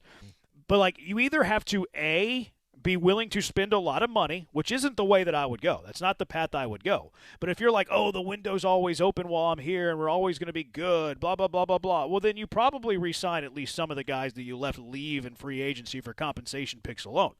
The other way that you can do it, and fans don't like this idea, although whenever it becomes like whenever it gets put into practice, they actually kind of come around to it, is whenever you trade players before they leave for nothing. Like if you would have traded Carlos Correa a year before he was up, Springer a year before he was up, Alex Bregman a year before he was up, in the same vein that you traded Kyle Tucker a year before he was up, and you get, let's just say, comparable return, right? Let's say you get an arm that's big league caliber. You get like an infielder or a position player that's starting caliber. You get a prospect that might pan out, he might not, but he's a top prospect. He's a top 100 guy. Then you do that 4 times, you have your winner going forward. So you're reloading and refreshing this never-ending cycle because you're just reloading the system. You're reloading the organization with talent. But when players are leaving in free agency and you're getting nothing in return for them, where is the talent coming from? You're not going to be able to sustain the talent level that is needed to be good. So you either have to overspend to keep the talent that you have, or you have to use the talent to trade for a fresh crop of talent. That way you can always reload. But if that talent just leaves and walks out the door, you're a man with no talent. You're a team with no talent. And like the Astros still have some they still have some leftovers, right, of the golden era. They still have some really good players. Yordan Alvarez, the best hitter on the planet, but they're wasting maybe this might be Yordan Alvarez's career year, right? Like if he wins the Triple Crown, even if he doesn't win the Triple Crown, is Yordan Alvarez ever going to have a better season than he's currently having? There's a really good chance he's not. It's a really good chance this is Yordan Alvarez's greatest season ever. And they're completely wasting it. Why? Because they have this stars and scrub approach. Like, we're going to have a few really good players, and then we're going to backload the roster with a bunch of 4A guys. You can't win in baseball doing that. Baseball is not the NBA, where you can win with 2 elite players and just backfill the rest of your team with fringe-level players. You can't do that in baseball because guess who's how does the batting order work? You got to go 1 through 9, 1 through 9, 1 through 9, 1 through 9. So more times than not, the guy batting 9th is going to bat just as often as Yordan. And whenever you're as good as Yordan, good luck getting pitches at any sort of leverage opportunities. So the 8-hole, 9-hole is going to have more important at-bats than your best hitter on the planet. So I just hate the roster build these last few years with Dana. Now, the reason that I don't want to point my finger directly at Dana is because I do think that he did have some challenges. Like he inherited a team that was a bit upside down from the salary perspective. I think it's fair to say that Crane gave him a mandate to stay under the luxury tax this year. Now, the way that he used that money, I think, is certainly up for conversation. Mm-hmm. The Imai thing, I don't think was really his decision. I hate getting into the game, though, of like, okay, this one's Crane, this one's Dana. Like, it's just we don't really know. We're guessing. We're trusting reports. The way that I look at it is the organization has been doing a very poor job since they fired James Click. That's the way that I look at it. I think they've been doing a really poor job since they fired James Click, and I also think it is time for an organizational restructure, whatever that looks like. Maybe it's moving on from general manager. Maybe it's Crane saying, you know what, I shouldn't be meddling. I shouldn't be, playing around with baseball operations because I've learned since I fired Click that I'm not really good at this. I'm going to hire a general manager, a president of baseball operations that I trust, and I'm going to get the heck out of his way. Like, do you establish the payroll, that sort of thing? Okay, you can do that. But other than that, you leave. So I don't want to point a finger at Dana. I don't want to point a finger at Joe. I don't want to point a finger at Crane. I think the Astros hierarchy has done a really poor job in the last few years, and I think we're finally starting to see all of that play out. Honestly, I totally agree with you. This is the failure of years of mistakes. It's not, you're right. Like, you laid it out there very well. It's not just one thing that triggered this. Like, I think a lot of people would point to the offseason of where things really went off the rails of when Bagwell and Crane were the ones who started making decisions and introducing poor contracts to this organization. But they've been able to move on from those, and how they've replaced those guys has not gone effectively well. I mean, they are stuck with this roster now that is lacking a solid core. It really is one guy at the top, and then like Isak, Paredes, and maybe Pena when he's healthy. When's the key word there? And then everybody else. Everybody else is just kind of on that same level of mediocrity to bad. And that played out in the series over the weekend. Like, there isn't, like, especially through the lineup 1 through 9, like, there isn't really good talent, and the guys that you've paid or have traded for, like Cam Smith, are not performing. So like even the moves they have made necessarily haven't really worked, and they're just at this like awkward spot where like I think they're still gonna buy unless they really fall apart over the next 13, they're 4.5 days. back. I know. Like it's not good with what's happening. Like how do you allow that to happen if you're Crane? Like how do you allow the team? And let's tease that. 713-780-3776. Junkies have thoughts on this as well. More bads. If you're the owner of this team, if you're Jim Crane, I just said don't meddle, but I think you kind of have to meddle when you have a lame duck general manager that's fighting for his job. How do you allow this team to buy when they're 4.5 games back of the wild card and 7 games below 500? 713-780-3776. Jeremy and Joe, ESPN 97.5. 1976, D&M Leasing opened their doors with one mission: making a vehicle easier, smarter, more affordable than buying it the old-fashioned way. 50 years later, that mission still stands true right now, and you can start your leasing journey right now by calling 713-290-1000 or visiting them at dmautoleasing.com. On their website, you'll see their full list of new vehicles that you can lease and get within the next 24 to 72 hours. When you make that call, you'll speak with a salesperson who's been on there for average of 10-plus years, so you're not going to be dealing with a rookie. You're going to get elite customer service from D&M Leasing. They'll walk you through every question you have. They'll bring the new vehicle right to your house, to your office. They'll take your trade-in. They are going to take care of you. They're going to protect you from negative equity. And if you qualify, you can even get payments for as low as $400 a month, when the average car payment right now is about $800 a month. So you're going to save a lot of money doing this. You're not going to be locked in long-term. You can get a new vehicle in just 3 years through your lease through D&M Leasing. So give them that call right now. 713-290-1000 or visit them at dmautoleasing.com.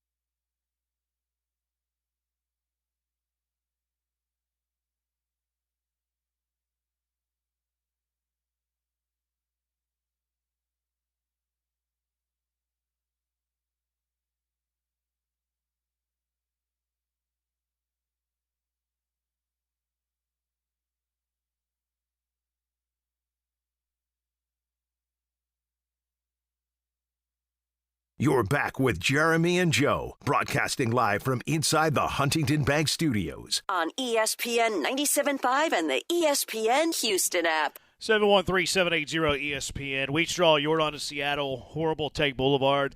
I mean, I'd rather Jordan not end up in Seattle, and I don't think they're going to trade him. Would you maybe? Now, where I'll defend Rob is, like, I do want to get the absolute most for a player. And if I can get, let's just call it 140% of value for a player versus 125% anywhere else, I want the 140% value, you know? Yeah. Like, would it be painful to see him at a division rival?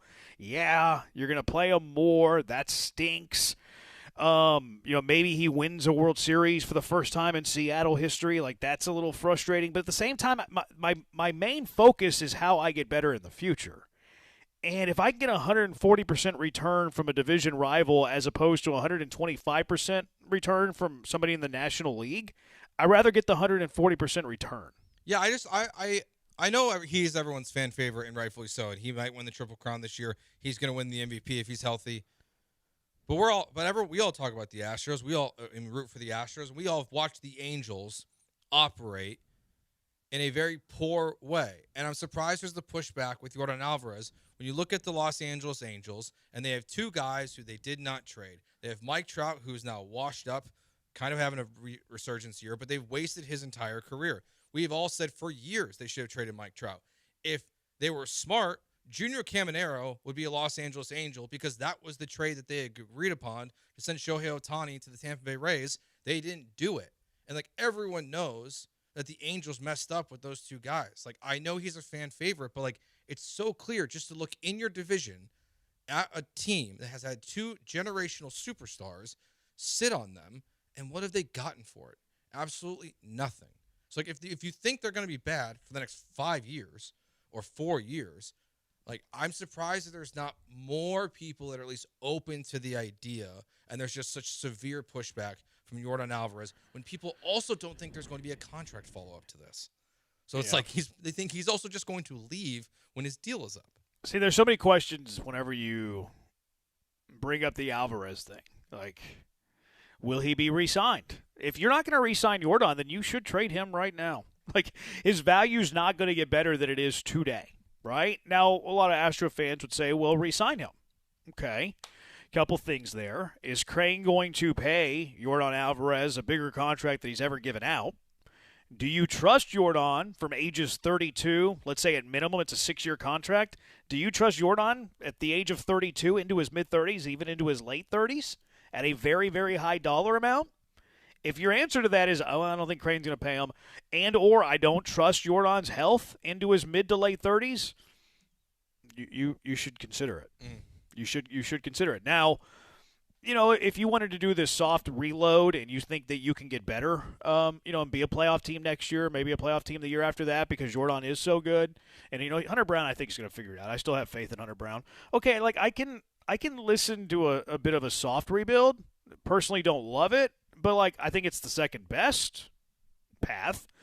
I think that the best path is selling, taking advantage of a seller's market because there's so many buyers. There are so many buyers right now. If you're one of the few teams, and the Astros I think would have a better nucleus of players and talent that are on the trade block than just about anybody. Like, would they have the top name? No, Scooble's the top name. They would if they put Yordan on it. But, like, Jeremy Pena would fetch quite a bit. Yeah, Josh Hader would fetch quite a bit. If you wanted to be crazy, throw Hunter Brown. He would fetch quite a bit. How about Peter Lambert? Peter Lambert, as cheap as he is with an extra year of club control next year, pitching as well as he is, Peter Lambert would fetch a lot. You know, I think Brian Abreu could get you something. Maybe not a good prospect, but he's starting to, like, find his velo. He's finding his spin. Okert, like, how many teams that are fighting for a playoff spot or a contender would love to have a lefty that's been as good as Okert has been? Like, you could get something for him. Maybe you could still get out of the Christian Walker contract. I don't think that you're getting a decent prospect in return for him. But what if you can just wash your hands of $20 million next year? It opens up $20 million for you to spend in a season? Yeah. I would trade Christian Walker right now for a bucket of curveballs. Yep. We did that segment. And just get out of $20 million. And just get out of $20 million next year. Yeah, now, they might have waited too long. Yeah. But no, I would absolutely take advantage of what is very much a seller's market. I don't think that the Astros will. Now, I don't think they're going to be crazy buyers, though. I think that they're probably going to try to trade, fringe prospect that they don't think are big leaguers for like an average corner outfield bat. You know what I mean? Like, they're going to go out and find a very mediocre left fielder who is a rental, and they're going to trade like a C-level prospect for him. I think that's what ultimately they do. I think it's going to be a very, very anticlimactic trade deadline for the Astros on either side. Yeah, I think the most frustrating scenario here, though, is that this weekend was the start of a brutal reality check, and they're going to be way out of it and then do nothing at the deadline and just like hold and just keep the bad roster together. Yeah. And not sell. Like, that would be so frustrating.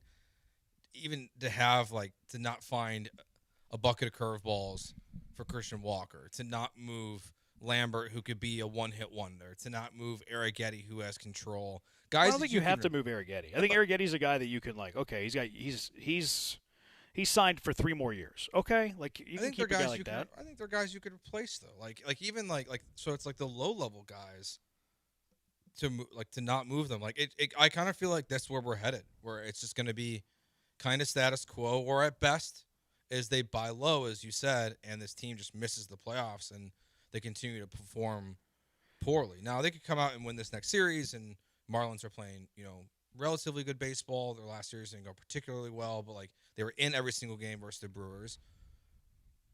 But, like, that's another team that could just walk over you that's played really well this season. And then you play, the White Sox after that. Like, it could go really poorly here to start post All-Star break. Yeah. Yeah. No, I think that just like the opportunity cost too.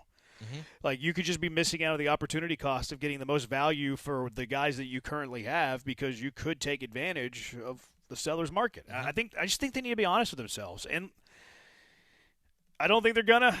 I'm holding out hope that Jim Crane's like smart enough, and I think he's smart enough. But at the same time, I think he's stubborn, and I think he means, like, hey, we're always gonna be a winner while I'm here.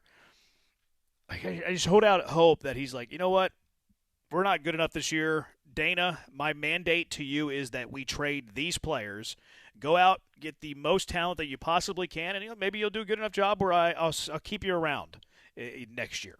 Like, does he really believe that? No. But Dana Brown is an employee of Jim Crane. If Jim Crane tells Dana Brown this is the thing that annoys me too, is you see so many people, well, Dana Brown's not going to sell. He's in the final year of his deal. Well, who does Dana Brown work for? He works for Jim Crane. If Jim Crane told Dana Brown, go trade these players for the highest possible trade package you can get for these players, guess what Dana Brown's going to do? He's going to trade them because he's an employee of Jim Crane. So I hate that. I hate that narrative that I've been seeing. Well, Dana's not going to do that. He's in the final year of his contract. Well, he'll do what his boss says. If his boss tells him to do it, he's going to do it. And I think that there is a sliver of a chance that Dana Brown could still be employed by the Astros next year if he did a good job trading the players. Because there are some pros to Dana Brown as a general manager. I think he's decent at drafting. He's had some players reach the draft, or the bigs. Lucas Spence was an undrafted free agent, reached the bigs. Now, I don't really think he's a big leaguer, but made the bigs. Jake Bloss made the bigs quickly. Bryce Matthews made the bigs, maybe more out of necessity because it's a Star and Scrubs team. But I think there's an avenue where they could be sellers, and Dana keeps his job next year, but you hire a president of baseball operations, and Dana basically gets demoted to the number 2. He keeps the title of general manager, but when you hire the president of baseball operations, that means Dana's now the number 2 guy. Yeah. I think that would be the avenue. But Dana's going to do what Crane tells him to do. Yeah. So I just hate that narrative. They can absolutely be sellers, even though the Dana Brown's in the final year of his contract. Yeah, it's what the boss says. That's all that matters. Yeah. It's not that hard to comprehend. Like, if somebody told you to write in this way, you're either going to do it or you're not going to do it, and you're not going to have a job. Mm-hmm. Like, what do people like? What's everybody's careers? Like, you're a mailman. Well, I'm in the final month of my, final 3 months of me delivering mail. I'm going to start doing it this way. Well, you're not going to see the end of your term. Mm-hmm. You're going to get fired. 713-780-ESPN. I know it's a little different being a general manager of a baseball team than a mailman. But we appreciate the mailman. How else will we get our mail? We appreciate them a lot. Appreciate the Amazon delivery driver. Honestly, might appreciate them more than most GMs so we can get our stuff. Yeah. All right. 713-780-ESPN. Junkies have thoughts. We can be. You just air your grievances to us. We still got some bads to get to as well. Left. You have one? I have 7. Well, I have one left that I didn't get to yet. All right. 713-780-ESPN. HRP listener line, 713-780-3776. Jeremy and Joe on ESPN 975. Speaking of employment and speaking of human resources, I got to tell you about HR&P. They are the best human resources and payroll. Cougar owned by my colleague, go Cougs. Chris Fisher's over there too. He's good people. Business owners, let HR&P help you. They can help you in HR compliance, benefits administration, payroll, onboarding. HR&P can help in any or all of these areas.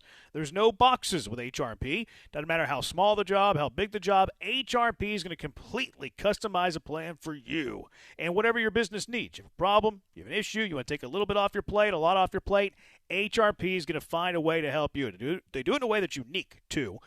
Technology meets service. They have the best technology. You're going to love that. But that service, top-notch, guaranteed fulfillment. You'll never talk to a stranger. You'll always talk to someone who knows you and they know your business needs. So give them a call, 281-880-6525. Let HRP customize a plan for you, 281-880-6525. Or check them out on the internet at hrp.net. That's hrp.net.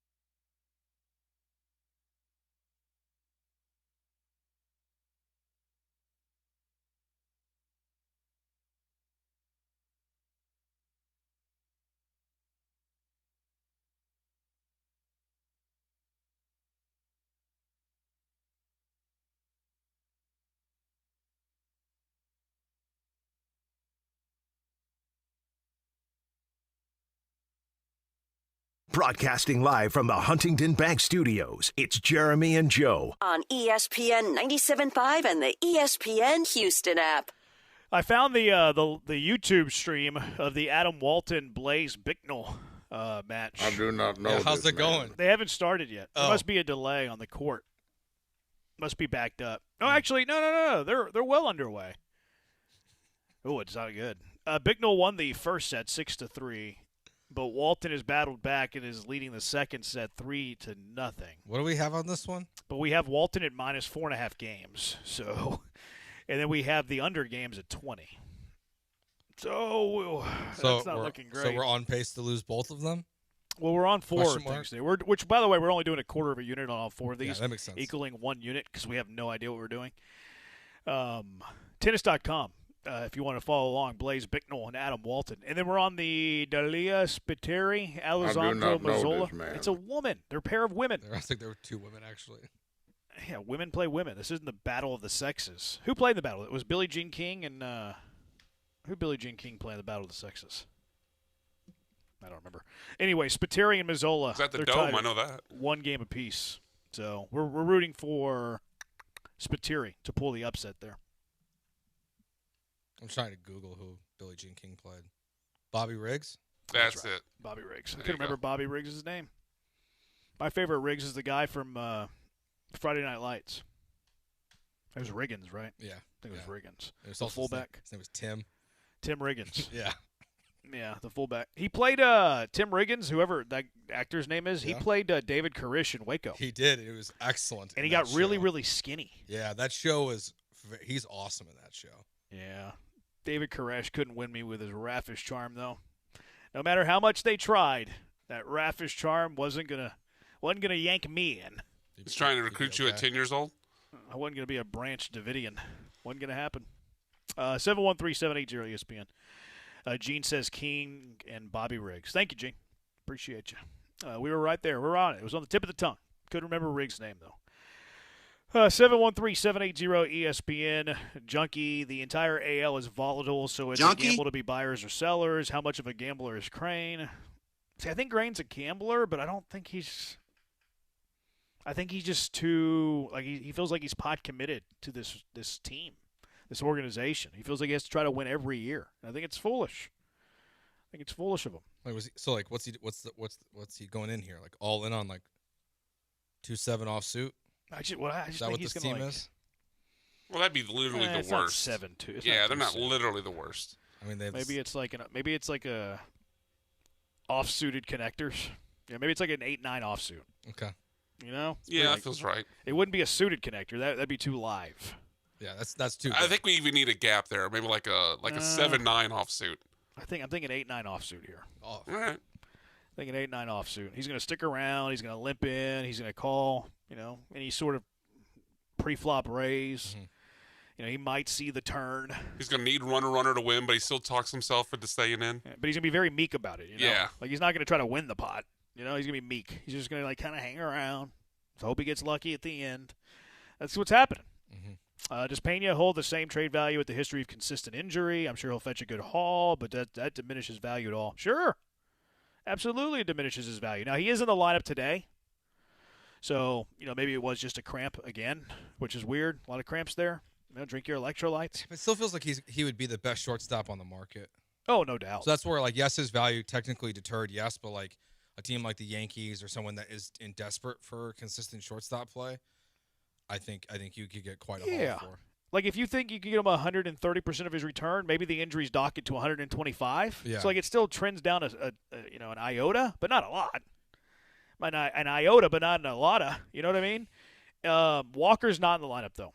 So, they're just hanging around. Like, hey, Christian Walker is so important to us that we need to keep him on the 26-man roster because maybe he can play 2 or 3 games instead of that 10-day IL. I mean, someone's got to replace Lance McCullers as the lead cheerleader on this roster. So, like, what? Why? Christian Walker could use a reset here. This is gonna be the second game in a row he doesn't play. Why didn't you 10-day IL him? Well, he can get us 5 games. Do you want him for 5 games? No. This team's bad, man. It's a bad offense. Look at this lineup. Pena, okay, you feel good about that. Jordan, you feel great about. Isak, all right, not bad. The 4 through 9 tonight, Jose Altuve, Lamont Wade, who's been DFA'd by 2 different teams. I do not know this man. Who, gives you decent plate appearance. He's like the 4th best hitter on this team. Yiner, Yiner's been a little bit better since he's come back from the injury. Yes. Still not great. Taylor Trammell, who's been awful since he's come back from injury. Zach DeZinzo, who can't run out a drop third strike, which annoys me to no ends. And then Lucas Spence, undrafted free agent. Is that guy? This is what you're going to contend with, guys? That outfield is comically bad. This is what you are contending with? Gross. But meanwhile, they'll trade Jesus Sanchez to save $6.5 million that they won't use. But, Jeremy, his WAR is lower than Joey Loperfito's. He does have a lower WAR than Joey Loperfito. I saw people tweeting that at you. Even though he's got an 800 OPS against righties, and this team's been begging for a left-handed hitter for 4 years now. See, this is why I don't like this organization. Dana Brown, we need a lefty hitter. Trades for the best lefty hitter he's had outside of Kyle Tucker, left-handed outfielder. I'm not considering Jordan an outfielder, even though you stick him out there every now and then. Trade him away whenever everybody's like, yeah, we understand he had 2 bad months for you. Whenever the hitting coaches that you fired were tinkering with his swing, maybe give the next guys a chance with him. A guy that had a 776 career OPS against righties. Maybe allow your next hitting coaches to work with him. In Toronto, his OPS is north of 800 against right-handed pitching. It's pretty good. There's a lefty that – you know what an 800 OPS would do for you, Joe? It'd be the second best OPS in the lineup today. Yeah, now, Sanchez's OPS is not 800 on the year. This is strictly against right-handed pitching. But it is 753 on the year, which would be good for fourth best on this team today. Mm-hmm. But, yeah, you got to save $6.5 million. Got to save it. That guy would be hitting cleanup today for you. He'd be hitting cleanup for you today. Oh, but his WAR is lower than Joey Loper. He'd be hitting fourth for you. Joey Loperfito's in Sugarland. Joey Loperfito can't make this team, but Taylor Trammell can, but Zach DeZinzo can, but Lucas Spence can, because Christian Walker's so important. He still has a job. Lamont Wade can. Like, they don't like Joey Loperfito. They've told you 3 times they don't like Joey Loperfito. They traded Joey Loperfito. Now they got a good return for Yusei, so okay. Maybe that's not a greatest tell. They didn't bring him up, and they signed Lamont Wade, who has been on 4 different teams in the last 2 years. Mm-hmm. And then they call up Lucas Spence, an undrafted free agent, over Joey Loperfito, who, by the way, Joey Loperfito has better offensive numbers in AAA than Lucas Spence. And they didn't choose him. But they didn't choose Joey Loperfito. What does that tell you how they feel about Joey Loperfito? They don't like him. They don't think he's a big leaguer. They don't think he's a – but the problem is, because this is such a stars and scrub team with like 2 stars, 4 above average players, and the rest scrubs is that you have to carry a few of these guys. This team's bad. It's a poorly constructed team. And this is where I'll pick on Dana a little bit, and maybe it was the mandate from ownership. You traded Jesus Sanchez, whose career – I know he had a bad 2 months for you. I know he sucks at defense, and I know he can't run on the bases. He's Jose Altuve. But you traded a guy who had a 774 career OPS against right-handed pitching. You say you need left-handed bats, yet you trade that away for a 4A player who you're storing in Sugarland, who can't play above this lousy bottom half of your roster. You trade Mauricio Dubon for Nick Allen. Mm-hmm. Dubon's been awesome. Dubon's been really good. You would have never predicted that, I understand. But you would have predicted that Dubon was better than Nick Allen at the start of the year. So you save $5 million there. So you save like $11 million, but then you don't use the money. Mm-hmm. And he's saving the money for the deadline. Well, you might be out of it by the deadline. Why not go into the season with as good a team as you can construct? He just flies by the seat of his pants. Well, we're going to trade for that Cam Smith guy. We're not sure if he's a third baseman or a right fielder. We're going to move him to right. Good decision, but it's not like, let's not, applaud him for like a stroke of genius. That's what you do with infielders who can't play, in the dirt. You move them to the outfield. That's been going on in baseball for 100 years. But we're just going to start them right there in the bigs. It's a poorly run organization. Yeah, it's a poorly run. And what's really sad about this is for 8 years it was the best run organization. So you go from being the best run organization for almost a decade to a poorly run organization. Yeah, an owner that's meddling, that fires World Series winning general managers, that then goes out and spends money on foolish players, that then hires a general manager, and this is where it gets murky. You're like, I don't know how much is Crane meddling, how much is Bagwell meddling, but they says a bunch of different things and doesn't do. Oh, we're going to sign everybody. Okay, he's done it with Javier. It turned out to be a bad signing. Hindsight 2020, I understand. We're not going to field a good deep team to start the year. We're just going to wait, see how it goes, and then do that at the deadline. We're just going to call up Lucas Spence's of the world after we trade for Joey Loper. It's just I don't. What are they doing? What are they really doing? They're just flying by the seat of their pants. They don't have They don't have any plan. I think those are the key words right there. They don't have a plan. Their plan is to keep the window open. They don't know how they're going to do it. They traded Jesus Sanchez for Joey Loperfito, which, okay, people might feel differently than I feel about that. I understand that. I understand it was a bad 2 months and we never want to see him again. I get that perspective. But then what did he say as he was walking off from the media? We're not done yet? Mm-hmm. They were done. They signed Christian Vasquez to a minor league deal. That's not what he meant, was it? No. Was that what he meant? No, it's not what he meant. They talk too much. Dana talks too much. And then he doesn't fulfill and do what he says. Yeah.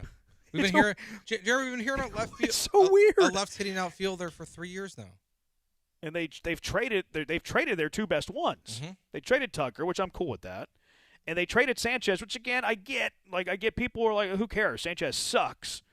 Not really. He's a good offensive player against right-handed pitching. I think there's a spot for him on any big league team. In fact, the team who went to the World Series was quick to trade for him. Are you going to trust a team who just went to the World Series, or are we going to trust, like, Joe Blow on the streets? Okay? So, like, let's keep that in mind. Let's keep that in mind, that a team that went to the World Series was like, hey, we're going to trade Joey Loperfido for Jesus Sanchez. What does that tell you? That the team that went to the World Series prefers Jesus Sanchez. But we want Loperfido more because he's cute and he's handsome. And Jesus Sanchez was bad for 2 months because the hitting coaches were messing with him that we fired. This team has no plan. Brian, tell me go to break. I'm mad. 713-780-3776. It's Jeremy and Joe, ESPN 97.5. But something that brings me back to a little bit of levity. Two Creeks Crossing Resort on Lake Livingston. That makes me calm. That's where I find my composure. Whenever I think about the nature of Two Creeks Crossing Resort, the 92 acres of property, because it's awesome out there. It's awesome. I get my zen out there. I get my peace out there. And you will too. Get out there to Two Creeks Crossing Resort on Lake Livingston. Escape the city. Enjoy the relaxing, great outdoors, because you're certainly not finding that with your baseball. Book your stay, twocreekscrossingresort.com. Open green spaces for you. Wildlife, beautiful, majestic trees, some of the best fishing in Texas. Another way to find your zen. You can ground out there. That's always something that's very helpful. You can't beat it either. Or how about just hang out in their water park, Blue Bayou Bend. That's really fun. They got some great water activities for you. They got the lazy river, great way for you to kick back, relax. They got the pool out there still, Swampers, where you can get a cold one. They're always taking care of their visitors too. Food trucks, live music all the time, weekend activities. They know how to put on a party. You're going to love it at Two Creeks Crossing Resort on Lake Livingston. If you already have an RV, great. RV hookup spots are there for you waiting. Treehouse out there, too. Twitch is like, what's a treehouse? I can't wrap my mind around a treehouse. You just walk up the steps. You stay in a house that's perched in the tree. But, Twitchers sometimes don't have homes. Waterfront cabins there at Two Creeks Crossing Resort, and glamping for you, too, which we all love to do. So book your stay now, twocreekscrossingresort.com. That's twocreekscrossingresort.com.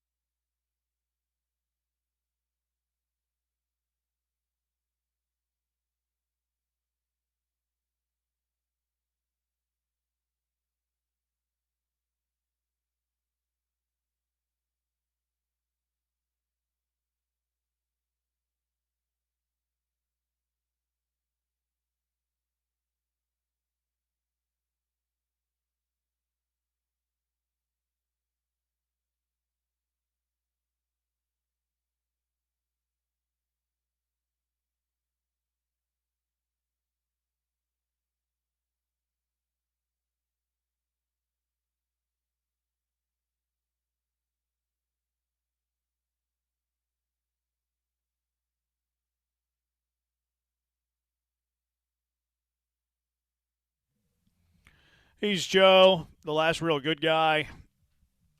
I'm Jeremy. Huntington Bank bad boy. You're a little premature on that. Yeah, I anticipated. My anticipation was off. I That's got on you me. the hard count. You did. I jumped. I clowned. You say you clownied? Yeah, I clowned. I was about to say that. That's funny. You beat me to the punch. That's hilarious. All right, 713-780-ESPN. What other bads did you have, Joe? My last one was they were 4 for 27 with runners in scoring position. Okay, yeah. Over I just 3 put the games. two different situations. First and third, no outs Sunday. Bases loaded, no outs in the 10th on Saturday. Couldn't tack on. Couldn't win the game. Yeah. Couldn't win the game. You know, they very easily could have won the first 2 games of the series. Very easily. Very easily. I mean, Saturday is just one swing, one throw, anything Saturday. And then Friday very easily could have won that game. You don't give up the home run to Taylor Ward, you know? But you didn't. You lost both. What do you have, Brian? Anything we haven't covered? Yeah, so specifically, I mean, kind of going a little deeper on the struggles with runners on. I mean, Christian Walker to use the drop that we always use because of Joe. You're a disaster. He's just an absolute disaster. I mean, 0 for 5 for the series, no walks, 4 strikeouts, and more than that, like, I believe every time he came up and got out, there was runners on. Like, I going through my notes here. Friday, struck out swinging with 2 on in the first. Later in the game on Friday, swinging strikeout with with Alvarez on first in the third inning. Then Friday in the 7th inning, he popped out with the bases loaded. Friday night in the 9th inning, he struck out with 2 on to end the game, and then he struck out in the first inning on Saturday with 2 on. So like Christian Walker's, not only is he 0 for 5, but all of his outs are killing you because you have multiple runners on base. Yeah, you can't touch a fastball right now. And Joe moved him down to the lineup on Saturday to try to we need to move him down because he's killing us in these leverage situations. First at bat Saturday, the one that Brian's alluding to, first and third 2 outs. Like, ball's going to find you. Yeah, it's baseball. Baseball. They can move him to 9th, and it's still going to find him. It's going to be a high leverage situation. But you know what? Let's not put him on the injured list because he's too valuable for us to miss 3 or 4 games of Christian Walker. Yeah, that's a good call. I had, I just listed any Christian Walker at bat. He's so bad right now. He's so bad right really, now. since the calendar turned to May, like this isn't he's even so a new bad. thing. No, he's been terrible. Yeah, You should have outside of traded April. him. This is why you trade people at their highest value. What else do you have, Brian? Overall, Arrighetti was good, but his control's still pretty spotty. 4 walks and hit a guy on Saturday, so Yeah, I had him in my not good, great. actually. Yeah, same. I had Lambert, Arrighetti in my goods. We'll just get the goods out of the way because there's no sense to do a segment here. I had Lambert, Lamborghetti, as TK says. And then I had Brian Abreu in my good. RPM's up, Velo up, which, that's good because maybe you can trade him. I put Jordan in mine. Yeah. I went an RBI in each game. Low-hanging fruit. Clutch ones, too. I believe didn't he have a double in each game, too? Down the line. Sounds right. Yeah, I think so. I put Lucas Spence 3 hits in his debut as an Astro over the weekend. One had like 100 eyes. I know, but I also just don't want to give him credit because it was hard. I'm like this team should not have Lucas Spence on his. That's its almost roster. why he deserves to be in the good I guess. because just it amplifies how bad everything else is. It's not his fault. I just don't like him because he shouldn't be here. Yeah, no, but I put him in my good category because it's congrats, man. That's Who's all the I got. Astros' third catcher that they have? Remember they sent Cesar Salazar down and they called up that one dude for like 2 games? I forget. It's Colin Price. Oh, okay. This is another example of like a weird franchise. And I know they didn't lose Salazar, and Salazar's not really worth anything. I get it. But they flip-flopped those guys for like 1 start. Mm-hmm. Why? I don't know. That's a great question. Like, they just do the weirdest things. Like, why? So you get Colin Price 1 game in the big, start his clock?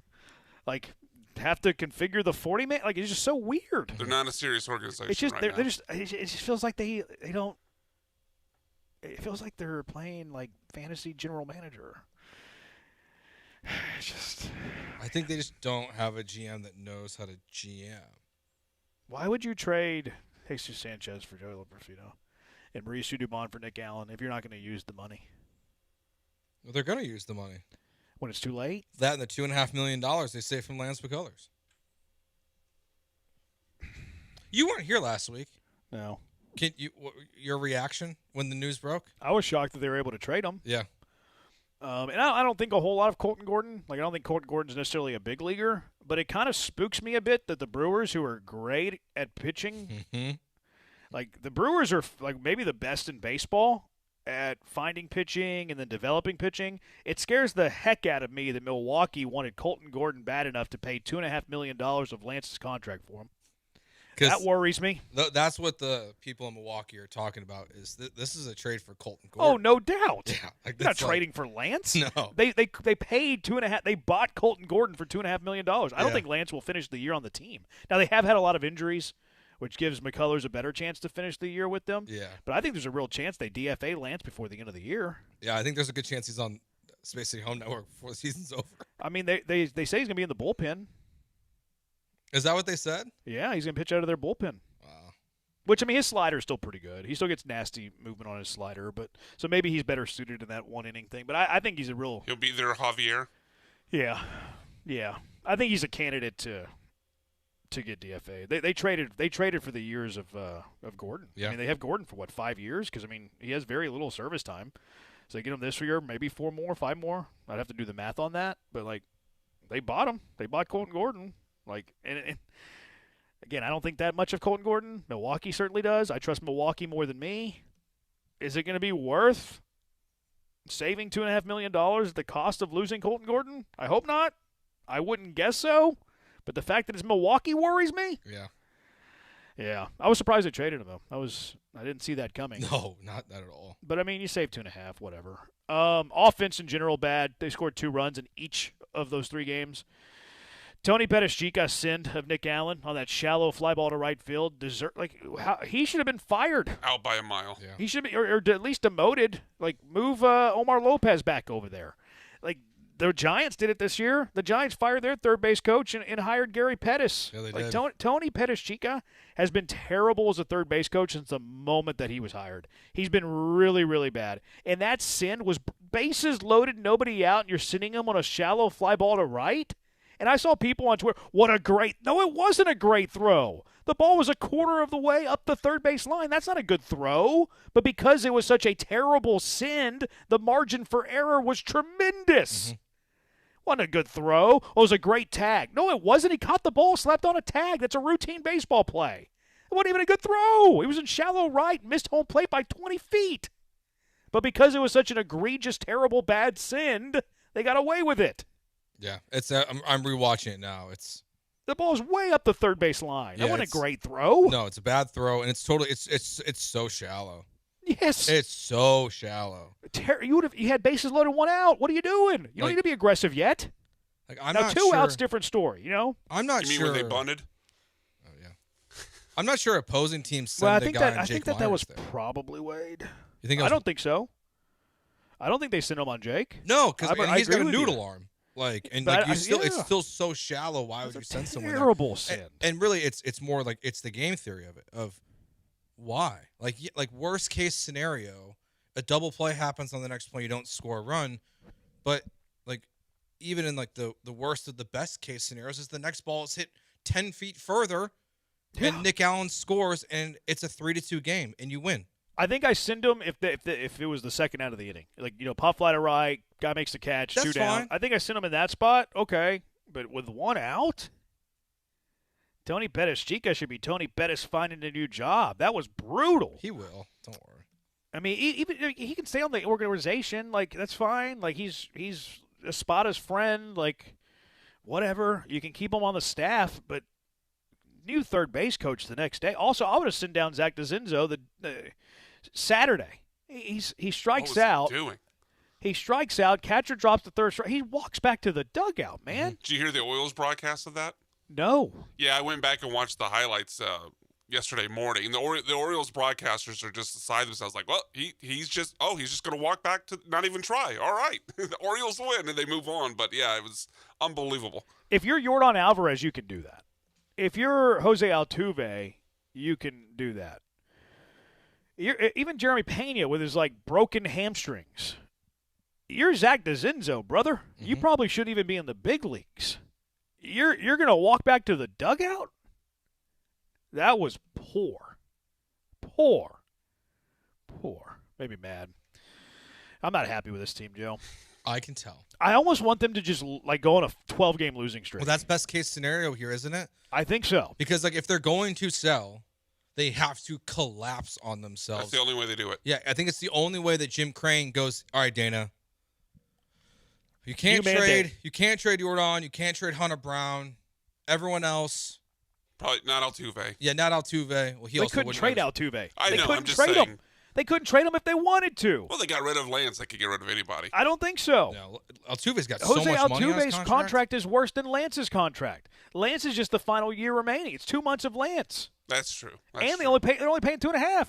Jose Altuve signed through, 2030? They can't get out of Jose Altuve if they wanted. No, he's locked in. That's why you don't sign players to big contracts in their mid to late 30s, which brings in the Yordan Alvarez discussion again. Yeah, but you're right. But best case scenario is this team absolutely dumps the bed over the next. Dump the bed. Crazy. Dumps the bed. Yeah. Dump the bed. Yeah, like they're a 2-year-old in a diaper Pees their pants. and just like Dumps the bed. Something happened over the weekend, Joe? No, Something on your mind? No. I did think I lost him yesterday though. You thought you lost him? Yeah, with a kid. Yeah, we were at this like birthday party, and it was like one of those like bouncing places or whatever. And we looked for him for 10 minutes. Ooh. Like I was you had like, to get employees involved? No, I was close though, and he was hiding in this one like little nook and cranny in this place, just like chilling with like one of his buddies. That's funny. And I was like starting to like I could feel my heart beating. I was like, oh, he like walked out. I was like, this is not good. Thankfully, he did not. But yeah, I thought we lost him yesterday. Literally, that would have been bad. Yes, it would have been very bad. Would you have done the show today? No, no. I'm kidding. Yeah, look, we lost the kid last night, but I'm here for Jeremy's return. Yeah, my favorite part would be Jeremy would bring up his mommy's wrist and why you should have been here. I do have mommy's wrist. We know you do. It's been acting up. All right, 713-780-ESPN. Let's do one more airing of grievances for the Astros because the Junkies want to. It's just our text line is just flowing, overflowing. Can't get to them all. But we'll do one more airing of grievances before we move on to something more happy. 713-780-3776. Jeremy and Joe, ESPN 97.5. HRP, Mike Conley, U of H class of 1990. Go Cougs. Chris Fisher's over there. All the people at HRP are fantastic. You're going to love them, and they're going to take care of you. They're a great teammate to have in your corner. They're always staying up to date, what's going on in the business world. You're going to love it. They've been protecting the interests of businesses for 25 years, too. So they got a lot of experience. HRP provides comprehensive human capital management services such as HR compliance, benefits administration, payroll, too. Maybe you're not good at one of those things. You need some help with one of those things. You need some help with all of those things. HRP's gotcha because they're going to tailor a plan for exactly what you need. Nothing cookie cutter, not reading off a menu with HRP. They're going to tailor a plan for what you need to a T. Their customer service, second to nobody. You'll never talk to someone better. You'll never talk to a stranger. You'll always call someone familiar with you. They're familiar with your company because they know it like the back of their hand, even their mommy wrist hand. And I can speak to that customer service. We use HRP here at Gallon. Anytime I have a question, quick response, easy to understand. They're awesome. So let HRP take on the demands of human resources, eliminate your HR burden so you can get back to growing your business. Give them a call, 281-880-6525. Let HRP customize a plan for you. 281-880-6525, or check them out online at hrp.net. That's hrp.net.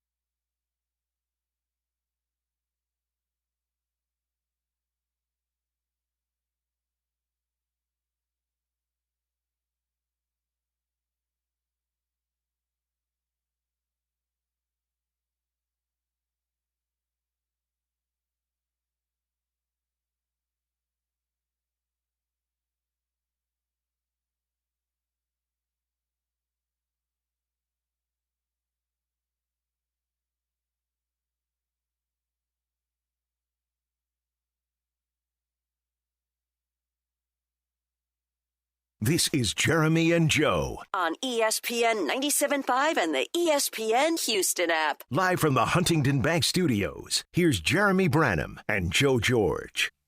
Altuve has to bunt there with no out, bases loaded. I disagree. I'm not bunting in a bases loaded situation, infield in. Especially him. Force at the plate. He can't bunt. Like, not good enough for that situation.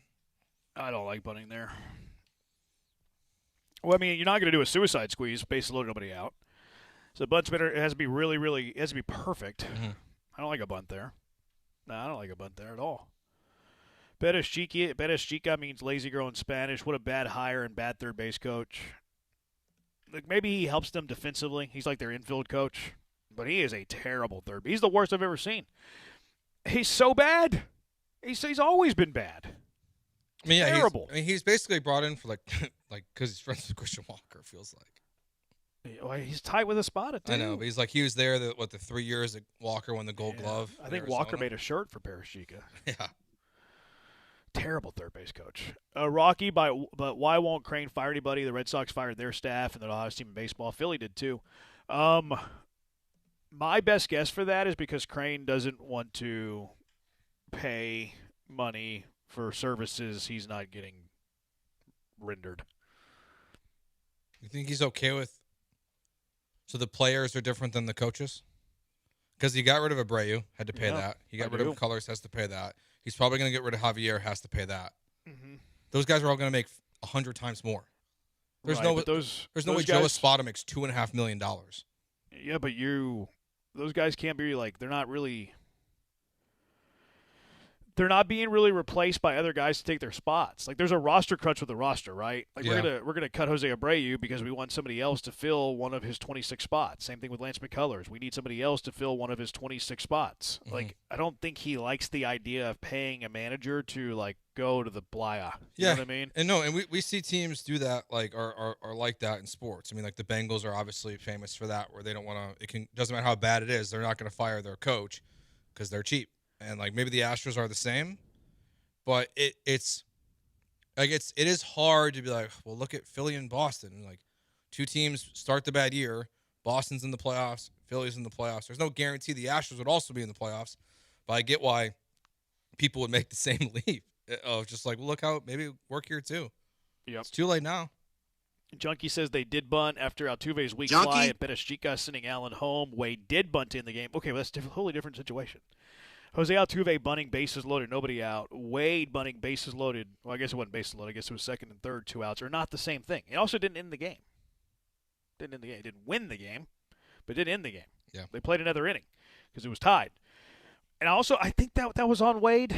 I think Wade did that on his own. I have a difficult time thinking that Espada called that.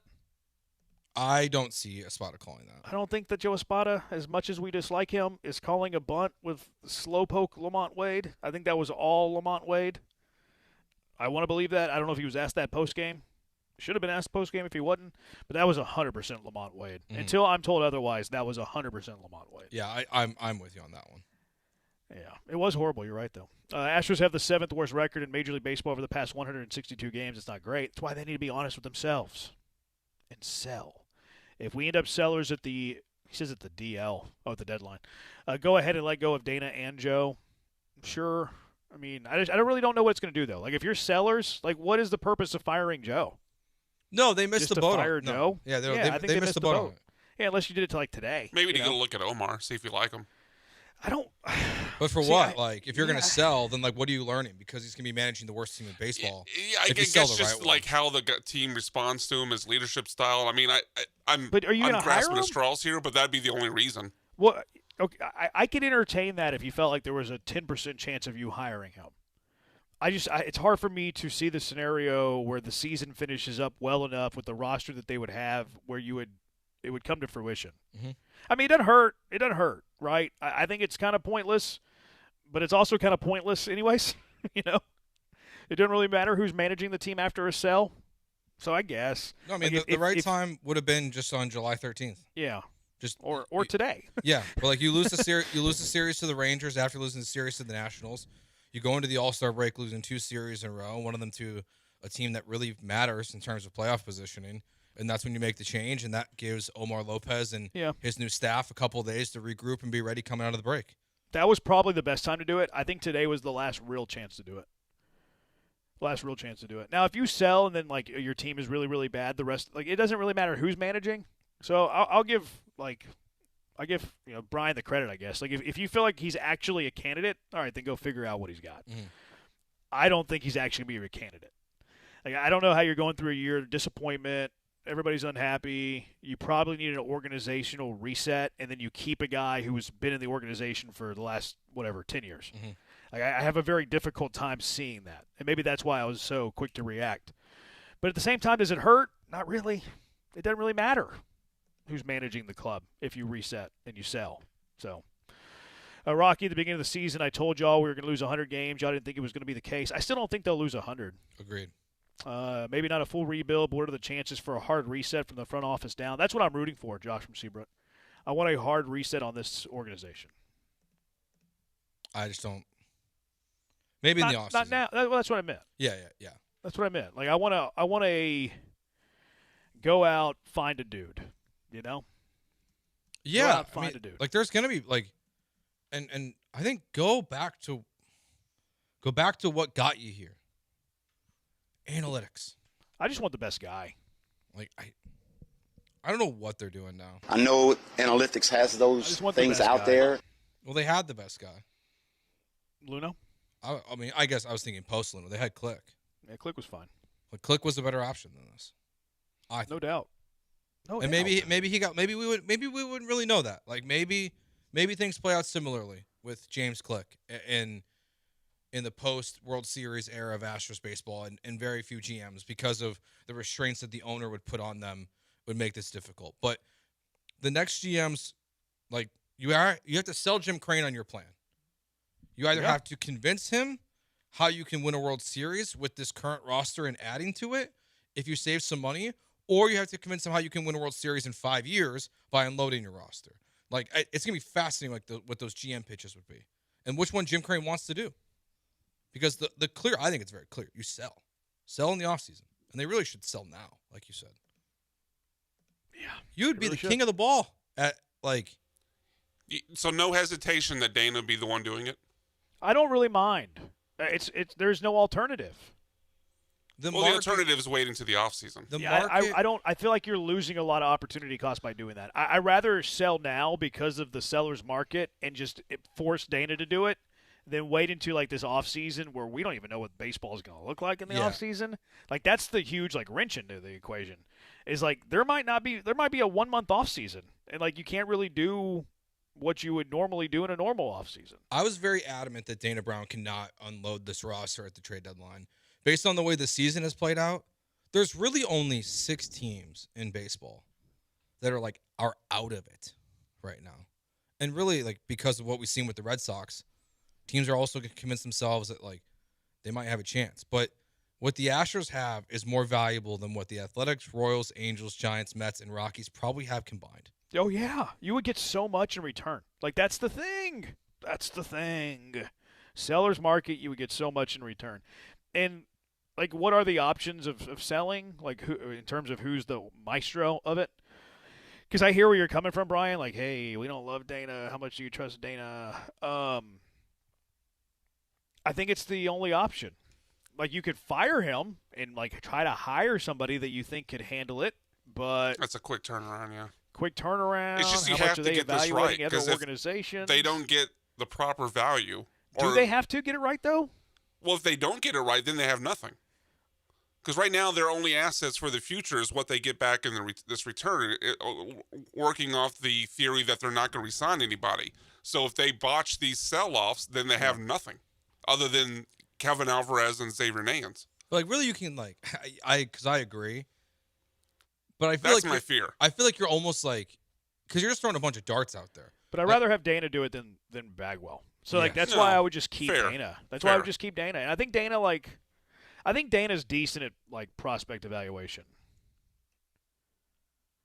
If that's what he's good at, then if you trust him, the hard part with prospect evaluation is Cam Smith. And Well, the fact that we know he doesn't run his own draft. I don't think that he missed on Cam Smith. I think everybody was excited about Cam Smith when you traded for Cam Smith. Agreed. And then, like, another team also liked Cam Smith enough to draft him. Where'd they draft him, like 15th? Something like that, Like, Cam Smith was going to be a top 20 draft pick by everybody in baseball. So they didn't miss on Cam Smith. They just ruined his development. Yeah. It's just hard. Like, I can see a scenario where Jim Crane's, like, trying to be sold on the idea of selling, and he can just be like, yeah, but Cam Smith stinks. Why do I trust you to do it, and why not wait for the next guy to come in? Yeah, but No, you're right. You get rid of the lose value. so much value waiting 3 months. Yeah. Like Jeremy Pena would still have value, but you wouldn't be able to trade him at 140% value. You wouldn't be able to trade Christian Walker in the offseason at all. Maybe you can now. Isaac Paredes would have value. Hader would have value. In the offseason, they lose so much of that value because there's other ways to acquire players. Yeah, and you're right. The offseason, it does really complicate things. And then you have the labor dispute. So, like, you almost, if you're going to do, if the idea is we might do this now, we might do this in the offseason, I think you're forced to do it now because of the labor dispute and because of the value you would get on the player. Mm-hmm. Like, now would be the best time to get value on the player for a variety of reasons. Longer club control, more desperation, seller's market. Mm-hmm. Like, even in a normal offseason, well, we don't want to sign a closer because that's too much money. We can just go trade for a closer. We don't want to trade for Hader because he's making a lot of money and we'd have to give up assets. We could just go sign the best free agent. You don't have that right now.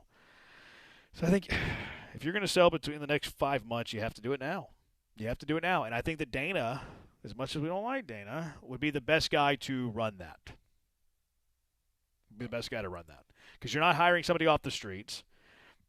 You would be, if it's not Dana, it's going to be one of his assistant general managers anyways. Yeah. And if it's not somebody that's in your front office, it's stinking Jeff Bagwell. Yeah, like what? Like what's Bagwell? Yeah, so I think like you just have to. Bagwell's probably would just look at the MLB Top 100 and be like, all right, who can I just start calling a team? Like, He wouldn't even do that. How about Bagwell would this just look guy? at he would look at their batting average. Oh yeah, not their OPS or anything else, just their batting average. Yeah, This You guy look at hits their- in the minors. The analytics. Personally, I feel like we've gotten too far away from regular baseball. Baseball is not won by computers, said Jeff Bagwell. Steady decline ever since. Yep. Steady decline. Personally, he felt they were getting too analytical after they had won 2 World Series and built the golden era. They got too analytical, though. Boom, I Jeff know Bagwell's right. analytics has those things out there. Astros won 2 World Series, were the best organization in baseball for a span of 8 years, but they were too analytical. Too analytical. Jeff Bagwell said we're not winning enough. 2 World Series ain't good. I never did it as a player. Organization's never done it, period. 2 World Series, not enough. I know what's holding us back. Analytics. Mm-hmm. We need to get back to what I value. The baseball card. Back of the baseball card. The back of his baseball card. Man, what a sad state for what was once a glorious, glorious franchise. Junkie says the Astros are going a 7 or 8 game winning streak, and we will be buyers again.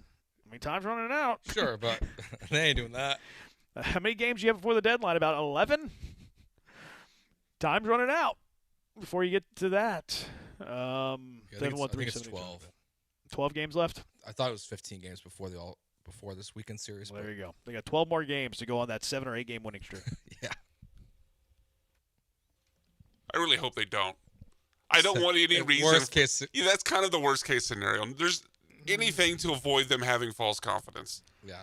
I mean, I want to root for a winner. I do too. I want to watch a winner every night. Like watching baseball after whenever the the deadline. team's not like actually in the playoff race is annoying. Like it becomes it's. I mean, it's very not interesting, right?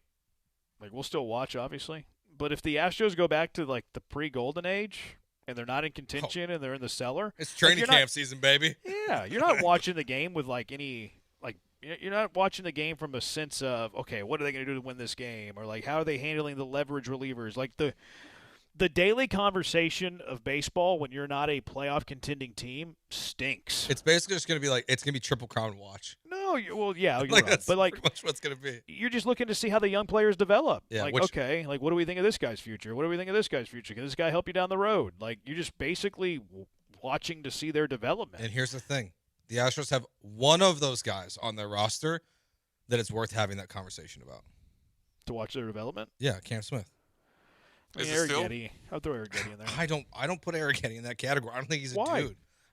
He didn't have to be a dude, but can he be in your rotation when you get good again? He's shown more flashes than Cam. Yeah, he probably has. But I mean, you're not like whenever. Again, this is the downside of watching a baseball team that's in the bottom of the division and isn't a contender.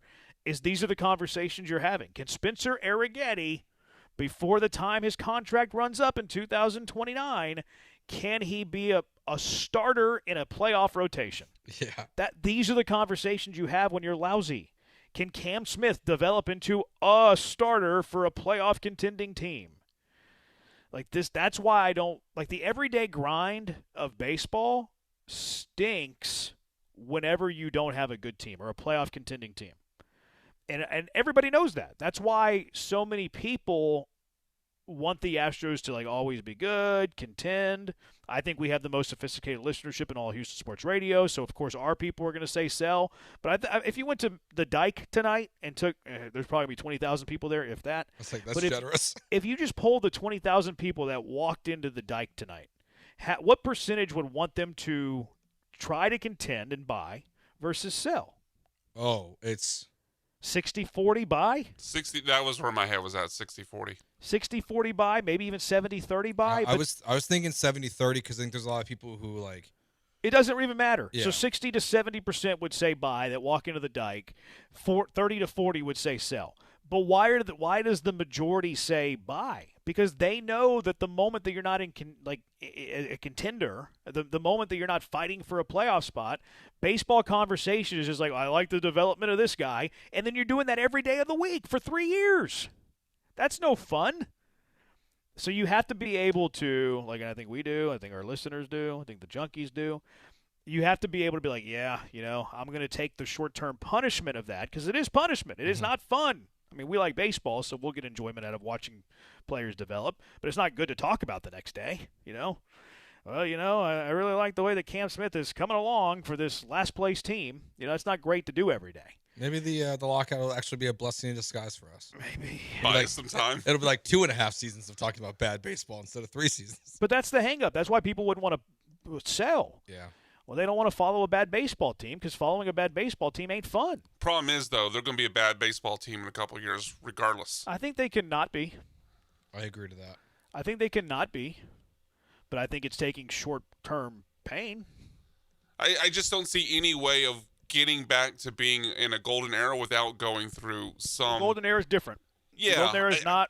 I just think there's going to be at least some. We can argue about how long the period needs to be. There's going to have to be some period of pain to get back to where we want them to be. Yeah, but you can trade for prospects that are like not an A-ball. Right, but we're still talking about at least a season of, this is boring. Oh, I think it could even be.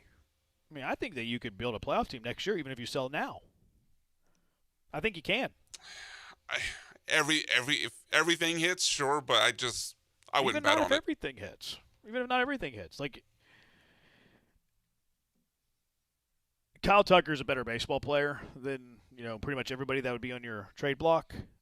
Maybe.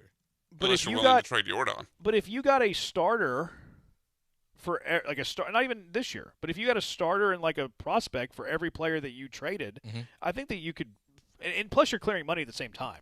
So you could spend a little, hopefully smart money, but you could spend a little bit of money next offseason. So I think that you could build a playoff team next year. Now, not golden era. But if you trade Pena, Paredes, I don't think Walker gets you any value, but Walker you can get out of the $20 million. Hader. I think you can get a prospect for Hader. I think you can get a prospect for Okert. Now, maybe not Major League ready next year. And then you open up some money. I think that you could actually build a team that has a shot. I agree. Especially, I don't think a shot to make the playoffs, not a shot to like win a World Series. Yeah, I don't think this is an outlier in the American League of like how cluttered it is. And plus, you have Jordan. Like this team isn't. The reason this team is bad is because you have terrible depth. Like this team is so bad because 5 through 9, they're minor league hitters. This team is really, really bad because their number 4, number 5 starters are abysmal. The back half of your bullpen's no good. Like you can covering them all up would be difficult, but you can cover up a majority of that without like spending crazy money. Like you don't need to go out and sign a $25 million player. You need to sign 4 $5 million players who are all solid. Like, you can have a solid 5 through 9, and this team is totally different. Yeah, it was like putting, honestly, okay players. Because some of this, like you said, some of these guys are so bad. You can find in free agencies next year, you can upgrade center field and left field. No question in my mind. Yeah, then maybe, and again, if you were to trade Pena, well, maybe that's your center fielder. Mm-hmm. And I understand that opens up shortstop, but you don't have to go out and make all these huge splashes. You just have to fill out your team. It's what we said earlier. Baseball, you bat 1 through 9. This isn't a team. Baseball's not a sport that's just won by stars. Shohei Ohtani, Mike Trout, and the Angels never did anything. Yordan Alvarez is having the greatest Houston Astro offensive season ever, and your team is terrible. It's not because you lack star power. It's because you lack depth. And you can fill depth without going crazy in money, especially if you trade a few players to, trade for that depth. 713-780 ESPN. I lied.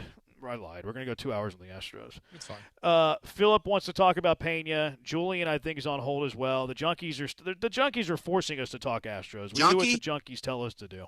713-780-3776. It's Jeremy and Joe, ESPN 97.5. Federal American Grill. It is delicious. It is awesome. It's actually right now. You can go over there. Summer Sunset Social Hour. You might be stuck in traffic. You probably are if you're anywhere inside the loop.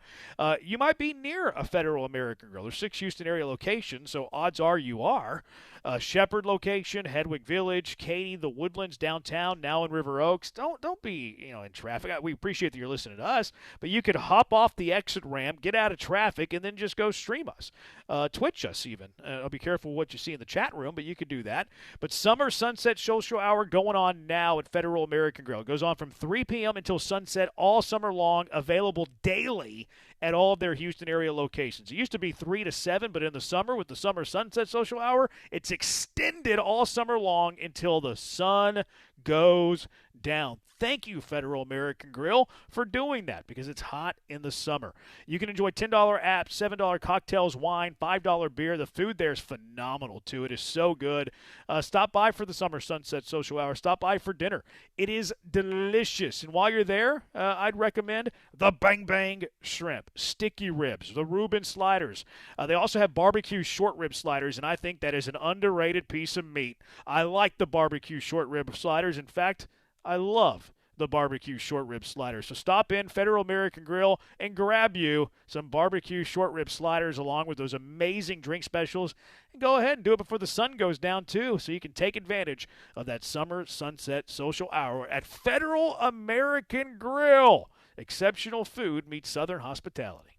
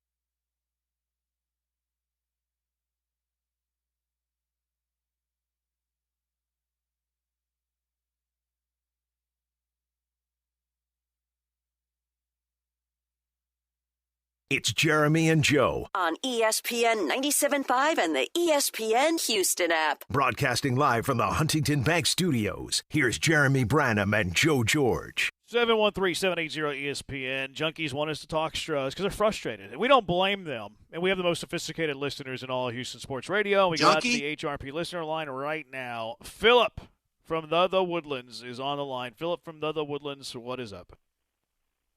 Hey, guys. Just had a thought, didn't know how practical this was. You tell me if you do this, okay? If you went to the Dodgers, as lousy a year as Tucker's having, and you wanted to pull a Verlander, and you said, here's Jeremy Pena and, XYZ, bullpen arm prospect, and I want Kyle Tucker will eat half his money for you, which would be about $75 million over 3 years, and give us Dalton Rushing, who's blocked at catcher behind Will Smith. I think I might do that because you get a young catcher who can hit, who is not getting along with Ohtani, and you would get an everyday right fielder. You slide Cam over to center field maybe, and then the Dodgers' top hitting prospect at AAA is a kid named Tibbs, who's a right fielder / first baseman. He would step in on the cheap for them right away because currently he's blocked as well. So it feels like all the puzzle pieces would work there for a deal where you'd bring Tucker back and have Correa replace temporarily, at least at shortstop, Pena until Nagans is ready. What do you guys think about getting Tucker at that price? So you get Tucker and Rushing for Pena? You get Tucker and Rushing for Pena? And change. Maybe it's Brian King and a prospect or something like that. Okay. All right. Appreciate it. I would not. I wouldn't do that. No, Kyle Tucker's bad. Dalton Rushing might be the biggest D-bag in all of sports right now. He's really good, though. I know, very, but Dalton Rushing would intrigue me. He's a really good offensive catcher. I would be like. Plus, he's under club control for the next 5 years. Like, honestly, the guy that they probably will call about probably is Hunter Brown. Yeah, probably. No, the Tucker thing though, he's got opt-outs after each one of his. You'd almost be rooting for him to opt out. The Tucker part of it, I want no part of. I want no part of Kyle Tucker. No part of it. There's a package that the Dodgers could put together that would make me interested and would be probably would be worth trading Pena. I just don't want to deal with the Tucker saga. I don't want to deal with him being bad. I don't want to be stuck into that contract. I don't want to be like, oh, he got good again and he's opting out immediately. I would be intrigued by Dalton Rushing, even though he does put the D in Dalton. Yeah, I'm not opposed to trading anyone to anyone. Like we talked about earlier, can't remember the caller's name, who said Jordan to Seattle. Like there's no team, because I think there will be some people who hear like trading with the Dodgers is like a sin. It doesn't matter. Like if you're going to unload, you get the best players possible. Yeah. That's all that matters. Like you get the best players that you can get, and if you want, like the Dodgers have one of the best farm systems in baseball. You could trade guys there and help retool and rebuild this team. And the one advantage is like they do have guys who are going to be blocked from playing. So like you could take advantage of Ohtani getting hurt and trading a guy like Hunter Brown to the Dodgers right now. It would hurt. I would trade them all to the highest bidder. Like if you're going to sell, which I want them to do, Pena, here we go. We're holding an auction for Jeremy Pena. Whatever we feel like is the highest bid, you got him. Same thing with Isak. Same thing with Walker. Same thing with anybody. I would do it for Jordan. I know people wouldn't. Which we can whatever. What was I gonna say? Do you think Correa can play short next year? Yeah, I don't see why not. I think ideally you keep him at third. Same. See, that's why I want to get out Walker's contract. Correa, you're my third baseman. Isak, you're my first baseman. And then figure out shortstop later. Yeah, I mean, if you trade Pena, maybe you get one back. If you don't trade Pena, which I wish they would, he's your shortstop. Like that to me is what you need to be doing at the deadline. Mm-hmm. It's getting out of this Christian Walker contract. Like that to me is like the biggest thing. 713-780-ESPN. Back out to the HRP listener line. Julian, you're in with Jeremy and Joe. What's up? What's going on, gentlemen? Do you guys remember, maybe it was last week, maybe it was the week before, y'all were giving grades to the team. And everyone was so reluctant to give them something less than a C because of, I guess, the season because they were still in it. but the record still sucked, right? I mean, they were still under 500. Yep. Yeah, they're 3 games out. But if you're 3 games out in a trash-ass division, doesn't that, highlight just how inadequate you are as a team? Now, as far as, now, you're right. Sell. You're going to end up being one of those teams that are in purgatory. Good enough not to be at the bottom, but bad enough to not make the playoffs. 8-8, 8-9 type thing. Sell. Have a good day, fellas. Yeah, I mean, they were also, a game and a half out of the wild card when we did that. They were primed to make a run. And then this is how they started the post-All-Star break, was getting embarrassed in 3 straight games. Yeah, I think that was even before the Rangers series. Yeah, I think it was. Yeah, it was. It was before the Rangers series. So we're dealing with new information. Yeah, it's a different ballgame. It's how quickly a baseball season can change. You're 3 and a game and a half back, depending on which standings you're looking at. And now we sit here, they're 4 out of the division, they're 4.5 back of the wild card.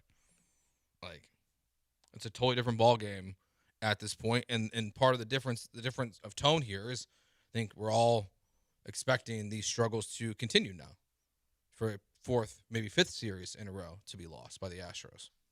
Yeah. Sad state. But they can turn around quickly if they sell and sell right. Win these trades. All right, 713-780-3776. Let's talk about something a little bit more fun. Well, it's actually over. But the World Cup, what a game yesterday. What a tournament this has been. It's been awesome. But what will you miss about the World Cup? What won't you miss? 713-780-3776. Jeremy and Joe, ESPN 97.5.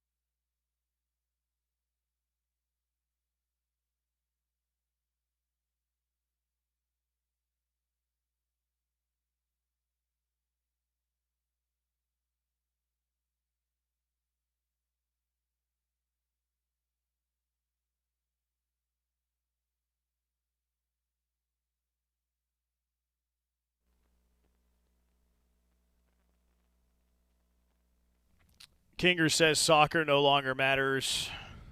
Fire Glenn. I don't think Glenn's fireable.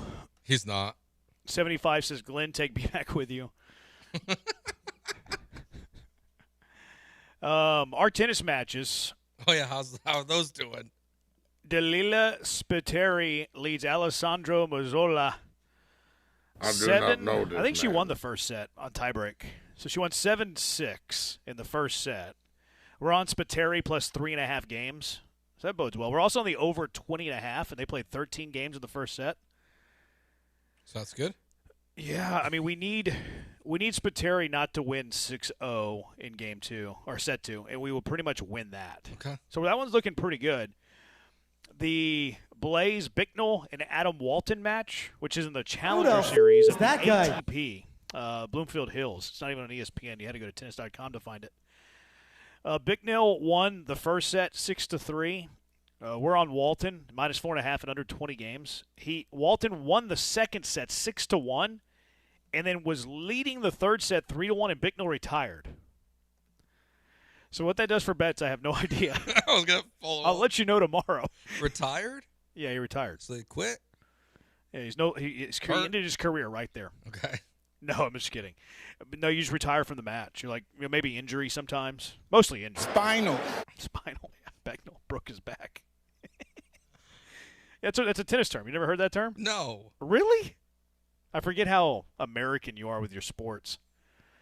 You're so you're a meat and potato sports guy. Yeah, I'm a for sports matter kind of guy. Yeah, you don't like the tennis. I can't believe you never heard that term, retired. Nope. Bicknell retired in the third set. But, hey, the more you know with Jeremy and Joe. The more you know with Jeremy and Joe. So I don't know if we want those bets or not. Yeah, I don't know either. We had Walton at minus 4.5. 4.5 games, which Walton had 12 games won to Bicknell's 8.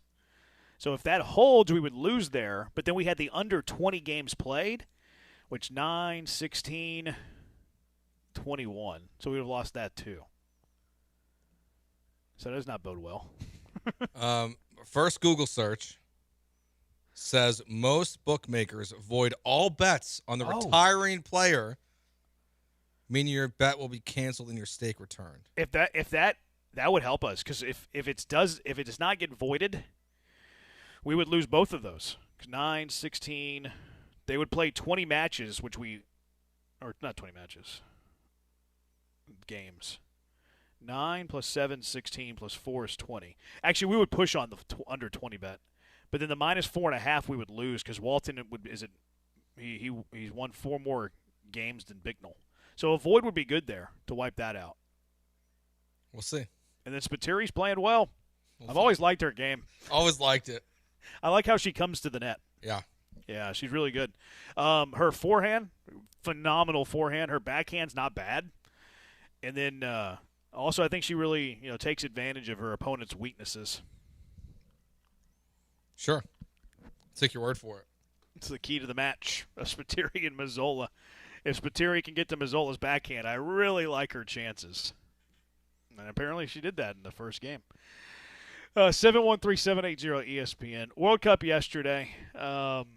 Congratulations to Spain winning the second World Cup. Do you know, too, they co-host the next World Cup, so this could just be the start for Spain. I did know that. Could just be the start for Spain. But what did you think of that match yesterday? Pure dominance for the Spaniards. Yeah, it was fun. It was a good match. They played, they were so good defensively. Like, it feels like Messi didn't even have, a shot a lot of the game to even, to really impact it at all. But it was a lot of fun. I enjoyed it. It was very, very fun. Yeah, it was a very exciting 0-0 match. Hoping we were going for PKs. Argentina was hoping that too. Yeah.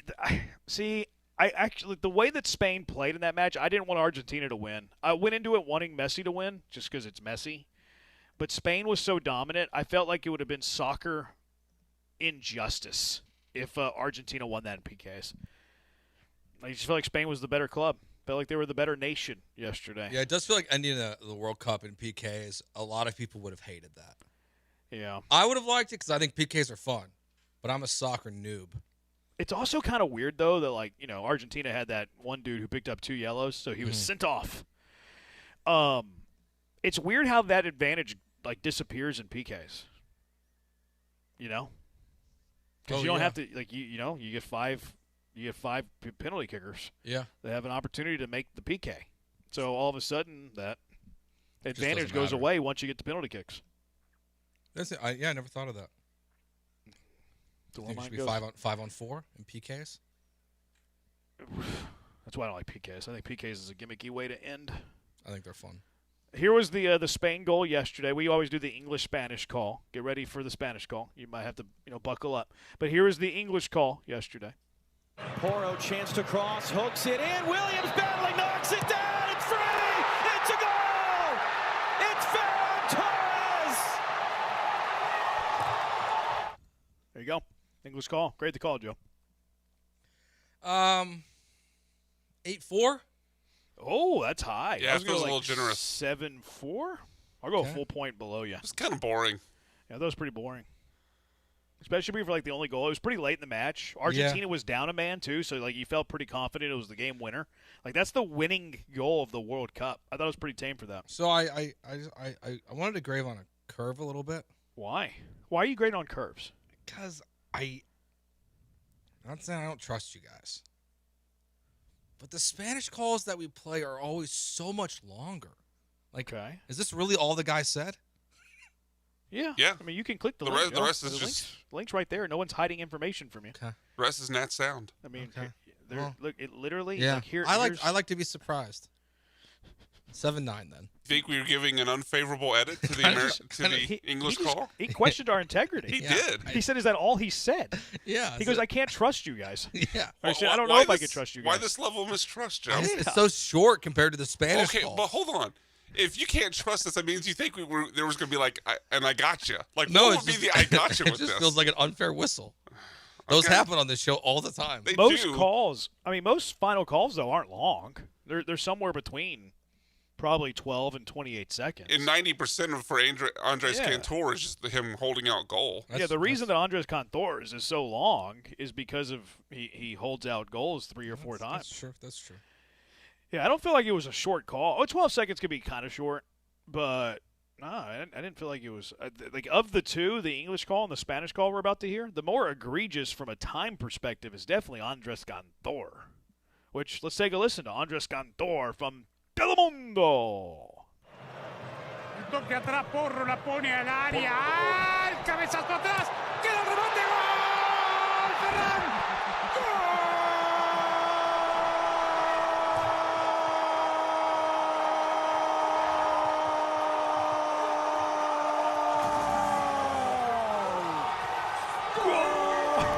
Gotta take a deep breath for that one. Some people were complaining that he takes too long on his calls. Really? Yeah, it's pretty dumb. This is the last time we're going to hear Andres Cantor for 4 years. That's true. We can go a minute listening to his call. You know what I mean? Yeah, I don't have any problem with it. We're not going to listen to this again for 4 years. He doesn't Even do if the- he's calling the Women's World Cup, we're not going to listen to this for 4 years. Why wouldn't we listen to this whole? It's the final call for the next 4 years. It's so long. Lo hizo la cabeza. I love this guy so much. I love Andres. I wish I could call a game in Spanish. Why can't you? Because my Spanish isn't fluent enough. You can work on that. Just good Peggy Hill it. I don't know if they allow anybody who can't roll their R's. That's probably true. I don't think I could do it. That's probably true. Not at least at that stage. I could go to a game and do it on my own, but that's kind of just Jeremy is just in the crowd. Weird. With a mic. Yeah.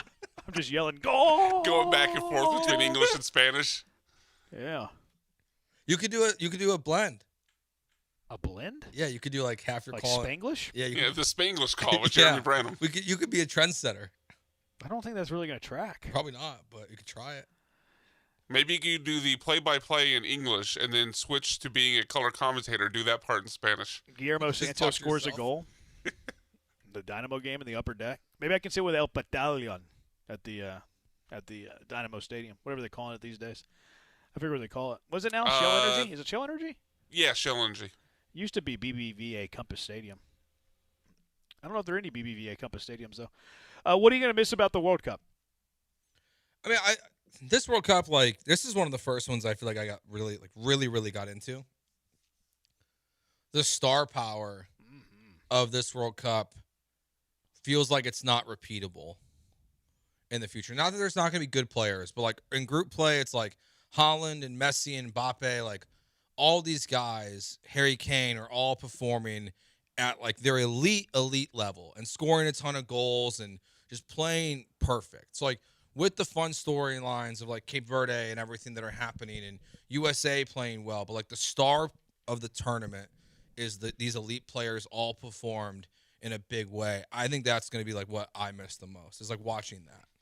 I'm just going to miss having 2 soccer matches on every single day, especially during our show that we could bet on. Oh, yeah, I said that last week on Sweat of the That Day. was so great. Yeah. Like, what a great time for Sweats of the Day. Now today we're betting on Challenger tennis, where you had a guy retire in the 3rd set.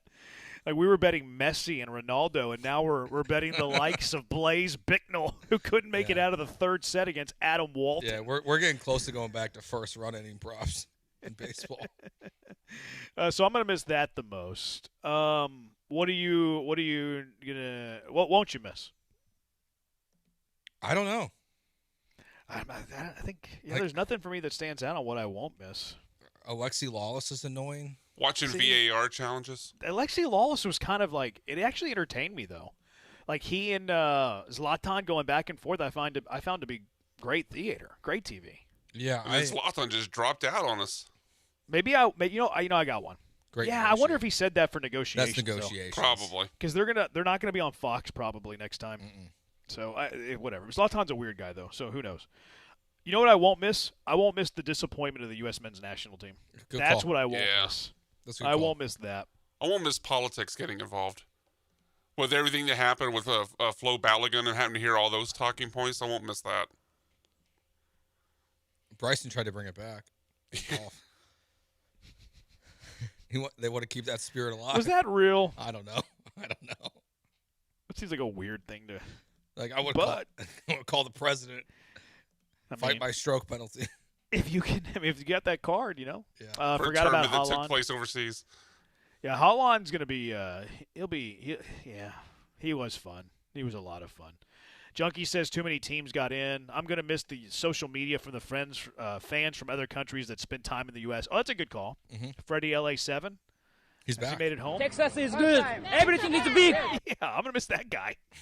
That guy was awesome. Those calls are my favorite thing about FIFA. The Spanish calls for Longhorn football games are incredible and electric. You don't listen to Craig Way? He listens to Craig Way. Texas is back, folks. What are the odds that junkie didn't go to Texas? He went to Texas Roadhouse University alongside like Brian. 90%. They crossed the stage. When they crossed the stage, they crunched peanut butter shells at Texas Roadhouse University. No, we butter rolls. Junkie says call them pins, not PKs, bunch of Yanks. I've never heard the term pins. This feels like an NHL thing. Yep. Never Is heard that a hockey before. thing? I don't know. I don't think so. I've never heard of pins. England, France, 6-4 was super exciting. I didn't watch the 3rd place game. Cape Verde, what a story. Yeah, but I mean, you've been missing them for like 3 weeks. They've been eliminated a long time ago. Going to miss star players in their last World Cup. Yeah, you think this is it for Messi? No. He's 39. I think he's going to squeeze. Yeah, but Ronaldo did it at 43. I thought Ronaldo was like 41, but I mean, he's still playing in top form, but 4 years is a long time. Yeah, I don't know. Ronaldo is 41. I mean, like maybe he's not starting. I mean, I think it's possible, but it's not going to be. It's not going to be this version of Messi. Well, Neymar didn't start this year. But yeah, Neymar's washed. Yeah, but I'm saying like Messi can be a late game sub, worst case scenario. I don't know. Give you a couple good minutes. I got Messi on my squad. He's in my starting 11. Yeah, I think we see him one more time. What's not to like about the beautiful game? I'll miss having World Cup games on during the week for distraction. Watch more soccer the last few weeks than I watched it my entire life. Bring on American football, though. I've had my fill of football. I will miss Shakira. I will not miss betting on soccer. It's impossible. No, it's not. Oh, I made so much money. Yeah, we killed it on soccer. I made so much money betting soccer. Same. Being an Uber driver, I'll miss the money, but we'll miss the traffic near the FenFest Arena. Fair enough. We'll miss foreigners discovering how great the U.S. is. Won't miss the actual Texas games. is good. Everything is big. I'm going to miss seeing France get their bad word pushed in by Spain. I'll miss the hydration breaks from this World Cup. It was nice to be able to go outside for a cigarette in the middle of a half without missing any of the action. All right. Gonna miss the camera crew catching international women. All right, pervert. Gonna miss the passion and pride. Cape Verde supporters, the country of Mexico going crazy. He says he went to Texas. Sorry, I graduated in 2010. Just the vibe and buzz in the city for a full month. Plus, good to see more semblance on patriotism. All right, pretty good. Pretty good. Halftime show was awful. Did you watch the halftime show? No. Why? I didn't care. I don't care for it. What did you do during the half? I was watching the Cubs game. How'd they do? They won. Not that anyone cares. We don't. I know. He asked. I'm just surprised that you didn't watch the World Cup halftime show. Well, was the Ronaldo World was Cup there. halftime show? Ronaldinho. They had everybody. Madonna was there, driving in a cart in the bowels of the stadium with Ronaldinho and Ronaldo. Saw the beams. You had Shakira came out. Her hips were not lying. You had the Ted Lasso and his assistant coach walked out and gave a speech. And then Ted Lasso's assistant coach, he subbed in Justin Bieber with like the little substitution board. And then Justin Bieber came on and did his thing. He was wearing like half a T-shirt, half a polo. It was kind of weird. He kind of looks like David Beckham to me, Justin Bieber. Except for way shorter.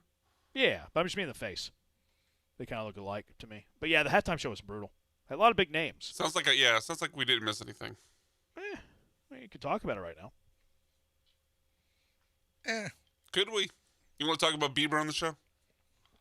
I'm a believer. Wasn't it long? Fan of his work. Yeah, it's pretty long. I mean, like a Super Bowl. Yeah, I don't know. It's just a halftime show. All right. You guys aren't cool. That's fine. You guys don't believe in pop culture. That's fine. Halftime shows don't really do anything for me.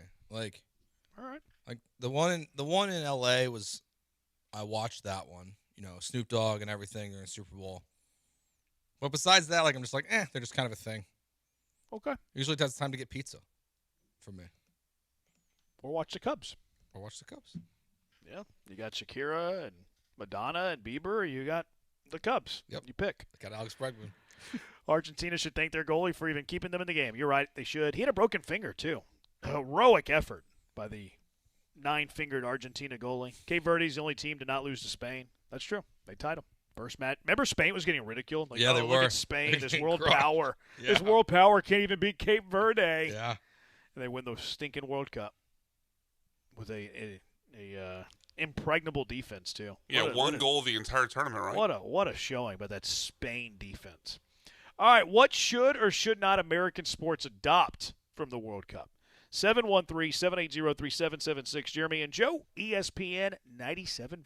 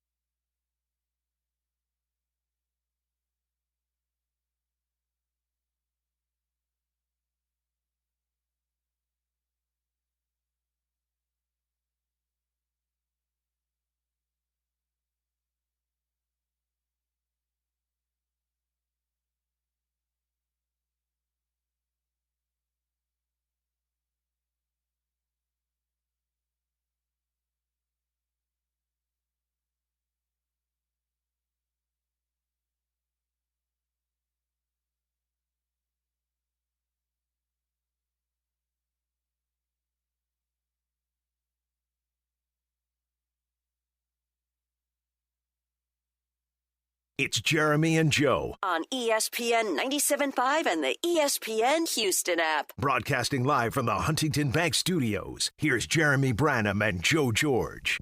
He's Joe. I'm Jeremy. 713-780-ESPN. HR&P listener line, tracking our tennis bets. Our girl, Dalila Spiteri, I've always liked her. I do not know this, man. I've always liked her spirit. After defeating Alessandro Mazzola 7-6 in tiebreaks in the first set, leads the second set 2-1. We're on Spiteri plus 3.5 games, and we're on the over 20.5 matches, which they played 13, 16. That looks good. I think we're going to we need one more. We need Mazzola to win one more game, and then Spiteri can win the rest, and we'll be all right there. But 713-780-ESPN question, what should or should not American sports adapt from the World Cup? What do you have, Joe? All right, first thing I have. Don't lie to us about commercial breaks. Is my only complaint with the World Cup is they tried to pretend that these hydration breaks were anything but commercial breaks. Just don't lie to us. Just call them what they are. Like, they do have hydration breaks in some soccer matches when the temperature is a certain point. Sure, there were games indoors and they had them. Just don't lie to us. Well, for those they called them game breaks. Did they? Yeah. Okay, I guess I thought they just called them. See, I think they called them hydration breaks at first, and then they got crushed. Yeah, so they changed it to game breaks like the next day. It's so weird. But just don't lie to us. Just call it call a commercial break what it is. You don't need to pretend it's something else. I don't need we're taking a hydration break that we're adding to the NFL games to make sure these guys are hydrated in Miami. All right, so you're out on the hydration breaks. Yeah, we don't need longer halftime shows because I know that was the one complaint from yesterday, even though I didn't watch it. What do you mean? Super Bowl halftime shows are longer than that. Yeah, I'm saying we can stop. I like normal halftime. No, Super Bowl's got to have a halftime show. Disagree. What? I don't need it. I know people want it. I don't need it. You are so boring. Sure. You don't want a little pop culture event in the middle of the Super Bowl? Not really. I'm there for football. Oh, come on. Hardo Joe. This is such a hard I don't need it. I don't need it. Joe, get this fun and entertainment out of my football. I don't like entertainment. I don't need 90-year-olds doing the halftime show. What do you mean, Bad 90 Bunny? years old? Well, Bad Bunny was last year's performer. Yeah, come on. 90-year-olds. I'm talking about when The Who did it. Yeah, that's been a decade ago. Yeah, I just don't need it. I don't care. I just don't. I don't care about just play football. Like you haven't used the old acts in a while. Yeah, I know, but I just to me it's what makes the it separates the pomp and circumstance of a huge game. You know, if it was just some boring, if it didn't have the pomp and circumstance, it wouldn't really be the Super Bowl. You know, it's just the end. It's just a final game. That's like all the others. I like the theatrics of the grandest stage. Then keep them. Just keep them short. Nah. We don't need all the sets and everything. You can keep it short and sweet. I like the sets. Use grass. Yes, it's a good call. Yeah. I like that idea a lot. Just use it. The players are campaigning for it in the NFL. Just use it. How many? I feel like I watched 90% of these World Cup games. I don't feel like I saw any torn ACLs. I don't know. It just feels. That's all the sample we need. There was a lot of games. Yeah. So just use grass. The players want it. Use grass. These teams can do it. It's going to cost them a little extra money. Who cares? Well, the owners care. That's who cares. Yeah, well, your players being on the field also matters too. I think the owners are colluding. Actually. Yes. Seriously. My hot take. I think the owners are colluding when it comes to that. Yeah, because if one does it, then everyone has to do it. And they don't. I mean, from a financial standpoint, sure they want their players to be on the field. They're not going to lose any money. The fact that we have more torn ACLs in the NFL, is anybody losing economically from that other than the players? Owners aren't. No, they're not. No, I mean, they're going to make tons of money. Regardless, if the Dallas Cowboys had their top 3 players tear their ACL, would they lose money? No. They're still going to have full stadiums. They're still going to be good on TV. Nothing changes. Are they going to save a ton of money by not having grass? Yep. Yeah, but still. No, I wish they would. Yeah. You said you're who, right. You said who doesn't want this. I think the owners are colluding. Yeah. I think the owners are colluding, so they don't have to do it. No, I agree. Yeah. I think that the what else you got? Is that it? Okay. I know you're going to hate it. Okay? I know you are.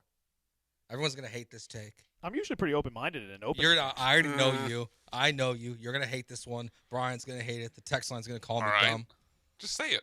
I loved Saturday. Third place game? Let's just do it. Really? Let's do it. Joe. Give me. You are out of here. Third place. Don't you have Why a not? Cubs podcast to go do?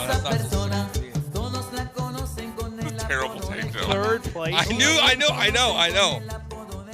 It was fun. I didn't even bother to turn it on. I watched it. I made a lot of money on it. You bet the third place game? Hell yeah, I did. Get help, Joe. I won 3 bets on that game. Oh my God. I'm guessing the over. Well, I bet the over, and then I live bet the over, and then I live bet the over again. Because they weren't playing any defense. They definitely weren't. It was fun. Why not? That's preseason football is what that was. Like third place, like college football. Yes. No. Yes. No. We play useless bowl games. We can't play a third place game in college football. Correct. How many players would opt out of that? Every one of them. Well, probably a lot of them. But forget the Pro Bowl. Do you want this for all sports? Do you want a third place game in the NFL? Yeah. Oh, come on, Joe. Replace the Pro Bowl. This is your worst take. I don't care. This is the worst take you've ever given. I don't care. You want the third place game to replace the Pro Bowl? Yeah. What's the benefit of it? What's the purpose of getting third place? We're going to watch it. I don't No, know. I would not. No. Yes, It has no. I'm not It has watching no a third place It has game. no consequence. when Texans are in the third place game. Nope, Well, wouldn't watch it. draft picks? Nope. Draft pick order? The players don't care about that. I know they don't. You can give them a bunch of money. Yeah, but doesn't the money have to be based upon people caring? I mean, I think Millions of you'd people probably watch get- the Pro yeah. Bowl. I mean, you probably get I guess. more The viewers ratings than would the be Pro Bowl. huge. Yeah. I mean, I don't know if they'd be huge, but I think it'd be comparable to the Pro Bowl. I think they'd be bigger than most regular season games in football. Not like in baseball. Like baseball would be a disaster. Third place game, huh? Yeah, give me a third place game. They used to do that in the NCAA tournament way back in the day. They did. And then they realized how dumb it was, and they stopped doing it. Third. I know I'm gonna get crushed for this, but like I don't care. It's so I bad. don't care. Did you watch that whole third place game? I did. Oh my God. I was into the World Cup. I was too. We do it in every. Finished third. We do it in the Olympics. Do it in the World Cup. Did they play that game in MetLife? Yeah. No, I thought that game was somewhere else. I thought that was Miami. Yeah, because it would. I don't To me, think it would so. make sense to play on the pitch that's about to host the final. Yeah, I think that was in. I think it was in. a Was it different- Miami? Yeah, I think Okay. it was Miami. I don't know. I don't watch Did you watch the game? How are you talking with any sort of conviction to a guy who watched the whole thing? because I thought I saw a highlight that looked like it was at MetLife. Oh. But I To mean, be it'd be honest, kind I of dumb couldn't to tell the host it. stadiums apart. But it would be dumb to host it there. Yeah, well, because they could ruin the field. Yeah, ruin the pitch. You can't have a. You have to have a pristine pitch Yeah, just. for the first place game. I think it'd be fun. College I football. and I NFL. don't want to adopt that stupid clock, and no one knows when the game's going to end. Oh yeah, good point. I don't Forgot like about it. that. Like, soccer can See, keep it. hold Soccer on. can keep it. Soccer can keep it. I don't want to adopt it in American sports. I tried to get rid of that in a cash or trash weeks ago, and you didn't. You weren't with me on that one. You're changing. You're moving the goalpost here, How? Brian.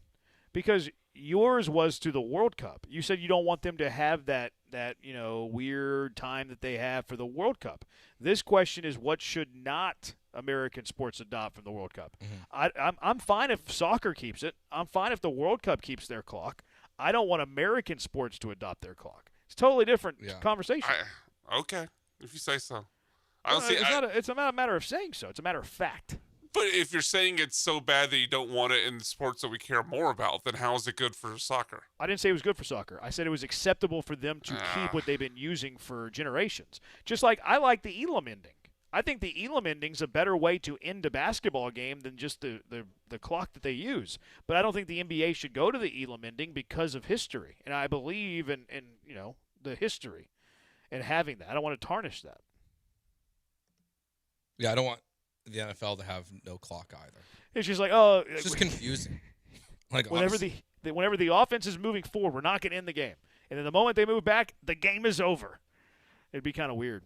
Yeah, I'm not a fan of it. Oh, So, one I forgot. definitely Could we not do ejections for flopping? Sure. Like they give yellow cards for flopping if it's too egregious. That's a good call. I would like college football to adopt the yellow-red card thing for targeting. Instead of ejecting play, I know they changed the rule on this, but instead of like in the years past where they would just eject a player for targeting even if there wasn't motive, now you just get a yellow card. I'm with that. You get a targeting, you run out there, you get the ref that runs out there dramatically and just hands them a yellow. And then the second yellow, they're sent off. And then you show them a yellow, and then you show them a red, and then you say goodbye. I'm with that. For targeting specifically, I can support that. I like yellow. Could you bring that into baseball too? Like a yellow card, red card, instead of like a warning where you write on your notepad? Like if you're arguing balls and strikes? Yeah, you know how like umpires like look into the dugout and be like, okay, enough. Yellow. That's a yellow. Hand them a yellow, and then Yeah, like when you that. eject them instead of – well, I still like the ejection though. Oh, no, I don't want to sure. get rid of the ejection. I want a yellow card for a warning.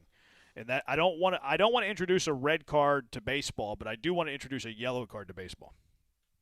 You could still do the ejection and then give them the red card at the same time. But I like the ejection more than I like the red card. Yeah, we'd have to change I like the our out of ejections. here. I suggested we do yellow card, red card during the World Cup. You said no. I don't want that. I know. I said we should fit in with those times. Give me more chance in boat rowing in the stands. See, I think that's unique to soccer. I think it's unique to country too. I don't think you can borrow that. I mean, the closest thing is college football, the tradition. That tradition, like, it's just not going to pick up. No. Like the closest thing we have in Houston is the 7th inning stretch. Yeah. Like the extra song. Like that's kind of cool though. But like that's like the only thing that's like comparable. That's kind of cool. I just don't think it would be too hard to get to catch on. I like the idea of it, but like there's just no way like you're gonna get pro sports bases to catch on to that when of course people can't even agree on if they like the wave or not. I mean, it's very hypothetical here. Yeah. Could you adopt the playing a man down in football and baseball? LOL. It'd be kind of fun. Although in baseball, I'd want the Astros to play a man down every game. That way, Jordan would come to the plate sooner. Get rid of the bottom of the order. I wish every guy 7 through 9 was ejected. The runner-up bowl, LOL, horrible idea. I know. Don't if care. your free safety commits 2 yellow card penalties in a game, you should have to play the rest of the game without a free safety. Now, see, that's one where, like, if there's targeting in college football, It'd be so you good. can't replace the player. That would be hilarious. Or, like, your outfielder gets ejected for some reason for arguing balls and strikes. You got 2-man outfield now. Hell yeah. I would watch that. Like, that'd be fun. so sick. No need for Bad Take Boulevard this week. Oh, man. That's pretty good. All sports should have the yellow rare card system that soccer has. We need full chance in the NFL. Don't need 3 national anthems a game? Oh, okay, that's a good call. Did you notice that FIFA had their own anthem? I guess I missed that part of it, but that was so weird. Like a federation had an anthem. That's fair. I was like, could you what is imagine going like on? if there was like the NFL anthem before a Super Bowl? Singing tribute to Roger Goodell. It was so weird. All right, 713-780-ESPN. Who are we tipping a cap to this week? 713-780-3776. Jeremy and Joe, ESPN 97.5. I'm tipping a cap to Pro Dunk Hoops. Why? Because they make the best basketball goals that you'll find. Better than anything you'll find in the big box stores. Don't waste your time there. Those aren't any good. If you get one of those, it's going to be broken in a month. The backboard's going to be broken. The rim's going to be unlevel. If they're cheap, wind's going to blow them down. In fact, I walk through the neighborhood every other month or so, and these basketball goals are on their belly. They ain't no good. That's why you need a goal from Pro Dunk. Best basketball goals you'll find. They've been doing it, too, since 1984. Tempered glass backboard, using that true, authentic fill off the glass, off the rim. Stainless steel hardware, rust-proof. Got to have that in the Houston humidity. It's height adjustable as well, 5 feet to 10 feet. It is awesome.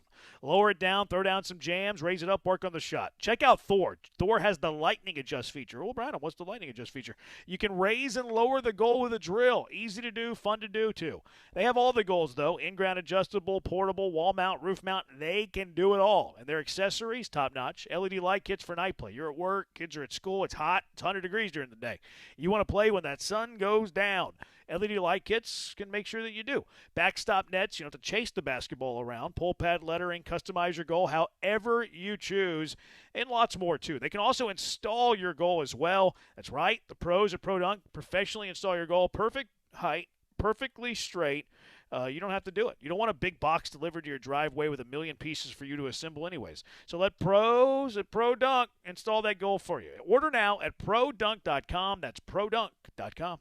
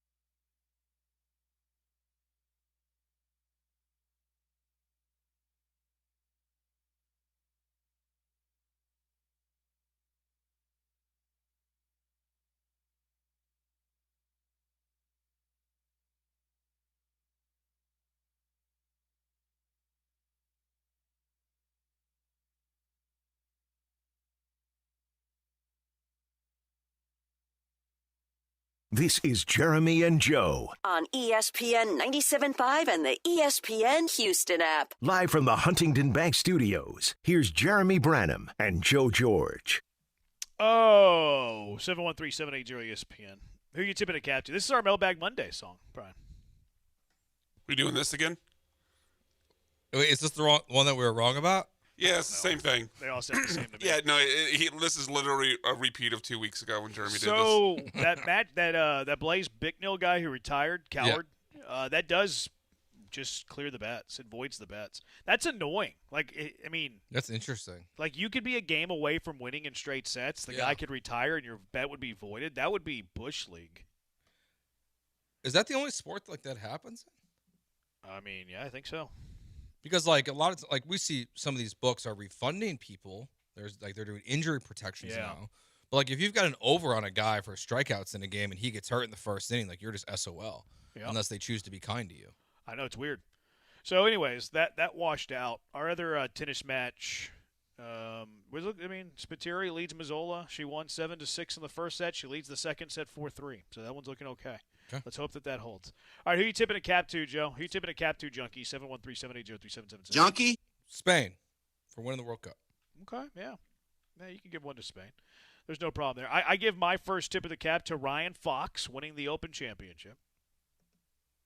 Congrats. Here's how it sounded.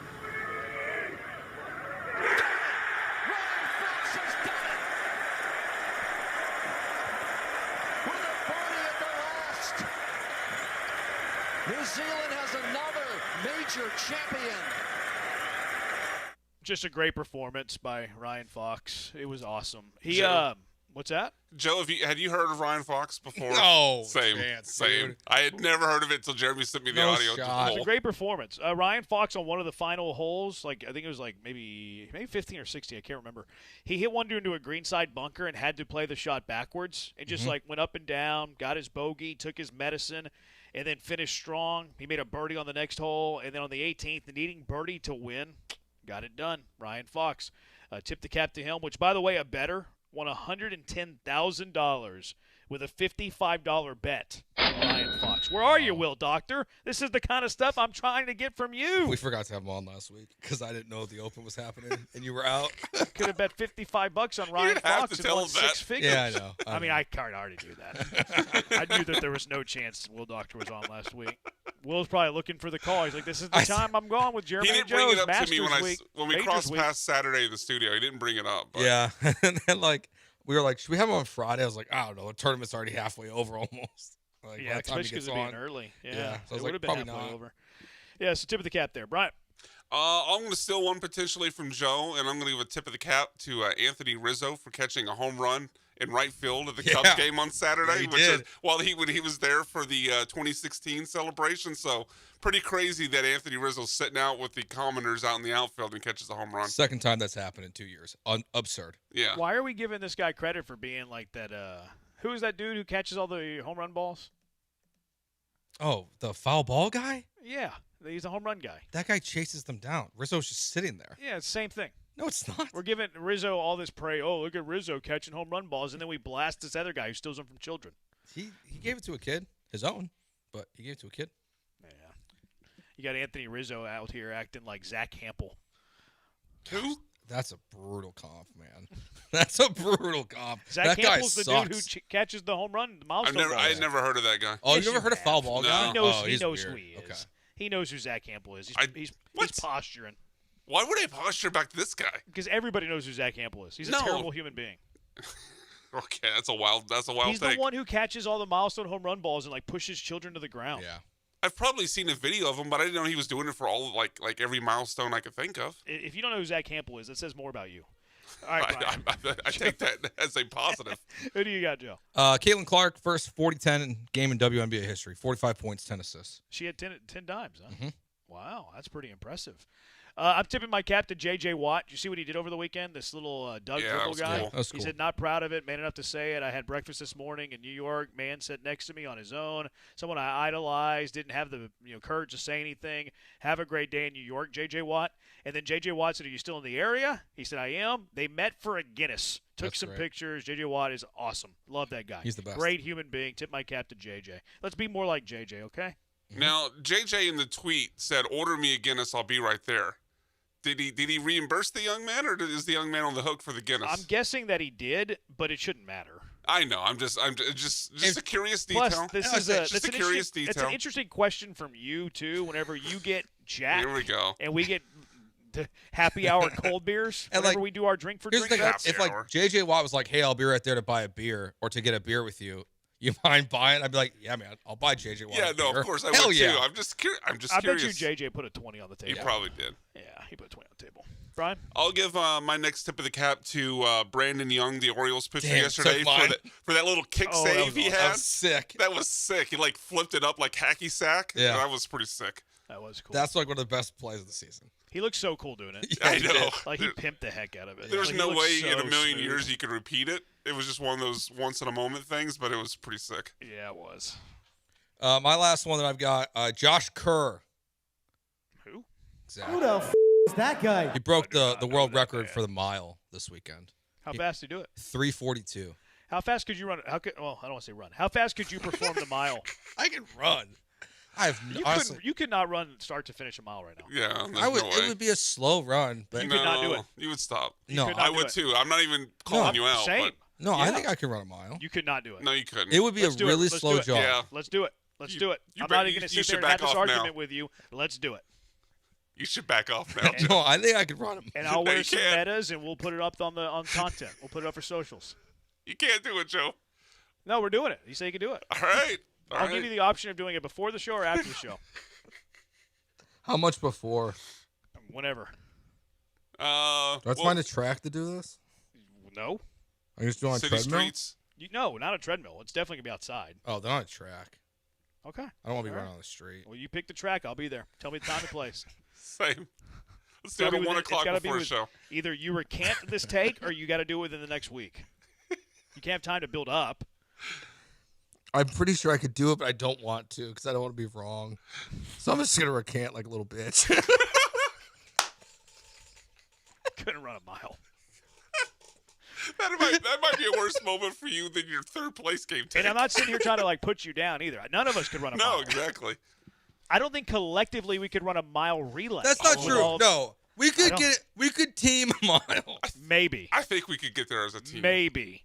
Can we go a second time, or does it have to be only one? No, one chance. I think we would be plus 150 to complete a relay without stopping. Especially if it's like at 2 o'clock before the show versus after the show. Close to the hottest part of the day. That might be the difference. If it's before the show, we ain't doing it. If it's after the show, we have a puncher's chance. Yeah, it's not as hot. Who do you think you are, Prefontaine? I don't know who that is. Lance McCullers gets my next tip of the cap. Just, not a great career, but, solid career. Gave you a lot of wins, some wins. Gave you some big moments. Nothing that he didn't get hurt on his own. It wasn't his fault. Just unlucky. Tip my cap to, a pitcher who will be remembered. I was waiting for will be remembered. The accolade there. Yeah, I appreciate Lance. A lot of bad luck, a lot of misfortune, a lot of wasted money, but he had some big moments as an Astro. I think he really cared. His body didn't back it up, which is unfortunate. But I appreciate his efforts. I tip my cap to Lance. I'll tip the cap. I'm going to take a shot at this name. I hadn't heard of this outfielder before the weekend, but Phillies outfielder Gabriel Rincones. I don't know if I got that right or not. I don't know if you saw the video, but he was fielding a ball, a fly ball in right field this weekend. Had his glasses on top of his hat and just very casually, while still tracking the ball, took the glasses off, smoothly put them on his face and caught the ball. It was I'm sure it was probably fairly routine, but the way he did it looked pretty cool. All right. Sounds neat. I'm watching the video right now. This is impressive. Yeah, it looked just how casually and smoothly he pulls it off. Yeah, he looks down. He stops looking for the ball in the air. Wow. He just pulls it off his hat, puts the glasses on, catches the ball. My last one, Summer House. Summer House is nominated for a Primetime Emmy for Outstanding Unstructured Reality Program. Give it up for Summer House. Is that what you did with your week off? One thing I didn't miss about Jeremy not being here. Give it up for Summer House, nominated for a Primetime Emmy. One thing? How about that? Y'all have any others? Nope. No. Save the best for last. All right, what's your chunky? Oh, we got some texters. Real quick. Tip of the cap to Shakira's hips for still telling the truth. You're a pervert. ESPN for firing Ryan Clark. That ain't cool. Tipping my cap to Adam Silver. Pick a team LeBron. We need the schedule. I couldn't care less about the schedule. Tonight. According to Patrick Beverly. Yep. Peter K. Tip of the cap to Joe George for saying that awful take earlier with a straight face. Make Joe running a mile the sweat of the day. All right, chunky of the day coming up next. It's Jeremy and Joe, ESPN 97.5. I got a perfect spot to run the mile for Joe. How about Two Creeks Crossing Resort? In fact, he can explore 92 acres of property. There's plenty of miles to be ran out there. And then afterwards, he can jump on the creek, do a little kayak, and maybe just jump in the creek to cool down. Or he can drop his line in the creek, do some fishing. Some of the best fishing in Texas right there on the Two Creeks at Two Creeks Crossing Resort on Lake Livingston. Plus, big catch and release pond, which I think is a great way to teach the kiddos how to fish. They got pickleball courts out there, food trucks out there all the time, live music, swampers where you can get a beverage. A cold one. They got the pool out there still, but they got the water park now. Blue Bayou Bend opened May 1st. Can't believe it's been around that long already. Time goes by fast when you're having fun at Two Creeks Crossing Resort. But Blue Bayou Bend's awesome. It's great. They got the lazy river, which is really cool too. So get away for a bit of time. Get away for the weekend. Get away for a little PTO, the job, traffic, whatever's causing you stress, and get out to Two Creeks Crossing Resort on Lake Livingston. Open green spaces, wildlife, and some of that best fishing in Texas. Plus, it's only 90 minutes from Houston. You can escape the city without going too far at Two Creeks Crossing Resort. They got glamping, waterfront cabins, tree houses, or pull up the RV if you got an RV. They have RV hookup spots. They have the perfect stay for everybody. Book your stay now. TwoCreeksCrossingResort.com. That's TwoCreeksCrossingResort.com.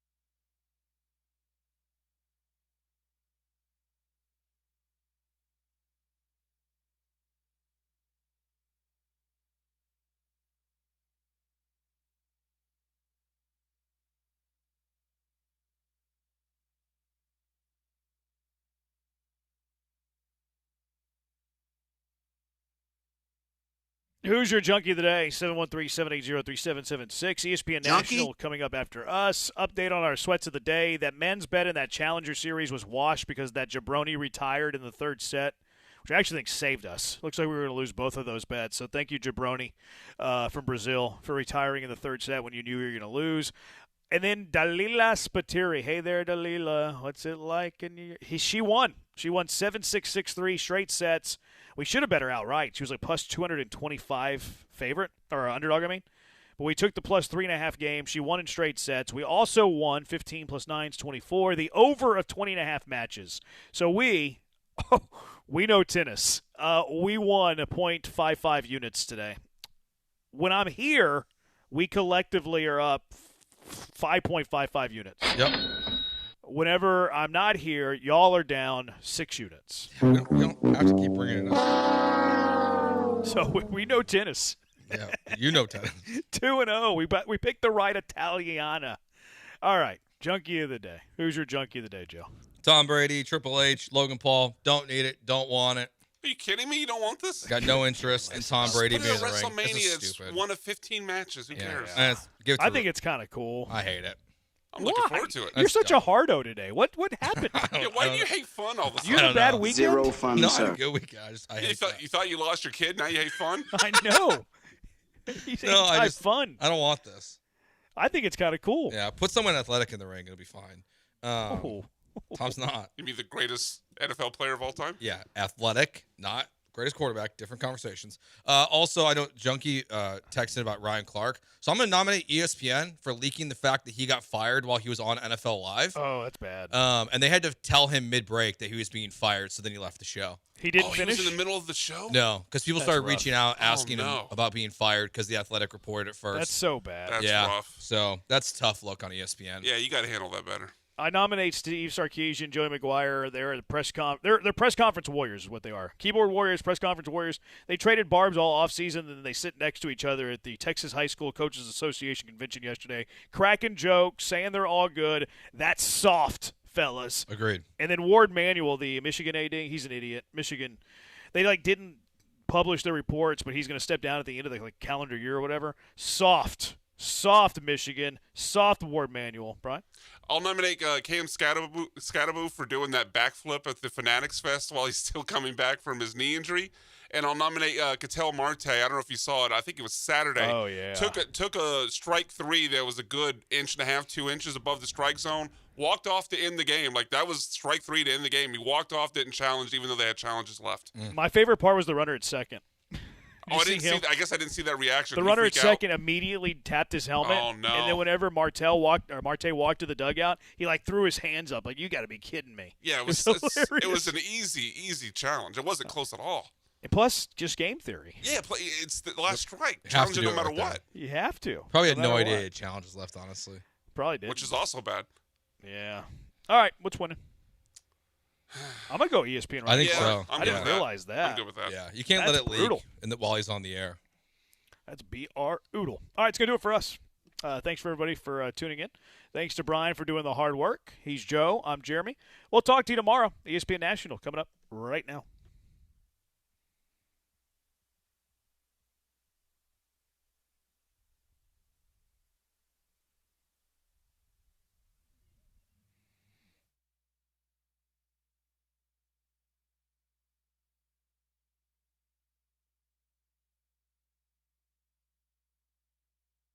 With you every step